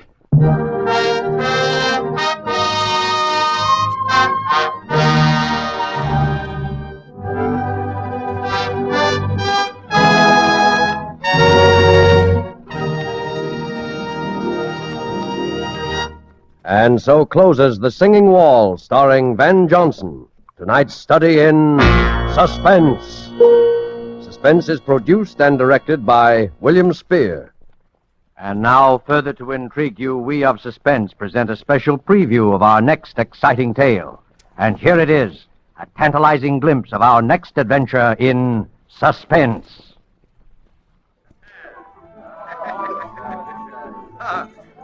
Hola, Johnny. Huh? ¿Qué hay de nuevo? ¿Qué hay de nuevo, Johnny? Oh, sure. Sombrero. Here. Yeah, check the sombrero. Good evening, Mr. Whittington. You wish a table? No, thanks. No, I'm just browsing. Is Ronaldo... Oh, there he is now. Oh, hello, Johnny. Hello. Hi, Ronaldo. Well, sit down. Have a little supper with me, huh? No, thanks. I'm not hungry. Well, come on. Sit down anyway. All right, anything to please you, sweetheart. Tell me, how's business? Oh, fine. Great. Every time I get a bad break nowadays, Johnny, I get two good ones right after. Say, when did you ever get a bad break? Well, you know Jackie, my little singer. Yeah, sure, I know. Yeah, of course you do. Well, Jackie is quitting. Oh, that's too bad. And who do you suppose I'm getting, just by the merest accident? Who do you suppose I'm getting to take her place, huh? All right, I'll bite. Lorna Dean. Lorna Dean? Oh, you're kidding. No. What do you think of that, huh? Very good, huh? Well, if you'll excuse the aspersions, Ronaldo, I think, what does a dame with an international reputation like Lorna Dean want to be singing in a third-rate cabaret like this for? Oh, no. Second-rate, maybe, but third-rate, no. All right, second-rate. But you can't pay her a tenth of what she's used to getting. And what is she doing down here in Buenos Aires anyway? Oh, now, what you want to ask a lot of questions for? She's going to sing. That's good enough for me. Yeah, I guess it is. She's terrific, all right. Tell me, when does she start? 2 weeks from tonight. Why did Jackie quit? It's kind of sudden, wasn't it? Oh, I don't know. She's nervous lately. She wants to go back to the States, I guess. Oh. Say, Johnny. Yeah? When are you going back? To the States? Uh-huh. Oh, 6 months, a year, 2 years, whenever this war's over. Don't you think you better go home maybe a little sooner, huh? Look, I don't want any lectures on my patriotism, if that's what you mean. Well, who's giving lectures? Down here we are, we are neutral. Yeah? Well, all right, that's what I am. The U.S. is okay, it's fine. It just happens that it never did so much for me that I feel like getting knocked off for it, that's all. Sure. I don't want you to get knocked off. That's what I'm talking about. What are you talking about? Your health, Johnny. Do I take that two ways or only one? One. Listen, Johnny, listen. I see these things before. Sometimes fellows stay around these places so long they forget all about home. And then one day, finish. I pay my bills, don't I, eventually? Johnny, don't talk that way. It's only because I like you, you know. All right. Cut it. Okay. Here comes Jackie now. Alma del África lejana,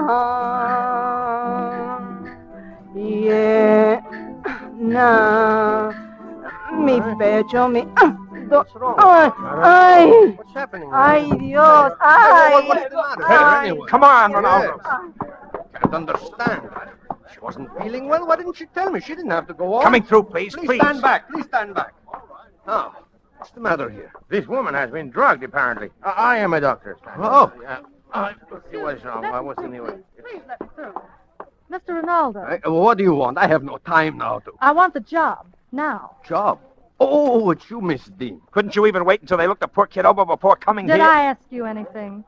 Look, Mr. Ronaldo, I'm sorry for the girl, but I'm a singer, not a sob sister. I was going to start in 2 weeks anyway. I might as well start now. Well, all right then, until Jackie can come back to finish out. Oh, yeah? It'll be about the longest run on record then. What do you mean? This young lady is right, Senor Ronaldo. This girl is dead. Dead? Do you still want the job, Miss Dean? Yeah, I still want the job.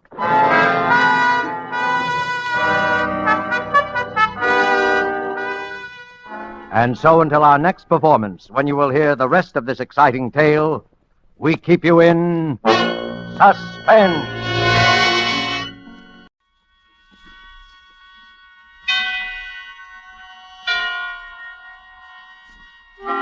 Suspense. Tonight, You Were Wonderful, starring Lena Horne. Suspense is presented for your enjoyment by Roma Wines. That's R-O-M-A, Roma Wines. Those excellent California wines that can add so much pleasantness to the way you live, to your happiness in entertaining guests, to your enjoyment of everyday meals. Yes, right now a glassful would be very pleasant as Roma Wines bring you Suspense. This is the Man in Black, here for the Roma Wine Company of Fresno, California. Tonight, Roma Wines bring you as star the remarkable American singing actress, Miss Lena Horne, who has recently returned to Hollywood following a triumphal Eastern tour to resume her picture career at the studios of Metro-Goldwyn-Mayer, in whose Technicolor production Ziegfeld Follies she will soon be seen. Tonight she appears as a noted entertainer called Lorna Dean, who found herself embroiled with dangerous intrigue and murder in a South American capital. And so with You Were Wonderful, and with the performance of Lena Horne, we again hope to keep you in suspense.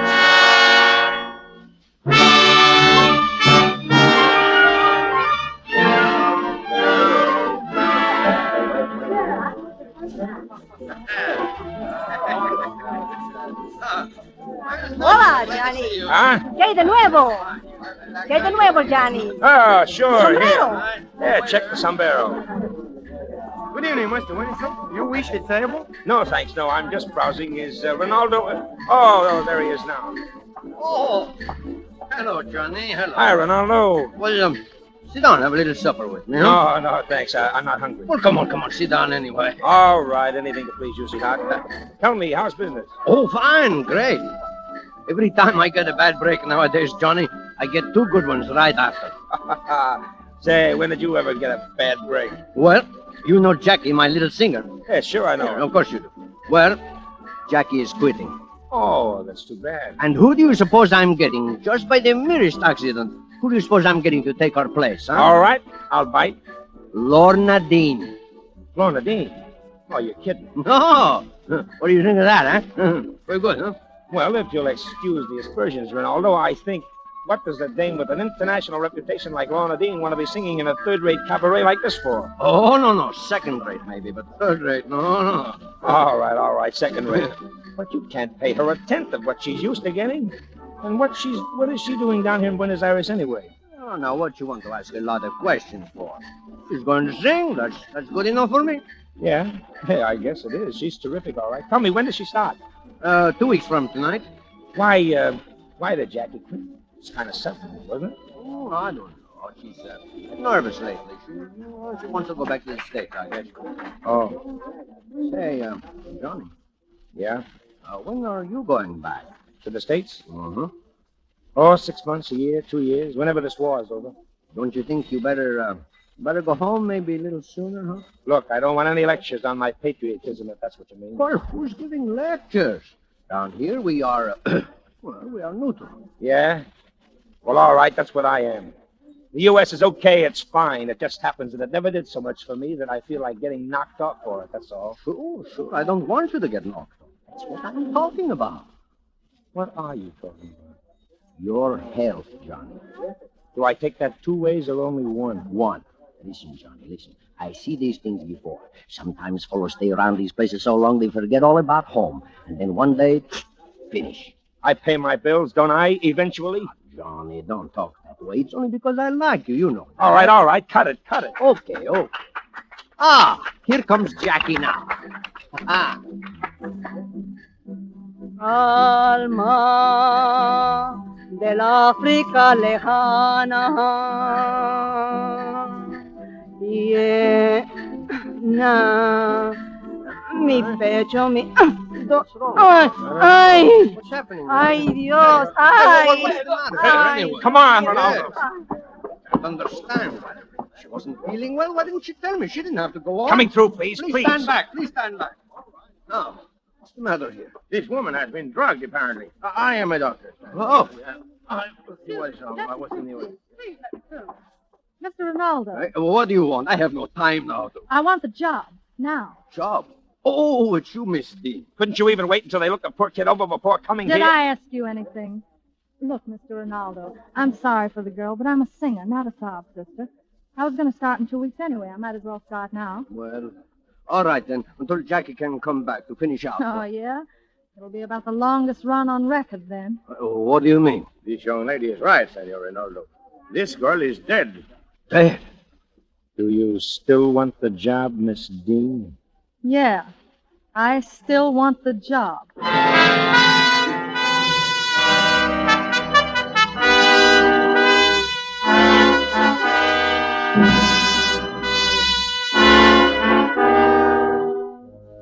Tonight, for Suspense, Roma Wines are bringing you as star Miss Lena Horne, whom you've heard in the prologue to You Were Wonderful by Robert L. Richards. Tonight's tale of Suspense.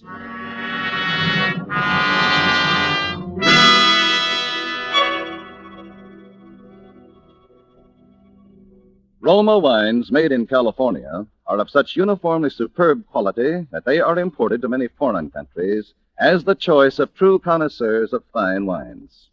Millions of Americans also enjoy the excellence of Roma wines daily, with meals and when entertaining. In fact, more Americans enjoy Roma than any other wines. They know that Roma wines are truly inexpensive for wines of such distinguished character. They know Roma wines are of unvarying superb taste and quality, the result of age-old winemaking skill combined with modern knowledge. All this for only pennies a glass. So for maximum mealtime enjoyment or when entertaining, serve Roma wines. A cool glass of appetizing Roma California sherry before dinner, a cool bottle of rich Roma California Burgundy on the table with the meal. You'll appreciate the enthusiastic comments of the family and guests. You'll be pleasantly surprised at how much added zest Roma wine brings to your table. Tomorrow, ask your dealer for R-O-M-A, Roma wines. If he is temporarily out of Roma, please try again soon.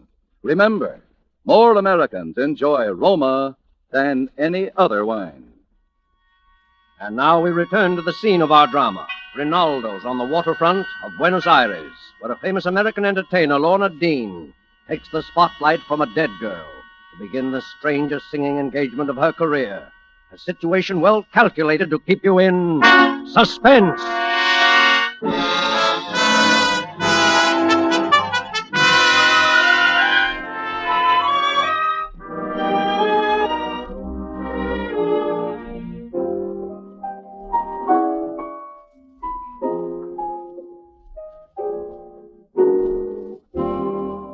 Embrace me, my sweet embrace of you. Embrace me, my irreplaceable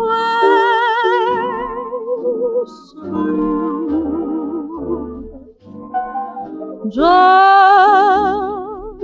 one look at you, my heart grew tipsy in me. You and you alone bring out the gypsy in me. I love all the many charms about you. Above all, I want my arms about you. Don't be a naughty baby. Come to your mama, do, my sweet embraceable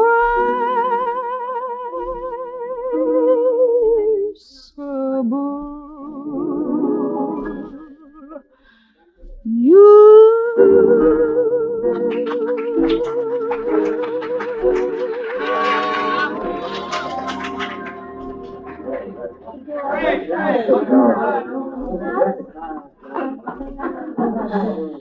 Gee, how was it, Johnny? You ask me that question every night. Don't I always give you the same answer?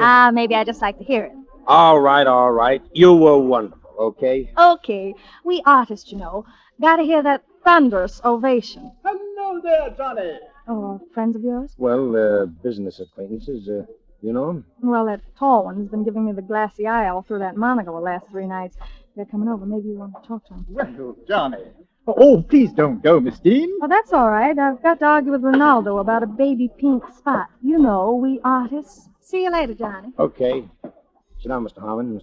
Hi, Stingle. Good evening. Terribly attractive girl, what? My favorite singer, too. Oh, by the way, before I forget, Johnny, here's your remittance for the week. Oh, okay, thanks. And in that connection, old boy, I'm afraid I must tell you that we're not too satisfied with your work. Well, maybe I'm not too satisfied with the job. Oh, if you're not, it doesn't require such enormous intellectual powers that we couldn't find someone else to do it, you know. Oh, keep your pants on. I didn't say I was quitting, did I? Now, look here, old boy. All we ask you to do is report their names when they enter the harbor and their sailing time when they leave. Now, that's easy enough, isn't it? Yeah, sure.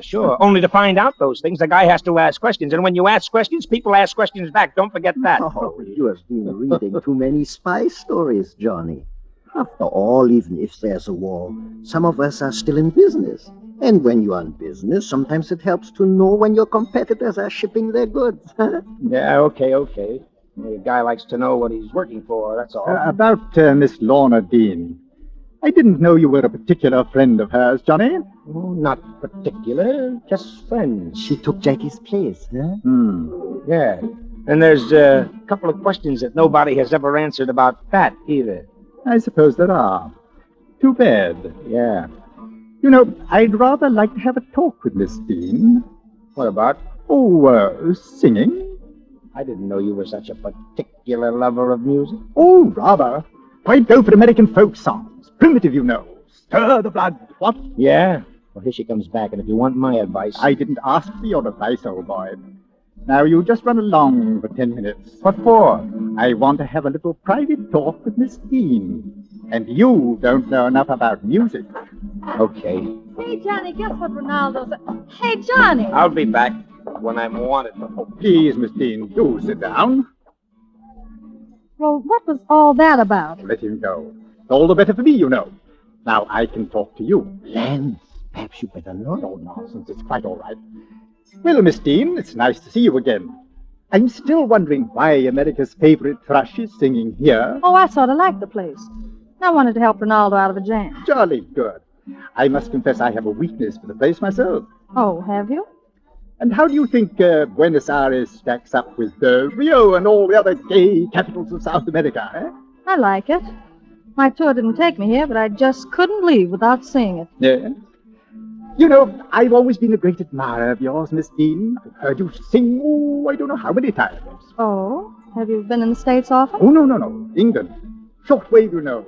Your voice carries very well over the wireless. Oh, you're English. Austrian. I lived in England most of my life, though. You know, down here on business. War, you know. Oh, terrible thing, this war. Yes. As I'm afraid it's been awfully disillusioning to a lot of people.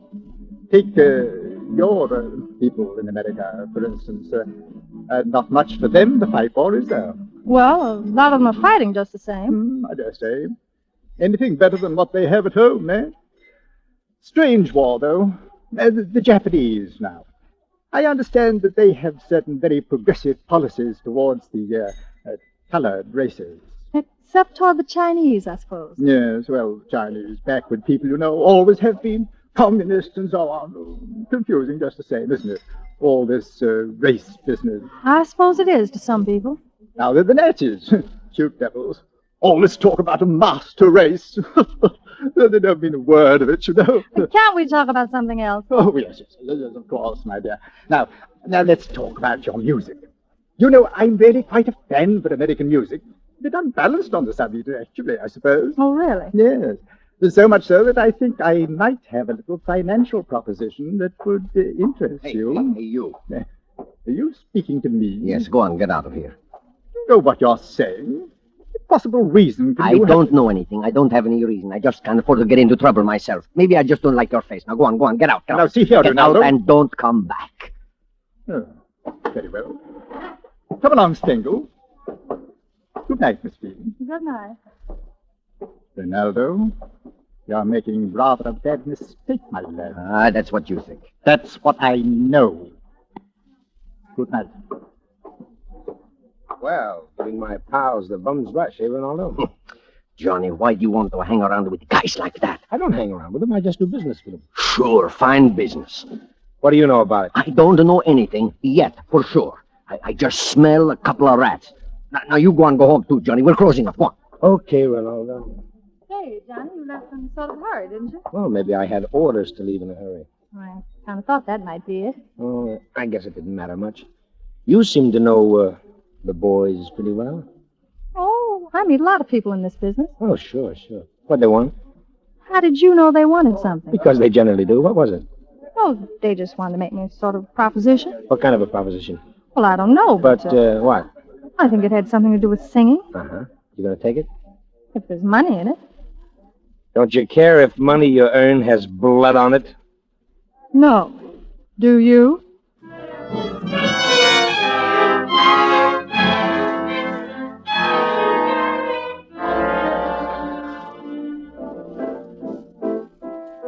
Cause he's done something to me, and my heart won't keep still. Give me 1,000 roses, put my heart in beside them, and send them to the one I love.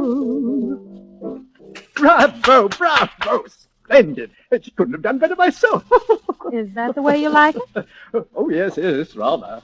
You ought to feel flattered, you know. This is the first time I've given an audition since I got my start in show business. I do hope you didn't mind, but I just couldn't resist asking you to sing it through, now that we've concluded our little business arrangement.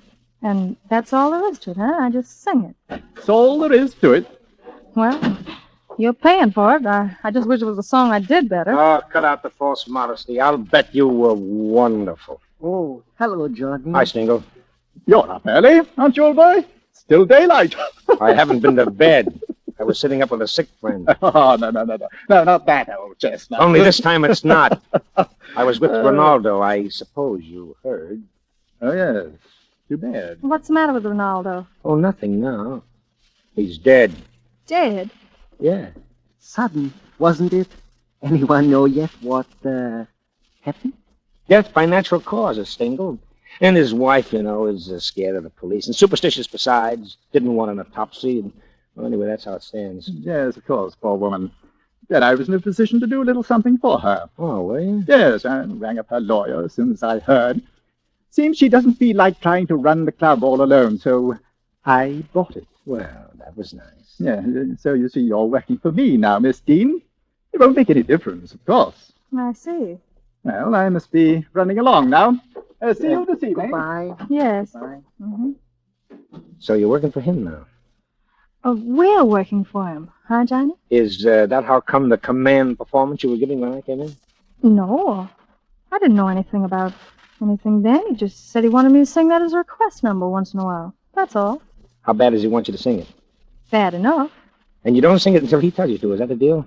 How do you know so much about it? Because I'm not dumb. Well, you going to do it? Why not? You'll pay my expenses. A lot more expenses than poor old Ronaldo could pay, huh? Well, turning it down won't bring him back to life, now will it? You're really a cold-hearted little dame, aren't you? Listen, Johnny. I'm an entertainer because I like it. And because it's the only way I can make enough money to live halfway like a human being. With money, I can do what I want to, more or less.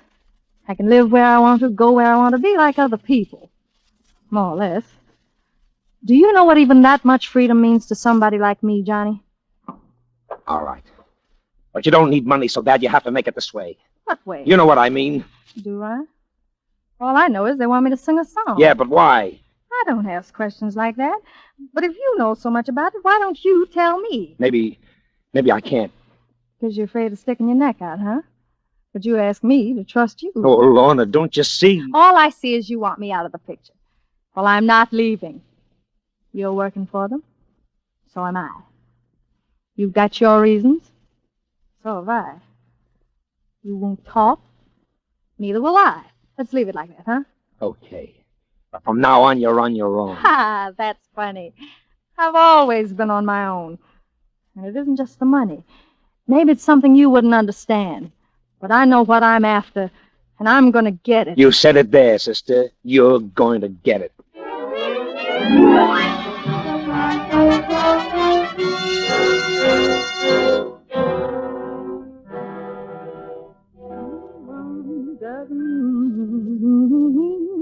Beside them. Who is it? It's me. Ah, come on in. Hi, Lorna. Practicing? Oh, not specially. Oh, I thought maybe you had your orders. What orders? Oh, to sing that song tonight. Yes. How did you know? Oh, a little birdie told me. Look, I got your present. What is it? A little portable radio. It's a good one, too, made in the States. You know I don't speak enough Spanish, so that thing will do me any good down here. Aha, but don't forget the short wave. Short waves, wireless, what? Okay, Johnny, what's the gag? Oh, just something I want you to hear. You probably won't be able to understand it, but fortunately, in me, you have an accomplished linguist. Anyway, I can tell you enough. Rote Rosen, wer die fünf, alles bereit hier? Warte Nachricht von euch heute Abend. Rote Rosen. Well, quite a little gadget, the wireless, huh? That wasn't Spanish. Right, and I'll give you 3 nice big guesses what it was. Johnny, wouldn't it be easier if you just up and told me what you came here to tell me? Don't play innocent with me. Don't try to tell me you don't know what this is all about. Maybe I just want to know how much you know. I know. You said I was afraid to stick my neck out. Well, all right, listen to this. That guy you just heard talking is the captain of a German submarine about 15 miles outside the harbor. How do you know? Because I saw it. And there's a convoy that leaves this harbor regularly to take stuff from South America to our guys in England, and they're leaving tonight. And all that sub-captain out there is waiting for to plow into that convoy and sink every ship in it is the tip-off. And the tip-off is you. Me? Oh, stop it, will you? What do you think Harmon wanted you to sing a particular song at a particular time for, and a song that's at least 2 years out of date at that, if it wasn't to tip off somebody? You know your stuff is broadcast. Come on, use your head. Listen, Johnny, if you know all this, why didn't you tell me sooner? That's my business. Maybe I wasn't sure until now. Business. Yeah, business is just about the right word for it, isn't it? Okay. I didn't expect any thanks for it. But they're just using you for a fall guy, that's all. Oh, listen, Lorna, listen. You've got your life ahead of you, a great career back home, popularity, everything in the world to lose. And the stuff in those ships is going to save the lives of Americans. Coming from you, Johnny, that's real cute. All right. All right, so I don't have a country anymore, but you do. Johnny, listen. You remind me of a preacher I used to know back home. He figured he was such a good preacher because he knew so much about sin. He said he'd sin more than anybody else in the whole congregation. Go ahead. Laugh. Laugh, but I'm telling you for your own good. Get out of town. I can't, Johnny. I've got a date to sing tonight, remember? Shh. Who is it? It's Harmon. Got a part ready for you, Miss Dean. Oh, time for me to go on, huh? Okay, I'll be right there. Right you are. Okay. That's it. But I hope you know what kind of a spot you're in, because if you sing that song, as far as the public in the States is concerned, you'll be washed up for good. Who's going to say anything, Johnny? Oh. It's a sure thing you won't. Well, it'll get back somehow. And you know what happens if you don't sing it. What? Remember what happened to Jackie? What did happen, Johnny? She tried a double-cross. And the same night she was dead. Now laugh that off. I haven't forgotten. By the way, Johnny, suppose I tell you that I knew all about that submarine out there. What? Now you laugh that off. You better get out there and listen with your friends. Your table's ready.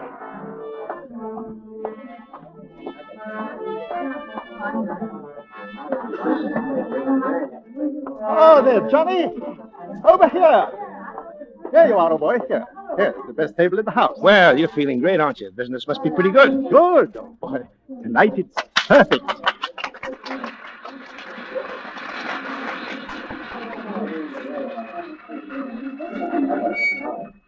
Thank you.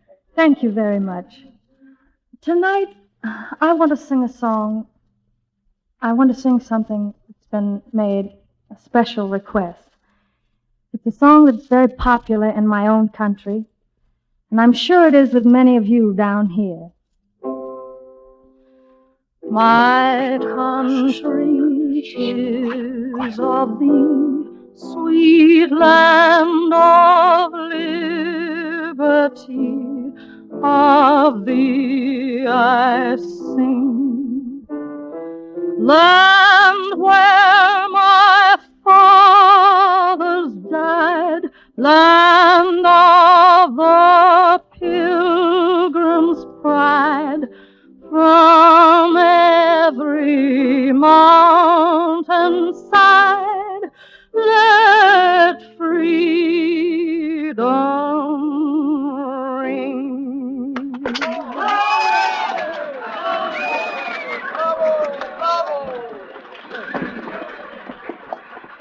Well, you don't look very happy, Harmon. You surprised? Yes, yes. Come along, Strangler. Yes? You'd better wait here, Johnny. Yes, sure. Anything you say. Oh, Miss Dean. Miss Dean. Yes? May I have a word with you? I suppose so. Perhaps we'd better step out into the hall. All right. Well? That was very naughty of you, Miss Dean. Was it? Yes. That wasn't the song I asked you to sing tonight. That's right. And by the way, don't waste any time looking for that submarine of yours out there. Submarine? Unless you look awful deep. Because when I found out what you boys were doing, I arranged a little tip-off of my own, and what you heard me sing tonight was it. I see. All right, Strangler. You'd better get it over with. No! Johnny! Come on, let's get out of here. What about... They won't make anybody any more propositions. Well, where are we going? The American Embassy. Well, are you with the government? It had to be an undercover job. The authorities down here couldn't very well get mixed up. After all, it's a neutral country. But how did you know I wouldn't... cut the wires. It wouldn't have gone out over the air, even if you had. What was your angle? I knew Jackie. She told me she was in trouble with him. She never had time to tell me what it was about. I came down to talk to her about it that night. She was calling this morning. Ronaldo's wife told me that he'd found out about the submarine out there. That's why they had to kill him. You were taking an awful chance playing a lone hand like that. Why did you do it? Oh, just to get in my licks at the master race. Johnny? Yeah? How was I? You were wonderful.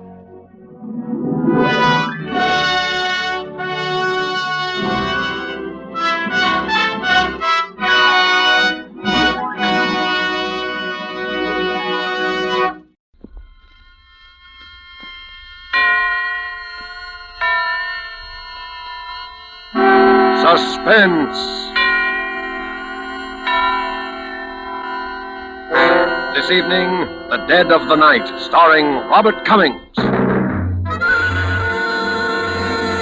Suspense is presented for your enjoyment by Roma Wines. That's R-O-M-A, Roma Wines. Those excellent California wines that can add so much pleasantness to the way you live, to your happiness in entertaining guests, to your enjoyment of everyday meals. Yes, right now a glassful would be very pleasant as Roma Wines bring you Suspense.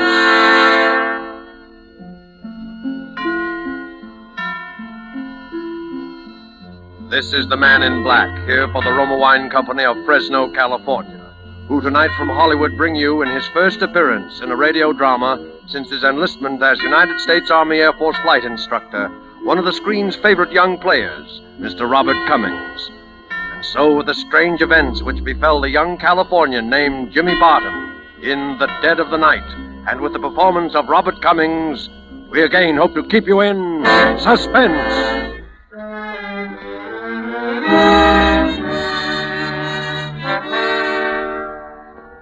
Helen and I had never been apart since her folks died. Never before that summer when I got a job up at Lake Arrowhead. She was supposed to go with me, wait on tables or something. It was to be our vacation. But at the last minute, she decided to stay in L.A. She figured her boyfriend, Steve, might be coming home on a furlough. I should have known better. My sister was such a kid. But I let her talk me into it. And I left her there alone. That was the beginning of the whole thing. That's when she met him. Phil Armstrong. If I hadn't gone away that summer, I guess Phil would be alive today. All during the time that I was gone, Helen didn't write much, and what letters I did get didn't seem natural. So I was anxious to finish my job and get home. I expected her to be at the bus station, but she wasn't. And when I got to the apartment, I could hear someone moving inside. The door was locked, so I knocked. Helen? Who is it? It's me. Jimmy? Yeah, open the door. Oh, Jimmy. Just a minute. Hi, honey. Since when have you taken to locking the door in the daytime? Helen, what did you do to yourself? Your face. Were you in an accident? I fell, Jimmy. I fell and I hurt myself. Well, your eyes swollen shut. Let me look at it. Jimmy, I have something to tell you. What are these suitcases doing here? You and I are going away, Jimmy. We've got to get out of here. I packed everything. We're going no place till you tell me what this is all about. Well, Jimmy, while you were gone, I got married. Married? You mean Steve was here on his furlough? No, Jimmy. Not to Steve. But you were engaged to him. Yes, I know. I got a letter from him right after you left. He married someone he met where he was stationed. Oh, Helen. Gee, I was pretty upset, Jimmy, and that's when I met Phil Armstrong. Oh, but gee, I think you might have... I don't even know the guy. No, neither did I. But I was unhappy. Well, you just don't go off and marry someone you don't know. Well, that's what I did, Jimmy. Now we've got to get out of here. Huh? Well, but why? Because there's been trouble. What kind of trouble? I'm afraid, Jimmy. It's terrible. He takes something. I don't know what. But sometimes he's crazy. Helen. Yes? Your face. You didn't fall. No. He did that. I'll kill him. He'll kill you. That's what I mean. That's why we've got to get away. Well, you can get a divorce, can't you? He threatened me if I even tried to get one. We'll put him under a peace bond. What good would a peace bond be, Jimmy, if he killed one of us? So I let her talk me into running away. I guess I shouldn't have, but I knew that if I saw him after what he'd done to her... Well, anyhow, I'd saved my salary and I had some gas coupons. We didn't know where we were going, but we started out. I don't know what he'll do when he finds I've gone. Helen, don't you think we ought to go to the police? Oh, I'm afraid, Jimmy. I know him. I know what he'd do if he found out we'd reported him. But they'd protect us, Helen. They'd protect us. But what if he got to us before they got to him? And she looked so frightened, I thought it best to let her do it her way. We got to Santa Monica that night, and we stopped at a motel near the water. Well, a week slipped by, and Helen seemed to be forgetting. She didn't jump every time someone knocked at the door, and she began to get a nice tan.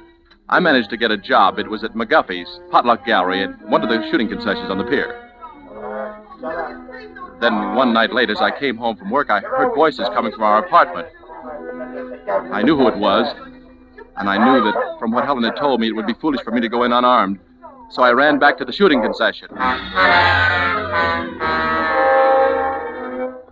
It didn't take long, but when I got back, the lights were out, and the sound of voices was gone.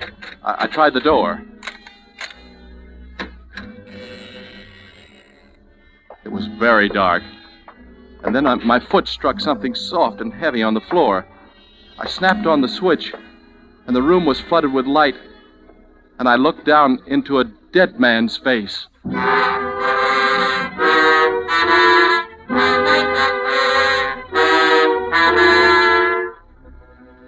Tonight, for Suspense, Roma Wines are bringing you a star, Mr. Robert Cummings, whom you've heard in the prologue to The Dead of the Night by Mel Dinelli. Tonight's tale of Suspense.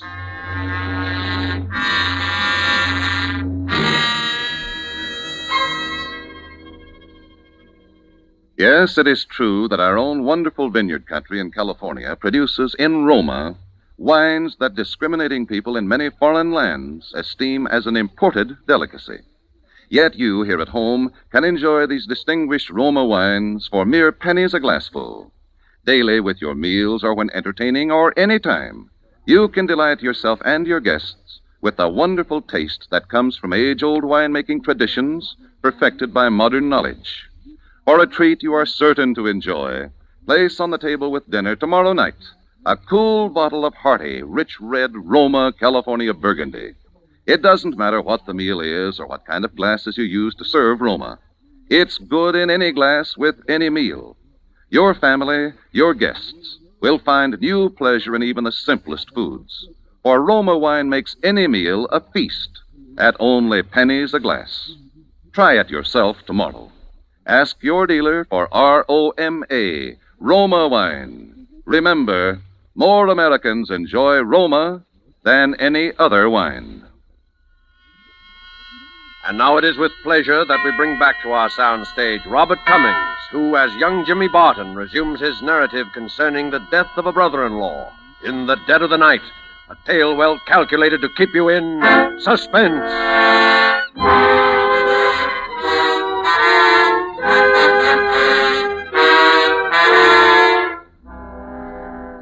It's funny how in the biggest, the most important, the most terrifying moments of your whole life, you remember little tiny insignificant things. I remember that I set my alarm. It was to go off at 5 o'clock. I'd set it to wake me up that afternoon. And a bird started to chatter outside as I stood there shivering with cold and terror, looking down at that dead man's face.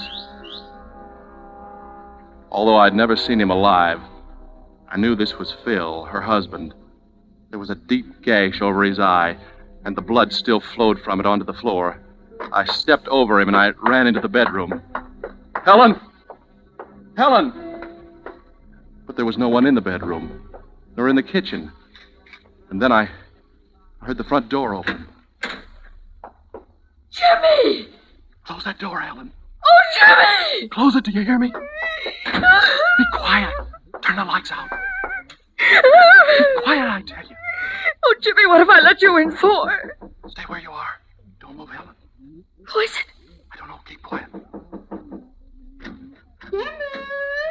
Oh, Jimmy, it's Mrs. Gordon. She's going to unlock the door. Oh, just a minute, Mrs. Gordon. I'll get something on. Jimmy, what's going on in there? All the plates been complaining. Just some friends of mine, Mrs. Gordon. They were having a party. They're gone now. Jimmy Barton, you should be ashamed of yourself. Now open this door. I want to talk to you. Well, I'm not dressed. I was taking a shower. Well, slip something on. Well, I'm tired. I just was going to bed. Jimmy, I told you I wanted to talk to you. Now will you open this door? She has a pass key, Jimmy. All right, Mrs. Gordon. Just let me get some clothes on. I'll give you 2 minutes. I didn't know what to do. I knew she was determined to come in. Mrs. Gordon was a nosy old woman. She meant well. She'd taken it upon herself to mother Helen and me. She was always coming into the apartment with her pots of jam and her bowls of soup. I knew no matter what I said, nothing would stop her. What do we do, Jimmy? You got about a minute left. Helen, take him by the feet. No. Helen, take him by the feet. It's no use. It's no use. We started half dragging, half carrying him towards the bedroom. The rugs slipping along the floor as we moved. We'd just gotten into the bedroom, and then... Time's up, Jimmy. And as long as your good mother isn't here to look after you, I'm going to myself. We can't leave him here. She might come into the bedroom. Quick, the bathroom. Jimmy, where are you? What if she comes in here? Pull back those shower curtains. Jimmy, we can't. Don't argue. Pull them back.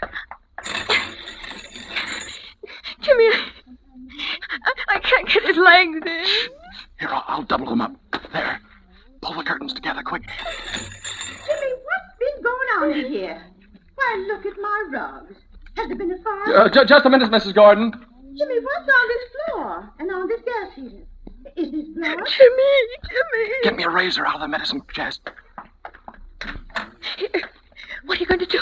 Never mind. You stay here. I'm coming, Mrs. Gordon. Well, just as I suspected. You've been frightened. And you've hurt yourself. Now let me see your hand. Oh, it isn't bad, Mrs. Gordon. Oh, no wonder you didn't want me to come in. Where's Helen? She's out. She hasn't been here all evening. Well, let's look at that hand. Oh, it isn't bad, Mrs. Gordon, really. You let me see that hand. Oh, there. Why, Jimmy, this is a bad gash. Have you disinfected it? Yes, I have. Well, let me bandage it for you. But this towel's all right. It's not all right. Where are your bandages and things? In the bathroom? No. I mean, I don't have any. Now, you're just saying that, Jimmy Barton, because you don't want to be bandaged. You're not fooling me. I'm going right into the bathroom and get No, some... not the bath. I mean, I don't have any. Well, I'll just see for myself. No, Mrs. Gordon. Jimmy, why, you drip blood all over this floor. Here, let's look in this medicine closet. Uh-huh. There, I knew it. Here's some tape and some gauze, too. Mrs. Gordon, can't we just do this in the living room? No, we'll do it right here. Now, here's some alcohol. Come on, put your hand over here. We stood there, and she bandaged me, and I kept wondering where Helen had gone. And then I saw the shower curtain move slightly, and I knew. For a moment, I thought Mrs. Gordon had seen it, too. Jimmy, just look at that shower curtain. Yes. Goodness, you've smeared that with blood, too. Well, I'd better clean things up for you before Helen gets home. Why, you'll scare the life out of her. Well, I'll clean it up, Mrs. Gordon. You've done enough. Thanks very much for taking care of this hand. Well, all right. If you don't want me to. Now, you'd better get some sleep. I'll see you in the morning. Good night, Jimmy. Good night, Mrs. Gordon. Oh, Jimmy. Helen. I had to hide someplace. It was terrible. I know. It was the only thing you could do. Jimmy! Yes? Jimmy, I forgot to tell you that I'm having some painting done tomorrow. So you'll have to be out of here early. It's hard enough getting painters these days without making them wait for the tenants to get up, you know. Yeah, all right, Mrs. Gordon. I'll be out first thing in the morning. Mm-hmm. Well, good night. Good night. I will have to get him out of here. Yeah. Where'll we take him? I don't know. I've got to think. Here, Helen, you try and get some rest. Jimmy, let me go to the police. Let me tell them that I did it. Let me tell them what he was. They won't do anything to me. No.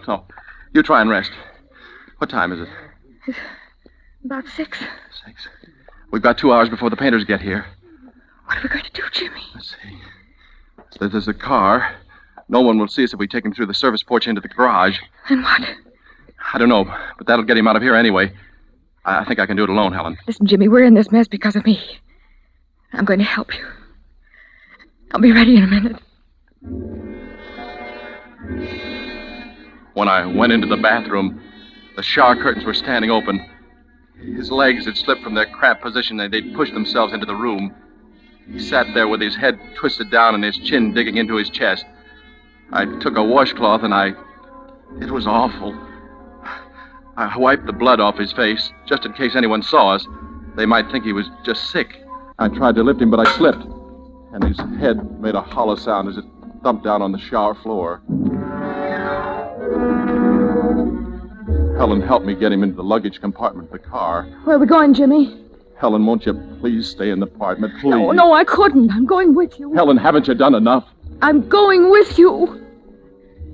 Too late now to wish that I hadn't. Where we go? To the pier, the Santa Monica Pier. Beyond the concessions, you can drive a car on the end there.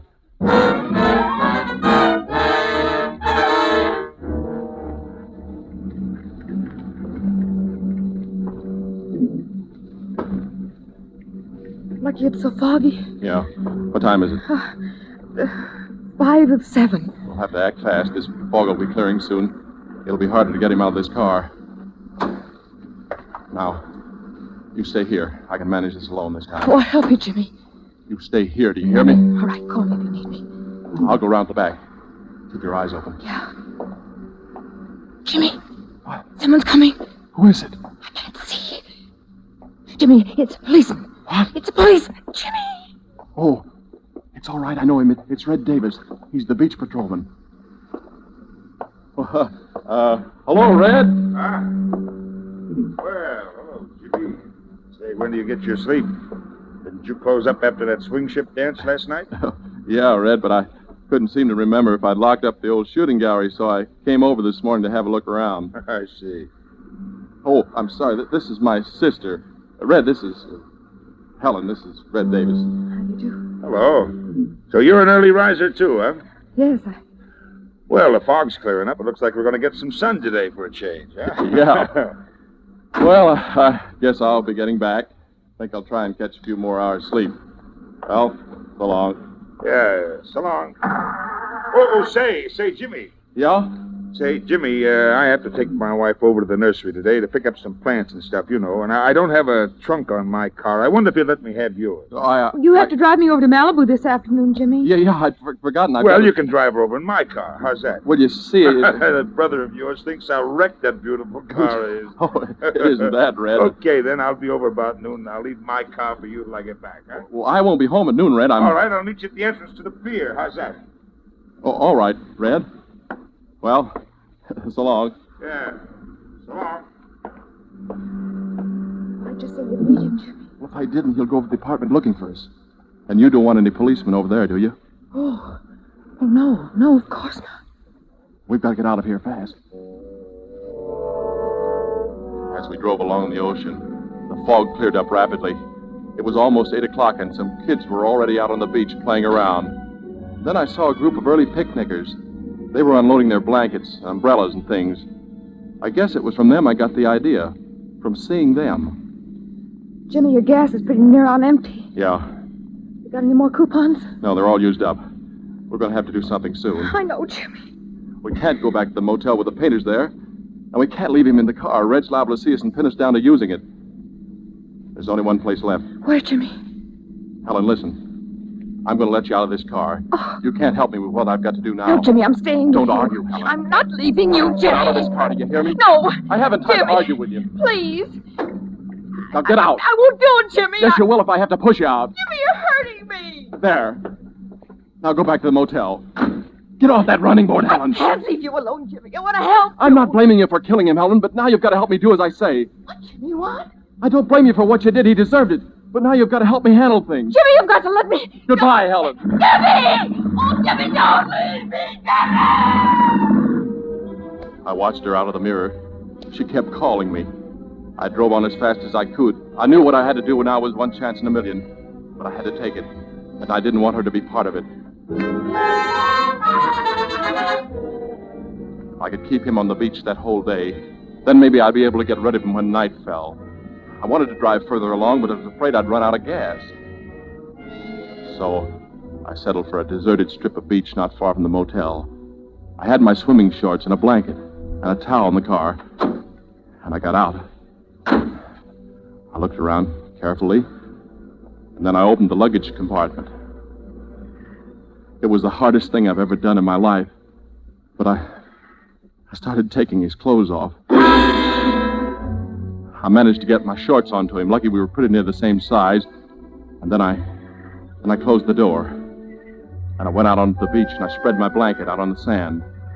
And then I went back for him. When there were no cars in sight, I carried him over to where I'd spread my blanket.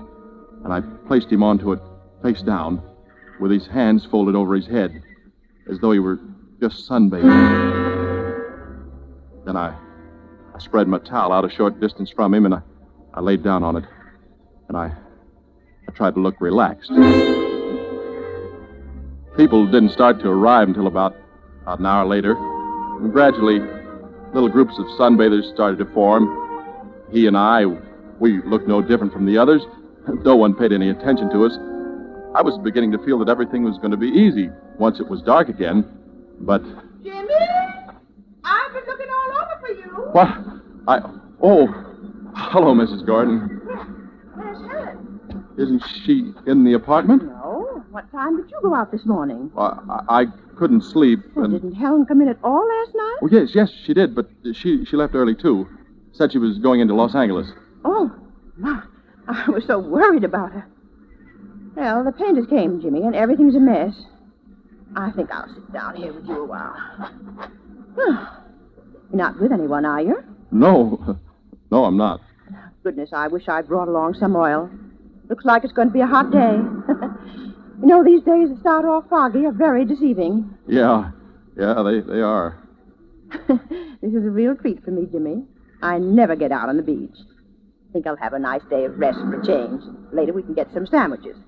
The treat's on me. Well, Mrs. Gordon, no, I hadn't planned on spending the day at the beach. Oh, it'll be good for you, Jimmy. Not healthy for a boy your age to be working all night and sleeping all day. But, Mrs. Gordon, you see, Jimmy, do you know that man over there? Which one? Why, that one right there. No, I don't know him. Well, he's lying so still. His back's going to get an awful burn. Yeah. Well, do you suppose he's asleep? It isn't good to sleep in the sun, you know. Mrs. Gordon, do you think that the painters will be finished by this afternoon? Huh? Oh, well, I hope so.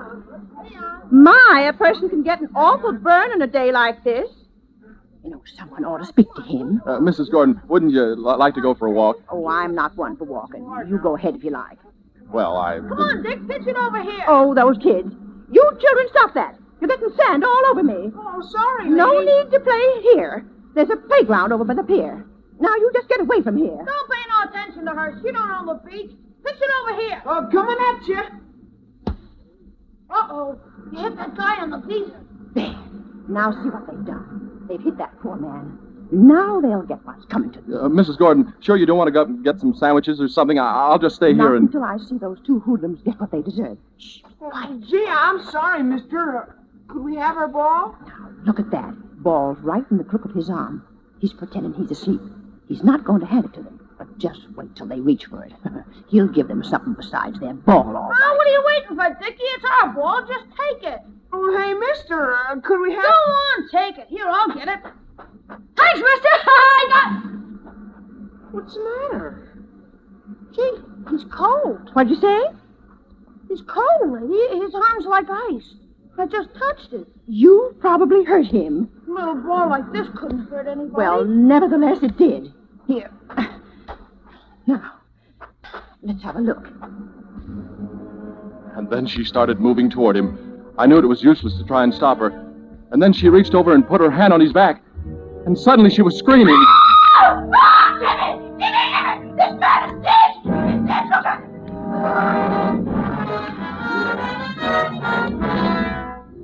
Before long, there was a crowd of people around us, and someone called the police. I wanted to run, but I knew that would be the wrong thing to do, so I just stayed there, numb-like, watching things. When the police came, they started questioning everybody. Mrs. Gordon was first. Why, he'd been there all morning. I came early, and he was here already. Just like that. You know, with his face down. Just like he Was there anyone else around when you arrived? Around? Yes, Jimmy was here. He was here all alone with him. Weren't you, Jimmy? Yes, I was. Yes, you see, he was. Doesn't anyone know this man? Do you know him, I told you kids to keep away from here now. Did you hear me? We discovered him, didn't we? If it hadn't been for us. Yeah, and you don't even know a clue when you see one. Look at his fingernails. What's that? Oh, the child's right, officer. What's that? Now just look for yourself. Let me see that. Yes. It looks like powder. Something flaky. Are you sure none of you people around here recognize him? Recognize him? Well, I've never seen him. Officer. Huh? Why, that blanket he's lying on. Why, it's from my motel. See, it's stamped right under where you moved his hand. Oh, dear. Look for yourself. See, it says Seaside Motor Captains. Yeah. Yes. And you're sure he wasn't registered? Why, I'm positive. Is there anyone else around here from your hotel, from your motel? Jimmy, look. Jimmy! Here comes Helen. Look, she's crying. Mrs. Gordon, I asked if there was anybody around here from your motel. Huh? What's that? Oh, yes, Jimmy Barton here. And that girl. You see, she's his sister. They've been with us for several weeks. Jimmy? Yes. What have you got to say, Jimmy? And suddenly everyone was looking at me, and at Helen as she ran towards us. And like a fool, I started to run too, in Helen's direction to ward her off. I didn't get far, however. Someone caught me by the arm. Jimmy, I've been looking all over for you. Don't say anything, Helen. Let me do the talking. Don't say anything. Jimmy, when you forced me out of the car this morning, you said you didn't blame me for having killed him. Helen, be still. Don't. Jimmy, I didn't kill him. I thought you had. I was helping you get rid of him because I thought you'd done it. I'm sorry, kid. Helen, are you telling the truth? I swear it, Jimmy. Phil and I were quarreling. He'd been taking something again. He was like crazy. And This guy, Phil? I knew there'd be trouble when you came home from work. So I got out the back way and I went looking for you on the pier. When I couldn't find you, I went back to the motel and I found him on the floor. I thought you... But Helen, why didn't you say so? You didn't give me a chance, Jimmy. You just took it for granted that I did it. But who did kill him, Helen? That's what I'm trying to tell you. Nobody killed him. What are you talking about? I went to the motel a while ago to wait for you. while I was there, I remembered about Phil last night.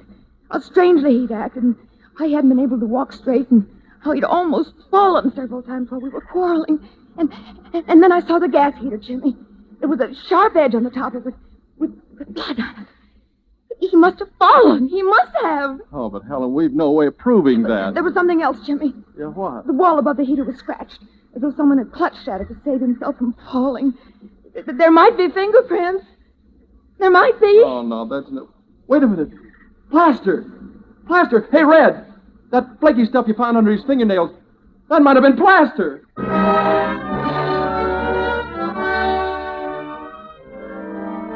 And it was. Well, that's about it. Everything checked back at the motel, and the autopsy showed he was full of dope. But I guess it was really Mrs. Gordon who saved our necks for us. Besides talking so loud and so long that they'd probably acquitted us just to get rid of us, she did dig up a witness who'd heard Helen and Phil quarreling, and who'd seen Helen leave alone after he'd threatened her. Well, everything's all right now. Helen and I are beginning to forget. But it's Mrs. Gordon who's making quite a nuisance of herself on the beach these days, as she goes along poking all the sunbathers and asking if they're sure they're all right.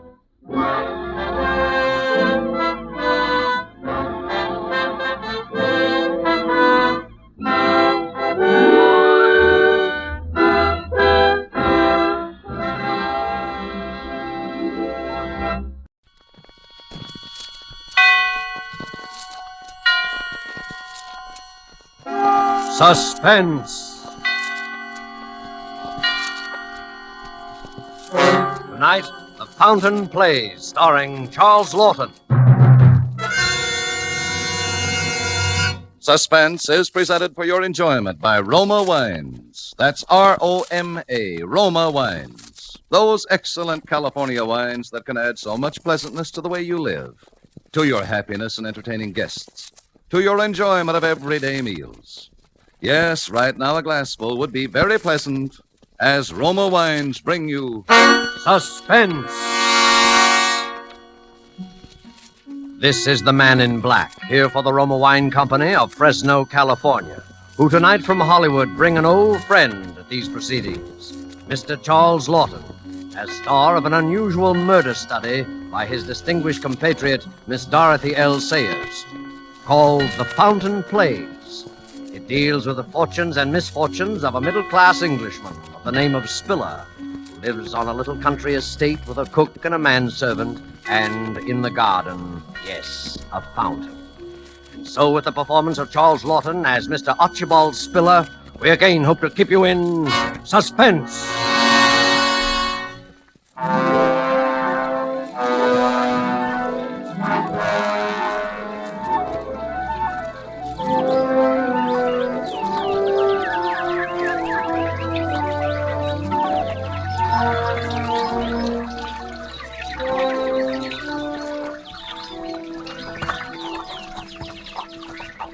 Now then, Mr. Spiller, what about it?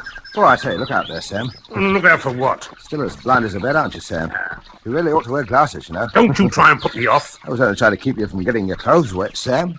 You almost walked right into the spray of the fountain. Well, never you mind what I need glasses, and never mind your blasted fountain neither. I want a straight answer to my question, Mr. Spiller. I've given you an answer, I've told you. You've given me nothing but bluff and bluster. Do I get it all, don't I? That's what I want to know, and if I My dear don't... fella, please. My guests are arriving. I'll talk to you tonight. You better talk straight. It'll be your last chance, my lad. Hello. Hello there, everybody. Just in time for a little refreshment. Master said we'd find you here, Daddy. I hope we're not interrupting. Oh, certainly not, certainly not. You know Mr. Gooch, don't you, my dear?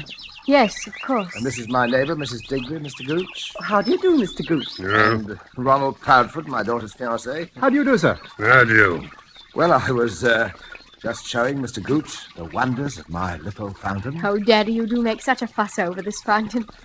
Even so, I always say there's nothing like a bit of ornamental water to set a place off. Sort of like the Versailles garden, what?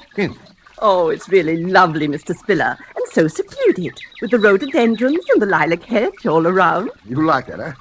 You know, I was thinking of cutting out some of these lilacs. Oh, I wouldn't. To make a vista, so to speak. You can't even see it from the house with these bushes on all four sides. Well, now, perhaps that might add something. But if you like the lilacs, Mrs. Digby, The lilac shall stay. Oh, Mr. Spiller, I'm no authority, I'm sure. Well, if you want an authority, I'd say it's a mess.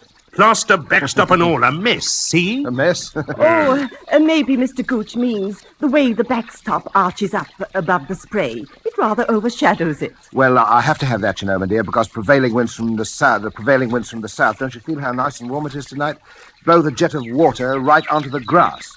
If it weren't for that backstop, we'd have a proper swamp over there. Wasteful, too. Well, I'm glad to know that. You always were a fool, Archie. Squandering money on a fountain. No, indeed. It uses the same water over and over again. Like the one in Trafalgar Square. Most ingenious, really. Why, isn't that a wonderful idea? Of course, I have to be careful, of course, even so, to turn it off every night to save leakage and waste and so on. Oh. Mr. Spiller, sir.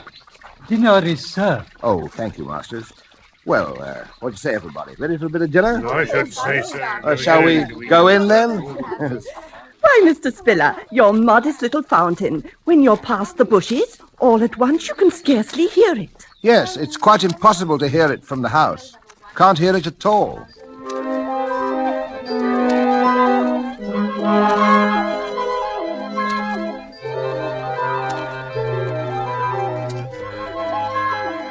And what I says is, you see, you're not Will that Napoleon be all either. then, sir? Yes, thank you, Masters. An excellent dinner. My compliments to the cook. Yes, sir. And coffee in the drawing room, Masters. Very good, sir. Well, shall we adjourn? Shall we what? Oh, go into the drawing room, you know. Quite a toff, ain't you, Marchie?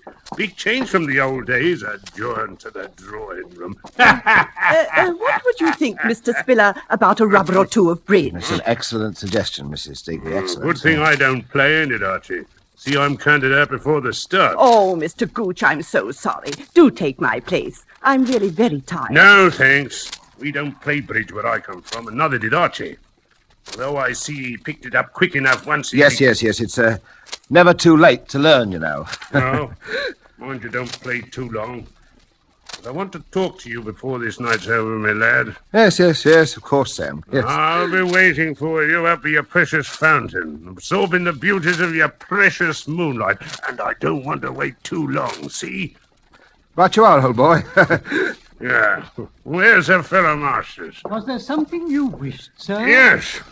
Give me a handful of those Coronas. Only the best for your old pals, eh, Archie? Yes, of course. yes, of course. See you later, folks. Maybe. Well, Mrs. Digby, shall it be you and me against the youngsters? Daddy, Yes, dear. will you tell me why you put up with that man? Gooch? Oh, no. He's not a bad sort, really. He is a bad sort. He's a rude, unpleasant, terrible man. Well, he's an old friend, you know. Not much a chap can do. Oh, Daddy, you're so soft-hearted. But if you can't do anything, I can. No, please, dear. He'll be gone in a day or two. In high time. What does he mean talking to you that way in your own home? Shall we cut the deal? Yes. Shall I? Well, I don't care. You shan't put me off.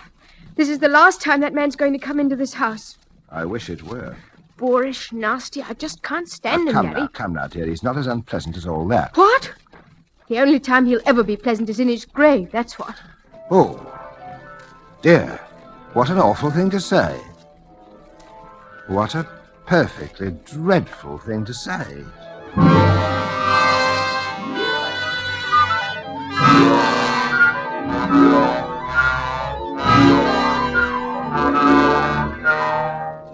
Tonight for Suspense, Roma Wines are bringing you as star Mr. Charles Lawton, whom you have heard in the first act of The Fountain Plays, tonight's tale of Suspense.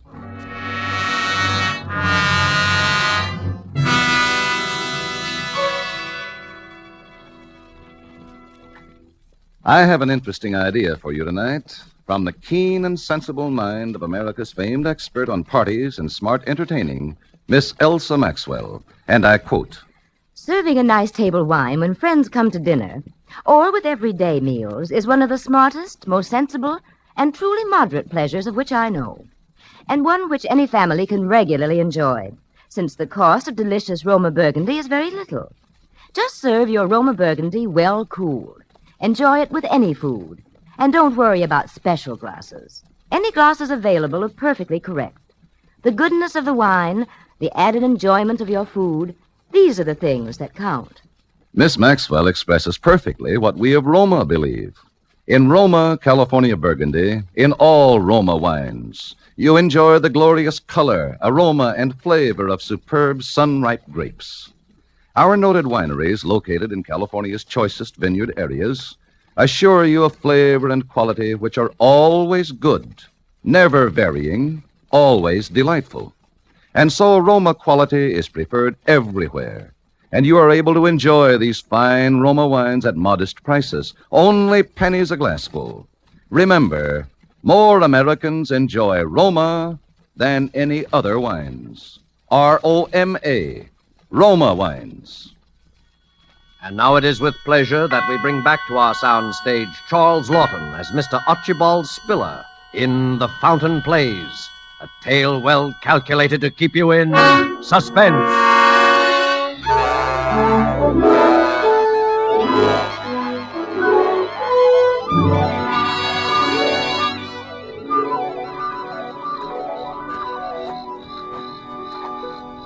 Of course, we have a very pleasant garden, Mrs. Digby, and I don't know anything that's given me such enjoyment as that fountain. Do you know that it uses the same water over and over again? Yes? It shows you, doesn't it, Mrs. Digby? The simpler pleasures are best. Oh, that's so true. Oh, well, here we are. It's been such a lovely evening, Mr. Spiller. Oh, yes. And it was so nice of you to walk me home. Oh, it's my pleasure, I assure you, Mrs. Digby. You know, I've been thinking, I'm very lucky to have found a neighbor like you at my time of life. I mean... Maybe it's not luck at all. It's fate, you mean? Mrs. Digby, may I call you Rosalind? Oh, of course. And you call me Archibald? Silly name, only one I've got, though. Why, I think it's a very nice name. Do you? Well, you know, I've been thinking it was true what I said tonight, that the place will be needing a new hostess soon. Oh, with Betty getting married, you mean? Oh, you must be very happy for her. I am, but what I mean is that, well, we're both alone in the world now. Yes. And, Rosalind, there's something I want to talk to you about soon. I can't just now. There are arrangements I have to make, but I want to talk to you very seriously. Well, I'll always be here, you know. But it's late now. Yes, it is, yes. Well, good night, Rosalind. It has been a lovely evening. Good night. Good night, Archibald.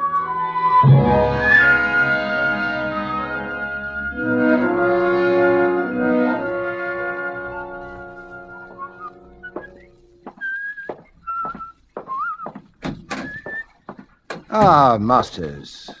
Where is everybody? Mr. Ronald left 5 or 10 minutes ago, sir. Miss Elizabeth has retired. Oh, well. Is Mr. Gooch still in the garden? I couldn't say, sir. Shall I go and see? No, never mind. You can cut along to bed now. I'll lock up. Very good, sir. Oh, by the way, is the fountain turned off? Yes, sir. I turned it off myself at 10:30, seeing that you were engaged, sir. That's fine. Well, good night, Masters. Good night, sir.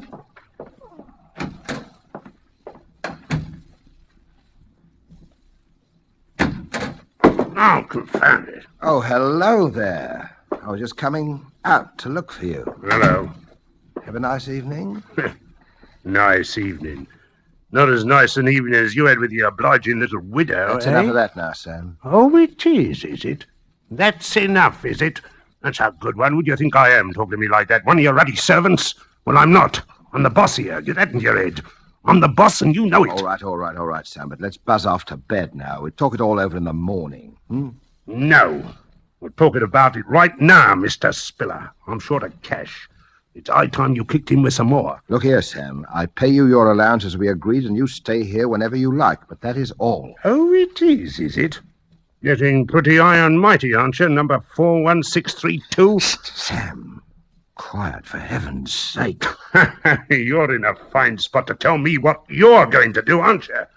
Quiet.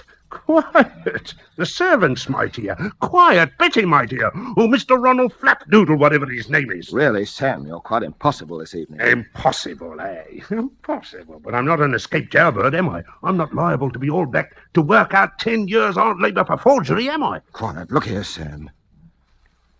I'll give you a little extra. This once. And when I think a man like me was only in for a short stretch anyway and worked it out all good and proper. Depended on the charity. Charity, mind you, of a pal was rolling in wealth. I am not rolling in wealth, and you know it.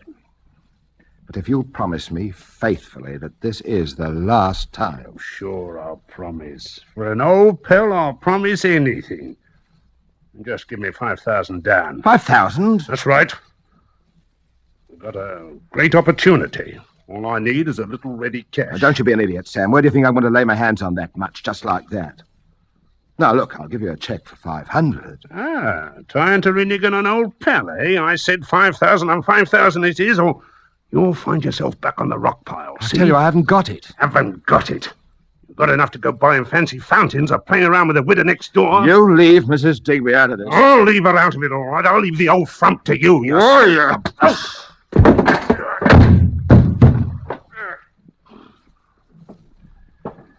Sorry I had to do that. I told you that was enough of that, and I meant it. Now pull yourself together and go to bed. I'll talk to you in the morning. Do you hear me? Sam? Sam? Ah, come on, I didn't hit you that hard. Get up on your feet now. Sam? Sam?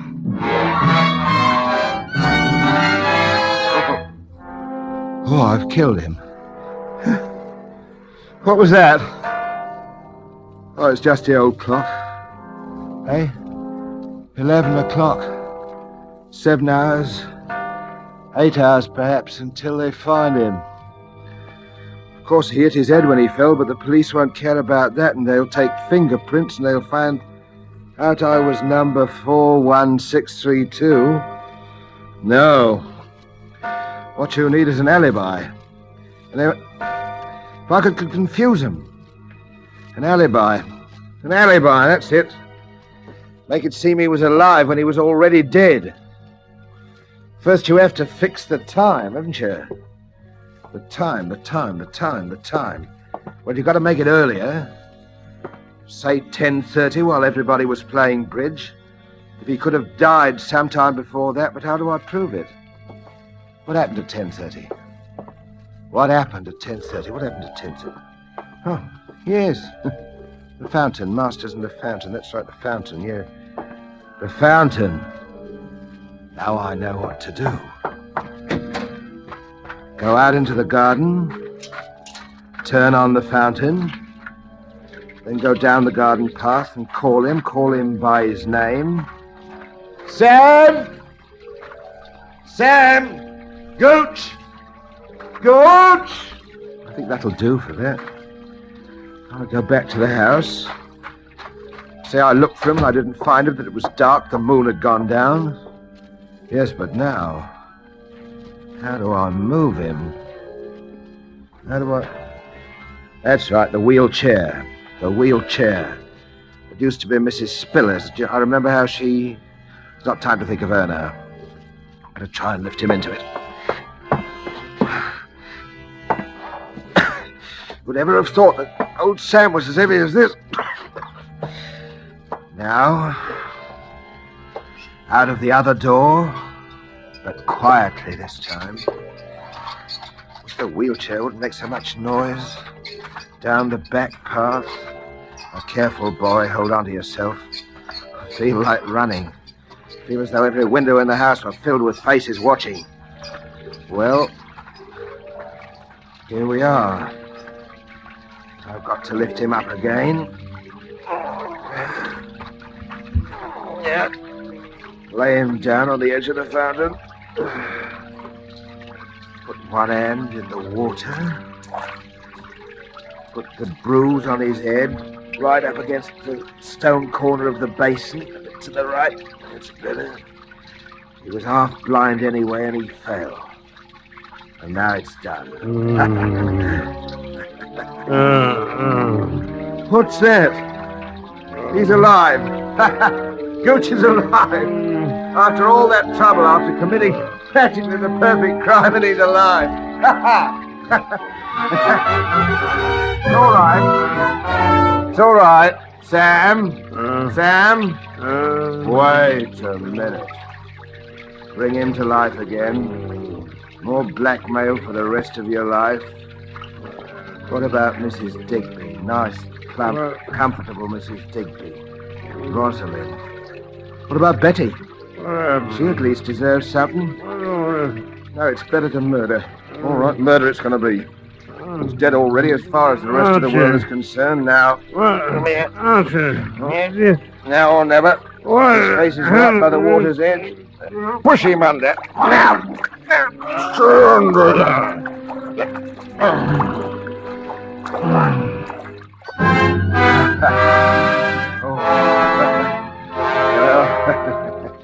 Now it's done. Now it's done, Mr. Spiller. I suppose I ought to feel remorse. Why should I feel remorse? Does the mouse feel remorse that the cat's killed? No. Does the prisoner feel remorse when he leaves his prison? No. It's done and it's well done. There's nothing left but the finishing touches now. Well, we take back the wheelchair, let the fountain run another hour, and then to bed. Why should I feel remorse? Nonsense. Congratulations would be more like it. Yes, that's right. Congratulations, old man. Hasn't it turned cold?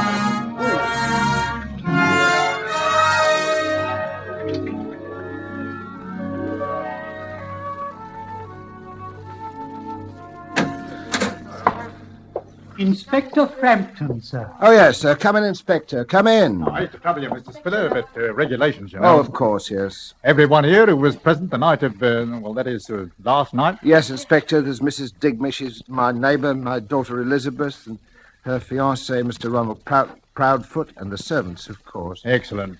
Well, now, if you'll all bear with me, I have to ask you a few questions, you know.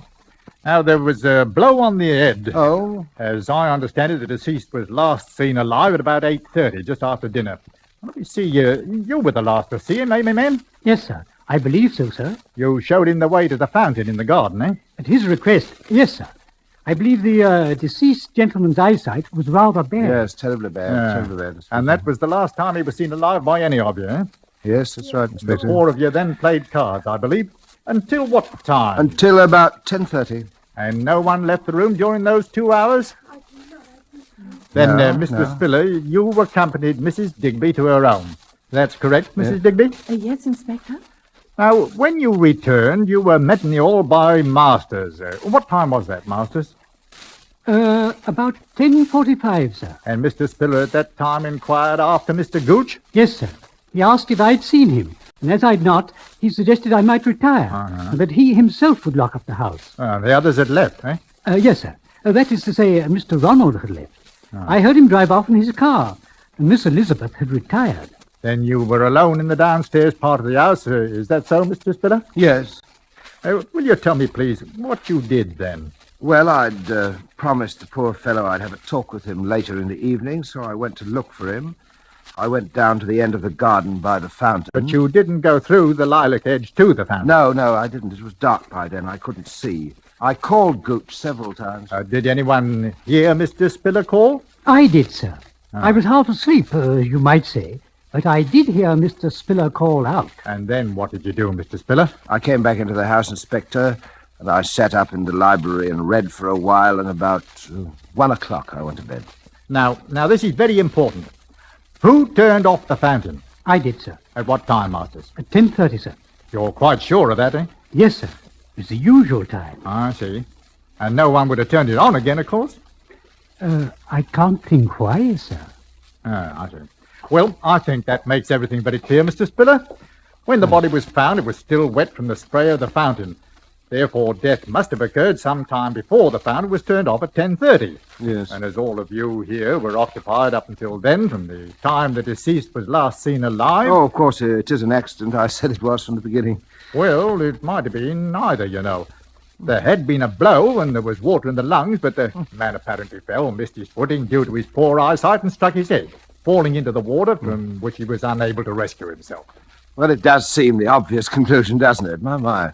Poor fellow, dear me. Well, thanks, everyone. I don't think we'd have to trouble you again, Mr. Spiller. I hope not. Thank you, Inspector.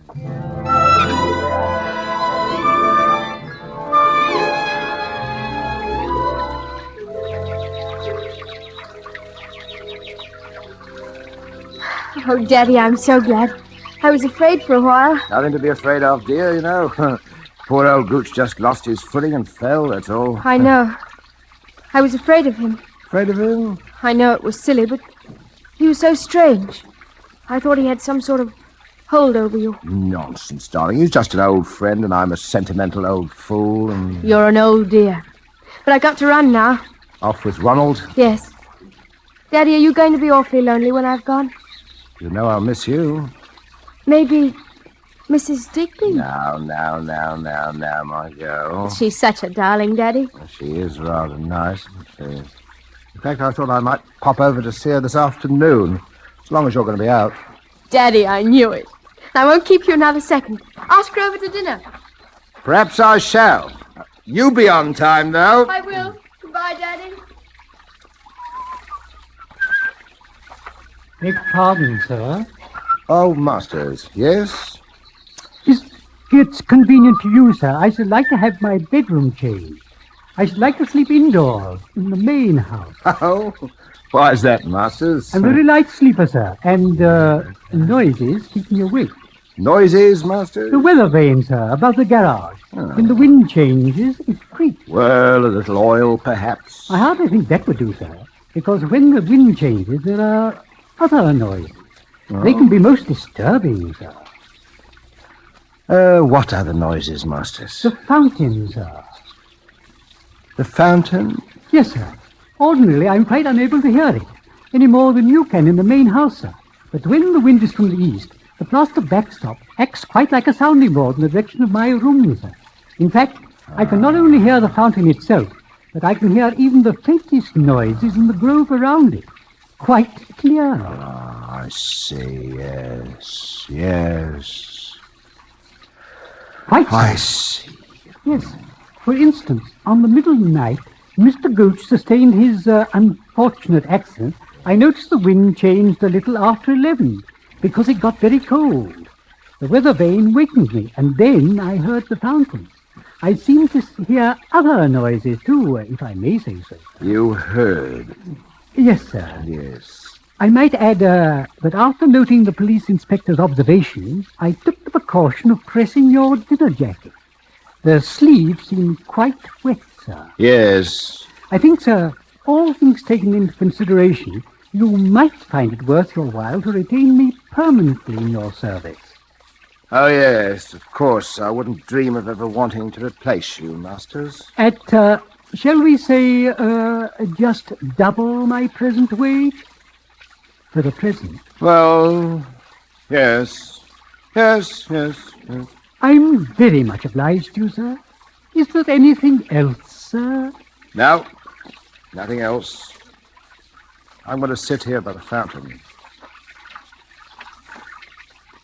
Very ingenious, the fountain. Most ingenious, my fountain.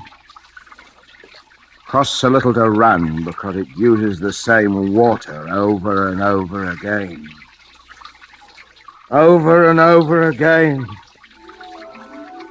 Over and over again. Over and over again.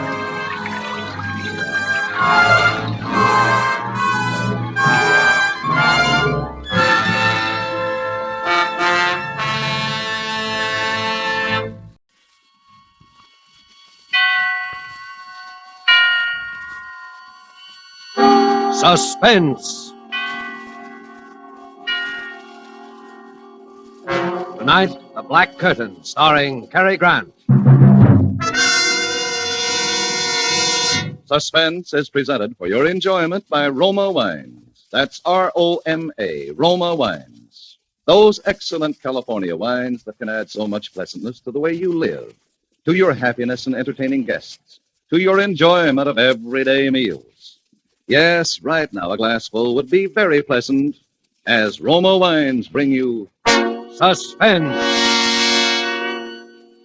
This is the Man in Black, here for the Roma Wine Company of Fresno, California, to introduce this weekly half hour of Suspense.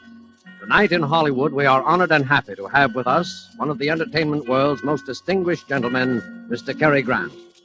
This becomes somewhat of an anniversary broadcast, since it was 1 year ago tonight that Mr. Grant inaugurated this series of suspense programs sponsored by Roma Wines. And in response to requests from our listeners, he will appear once more in a suspense play by Cornell Woolrich, which starred him on that occasion. And so, with the Black Curtain, and with the performance of Cary Grant, we again hope to keep you in suspense.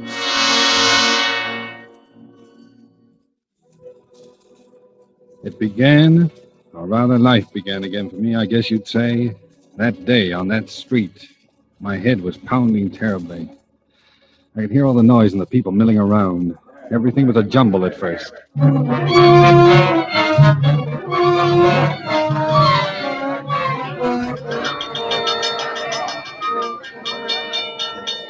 All right, gangway. Let the doc through. Oh, I've seen it happen, Mr. Policeman. He was running, and boy, he really gave himself a clunk on the bean. Get back there now. Oh, my head. All right, take it easy. His wallet fell out of his pocket, and a big boy grabbed it and ran away. Back, everybody, back. Give the doctor room. No, I'm okay.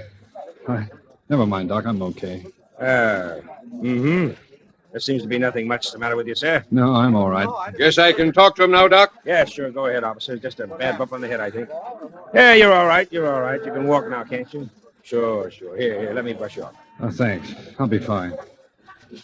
Hey, wait a minute. What am I doing with an overcoat on? All right, now, mister, just so they got it on the blotter. What's your name and where do you live? Townsend. Frank Townsend, 820 Rutherford Street. Here, have a cigarette. You're still shaking. Oh, no, thanks. I don't smoke. Okay. Well, I'll be getting back. Drop in at the receiving hospital if you want us to check you out. Yes, I will. Hey, here's your hat, mister. I found it. Thanks, kid. That's all now. Come on, move along. This guy's all right. Oh, thanks, son. Thanks. Hey, sorry about the fellow that got your wallet. Anyway, here's your cigar case, Mr. Townsend. Oh. I found it right alongside of you. But I don't own a case. No, besides, look at the initials, DN. I don't know. Same initials in the hat. See? DN. Yes, but this isn't my hat. Don't you even know your own hat, mister? Wait a minute. I'm trying to think. Where is this? What? Well, this street. You're on Tillery Street. Tillery Street? What am I doing on Tillery Street? He's lost. All right, now, sir. Look, my suggestion is that you go on home and go lie down. It's cold. It's starting to snow again. Oh, wait a minute. Don't leave me. Tell me, what happened? Well, you slipped on this icy sidewalk. Fell down, hit your head good and hard on the curb. You were out for about 20 minutes. Wait. Ice on the sidewalk? Look at it. That street cleaning department ought to clear away that snow, too. But snow and ice? Sure, why? Snow in July? July? It's December 1944. 1944? You better get on home, son. Good night. 1944?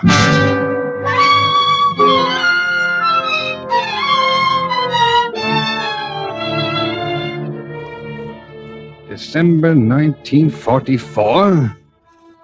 The last I remember was July 1941. 3 years just gone. Amnesia. A black curtain comes down over your mind out of nowhere. That black curtain had been over my eyes for 3 years. Where'd I been?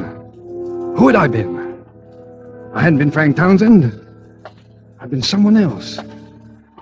DN. Someone whose initials were DN. I walked along Tillery Street thinking about it. Those 3 years. What? Well, I could have been married. I could have been a thief. Something made me turn around on the street for a moment. And that was when I first saw him. Gray eyes. He'd been talking to the cop who took my name. He looked up as I did. And then he started to walk rapidly in my direction. I backed away instinctively. Something about him spelled trouble. He caught me and came forward. Hey, you! Stop! Stop, Townsend! Stop! Townsend! Instinctively, I knew I should run, get away from him. Hey, you! I looked back as I rounded the corner. He had a gun in his hand. He raised it. Then I turned and ran for my life.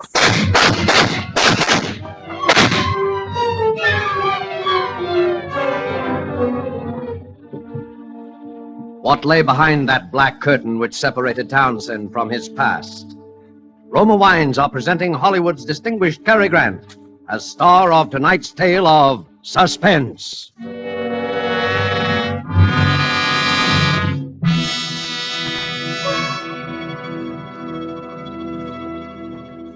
Haven't you often realized that many of life's finest enjoyments are simple and moderate rather than the opposite? I give you the words of a high and well-loved authority, Miss Elsa Maxwell, international expert on smart entertaining and gracious living. Good hospitality is always simple, genuine, and moderate. That is why I often suggest enjoyment of delicious Roma sauterne when you have friends in to dinner or with your everyday meals.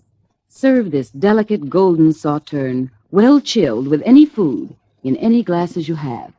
Special wine glasses are pretty, but not very important. Now, what can I add to such charming good sense as that? Maybe just this. Roma Sauterne and all Roma wines are the best that California's magnificent sun-ripened grapes can provide, in glorious color, fragrance, and flavor, protected for you by the ancient wine skill of Roma's famed wineries. That's why Roma wines and Roma quality do not vary, never fall short, but are always enjoyable. Unchanging high quality gives tremendous popularity to Roma wines and makes low cost possible. Only pennies a glass. Remember, more Americans enjoy Roma than any other wines. R-O-M-A, Roma wines. And now it is with pleasure that we bring back to our sound stage Mr. Cary Grant and The Black Curtain, a story well calculated to keep you in suspense.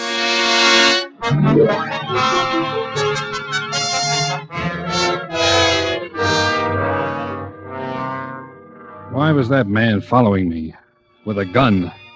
What did Gray Eyes want with me? I must have done something. I had to get away, someplace to be safe and think. I beat it down into the subway and hid.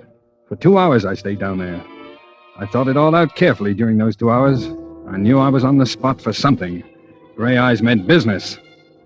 What could it be? Who had I been during those last 3 years with that black curtain in front of them? Well, maybe I'd been a gangster, and he was one of a mob that wanted to rub me out. I didn't know. No identification, my wallet stolen, nothing in my pockets that would help. Just DN in the hat, and DN on the cigar case. DN. My head was aching with worry, my stomach had panic in it. I had to find out who I'd been, what I had done. But how? Where? Tillery Street. That's where I'd been when I woke up. Tillery Street. Well, maybe Gray Eyes would go back there, too, looking for me. But I had to take that chance. Tillery Street.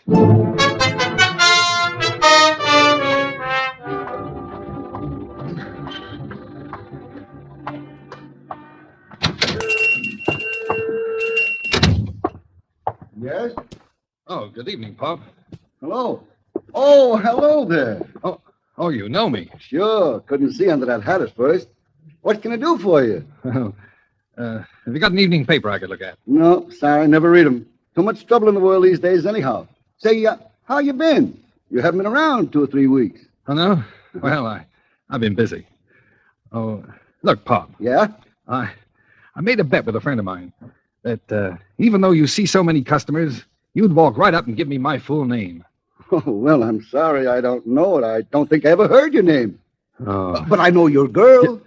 My girl? Uh-huh. Oh, you do? Mm-hmm. Well, now maybe I can still win my bet. Why, of course. Ruth lives right across the street, the Tillery apartment. Oh, well, that's right. Ruth. But now, what apartment? Apartment 3C, of course. 3C. Don't I take the sandwiches up there every night? 3C. Yeah. Yes, well, thanks. Will you win your bet, mister? Huh? Oh, yes, I think I will. What is your name, so as I'll know it next time? I'll tell you tomorrow. I hope. So long. So long, Pop. I'll be What's the matter? Drop something? No, nothing. Nothing. Just tying my shoe. I'd just been going to walk out when I saw him, standing across the street. Gray Eyes again. I ducked down behind the store window and watched him. He looked over in my direction, and then up and down the street. Then he lit a cigarette and strolled down to the corner. The minute he disappeared, I yanked the door open, dashed out, and ran across the Tillery apartments and went in.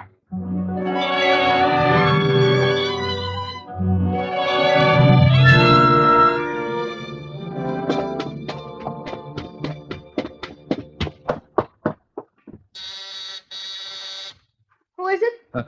Ruth? Yes? It's me. Dan! Oh, Danny, where have you? Get in here. Oh, darling, it's really you. I thought... Hello, Ruth. Oh, Danny, why did you come here? He's been around twice today. He may be in the neighborhood right now, for all you know. Yes, who? Who? Well, Slattery, of course. Slattery. Oh. Has he got gray eyes? What? Yeah. Did you ever see a detective that didn't? No. Oh, sure. Danny, what's the matter with you? Detective. You're acting so strangely. Well, I just want to look at you. You seem so different, so far away. You haven't kissed me. Well, that's easily fixed. Oh, darling, where have you been for 3 weeks? Oh, all around. Miss me? Oh, you know I did. Danny, do you think we could get away tonight? I've got $3,000 saved up. We could go to Mexico or South America and we could get married. Mr. and Mrs. Daniel Nearing, tour the world. Daniel Nearing. Oh, Mr. and Mrs. Sounds plenty good to me. Yeah. Oh, you'll never know how good. And we'll get out of here tonight. I'll call up and tell them I'm quitting my job. I'll say I'm sick. All my stuff's here. Nothing's out there but a couple of uniforms. I'll make Ada and Franklin a present of those. Ada and Franklin? Oh, don't you bother your head about those two. They weren't glad when it happened. A couple of vultures. Bye to them. Oh, with you back, Danny, with you back. Just think with my $3,000 we could... Well, you think you ought to quit your job? Well, absolutely, I think so. I never was cut out to be a nurse anyway. No, you weren't. Any more than I was. Any more than you were meant to be a secretary. That's right.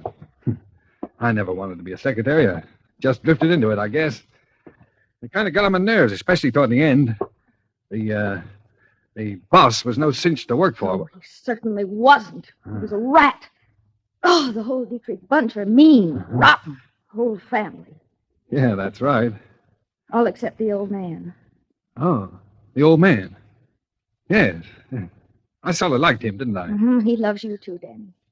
I think he wished you'd been his son. Poor old man. He's the only reason I've stuck around out there this long. Uh-huh.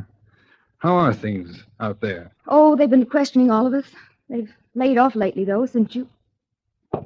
Oh, don't let's talk any more about it. You're back. That's the main thing. I want to forget New Jericho and the whole... New Jericho, huh? Yes.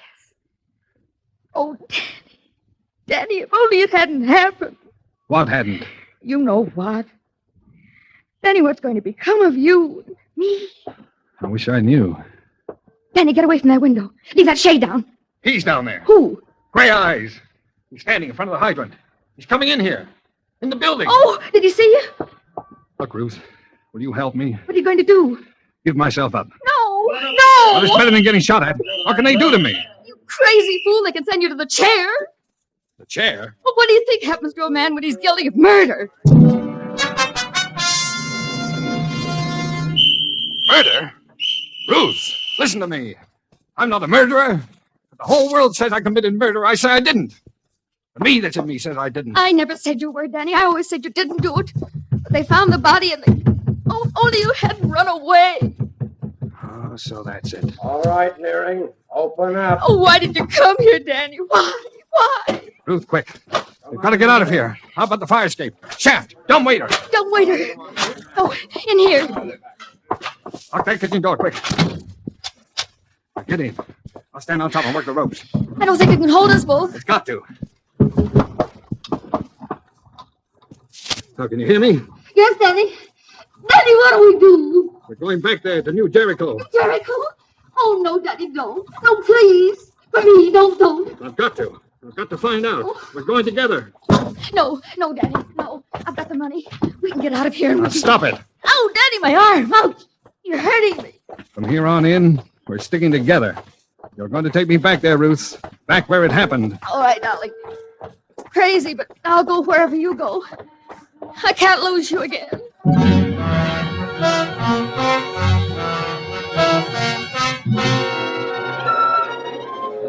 On the train, Ruth and I said very little to each other. While I'd hid in the telephone booth at Pennsylvania Station, she'd bought us a couple of cheap overcoats. I sat hunched up in mine, thinking. Ruth had brought along the newspaper clippings. I looked at what they said for the 20th time, trying to see if there was anything there that would help me. Dietrich Slayer's sought, it said. Secretary wanted in brutal slaying at suburban estate. Police are pressing the search for Daniel Nearing, secretary in the employ of the late John Dietrich, 58, member of a well-known local family, who was shot and killed in the drawing room of his New Jericho estate on the morning of November the 7th. Nearing disappeared November the 7th, on the morning of which date he is known to have had a bitter quarrel with the deceased. This last was attested to at the inquest by Ada and Franklin Dietrich, widow and brother of the murdered man.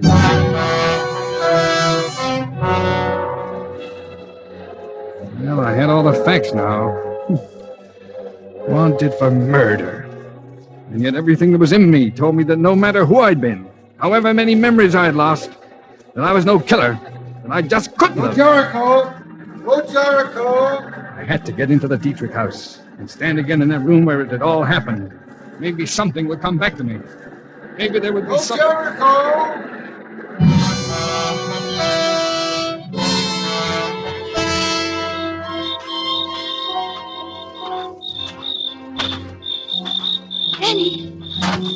Danny! Over here, Ruth. The dark, I couldn't see you. Ada and Franklin just left. Drove down to the village. Did they say anything about you being out here on your day off? Yeah, Ada made some crack. But I said I had nothing to do in town and came out to write some letters. Let's go, then. Danny, I'm scared. Please, let's not stay here. Now, you said you loved me. I do, Danny, I do. That's why I'm scared. They're only going to the village. They'll be back in half an hour at the most. Open the door, Ruth. Hurry. I've got to see the inside. That room. The place where it happened. No, it's wrong, Danny. I'm telling you, you're crazy. They'll find you. Now open the door, Ruth. Quickly.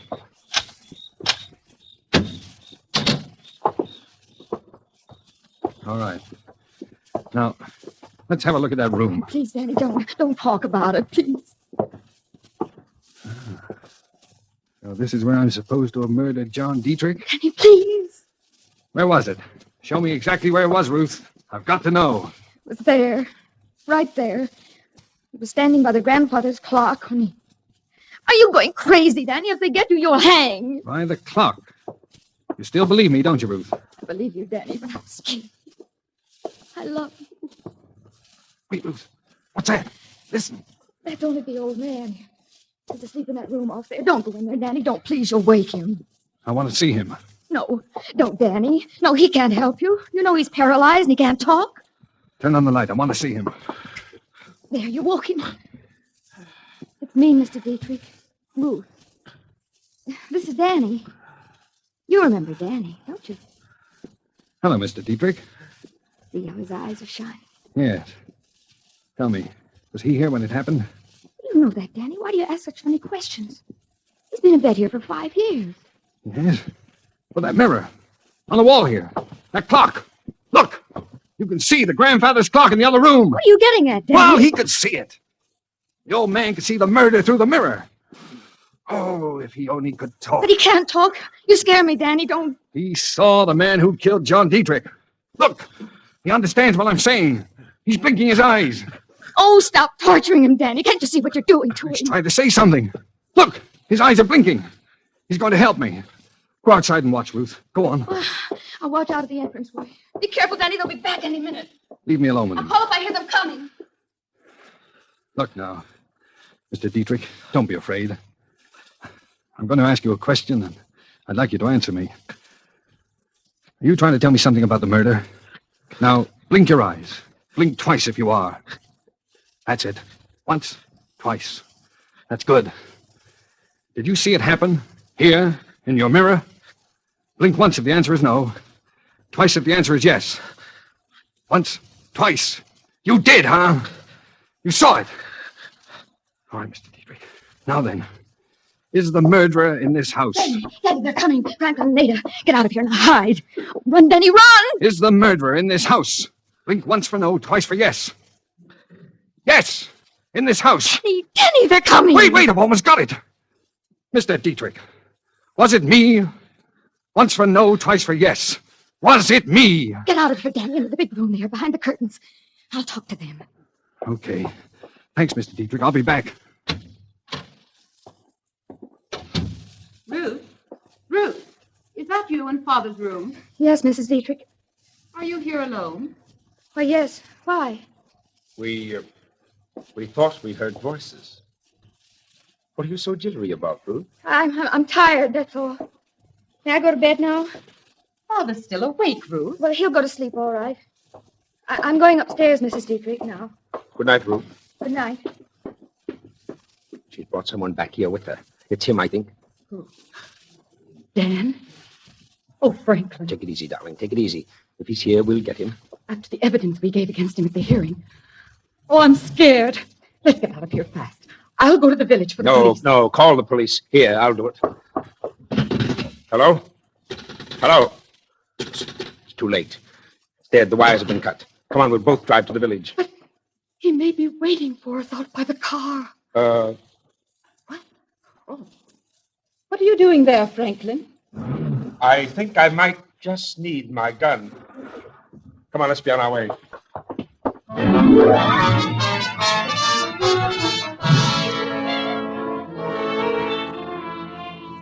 The moment they left the house, I made for the old man's room. I called for Ruth, but she was gone. Maybe Franklin and Ada had caught her after she cut the telephone wire, but I couldn't wait. My life was hanging on minutes now. I shot the flashlight on the old man's face again. Now, Mr. Dietrich, you're helping me fine. You know I'm trying to save my life, don't you? Now, the murderer. Was it me? Was it me who did it? Me, Danny Nearing. Blink once for no. Once! You're sure? You're sure it wasn't me? Oh, you're smiling, Mr. Dietrich, smiling. No, it was somebody in this house. And who was it? Oh, can't you make a sound? Help me, you've got to. Was it Ada? Twice for yes, once for no. Once, not Ada. All right, then. Was it Franklin? Up with the hands, Henri, or you'll never go to trial. Franklin, wait a minute, you've got to listen. Shut You've up, got drop to. that flashlight. So you're trying to kill the old man, too, eh? The murderer returns to the scene of his crime. You know I didn't kill him. Tell it to the police. Ada'll have them here in a couple of minutes. Where's your girlfriend, Ruth? She's not here. I don't know where she went. Never mind. They'll find her. You're a dead duck, Nearing. You killed my brother and beat it. What did you ever get out of it? That's always puzzled me. You killed your brother, and now you're going to kill me.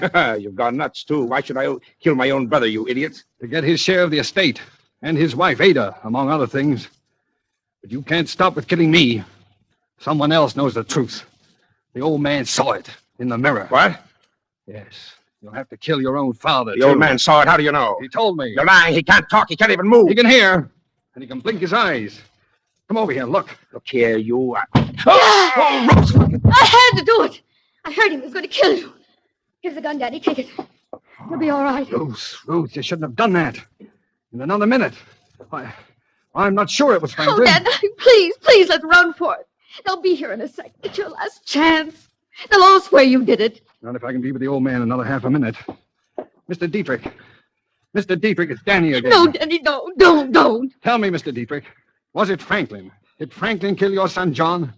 Blink once if he did. Well, what's the matter, Mr. Dietrich? Don't be afraid. I won't hurt you.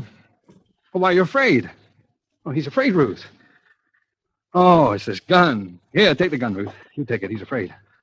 I'm not going to hurt you, Mr. Dietrich. What's the matter? Why did you answer me? Who killed John Dietrich? It wasn't me. It wasn't Ada. It wasn't Franklin. But someone in the house. Was it Ruth? Ruth! You! I told you not to come. Oh, I love you, Danny. I wanted to. I wouldn't have let them get you. Oh, why, Ruth? Why did you kill John Dietrich? He was always after me. He wouldn't leave me alone. I hated him. And then at night he came at me, threatened me, that he'd kill me. He couldn't have me, nobody could. He had a gun, Danny, and I got it away from him. He hit the clock. He leaned against it. I thought he'd never fall down. Die. It was the day you ran away, and I was crazy. They thought it was you, and they started looking. You? Why was it you? I love you, Danny. I love you. I begged you not to come back here. Ruth, please, put down that gun. No. Stand back, Danny. Stay over there. I just want to look at you. I was hoping we could get away together. But you've been through enough, Danny. And all because of me. Now you're clear, Danny.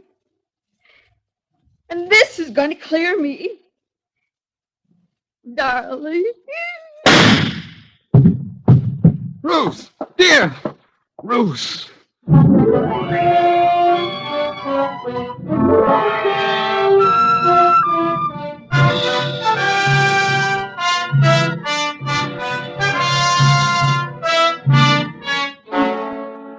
Well, that's about all there is to tell. I've tried to put it all behind me, to resume my life where it left off 3.5 years ago. Sometimes when it gets toward evening, I go and walk along Tillery Street. And once in a while, somebody I don't know will say, "Hello, Danny." And I just say hello and walk on. I don't want to find out anything more. I want it all to die away and be still. And it will. All except Ruth. Because somewhere behind that black curtain, I was loved. And loved someone. We must have known a love that I'll never know again.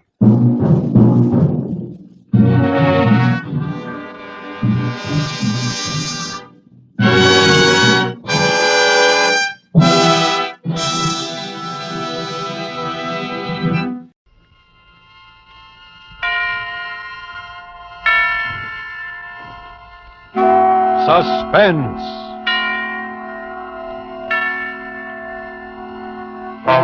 Tonight, The Lodger, and our distinguished star appearing as the storyteller and as the lodger, Robert Montgomery.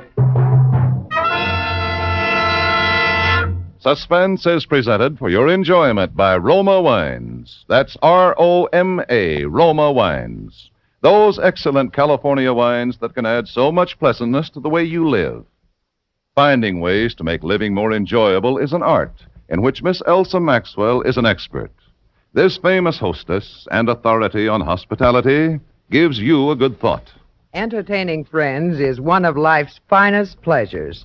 And I suggest to you, next time you have friends in to dinner, serve them either ruby red Roma Burgundy, so tartly rich and piquant, or pale golden Roma Sauterne, with its delicate, delicious flavor. If you choose Burgundy, serve it cool. Or if Sauterne, serve it well chilled. Use any glasses you have and serve whichever one you like best with any food. I happen to like Burgundy with the richer meat dishes, Sauterne with fowl, fish, or the like. But you follow your own tastes, and you'll be perfectly correct. The main point is, serving these wonderful Roma wines is a delightful compliment to your friends, and a great addition to the enjoyment of meals. Well, the only possible thought I can add is that Roma Burgundy and Sauterne, like all Roma wines, are the best that California's magnificent sun-ripened grapes can provide, in fine flavor, color, and fragrance, are always unvaryingly good and delicious, protected by all the ancient skill of Roma's noted wineries. Yet all this goodness is yours for only pennies a glass. Listen, more Americans enjoy Roma than any other wines. Roma, R-O-M-A, Roma wines. Yes, right now a glassful would be very pleasant, as Roma wines bring you Suspense. This is the Man in Black, with a few words concerning London in the year 1888, a London terrorized by the fifth in a succession of recent murders of young, attractive women. The unknown killer at large and little else absorbed the horrified imagination of the great city, of all those in fine quarters and all those in small, grimy houses, as, for example, Ellen Bunting. Ellen was no different from all the other middle-aged housewives dwelling in squalid Whitechapel. She knew all the known facts of the case. As that artful storyteller, Mr. Robert Montgomery, will tell you, Ellen knew it was quite proper to refer to this wielder of the knife as the Avenger.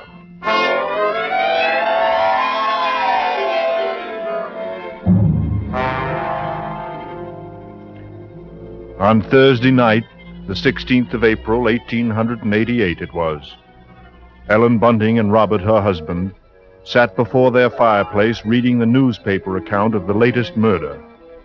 The Avenger had struck again.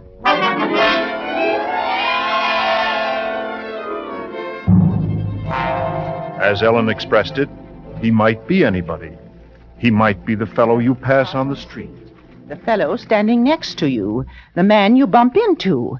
Oh, it's a terrible thought. Yes, if only the police had something to go on. But it looks like the Avenger's just too quick for them. Look, it says here that this girl he got last night was like all the others.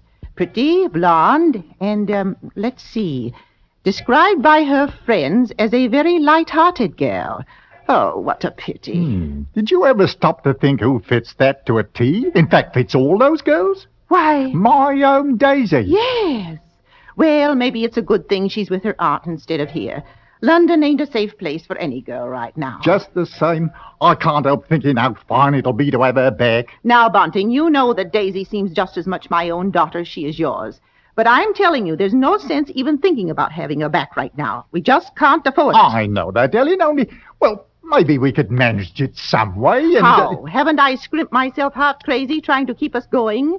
But you don't care about that, do you? Oh, no, your Daisy's more important to you than I am. No, And Ellie, we that haven't don't had a sound like lodger you. for months. Nobody even comes to look at the room anymore, and... Oh, I'm sorry, Robbie. I didn't mean to take on so. Oh, no, Ellen, it's all right. Well, don't you go worrying another second, old girl. First thing you know, you won't be pretty no more. Why, you'll have your face all wrinkled. Now, and... see here, Bunting. Oh, come on, now. Let's see you smile. Come on, just one. Oh, leave me alone. I won't have... Oh, get on with you. Now, who do you suppose that could be? Awful late for visitors. Bunting, do you think it could be somebody looking for rooms? Why, it might be. You want me to go to the door? No, I'll go. You just stay in here. And I'll be sure to get a good look at who it is before you let him in, dear. I'm coming.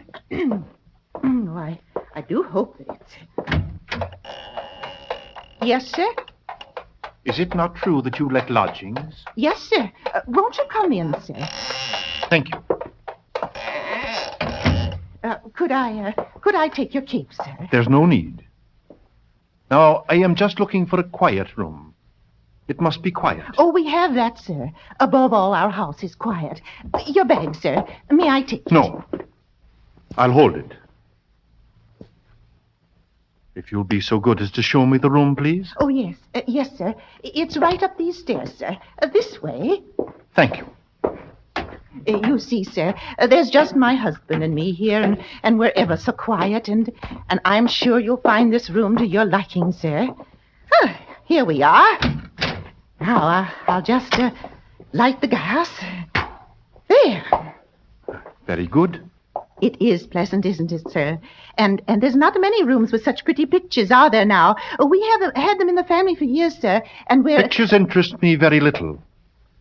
You see, what really impresses me about the room is the very simplicity of it. The bareness. Yes, sir. It's not at all crowded, is it? It will be quite suitable, Mrs. Bunting, sir. Mrs. Bunting. You see, I do a great deal of reading in my book here. The Holy Bible. Yes, sir. And please, sir, let me help you with your luggage. No. Don't touch it. But I only wish... You only wish to help, of course. You must forgive me, Mrs. Bunting. It's just that I'm so very weary. Of course, sir. He bringeth them to their desired haven. Beautiful words, Mrs. Bunting. Indeed they are, sir. And now, at last, I have found my haven of rest. Yes, sir. Then you'll be taking the room? Yes. I shall pay you 30 shillings a week. This is satisfactory? 30? Why, yes, sir. Yes, sir, that will be quite all right. Good. My name is Sleuth, Mrs. Bunting. Mr. Sleuth. Sleuth. Think of a hound, Mrs. Bunting, and you'll never forget my name. 23. 4. 30. 30 shillings. Thank you, sir. And would you be wishing anything now? Supper, tea? Nothing, thank you. Good night, sir. Good night, Mrs. Bunting. You have... Stop it! Oh, yes, sir. What did I do? That song you were humming. That music. But Music, Mrs. Bunting, save that expressing the majesty of God, is an accompaniment for irreverent gaiety and an instrument of sin. Yes, sir. And you assured me your dwelling was quiet. But it is, sir. Believe me, sir, I didn't mean any harm. Of course. I'm sorry, Mrs. Bunting. I fear I spoke sharply. I don't wish you to think me rude. After all, you have been so kind, so considerate. I hope I know a gentleman when I see one. Thank you. Thank you very much. And on second thought, perhaps a bit of bread and butter would be pleasant. Bread and butter? Certainly, sir. I'll have it in an instant.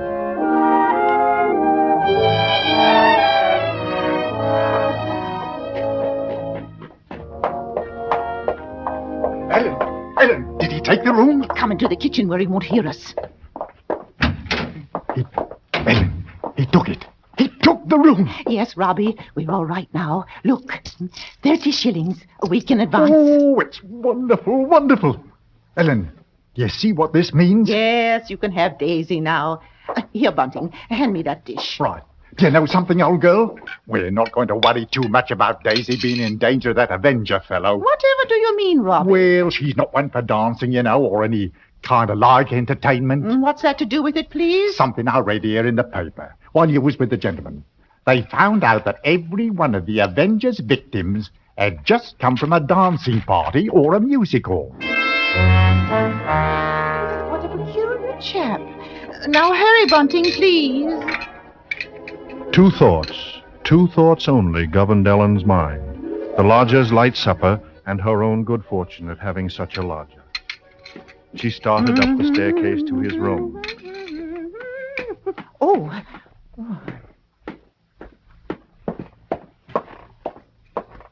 She hath cast down many wounded from her. Yea, many strong men have been slain by her. Come in, and to know the wickedness of folly. Why, mister, Yes, what is it? those pictures, those pretty girls. You've turned all their faces to the wall.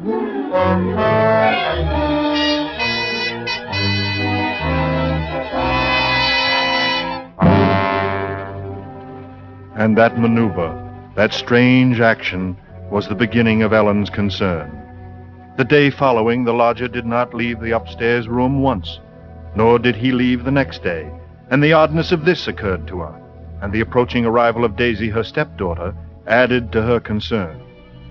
On the second night, her sleep was restless with vague, disturbing images, and so when she heard the first stealthy footsteps outside her bedroom, she was instantly awake. Oh! Tensely, she followed those steps down the stairs, down the hallway. She heard the front door open and then click shut. Utter stillness fell upon the house, and outside the streets were so silent she could hear distinctly the clock from a church tower a mile away toll the hour.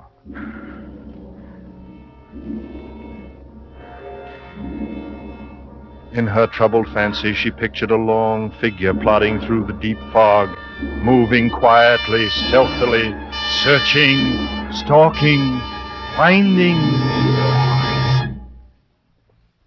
When, soon after, she heard the lodger return, she sought to quiet the horrible dread which had possessed her.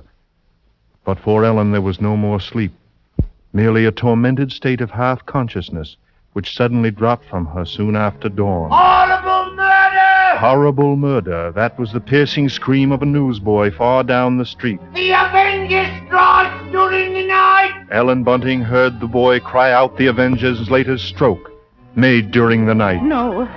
No. Extra special horrible murder at King's Cross! Avenger takes 6 victims special! Avenger at work again! Another crude victim of night! Avenger strikes again! Avenger! Victim of night! Horrible murder! Avenger!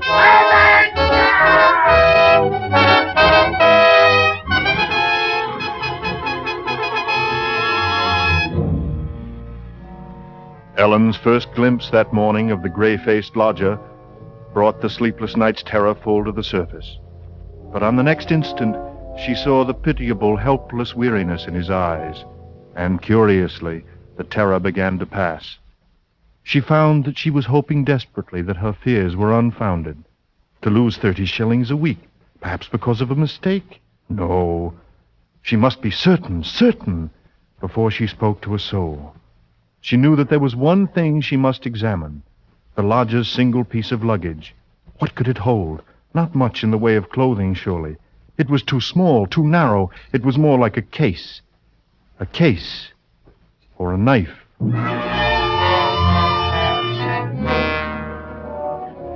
It was almost noon before Ellen found her opportunity to search the lodger's room. Soon after Bunting left to meet Daisy, Ellen watched the tall, thin figure in the black Inverness cape disappear down the street. And then she rushed upstairs and into the room. Quickly she moved to the closet. It was no different than it had always been, utterly empty.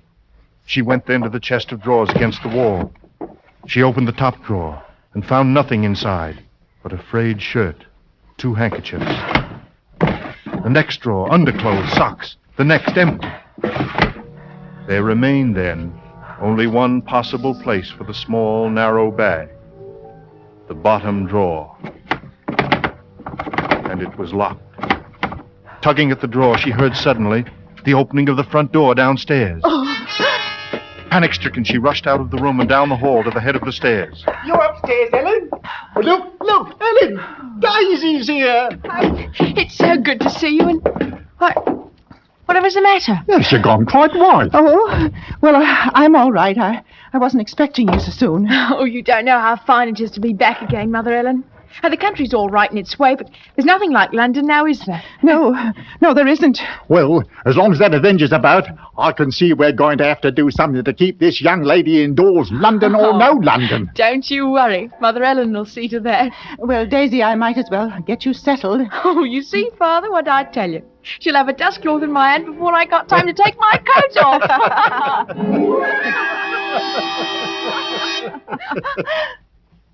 Mr. Sleuth. Mrs. Bunting? I see my door is open. We was just leaving, sir. Does this mean that all of you have been in my room? Oh, not all, sir. What must I do? Keep it locked? But you see, sir, I was just tidying up a bit, and Mr. Bunting, he brought his daughter up, sir. She's just arrived. This is Daisy, sir. Pleased to meet you, sir. She's been away for quite a long while, you see, Mr. Sleuth, and that's why we're a bit excited, you might say. Yes, you must have been surprised when you came in hearing us laughing and carrying on that way. Yes, I must say I was. However, Miss Daisy, there are all types of joy, are there not? Yes, I'm sure there are. The despicable evil joy of the abandoned, and the divine happiness of the blessed. A vast difference, that. You do understand me, don't you? Why, yes, sir. Yes, Mr. Sleuth. I devoutly hope so, Miss Daisy. Nowadays, there are so very few young women like yourself who do. All women are placed on this earth filled with evil. They therefore must struggle constantly to find the paths of righteousness. Why, Mr. Sleuth, you mean a girl's not to enjoy life at all? Not to have fun? Frivolity, my child, is the devil's breeding ground. All his implements are there. Pleasure, impropriety, the temptation of music, dancing. Oh, that's crazy. Why, there's nothing I like better than an evening of dancing. You and I dance? She didn't know what she was saying, Mr. Sleuth. Just a child. And Daisy, you know you've never been one for dancing. You never even learned how to. But I did learn, Mother Ellen, while I was away. And what's so wrong about it? What's the harm in just a nice dance? She lieth in wait as for a prey, and increaseth the transgressors among men. I don't know what you mean. I never heard such nonsense. You call Holy Scripture nonsense? So, what I prayed against is true. You are beyond salvation. That's not so. I'm a good girl, and I won't have you saying that. Daisy, go into the front room. It's quite all right, Mrs. Bunting. I must be going upstairs anyway. I'm used to being misunderstood, you know. People never realize that my efforts are simply for the greater good of humanity, Of course, sir. and that the power on high will direct my hand toward the expulsion of all evil. Beautiful words. Beautiful words.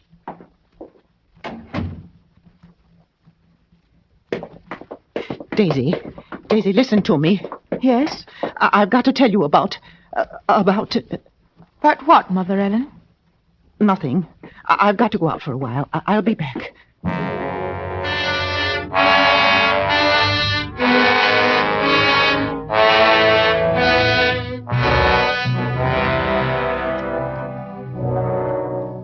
At that moment, Ellen had been determined to pour out her terrible suspicions. But she paused on the very brink. After all, they were still only suspicions. A sudden inspiration had come to her. That very day, a coroner's inquest was being held into the last Avenger murder. She would go there now, this very instant, and perhaps she would hear evidence to disprove all her fears about the lodger. She must give him this last chance. If that chance should fail, then she would tell Bunting or the police. So, with the knowledge that Bunting was left in the house to look after Daisy, she boarded the underground train bound for the coroner's court.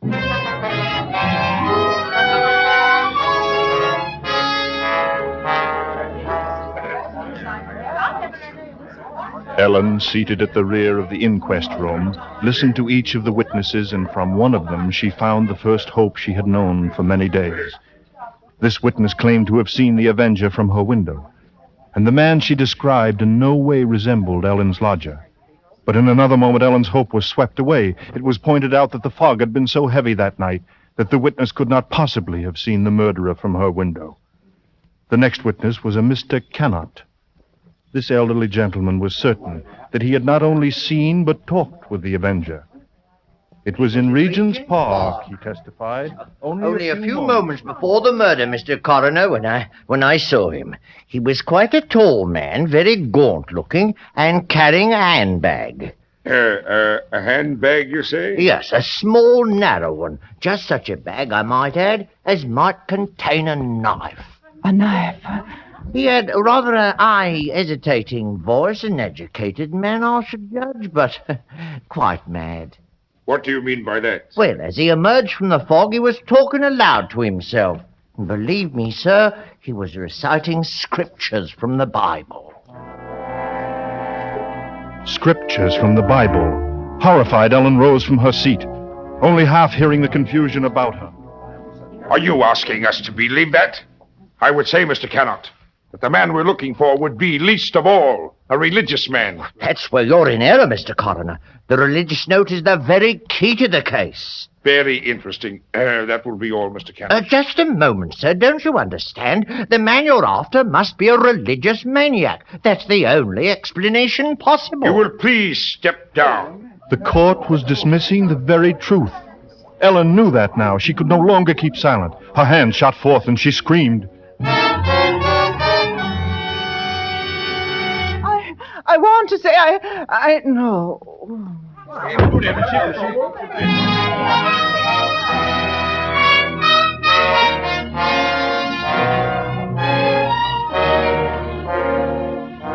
On the verge of speaking, she had fainted. And then when Ellen was revived a few minutes later, she said nothing. Her brain was in too great a turmoil, her nerves too shocked. Like one in a dream, she allowed herself to be led from the courtroom. And then she made her way toward the underground. A faint, distant rumble of thunder never even reached her consciousness.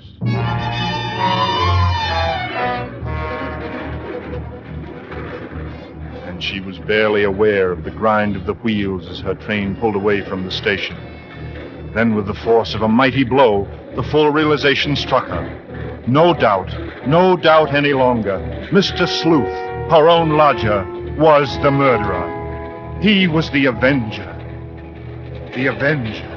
The avenger. The avenger. The avenger.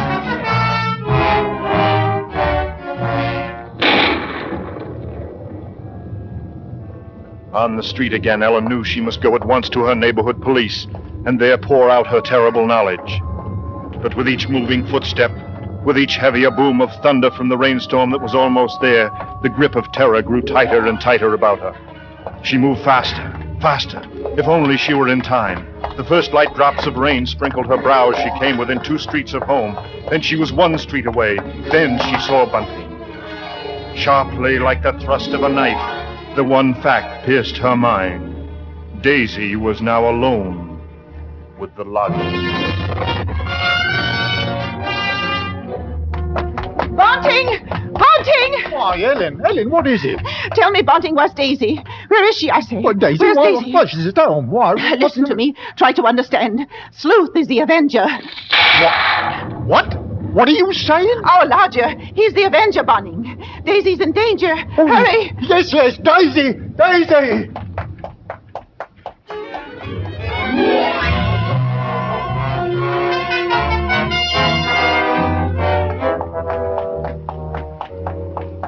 Here we are, Bunting.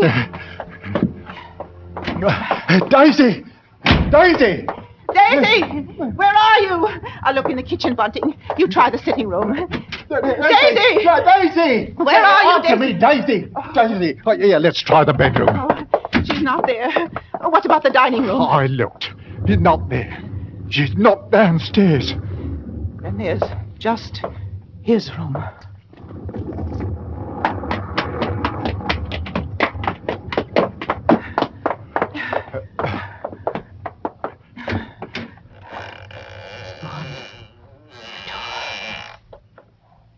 Oh.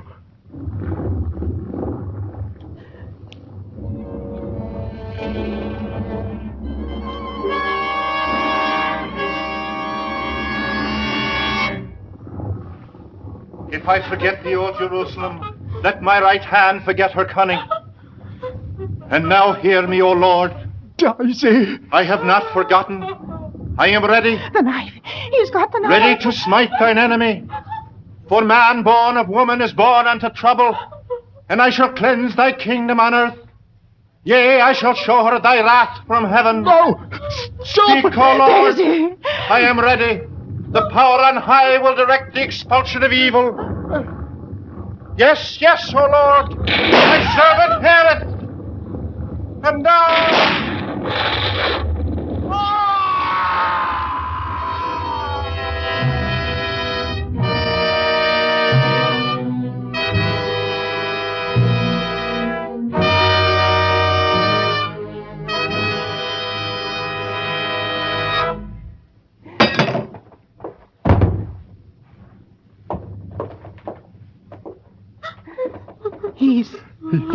He's dead. Daisy! Come to me, Daisy! Oh, thank heaven. Yes, thank heaven. Vengeance is mine, saith the Lord. And his word burned like a pillar of fire.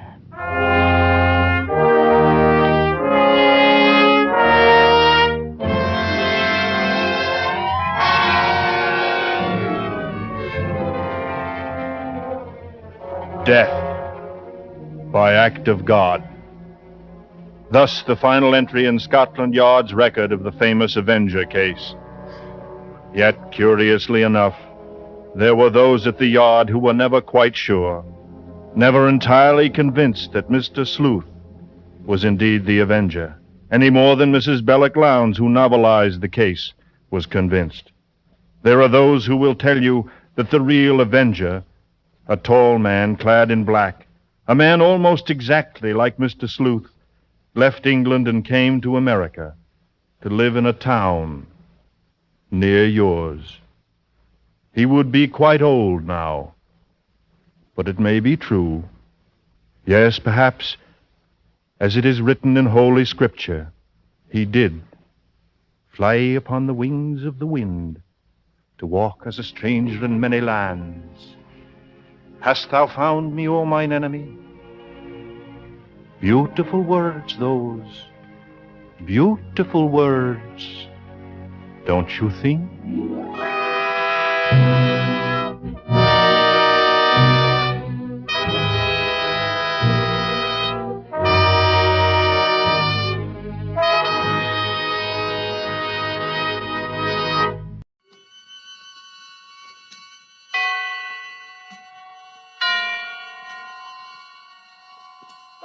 Suspense. Tonight, The Brighton Strangler, starring John Loder with June Dupre. Suspense is presented for your enjoyment by Roma Wines. That's R-O-M-A, Roma Wines. Those excellent California wines that can add so much pleasantness to the way you live, to your happiness in entertaining guests, to your enjoyment of everyday meals. Yes, right now a glassful would be very pleasant, as Roma Wines bring you Suspense. This is the Man in Black, here for the Roma Wine Company of Fresno, California, who tonight from Hollywood bring you a radio play by Robert L. Richards, based on the RKO picture, The Brighton Strangler. The stars of the production are appearing with us this evening in this drama of an actor who specialized in murder and of a girl who became the unwilling heroine in a real-life play. And so, with The Brighton Strangler, and with the performances of John Loder and June Dupre, we again hope to keep you in suspense.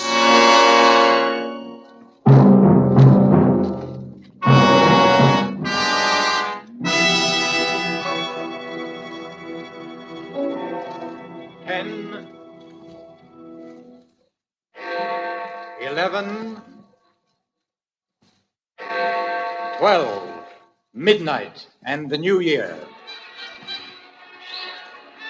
Oh, Edward, it's been such a lovely holiday. April, my dear, I wouldn't stand too near the edge. The rail is very low and it's quite a drop to the street. I was only looking over the city. It's even a lovely night to have a holiday in, as long as it must end. All lovely things must end, my dear. Shall we join the others? It's a bit chilly out here on the terrace, don't you think? No, we can't go in just yet because... Because what? Because something has to happen first. What has to happen? You know what happened to the Lord Mayor of Brighton, don't you? He was strangled. On Christmas Day. And the chief inspector, 3 days later, he was strangled too, wasn't he? Edward. Don't try to pretend you haven't guessed who I am. No, Edward. You couldn't be... Go on, say it. The Brighton Strangler. You couldn't. But I did. My alibi for the Lord Mayor was very simple. I merely turned his watch back. And for the chief inspector, you yourself supplied me with an alibi. Remember? But why? Why? Because 10 years ago they conspired to send an innocent man to prison. And that innocent man was me. And now you, my dear, are the only person alive who knows. Edward, listen to me. We're in London. It's New Year's Eve. Don't you remember how... The silk cord. Edward, you're not going to... Yes. That's him! Stop! Stop or I'll shoot! You've got him! Dead. At last. The Brighton Strangler.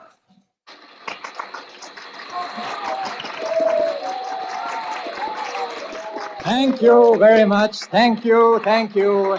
Good night.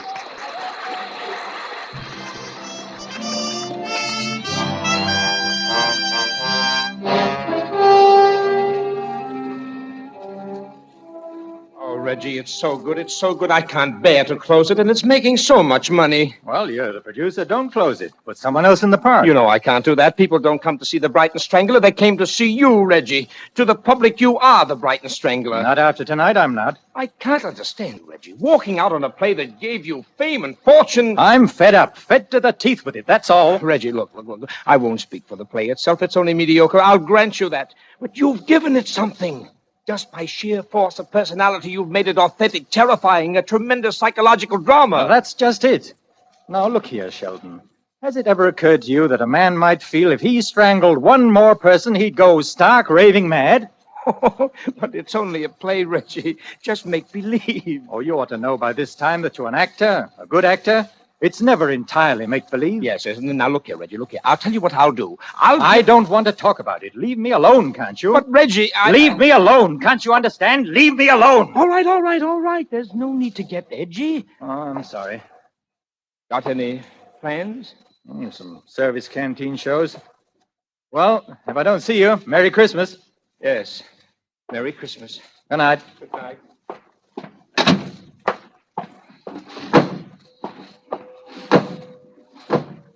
Air raid. Shelton! Gone. Everyone's gone. No time to make the shelter now. Best stay here, I suppose. Getting close. Too close. This is it!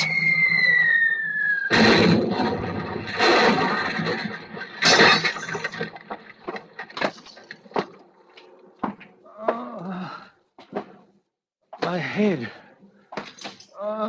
It hurts. Got to get out of here. Somehow. But where? Where?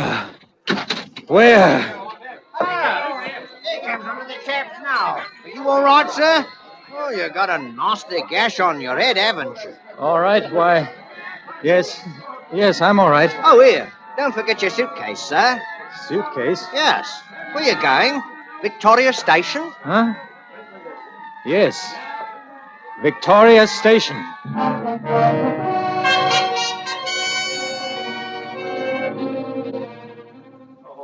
How many?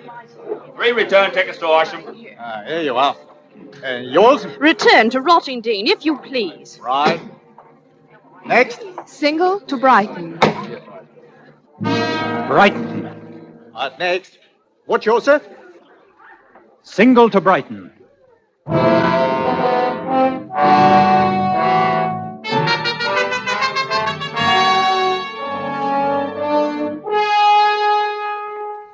Tonight for Suspense, Roma Wines are bringing you as stars Mr. John Loder and Miss June Dupre in The Brighton Strangler, tonight's tale of suspense.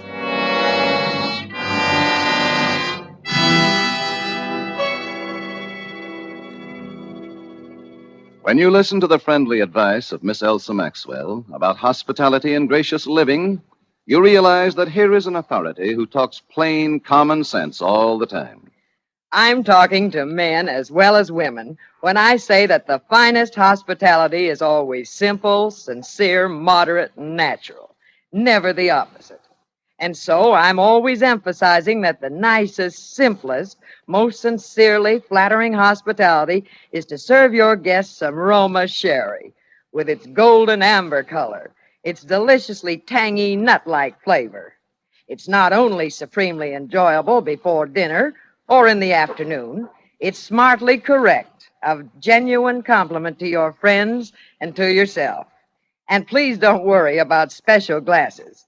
It's perfectly correct to use any nice glasses that are handy. Well, Miss Maxwell speaks more authoritatively than I can, but I will add this. Roma sherry, like all famous Roma wines, made from California's magnificent sun-ripened grapes, brings you all their fine flavor, aroma, and color. Is unvaryingly good, always enjoyable, thanks to the age-old wine skill of Roma's noted wineries, located in the choicest vineyard areas of California.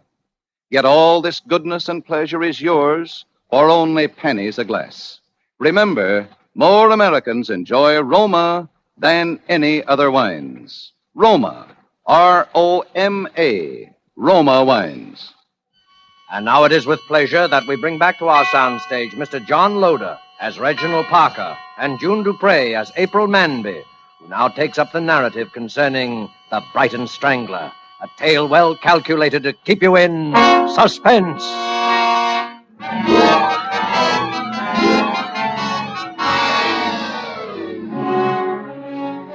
Somehow, from that very first moment, I was drawn to him. He was handsome and attractive, yes, but it wasn't that.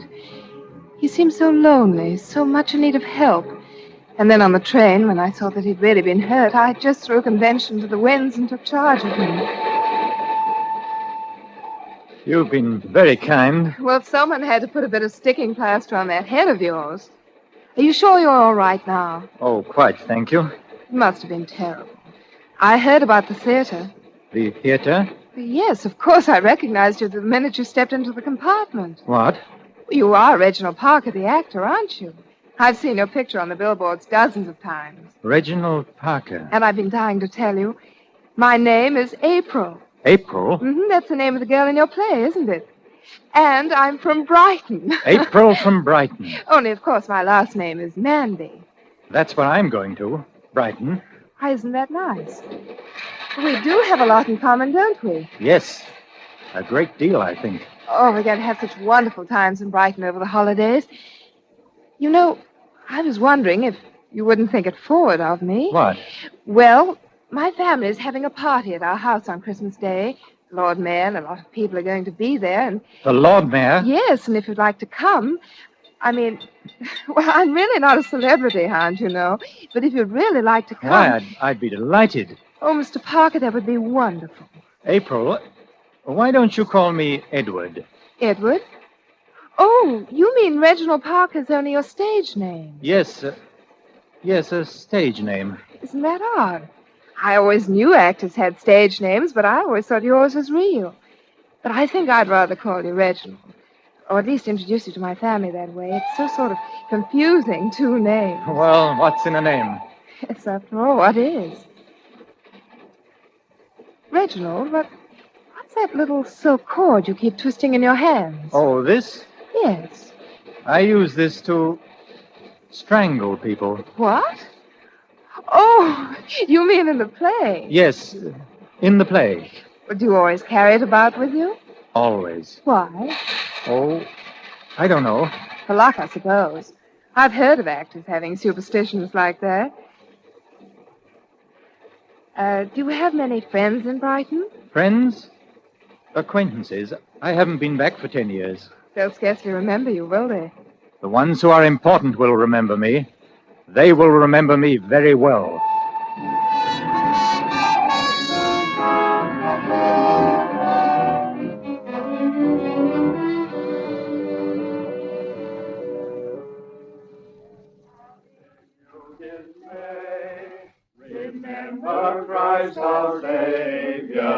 Hello there, am I late?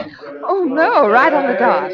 Just 5:30 now. Here, let me take your coat. Thanks. Now come along and meet everyone. I'm so anxious for you to meet my parents. I've told them so much about you. I didn't realize you knew so much about me. Silly. You know what I mean. Mother, I want you to meet Mr. Reginald Parker. Well, how do you do, Mr. Parker? How do you do? Mrs. Shackleton. How do you do? Mr. Shackleton. How are you? My father, Dr. Manby. How do you do, sir? And Chief Inspector Allison. How do you do? Well, everyone's here now but the Lord Mayor. I wonder what can be keeping him. Well, it's barely 5:30 now. It's a bit of a walk from his place. I expect he'll be along directly. Well, Mr. Parker, it's a pleasure to meet you in the flesh, so to speak, sir. I have an impression that we have met in the flesh before, Inspector. Well, not that I recall, sir, and I'm sure that I would. I would have thought so too, Inspector. If only because of our mutual adventures in villainy. Eh? Oh, I see what you mean. Well, sir, I'm a practical criminologist, or supposed to be. And I must confess that I find most of these plays and films and so on about crime rather preposterous. Why? Why, in this day and age, a man can't go about killing people without being caught. Once in a while, perhaps, but when you get these stories of chaps with 2 or 3 and a whole string of victims, oh, no, never. But, Inspector, they always are caught in the end, if only to prove to the kiddies that crime doesn't pay. But supposing it were the perfect crime. Oh, bosh, there's no such thing. Really? Oh, you interested in criminology, Mr. Parker? We ought to get together some evening while you're here. Perhaps I could give you a few experiences of my own that would amuse you. I should be delighted, Inspector. In fact, I shall make a point of it. Excuse me a moment. Hello? Yes. Yes, I'll call him. It's for you, Daddy. Oh, thank you, Martha. Yes? Yes, this is Dr. Manby speaking. What? Good Lord. Yes. Very well, I'll tell him, and I'll come over at once. What is it? What's wrong? Terrible thing has just happened. We'll need you on this, I'm afraid, Inspector. What's happened? The Lord Mayor has been murdered. Murdered? Can't understand it. Why, he didn't have an enemy in the world. When did it happen? He left his house at 5:15 to come over here. He was apparently attacked by someone who'd been lurking in the shrubbery of his own grounds. He was killed at 5:30. His watch had been smashed during the struggle, and that's when it stopped. And how was he killed, Doctor? He was strangled.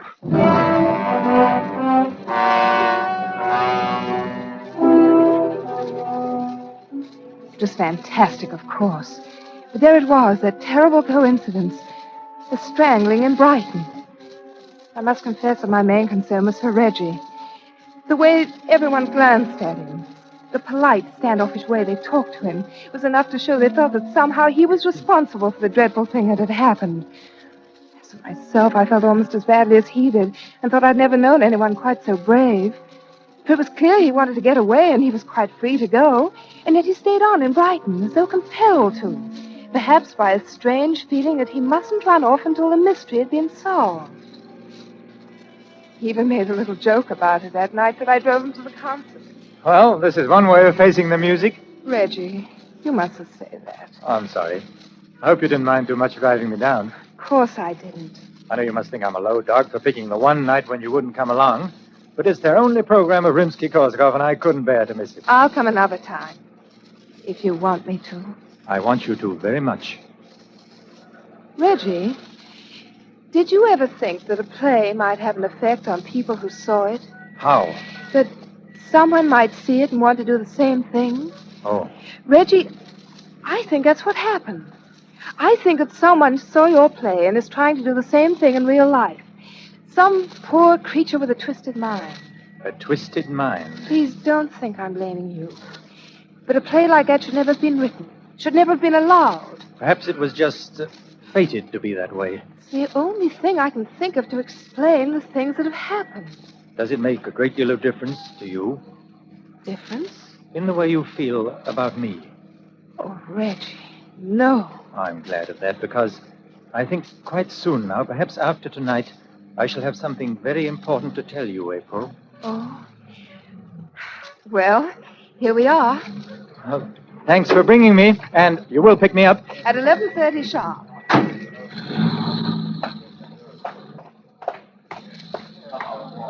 Tickets, please, sir. Here you are. First aisle on your right, sir. First seat in the last row. Am I late? No, sir. It's just about to begin, sir.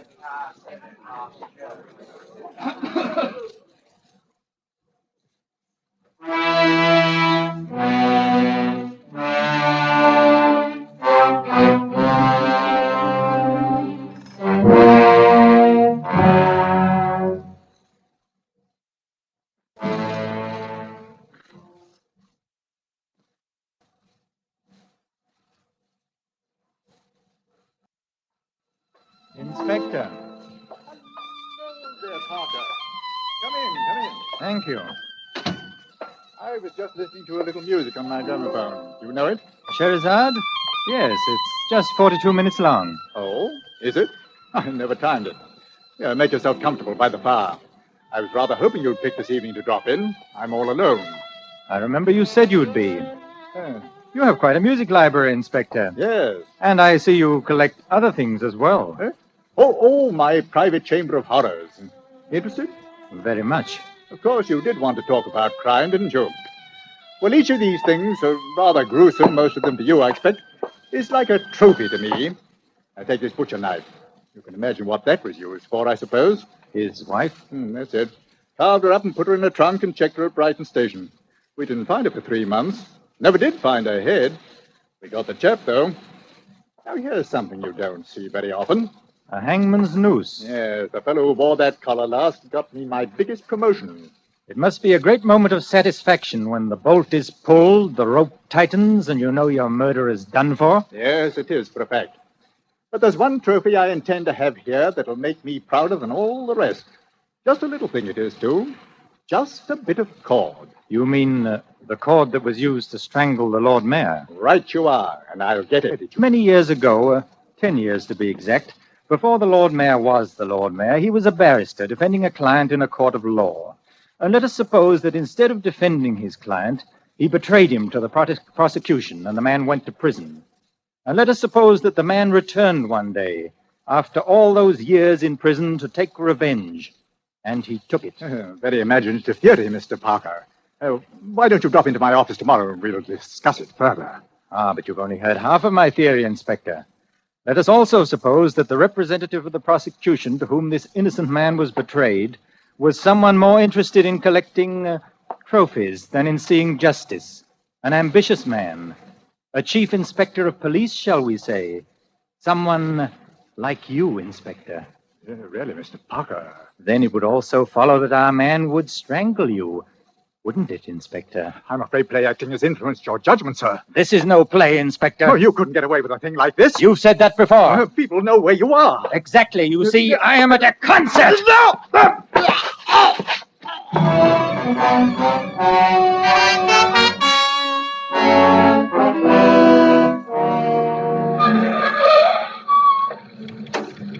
Oh, there you are.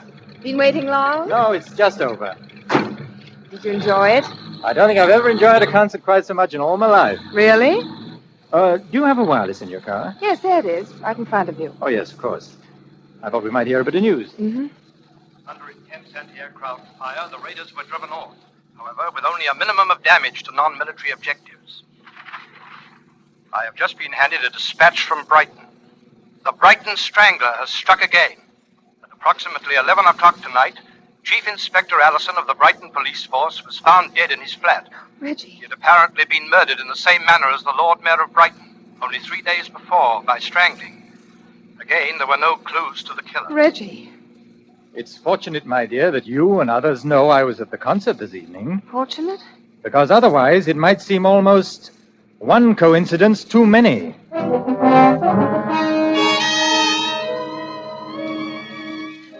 Coincidence?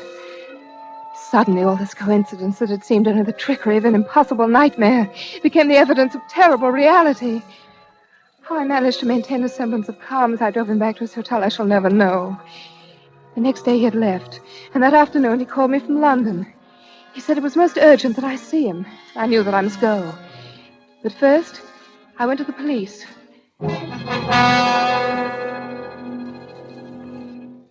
It's fortunate he came to us first. Now, if you know where he is, miss, we'll arrest him at once. But I don't know where he is. And besides, I have no proof. Neither of you, neither has anyone. There's all the proof we need, miss. But don't you see the pattern? I'm to meet him at the Plaza Hotel. And the Plaza Hotel is a terrace. And tonight is New Year's Eve. And my name is April. You'll be taking your life in your hands, miss. Oh, maybe I'm wrong. I pray that I am. Maybe he won't have to do anything, and he'll come to you of his own accord when I tell him you want him. But if I'm not wrong, if this is the only way to save him, I'm the only person in the world who can do it. Well, what did you say the line in the play was? He says, and now you, my dear, are the only person alive who knows. The only person alive who knows. You do have a script of the play, don't you? Oh, yes, yes. Because you'll have to come right in on cue. Do you have a copy of the play for yourself? I don't need one. I know it now by heart.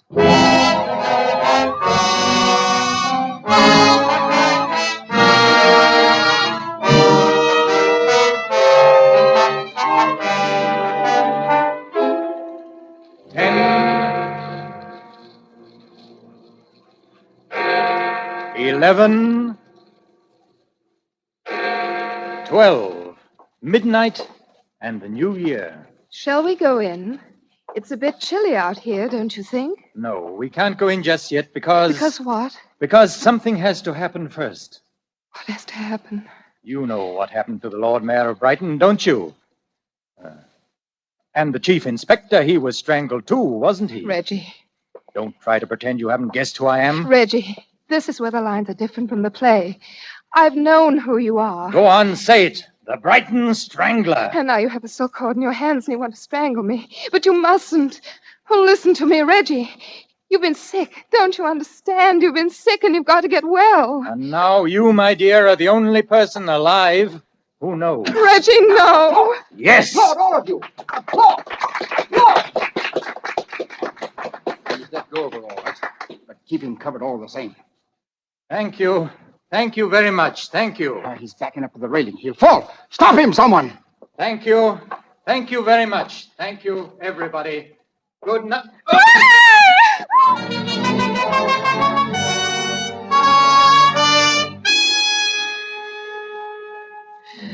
As though in a trance, bowing as he had so often to so many enchanted audiences of the Brighton Strangler, he stepped backwards towards the low parapet as though again leaving the stage, and fell.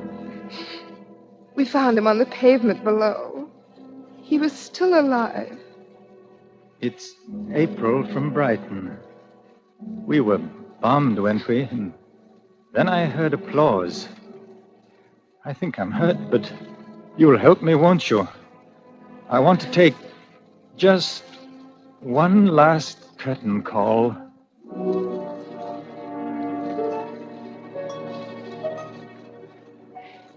He died there, in my arms.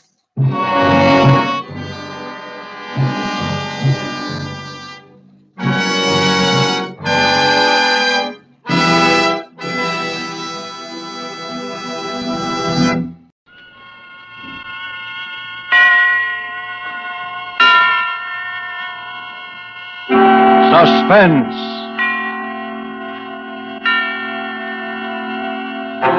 Tonight, A Thing of Beauty, starring June Dupree. Suspense is presented for your enjoyment by Roma Wines. That's R-O-M-A, Roma Wines. Those excellent California wines that can add so much pleasantness to the way you live, to your happiness in entertaining guests, to your enjoyment of everyday meals. Yes, right now a glassful would be very pleasant as Roma Wines bring you Suspense. This is the Man in Black, here for the Roma Wine Company of Fresno, California. Tonight, in the absence of Ida Lupino, who was prevented from being with us because of illness, we are fortunate in being able to bring to you as star the actress whose performance in the RKO production, None But the Lonely Heart, has recently won her an award for one of the 10 best of the year, Miss June Dupree. Miss Dupree appears tonight in a drama of crime and passion and punishment, as unfolded in a narrative of a celebrated actress of yesteryear.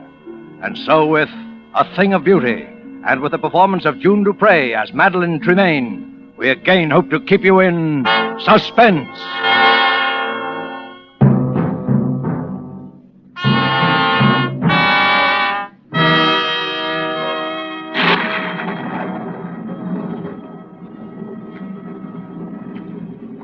You will give me your arm?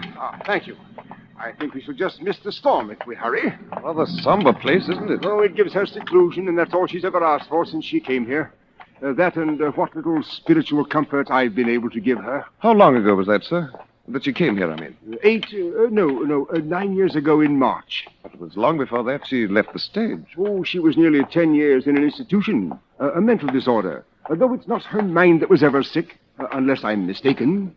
I do say she's a bit on the eccentric side. Oh, I don't believe in gossip.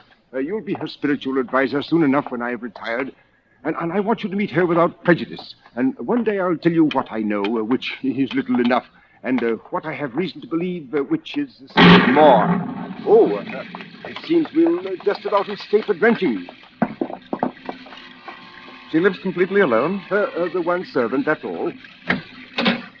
Oh, Father Benson. Oh, Suzette, this is my new curate, the Reverend Mr. Sedley. We are here to see Miss Tremaine. Well, does she know you are not alone? My good Suzette, I haven't any idea. But you might let us in out of the rain while you so inform her, if you will. But if... Very well, come in. If you will wait in the study, I will ask if Mademoiselle is able to see you. What in the world got into the woman? She knows Miss Tremaine's been seeing me every fortnight at the same time for 9 years. There's a picture here. Is it of her? Probably. My word, she was a beauty. Your father could have told you. She was a legend of 2 continents. Must have been a very tragic thing to make a woman like that shut herself away. Is it true, sir, that she sees no one but you? As far as I know, she has never set foot outside this house in all the time she's been here. Nor has she ever had a single visitor beside myself. But why? I think because she hopes that somehow, someday, a man of God will help her to find peace. And she doesn't care to face the world until she's found it. Mademoiselle will see you now, Father, in her parlor across the hall. Oh, thank you. Well, Father Benson, come in. Come in. I do hope you don't mind my receiving you in the dark. But I have a mortal dread of light during a storm. Not at all. You'll find 2 quite comfortable chairs just there by the window, I think. Oh, thank you. Madeline, this is my new curate, Mr. Sedley. Oh, yes, Mr. Sedley. It's a great pleasure, Miss Tremaine, to meet such a famous beauty. Even in the dark. Ah, so you've heard of my beauty, of course, Mr. Sedley. You know, as you came in, I was looking at this little gold mirror. Engraved on the back are the words, "A thing of beauty is a joy forever." Ah, Keats. Yes. Oscar gave it to me. He said it was a magic mirror. Was that Oscar Wilde, Miss Tremaine? Yes. Dear Oscar. Dear dead days. I suppose you've already heard all the wild tales of my lurid past, Mr. Sedley. Oh, no, Miss Tremaine, I assure you I don't believe that Father Benson has ever caught me in a reminiscing mood, have you, Father? But since you will one day be vicar here, Mr. Sedley, perhaps it would be better if you heard the truth from me. Miss Tremaine, don't think I... Oh, the truth is wild enough. It all began, I suppose, when John Gaylord got me my first speaking part. That was, far too long ago to tell. John and Nell Garrett were the leads, and my part, well, it was one of those obscure little parts that no one pays any attention to until some obscure little actress comes along and makes a start of a career with it. It was then I first experienced what will always be to me and all the range of human feelings, the supreme exaltation, when you hear the full, frenzied applause of an audience for you alone.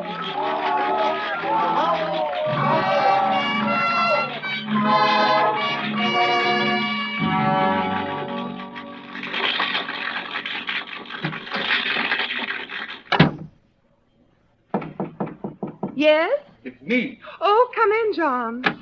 Madam, you are marvelous. Simply marvelous. Oh, thank you, John. And such a little fool. The fool? I've told you to play the part down, but it's getting worse and worse. Tonight she's absolutely furious. She's going to make trouble for you, Madeline. Oh, trouble? What kind of trouble? You don't know Nellie Garrett. But I know my audience, don't I? Oh, Madeline, you're so young and foolish and so beautiful. Why, thank you, John. So terribly beautiful. Oh, John, now you're leading up to it again, aren't you? Madeline, this play isn't going to last forever. Even you can't keep it alive much longer. Why don't we make plans together now? We could have our own company. As the great John Gaylord and Mrs. Gaylord. Of course not. Why, in a couple of years, you'd be as famous in your own right as Nell Garrett herself. Perhaps I don't want to wait a couple of years. Besides, John, I don't love you. Do you love anyone? No, but when I marry, it will be, an up and coming. Some of you must know where she is. You're in for it now, Madeline. So there you are, my fine miss. Go easy, Miss Garrett. She's meant no harm. No harm. She has merely ruined my entire last act curtain for 29 consecutive performances, hoisting her skirts clear above the ankle, ogling the stalls like a music hall Gretchen. Well, it's only because it's that kind of a part. Oh, is it? Well, as long as I play the leads in this company, I will not have my best speech in the whole play utterly ruined by rowdy applause for the gutter antics of a half-baked ingenue. Nell, you're making a fool of yourself. And while we're on the subject, Mr. Gaylord, there are a few points I should like to discuss with you. When you help Miss Tremaine down from the swing in the second act, there is no need for you to keep your arm around her during the entire remainder of the scene. Well, really, Miss Garrett, if you can no longer hold either your audiences or your lovers... Oh, no. Nell! I'll kill you for that, Nell Garrett. If I die for it, I'll kill you.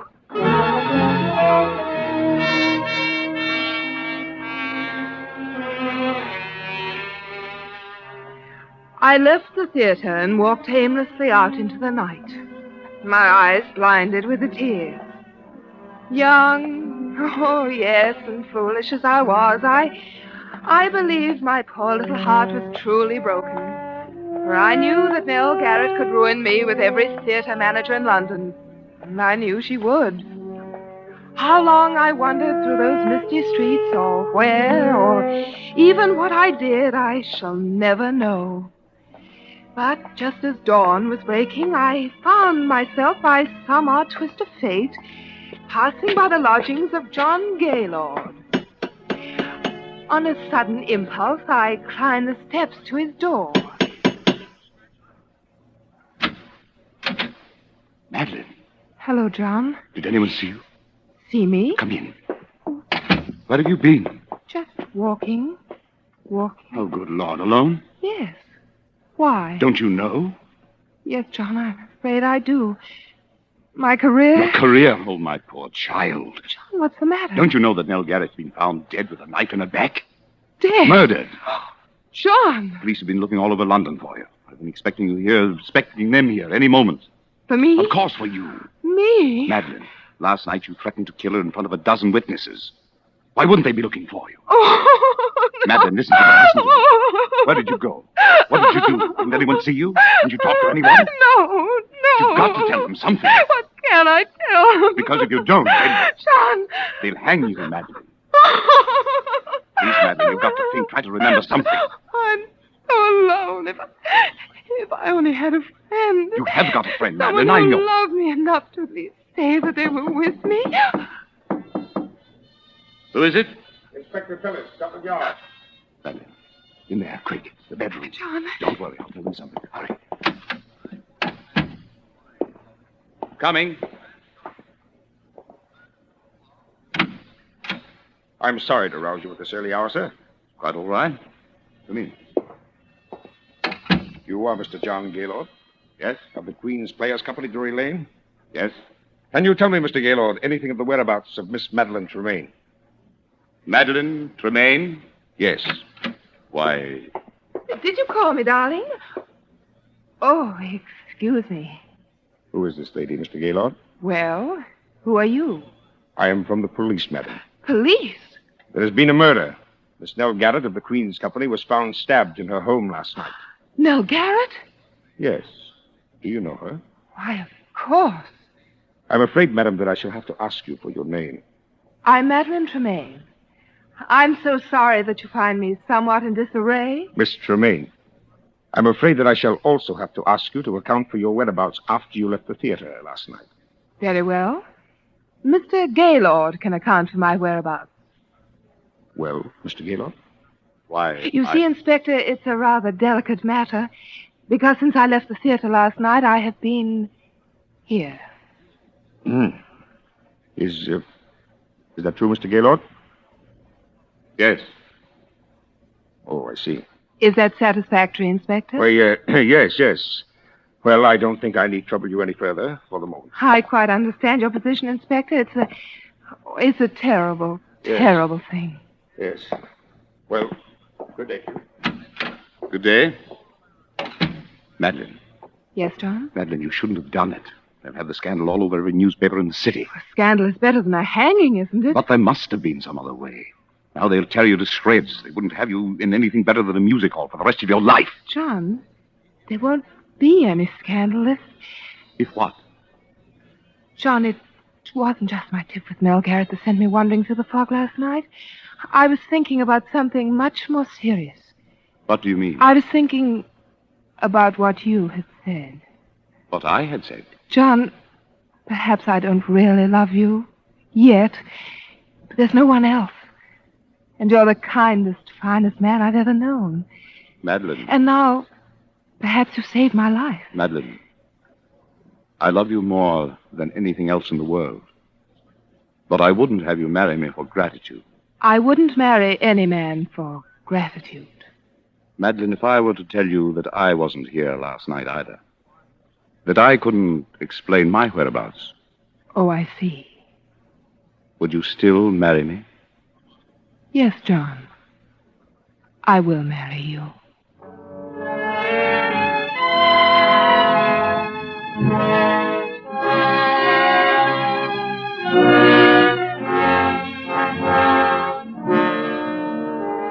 Tonight for Suspense, Roma Wines are bringing you as star Miss June Dupre, whom you have heard in the first act of A Thing of Beauty, a radio play by Robert L. Richards from a story by Elizabeth Heaston. Tonight's tale of Suspense.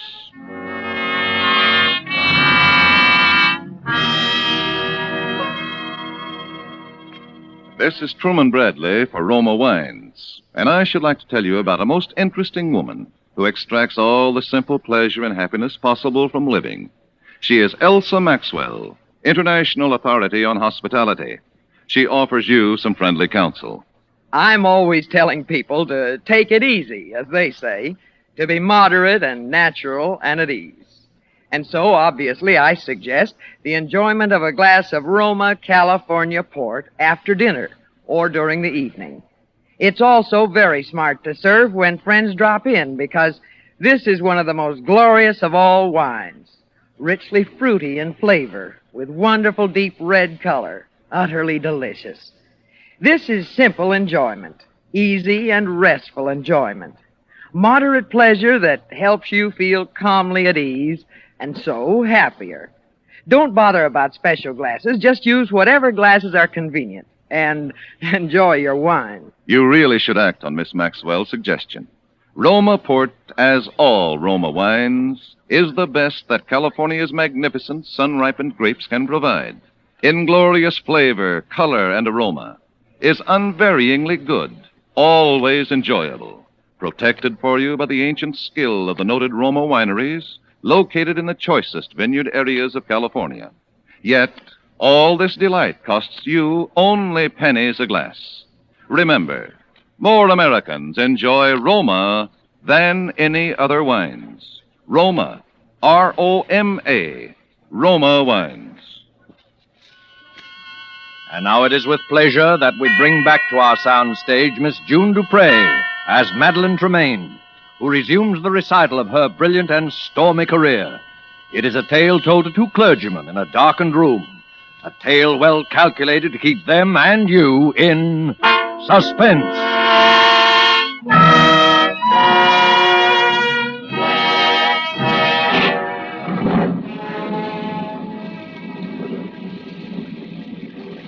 Shall I continue, gentlemen? Oh, yes, please do, Miss Tremaine. It's completely absorbing. Indeed it is. Really? I hope you don't mind the lights turned off. It's the storm. I suppose perhaps I'm a sort of elemental creature, but I always love to sit here and have it dark when it's stormy outside. Not at all. Well, then, our marriage was a very happy one.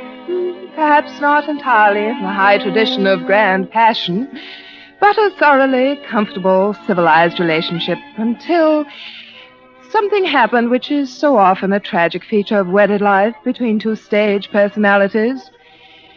For the first 2 seasons, John and I always played together. And then managers began to ask for me, alone. What could I do? I was young and just reaching the peak of my career.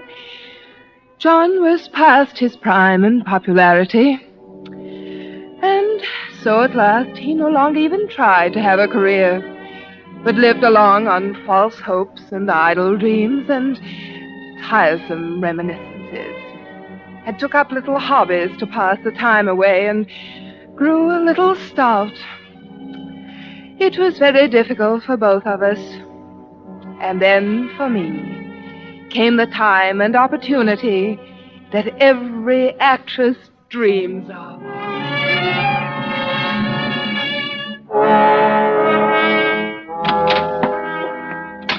Ah, mademoiselle. Hello, Suzette. I've got the most wonderful news. The most wonderful, wonderful news. That's you, Madeline? I'll tell you about it later. Oui, Yes, John? Come in here a moment. I want to show you something. Where are you? In here, at the end. Oh, good heavens. Now what? I thought I'd keep it a secret until I had my first exhibit. I couldn't wait. I've taken up etching. Etching? Yes. Look, What's that?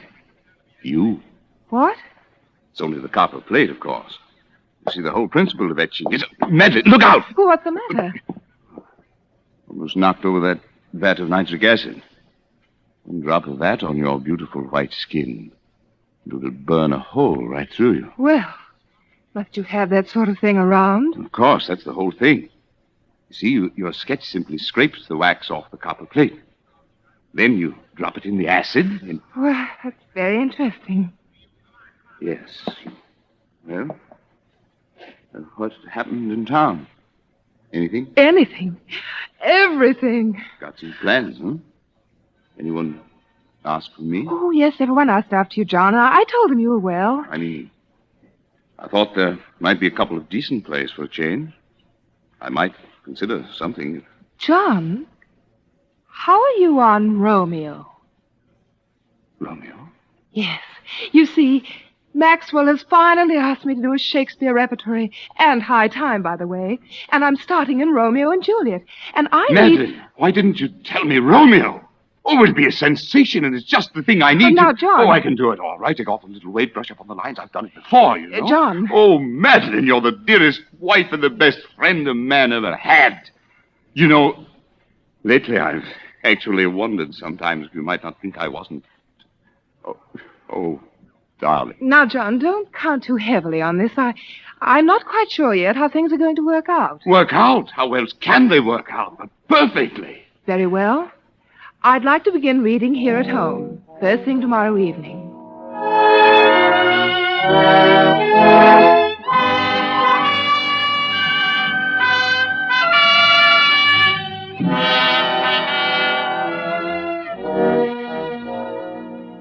Now, shall we take it again from, yet I should kill thee with much cherishing. Yet I should kill thee with much cherishing. Good night. Good night. Parting is such sweet sorrow that I shall say good night till it be morrow. Sleep dwell upon thine eyes, peace in thy breast. John, you see, on those last lines, you should already be moving off stage. You don't want to make too much of them. After all, the scene really ends when Juliet leaves the balcony. But you can't just throw them away, Madeline. Those are famous lines. But, John, we mustn't think so much in terms of lines as of performance. Excuse me, mademoiselle. Yes, Suzette? Mr. Alexander Duncan is here. Oh, yes. Show him in. Yes, mademoiselle. Alec Duncan. What's that young hand coming around for? Well, John, I've been meaning to tell you... Hello, Madeline. Hello, Alec. You know my husband? Why, yes. How do you do, Mr. Tremaine? The name is Gaylord. Oh, yes, of course, Mr. Gaylord. Well, say, aren't I the luckiest fellow in the world? Are you? John. To be playing Romeo opposite Madeline Tremaine? Why, Madeline, when I got your cable, I could hardly believe it. I jumped on the boat without even packing... Is something wrong? John, I've been trying to tell you, but I didn't want to hurt your feelings. Well, if I've interrupted anything... It's all right, Alec. John, please don't make a scene. I had to have someone to rehearse with until Alec got here, and I knew you wouldn't be the slightest help to me if you thought... Oh, John, why must you make an issue of it? Madeline, I've always known you were a thoughtless, selfish woman. But I never would have believed that you could do anything quite so vile. How dare you speak to me that way? You didn't really think that a man with a 40-inch waistline and a double chin could ever play Romeo, did you? Why, you... Oh, I say... Get out of here. Get out of here. Get out! Get out! Get out! I'll get out. You better leave, Alec. Oh, yes. I'll go and apologize. John, I want to talk. Be careful of that acid, Madeline. Acid? Oh.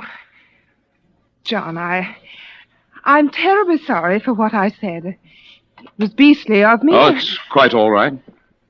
Oh, John, I knew you'd see it that way when you came to think. Because, you see, I am going to play Romeo. Oh, John, must we go through it all Madeline, again? I've forgiven. I've forgotten. A lot of things since we've been married.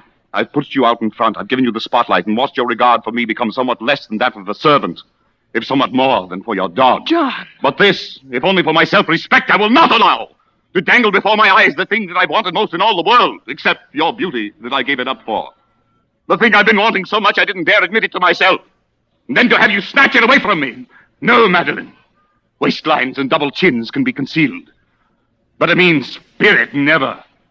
This one thing you can do for me, and you will. John, you're being a fool. You see, I've always known that you married me to save your career and to keep my mouth shut. But there's one thing you haven't known. Where I was the night Nell Garrett was murdered. Where were you? I was at Nell Garrett's home. Well, that explains quite a number of things, doesn't it, John? Madeline, where did you get that gun? I always thought that someday I might need one. Madeline. Don't come near me, John. Very well. I warned you. Monsters, you beautiful, terrible monsters. John, no! No!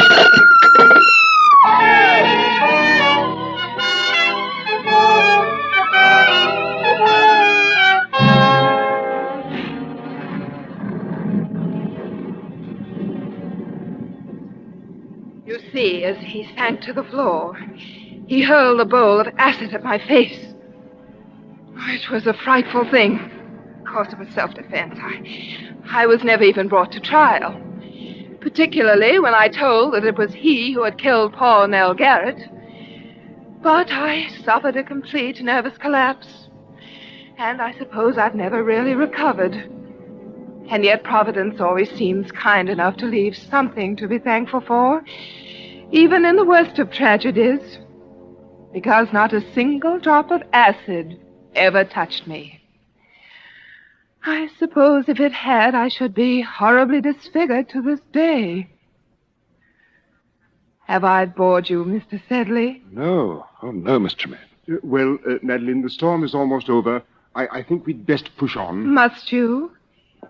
Well, but excuse me for just a moment. Oh, of course. My word. Poor woman. Yes. I say, look here. What? This mirror. It's not a mirror at all. It has a picture pasted in it. The photograph that's in the study. Poor Madeline. Father Benson, Mademoiselle would like to speak with you a moment before you go. Oh, very well. I'll only be a moment, Sedley. This way, Father. Thank you. Ah, Father. Well, Madeline? You may turn the lights on, Suzette, as you go. Yes, Mademoiselle. So, that is your young curate, Father Bentham. Yes. Do you like him? Oh, he seems a dear boy. But what, Madeline? I am afraid I can't see him again. Madeline, why? Because I don't want to hurt his feelings, and it would not be the same. You have been my only true friend in all these years. And when you are gone, I would rather be alone again than... I'm sorry, sir, but Mrs. Stokes is outside. Her little girl is dying, and when she heard you were here, she... Oh, go away. Madeline. Go away. Both of you. Go away. Go away. Go away. Come, sir. Go away. Good Lord. Poor Madeline. It was too much for her. Yes. Oh, she killed them both, of course, the woman and her husband. I think I always must have known it. All these years, she's lived a lie. Yes, but that's not the lie that's hurt her. It was the acid. Acid? Didn't you see her face, sir? You forget, my boy, that I am blind. She has no face.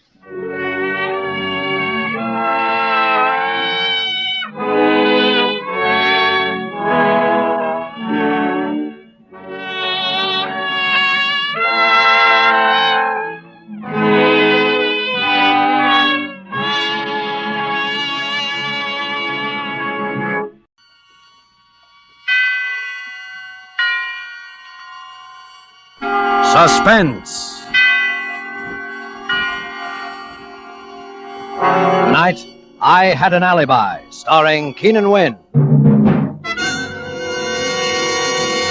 Suspense is presented for your enjoyment by Roma Wines. That's R-O-M-A, Roma Wines. Those excellent California wines that can add so much pleasantness to the way you live, to your happiness in entertaining guests, to your enjoyment of everyday meals. Yes, right now a glassful would be very pleasant as Roma Wines bring you Suspense.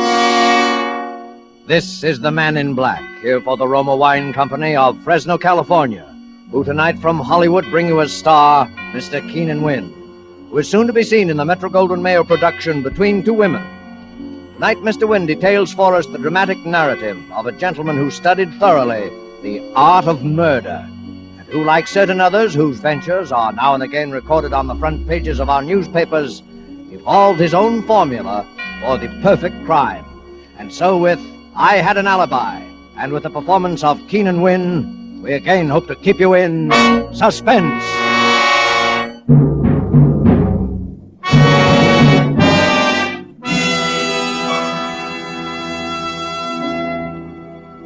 Miss Lamson? Yes? Come in. Sit down. Ever take dictation for a writer before? No. Well, that's okay. I've never written a novel before that I finished. I hope you don't mind working in a place like this. I don't mind working anywhere that I'm paid to work. Oh, don't let that worry you. I came into quite a piece of change not long ago. Maybe you heard about it. Yes? Well, you're not exactly the talkative type, are you? I didn't think you'd have much time for talking, Mr. Eichner. Yeah, I checked. 11 days to make my deadline. Ready to start? Yes? Title: I Had an Alibi by Joseph Eichner. Oh, by the way, this will all be in the first person. Yes? Chapter 1. I first met Belle Schaffner when I went to work for the Herald. She was a sob sister and a good one. I was a police reporter and no bum in the business myself. With Belle and me, it happened almost right away. We talked the same language, thought the same way, wanted the same things. We were that kind of a team. But for a while, there were a couple of notions in the back of my mind that I hadn't even told Belle. Because sometimes a woman in love can be practical only just so far. It all came out one night in the office after I'd been there about 6 months. Hello, handsome. Hi, Sugar Puss. Busy? Uh-uh. Can I see? Why not? Dimly through the gray curtain of fog, Alice saw the phantom figure. It was closer now. She tried to scream, but her throat... Is Alice still having trouble with her throat? She's been trying to scream for 2 weeks now. Look, I know. There's the reason right there. City desk, Eichner. Yeah. Uh-huh.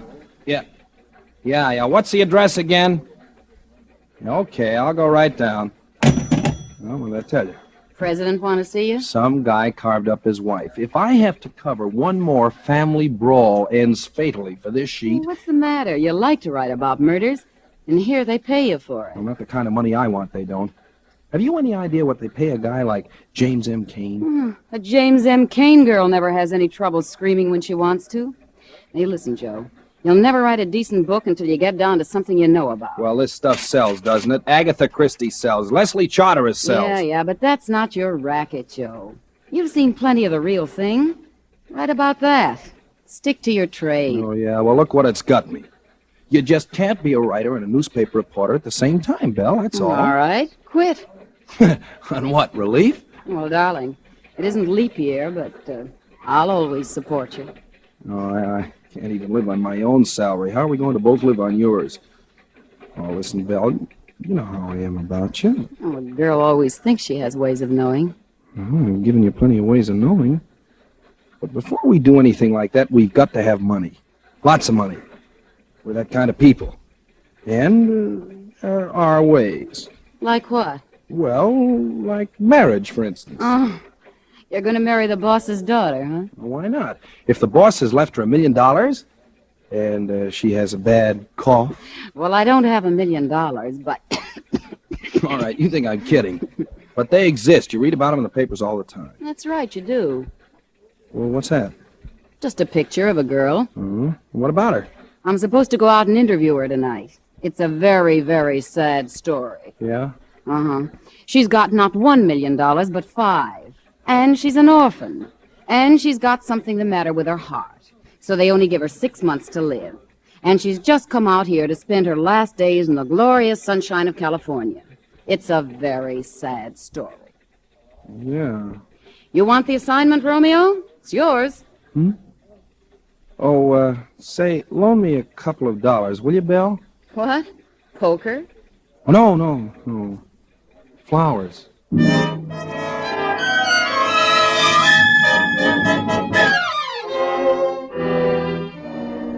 Tonight for Suspense, Roma Wines are bringing you as star Mr. Keenan Wynn, whom you've heard in the prologue to I Had an Alibi, a radio play by Mindred Lord.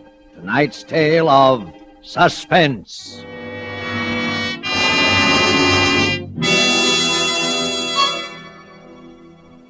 This is Truman Bradley for Roma Wines, and we have an interesting idea for you tonight from the keen and sensible mind of America's famed expert on parties and smart entertaining, Miss Elsa Maxwell.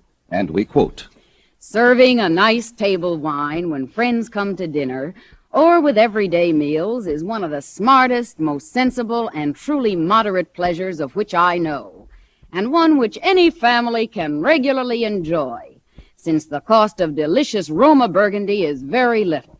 Just serve your Roma Burgundy well cooled. Enjoy it with any food, and don't worry about special glasses. Any glasses available are perfectly correct. The goodness of the wine, the added enjoyment of your food, these are the things that count. Miss Maxwell expresses perfectly what we of Roma believe. In Roma, California Burgundy, and all Roma wines, you enjoy the glorious color, aroma, and flavor of superb, sun-ripe grapes. Our noted wineries, located in California's choicest vineyard areas, assure you of flavor and quality which are always good, never varying, always delightful. And so Roma quality is preferred everywhere. And you are able to enjoy these fine Roma wines at modest prices, only pennies a glassful. Remember, more Americans enjoy Roma than any other wines. R-O-M-A, Roma Wines. And now it is with pleasure that we bring back to our soundstage our star, Mr. Keenan Wynn, who, as one Joe Eichner, prepares to continue dictation on his first and only novel, I Had an Alibi, a tale well calculated to keep you in suspense.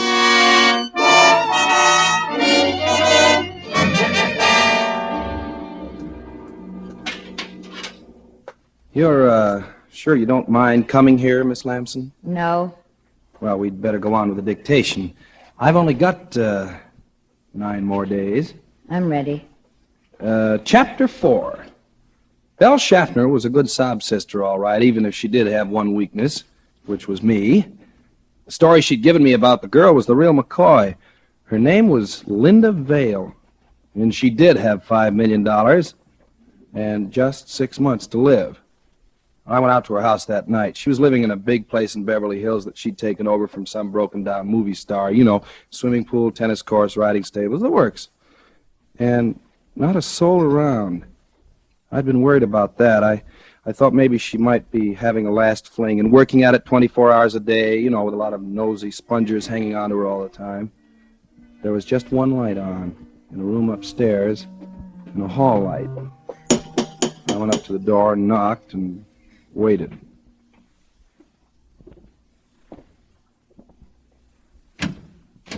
Yes, sir? I'd like to see Miss Vale, please. I'm sorry, sir, but Miss Vale has given orders that... Well, would you just give her these, please? I'll wait. Very well, sir. A press card will break the ice with almost anyone, and I knew the flowers would do the rest. What a surprise. Pretty soon I heard steps and a voice. Son, there's a flowers are simply lovely, but who... Miss Vale? Yes? Well, my name is Joseph Eichner. Yeah, she was a nice enough kid and lonely.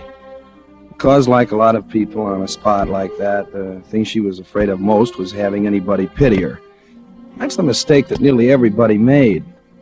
But not me. I played it for a switch. I'd figured every move for days ahead. Joe, Yes? what's the matter? Oh, nothing. You've been awfully subdued lately. You've always been so gay. Well, Linda, I've got to go away. Go away? Linda, I've been trying to keep it from you, but... Gee, you must know how I feel about you, and seeing you every day and knowing that... Oh, Joe. Well, it's not fair to you, Linda. And, well, I can't take it anymore. Joe. Yes. I don't want you to go. I don't want to. I don't want to, Linda, but... Then promise me. Promise me you won't leave me. Just for the little time that's left. Oh, Linda. For my sake. All right, Linda. For your sake. After that, it was quick and easy. 3 days later, we went to see her doctor, the best heart specialist in California. Dr. Lawson, you must be frank with us. Doctor, we're in love. I see. And we want to be married. Look, Doctor, if I could make Linda happier, if I could give her all the love and tenderness, well, isn't it just possible? My boy, all that medical science can do is go on the basis of experience. We can't make certain prophecies. But on the basis of experience, the prognosis for Linda remains unchanged. But, Doctor, once you told me that anything is possible. And I say it again, my dear. Anything is possible. That's enough for me, Joe. Yeah, me too. Do you, Joseph, take this woman to be your lawful wedded wife, to have and to hold in sickness and health, for better, for worse, for richer, for poorer, forsaking all others, until death do you part? I do. Do you, Linda, take this man to be your lawful wedded?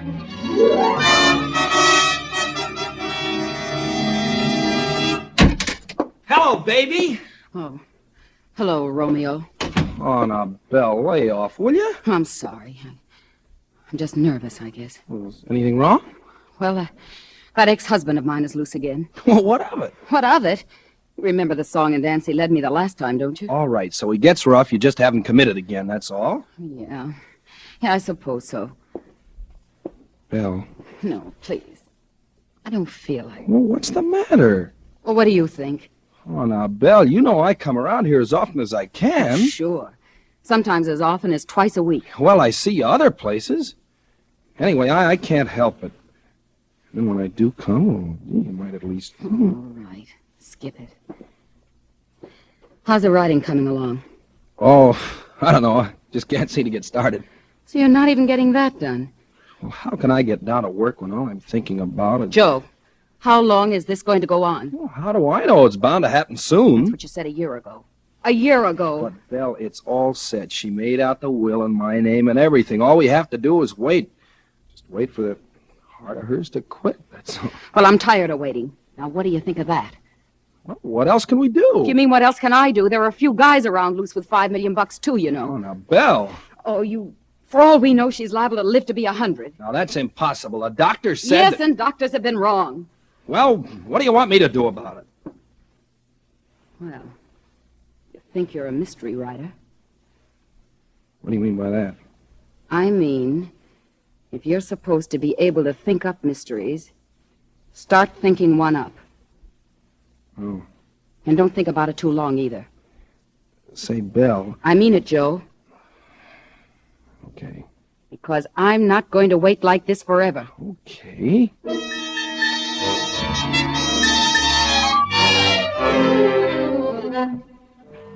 Well, that was when I first began to think about it. Then all of a sudden I began writing again. Linda was a little surprised, but I kept right at it, and every so often I'd show her what I'd done. It was pretty terrible, but it didn't matter because nobody but her was ever going to see it anyway. After about 2 weeks of this, I was ready. That night I came out of the study and went into the drawing. Working hard? Yeah. Say, Linda, You want to do me a favor? Well, of course I do. Well, you know the place in my story where Lillian pretends to commit suicide and leaves the note? Uh-huh. Look, I suddenly thought, why not have the note reproduced right in the book as though we're in her own handwriting? You know, Exhibit A, you know, along with a map of the grounds and so on. Well, that would be good. Yeah. Only, of course, it's got to be in a woman's handwriting. Do you want to write it for me? You mean my handwriting's going to come out in a book? Oh, how exciting. Well, it sure is if I can get a publisher, and I think I've got a nibble. Here, you can write it on your own stationery. I'll cut that letterhead off the top later. All right. What does it say? Darling. Darling? You know I can't go on like this. Huh? It's got to end sometime. It's got to end some time. It will be easier for both of us if I end it now. If I end it now. Please try to forgive me and sign it L. L? Wouldn't you sign it? Oh, no, you see, all Lillian's letters to Dick are signed L, remember? Oh, yes, yeah. I remember now. There. Oh, thanks, darling. Is it all right? Oh, sure. It's perfect.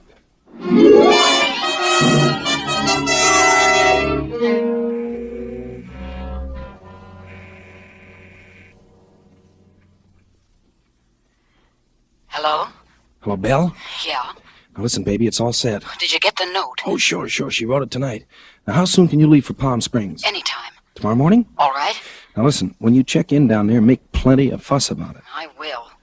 I'll leave here at exactly 9:30 tomorrow night. I'll stop at a couple of places, so you leave Palm Springs about 15 minutes later, 9:45. Okay. Better check your watch at Western Union. I'll do the same. Okay. Hey, be sure to bring plenty of stuff. Everything you can lay your hands on. Oh, don't worry, I will. You remember the place, don't you? Remember? You know, the second turn after you leave Riverside. Well, how far is it about? Well, it's exactly halfway between the springs and here. Say 60 miles. I'll be there. Okay, baby. Tomorrow night.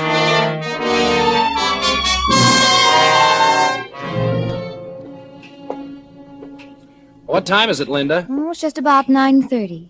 Well, I guess I'd better be going. Gee, darling, I hate to have to leave you this way on such short notice. It's all right, dear. I'll be going to sleep in a few minutes anyway. You know, I don't know why this guy has to see me in such a rush, in Palm Springs of all places. But if he wants to publish my book... Of course, you have to go. Well, I'll be back tomorrow afternoon, maybe even earlier. You won't worry, will you? No, I won't. Doors onto the terrace locked? Yep. Yeah, they're all right. You know, I know how nervous you are sometimes when I'm away for the evening. I think you're the one that's nervous. Yeah, maybe I am at that. Well, good night, darling. Good night, Joe. Oh, Saunders. Yes, sir? Come in, sir.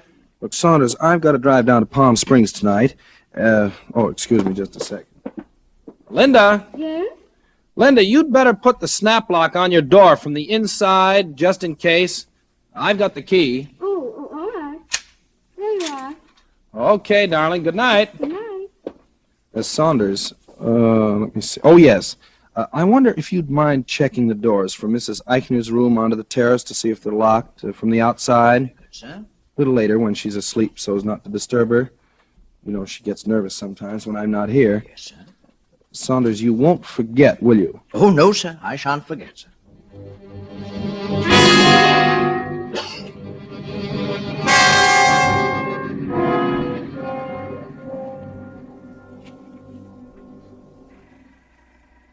5 gallons? Yes, sir. Say, that ought to get me to Palm Springs. Oh, should easy.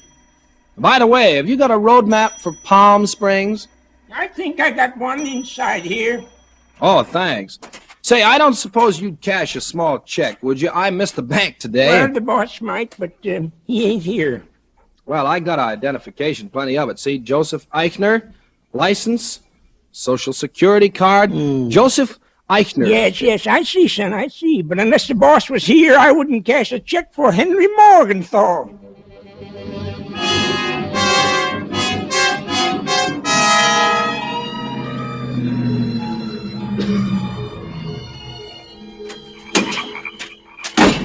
Belle?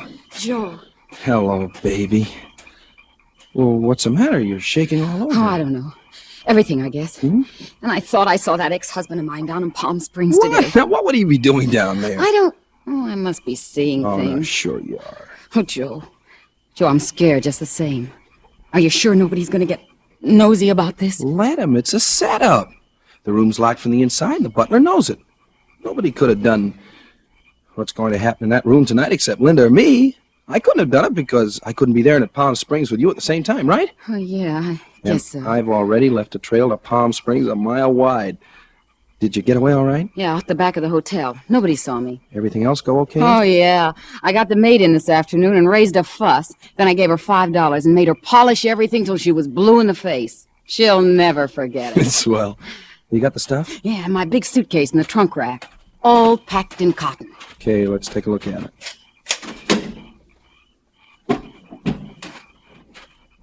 Here you are. Look at this. Mm-hmm. Glasses, water pitcher, ashtrays. And look at this. I even got doorknobs. I unscrewed them with a nail file. Hey, what do you know? Here's the one to the bathroom. And this little one's from the medicine cabinet. Uh-huh. And this one's the inside of the front door. Okay, I'll just put my fingerprints on them, and you pack them back in cotton. Say, you're sure you can get this stuff back into your room all right? Oh, sure. Better hurry, then. Yeah, I know. There. With my fingerprints on that doorknob, just let anybody try to prove I wasn't with you in Palm Springs tonight. Oh, I told you that when you got down to something real, you'd hit the jackpot. Remember? Yeah, and you know what this pot is worth, don't you? $5 million.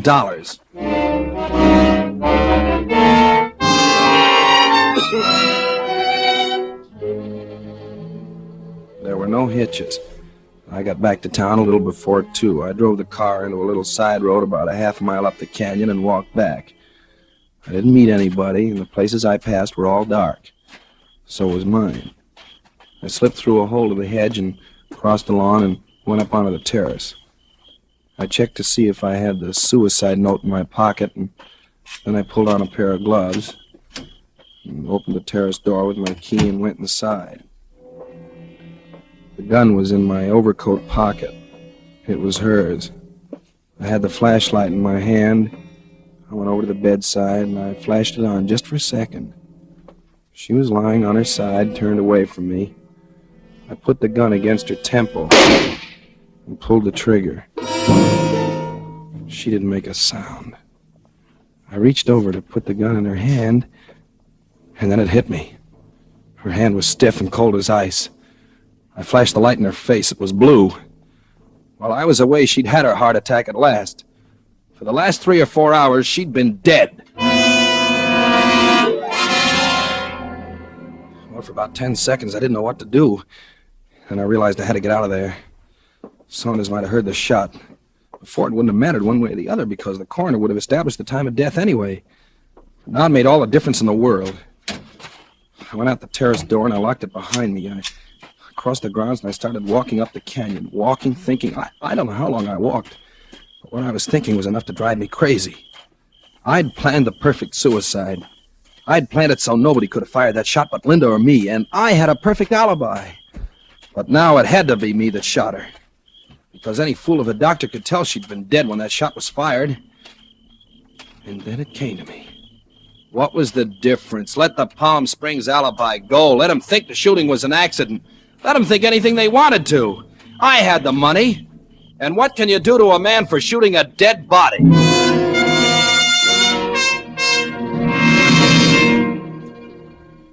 It was almost daylight when I got back to the room. The house was still dark, so Saunders hadn't heard anything. First, I burned that suicide note. Then I turned on the lights and unlocked the door. Then I fired another shot into the wall for Saunders again, just in case he was awake. Then I went over to the inter-house phone.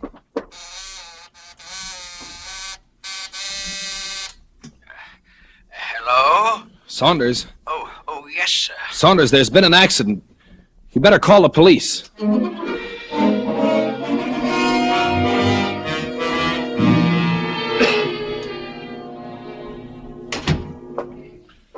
Well, have you seen everything you want to, Lieutenant? Yep. Well, you're living kind of different than you used to when you were a police reporter downtown, huh, Joe? Yeah. I suppose you want to ask me some questions. Oh, a couple. I hear you were going to Palm Springs last night. Yeah, I was. I changed my mind. Who were you going to see down there? Anybody in particular? Oh, just a friend. It wouldn't have been your old friend, Belle Schaffner, would it? Oh, whatever, I didn't go. You'd have had time to go, though. Oh, all right, but I didn't. Anyway, what's all that got to do with nothing, nothing, just routine. So you came back here? Yeah, that's right. Then what happened? Well, I came in the house and I went up to our bedroom, and I thought I heard a noise. I thought I saw a man moving around. Well, I was pretty jumpy, and I fired. How many shots? 2. And one of them hit your wife? One of them hit what was my wife. All an accident, huh? Yeah, that's right. You come into quite a lot of money with her out of the way, don't you, Joe? Yeah, sure. What of it? Nothing. Only it's too bad you're not going to be able to spend it. Oh, nuts. What do you think you're going to do, charge me with a murder for firing a shot into a corpse? No, but it could be a pretty spectacular little alibi for just on the spur of the moment, couldn't it? Alibi for what? For Belle Schaffner. What? Her throat was cut in Palm Springs last night, and your fingerprints are all over the place.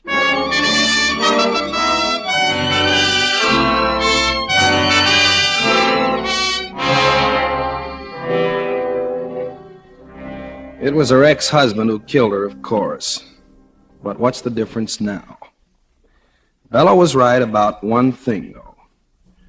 You can't write a decent story unless it's something real. I know.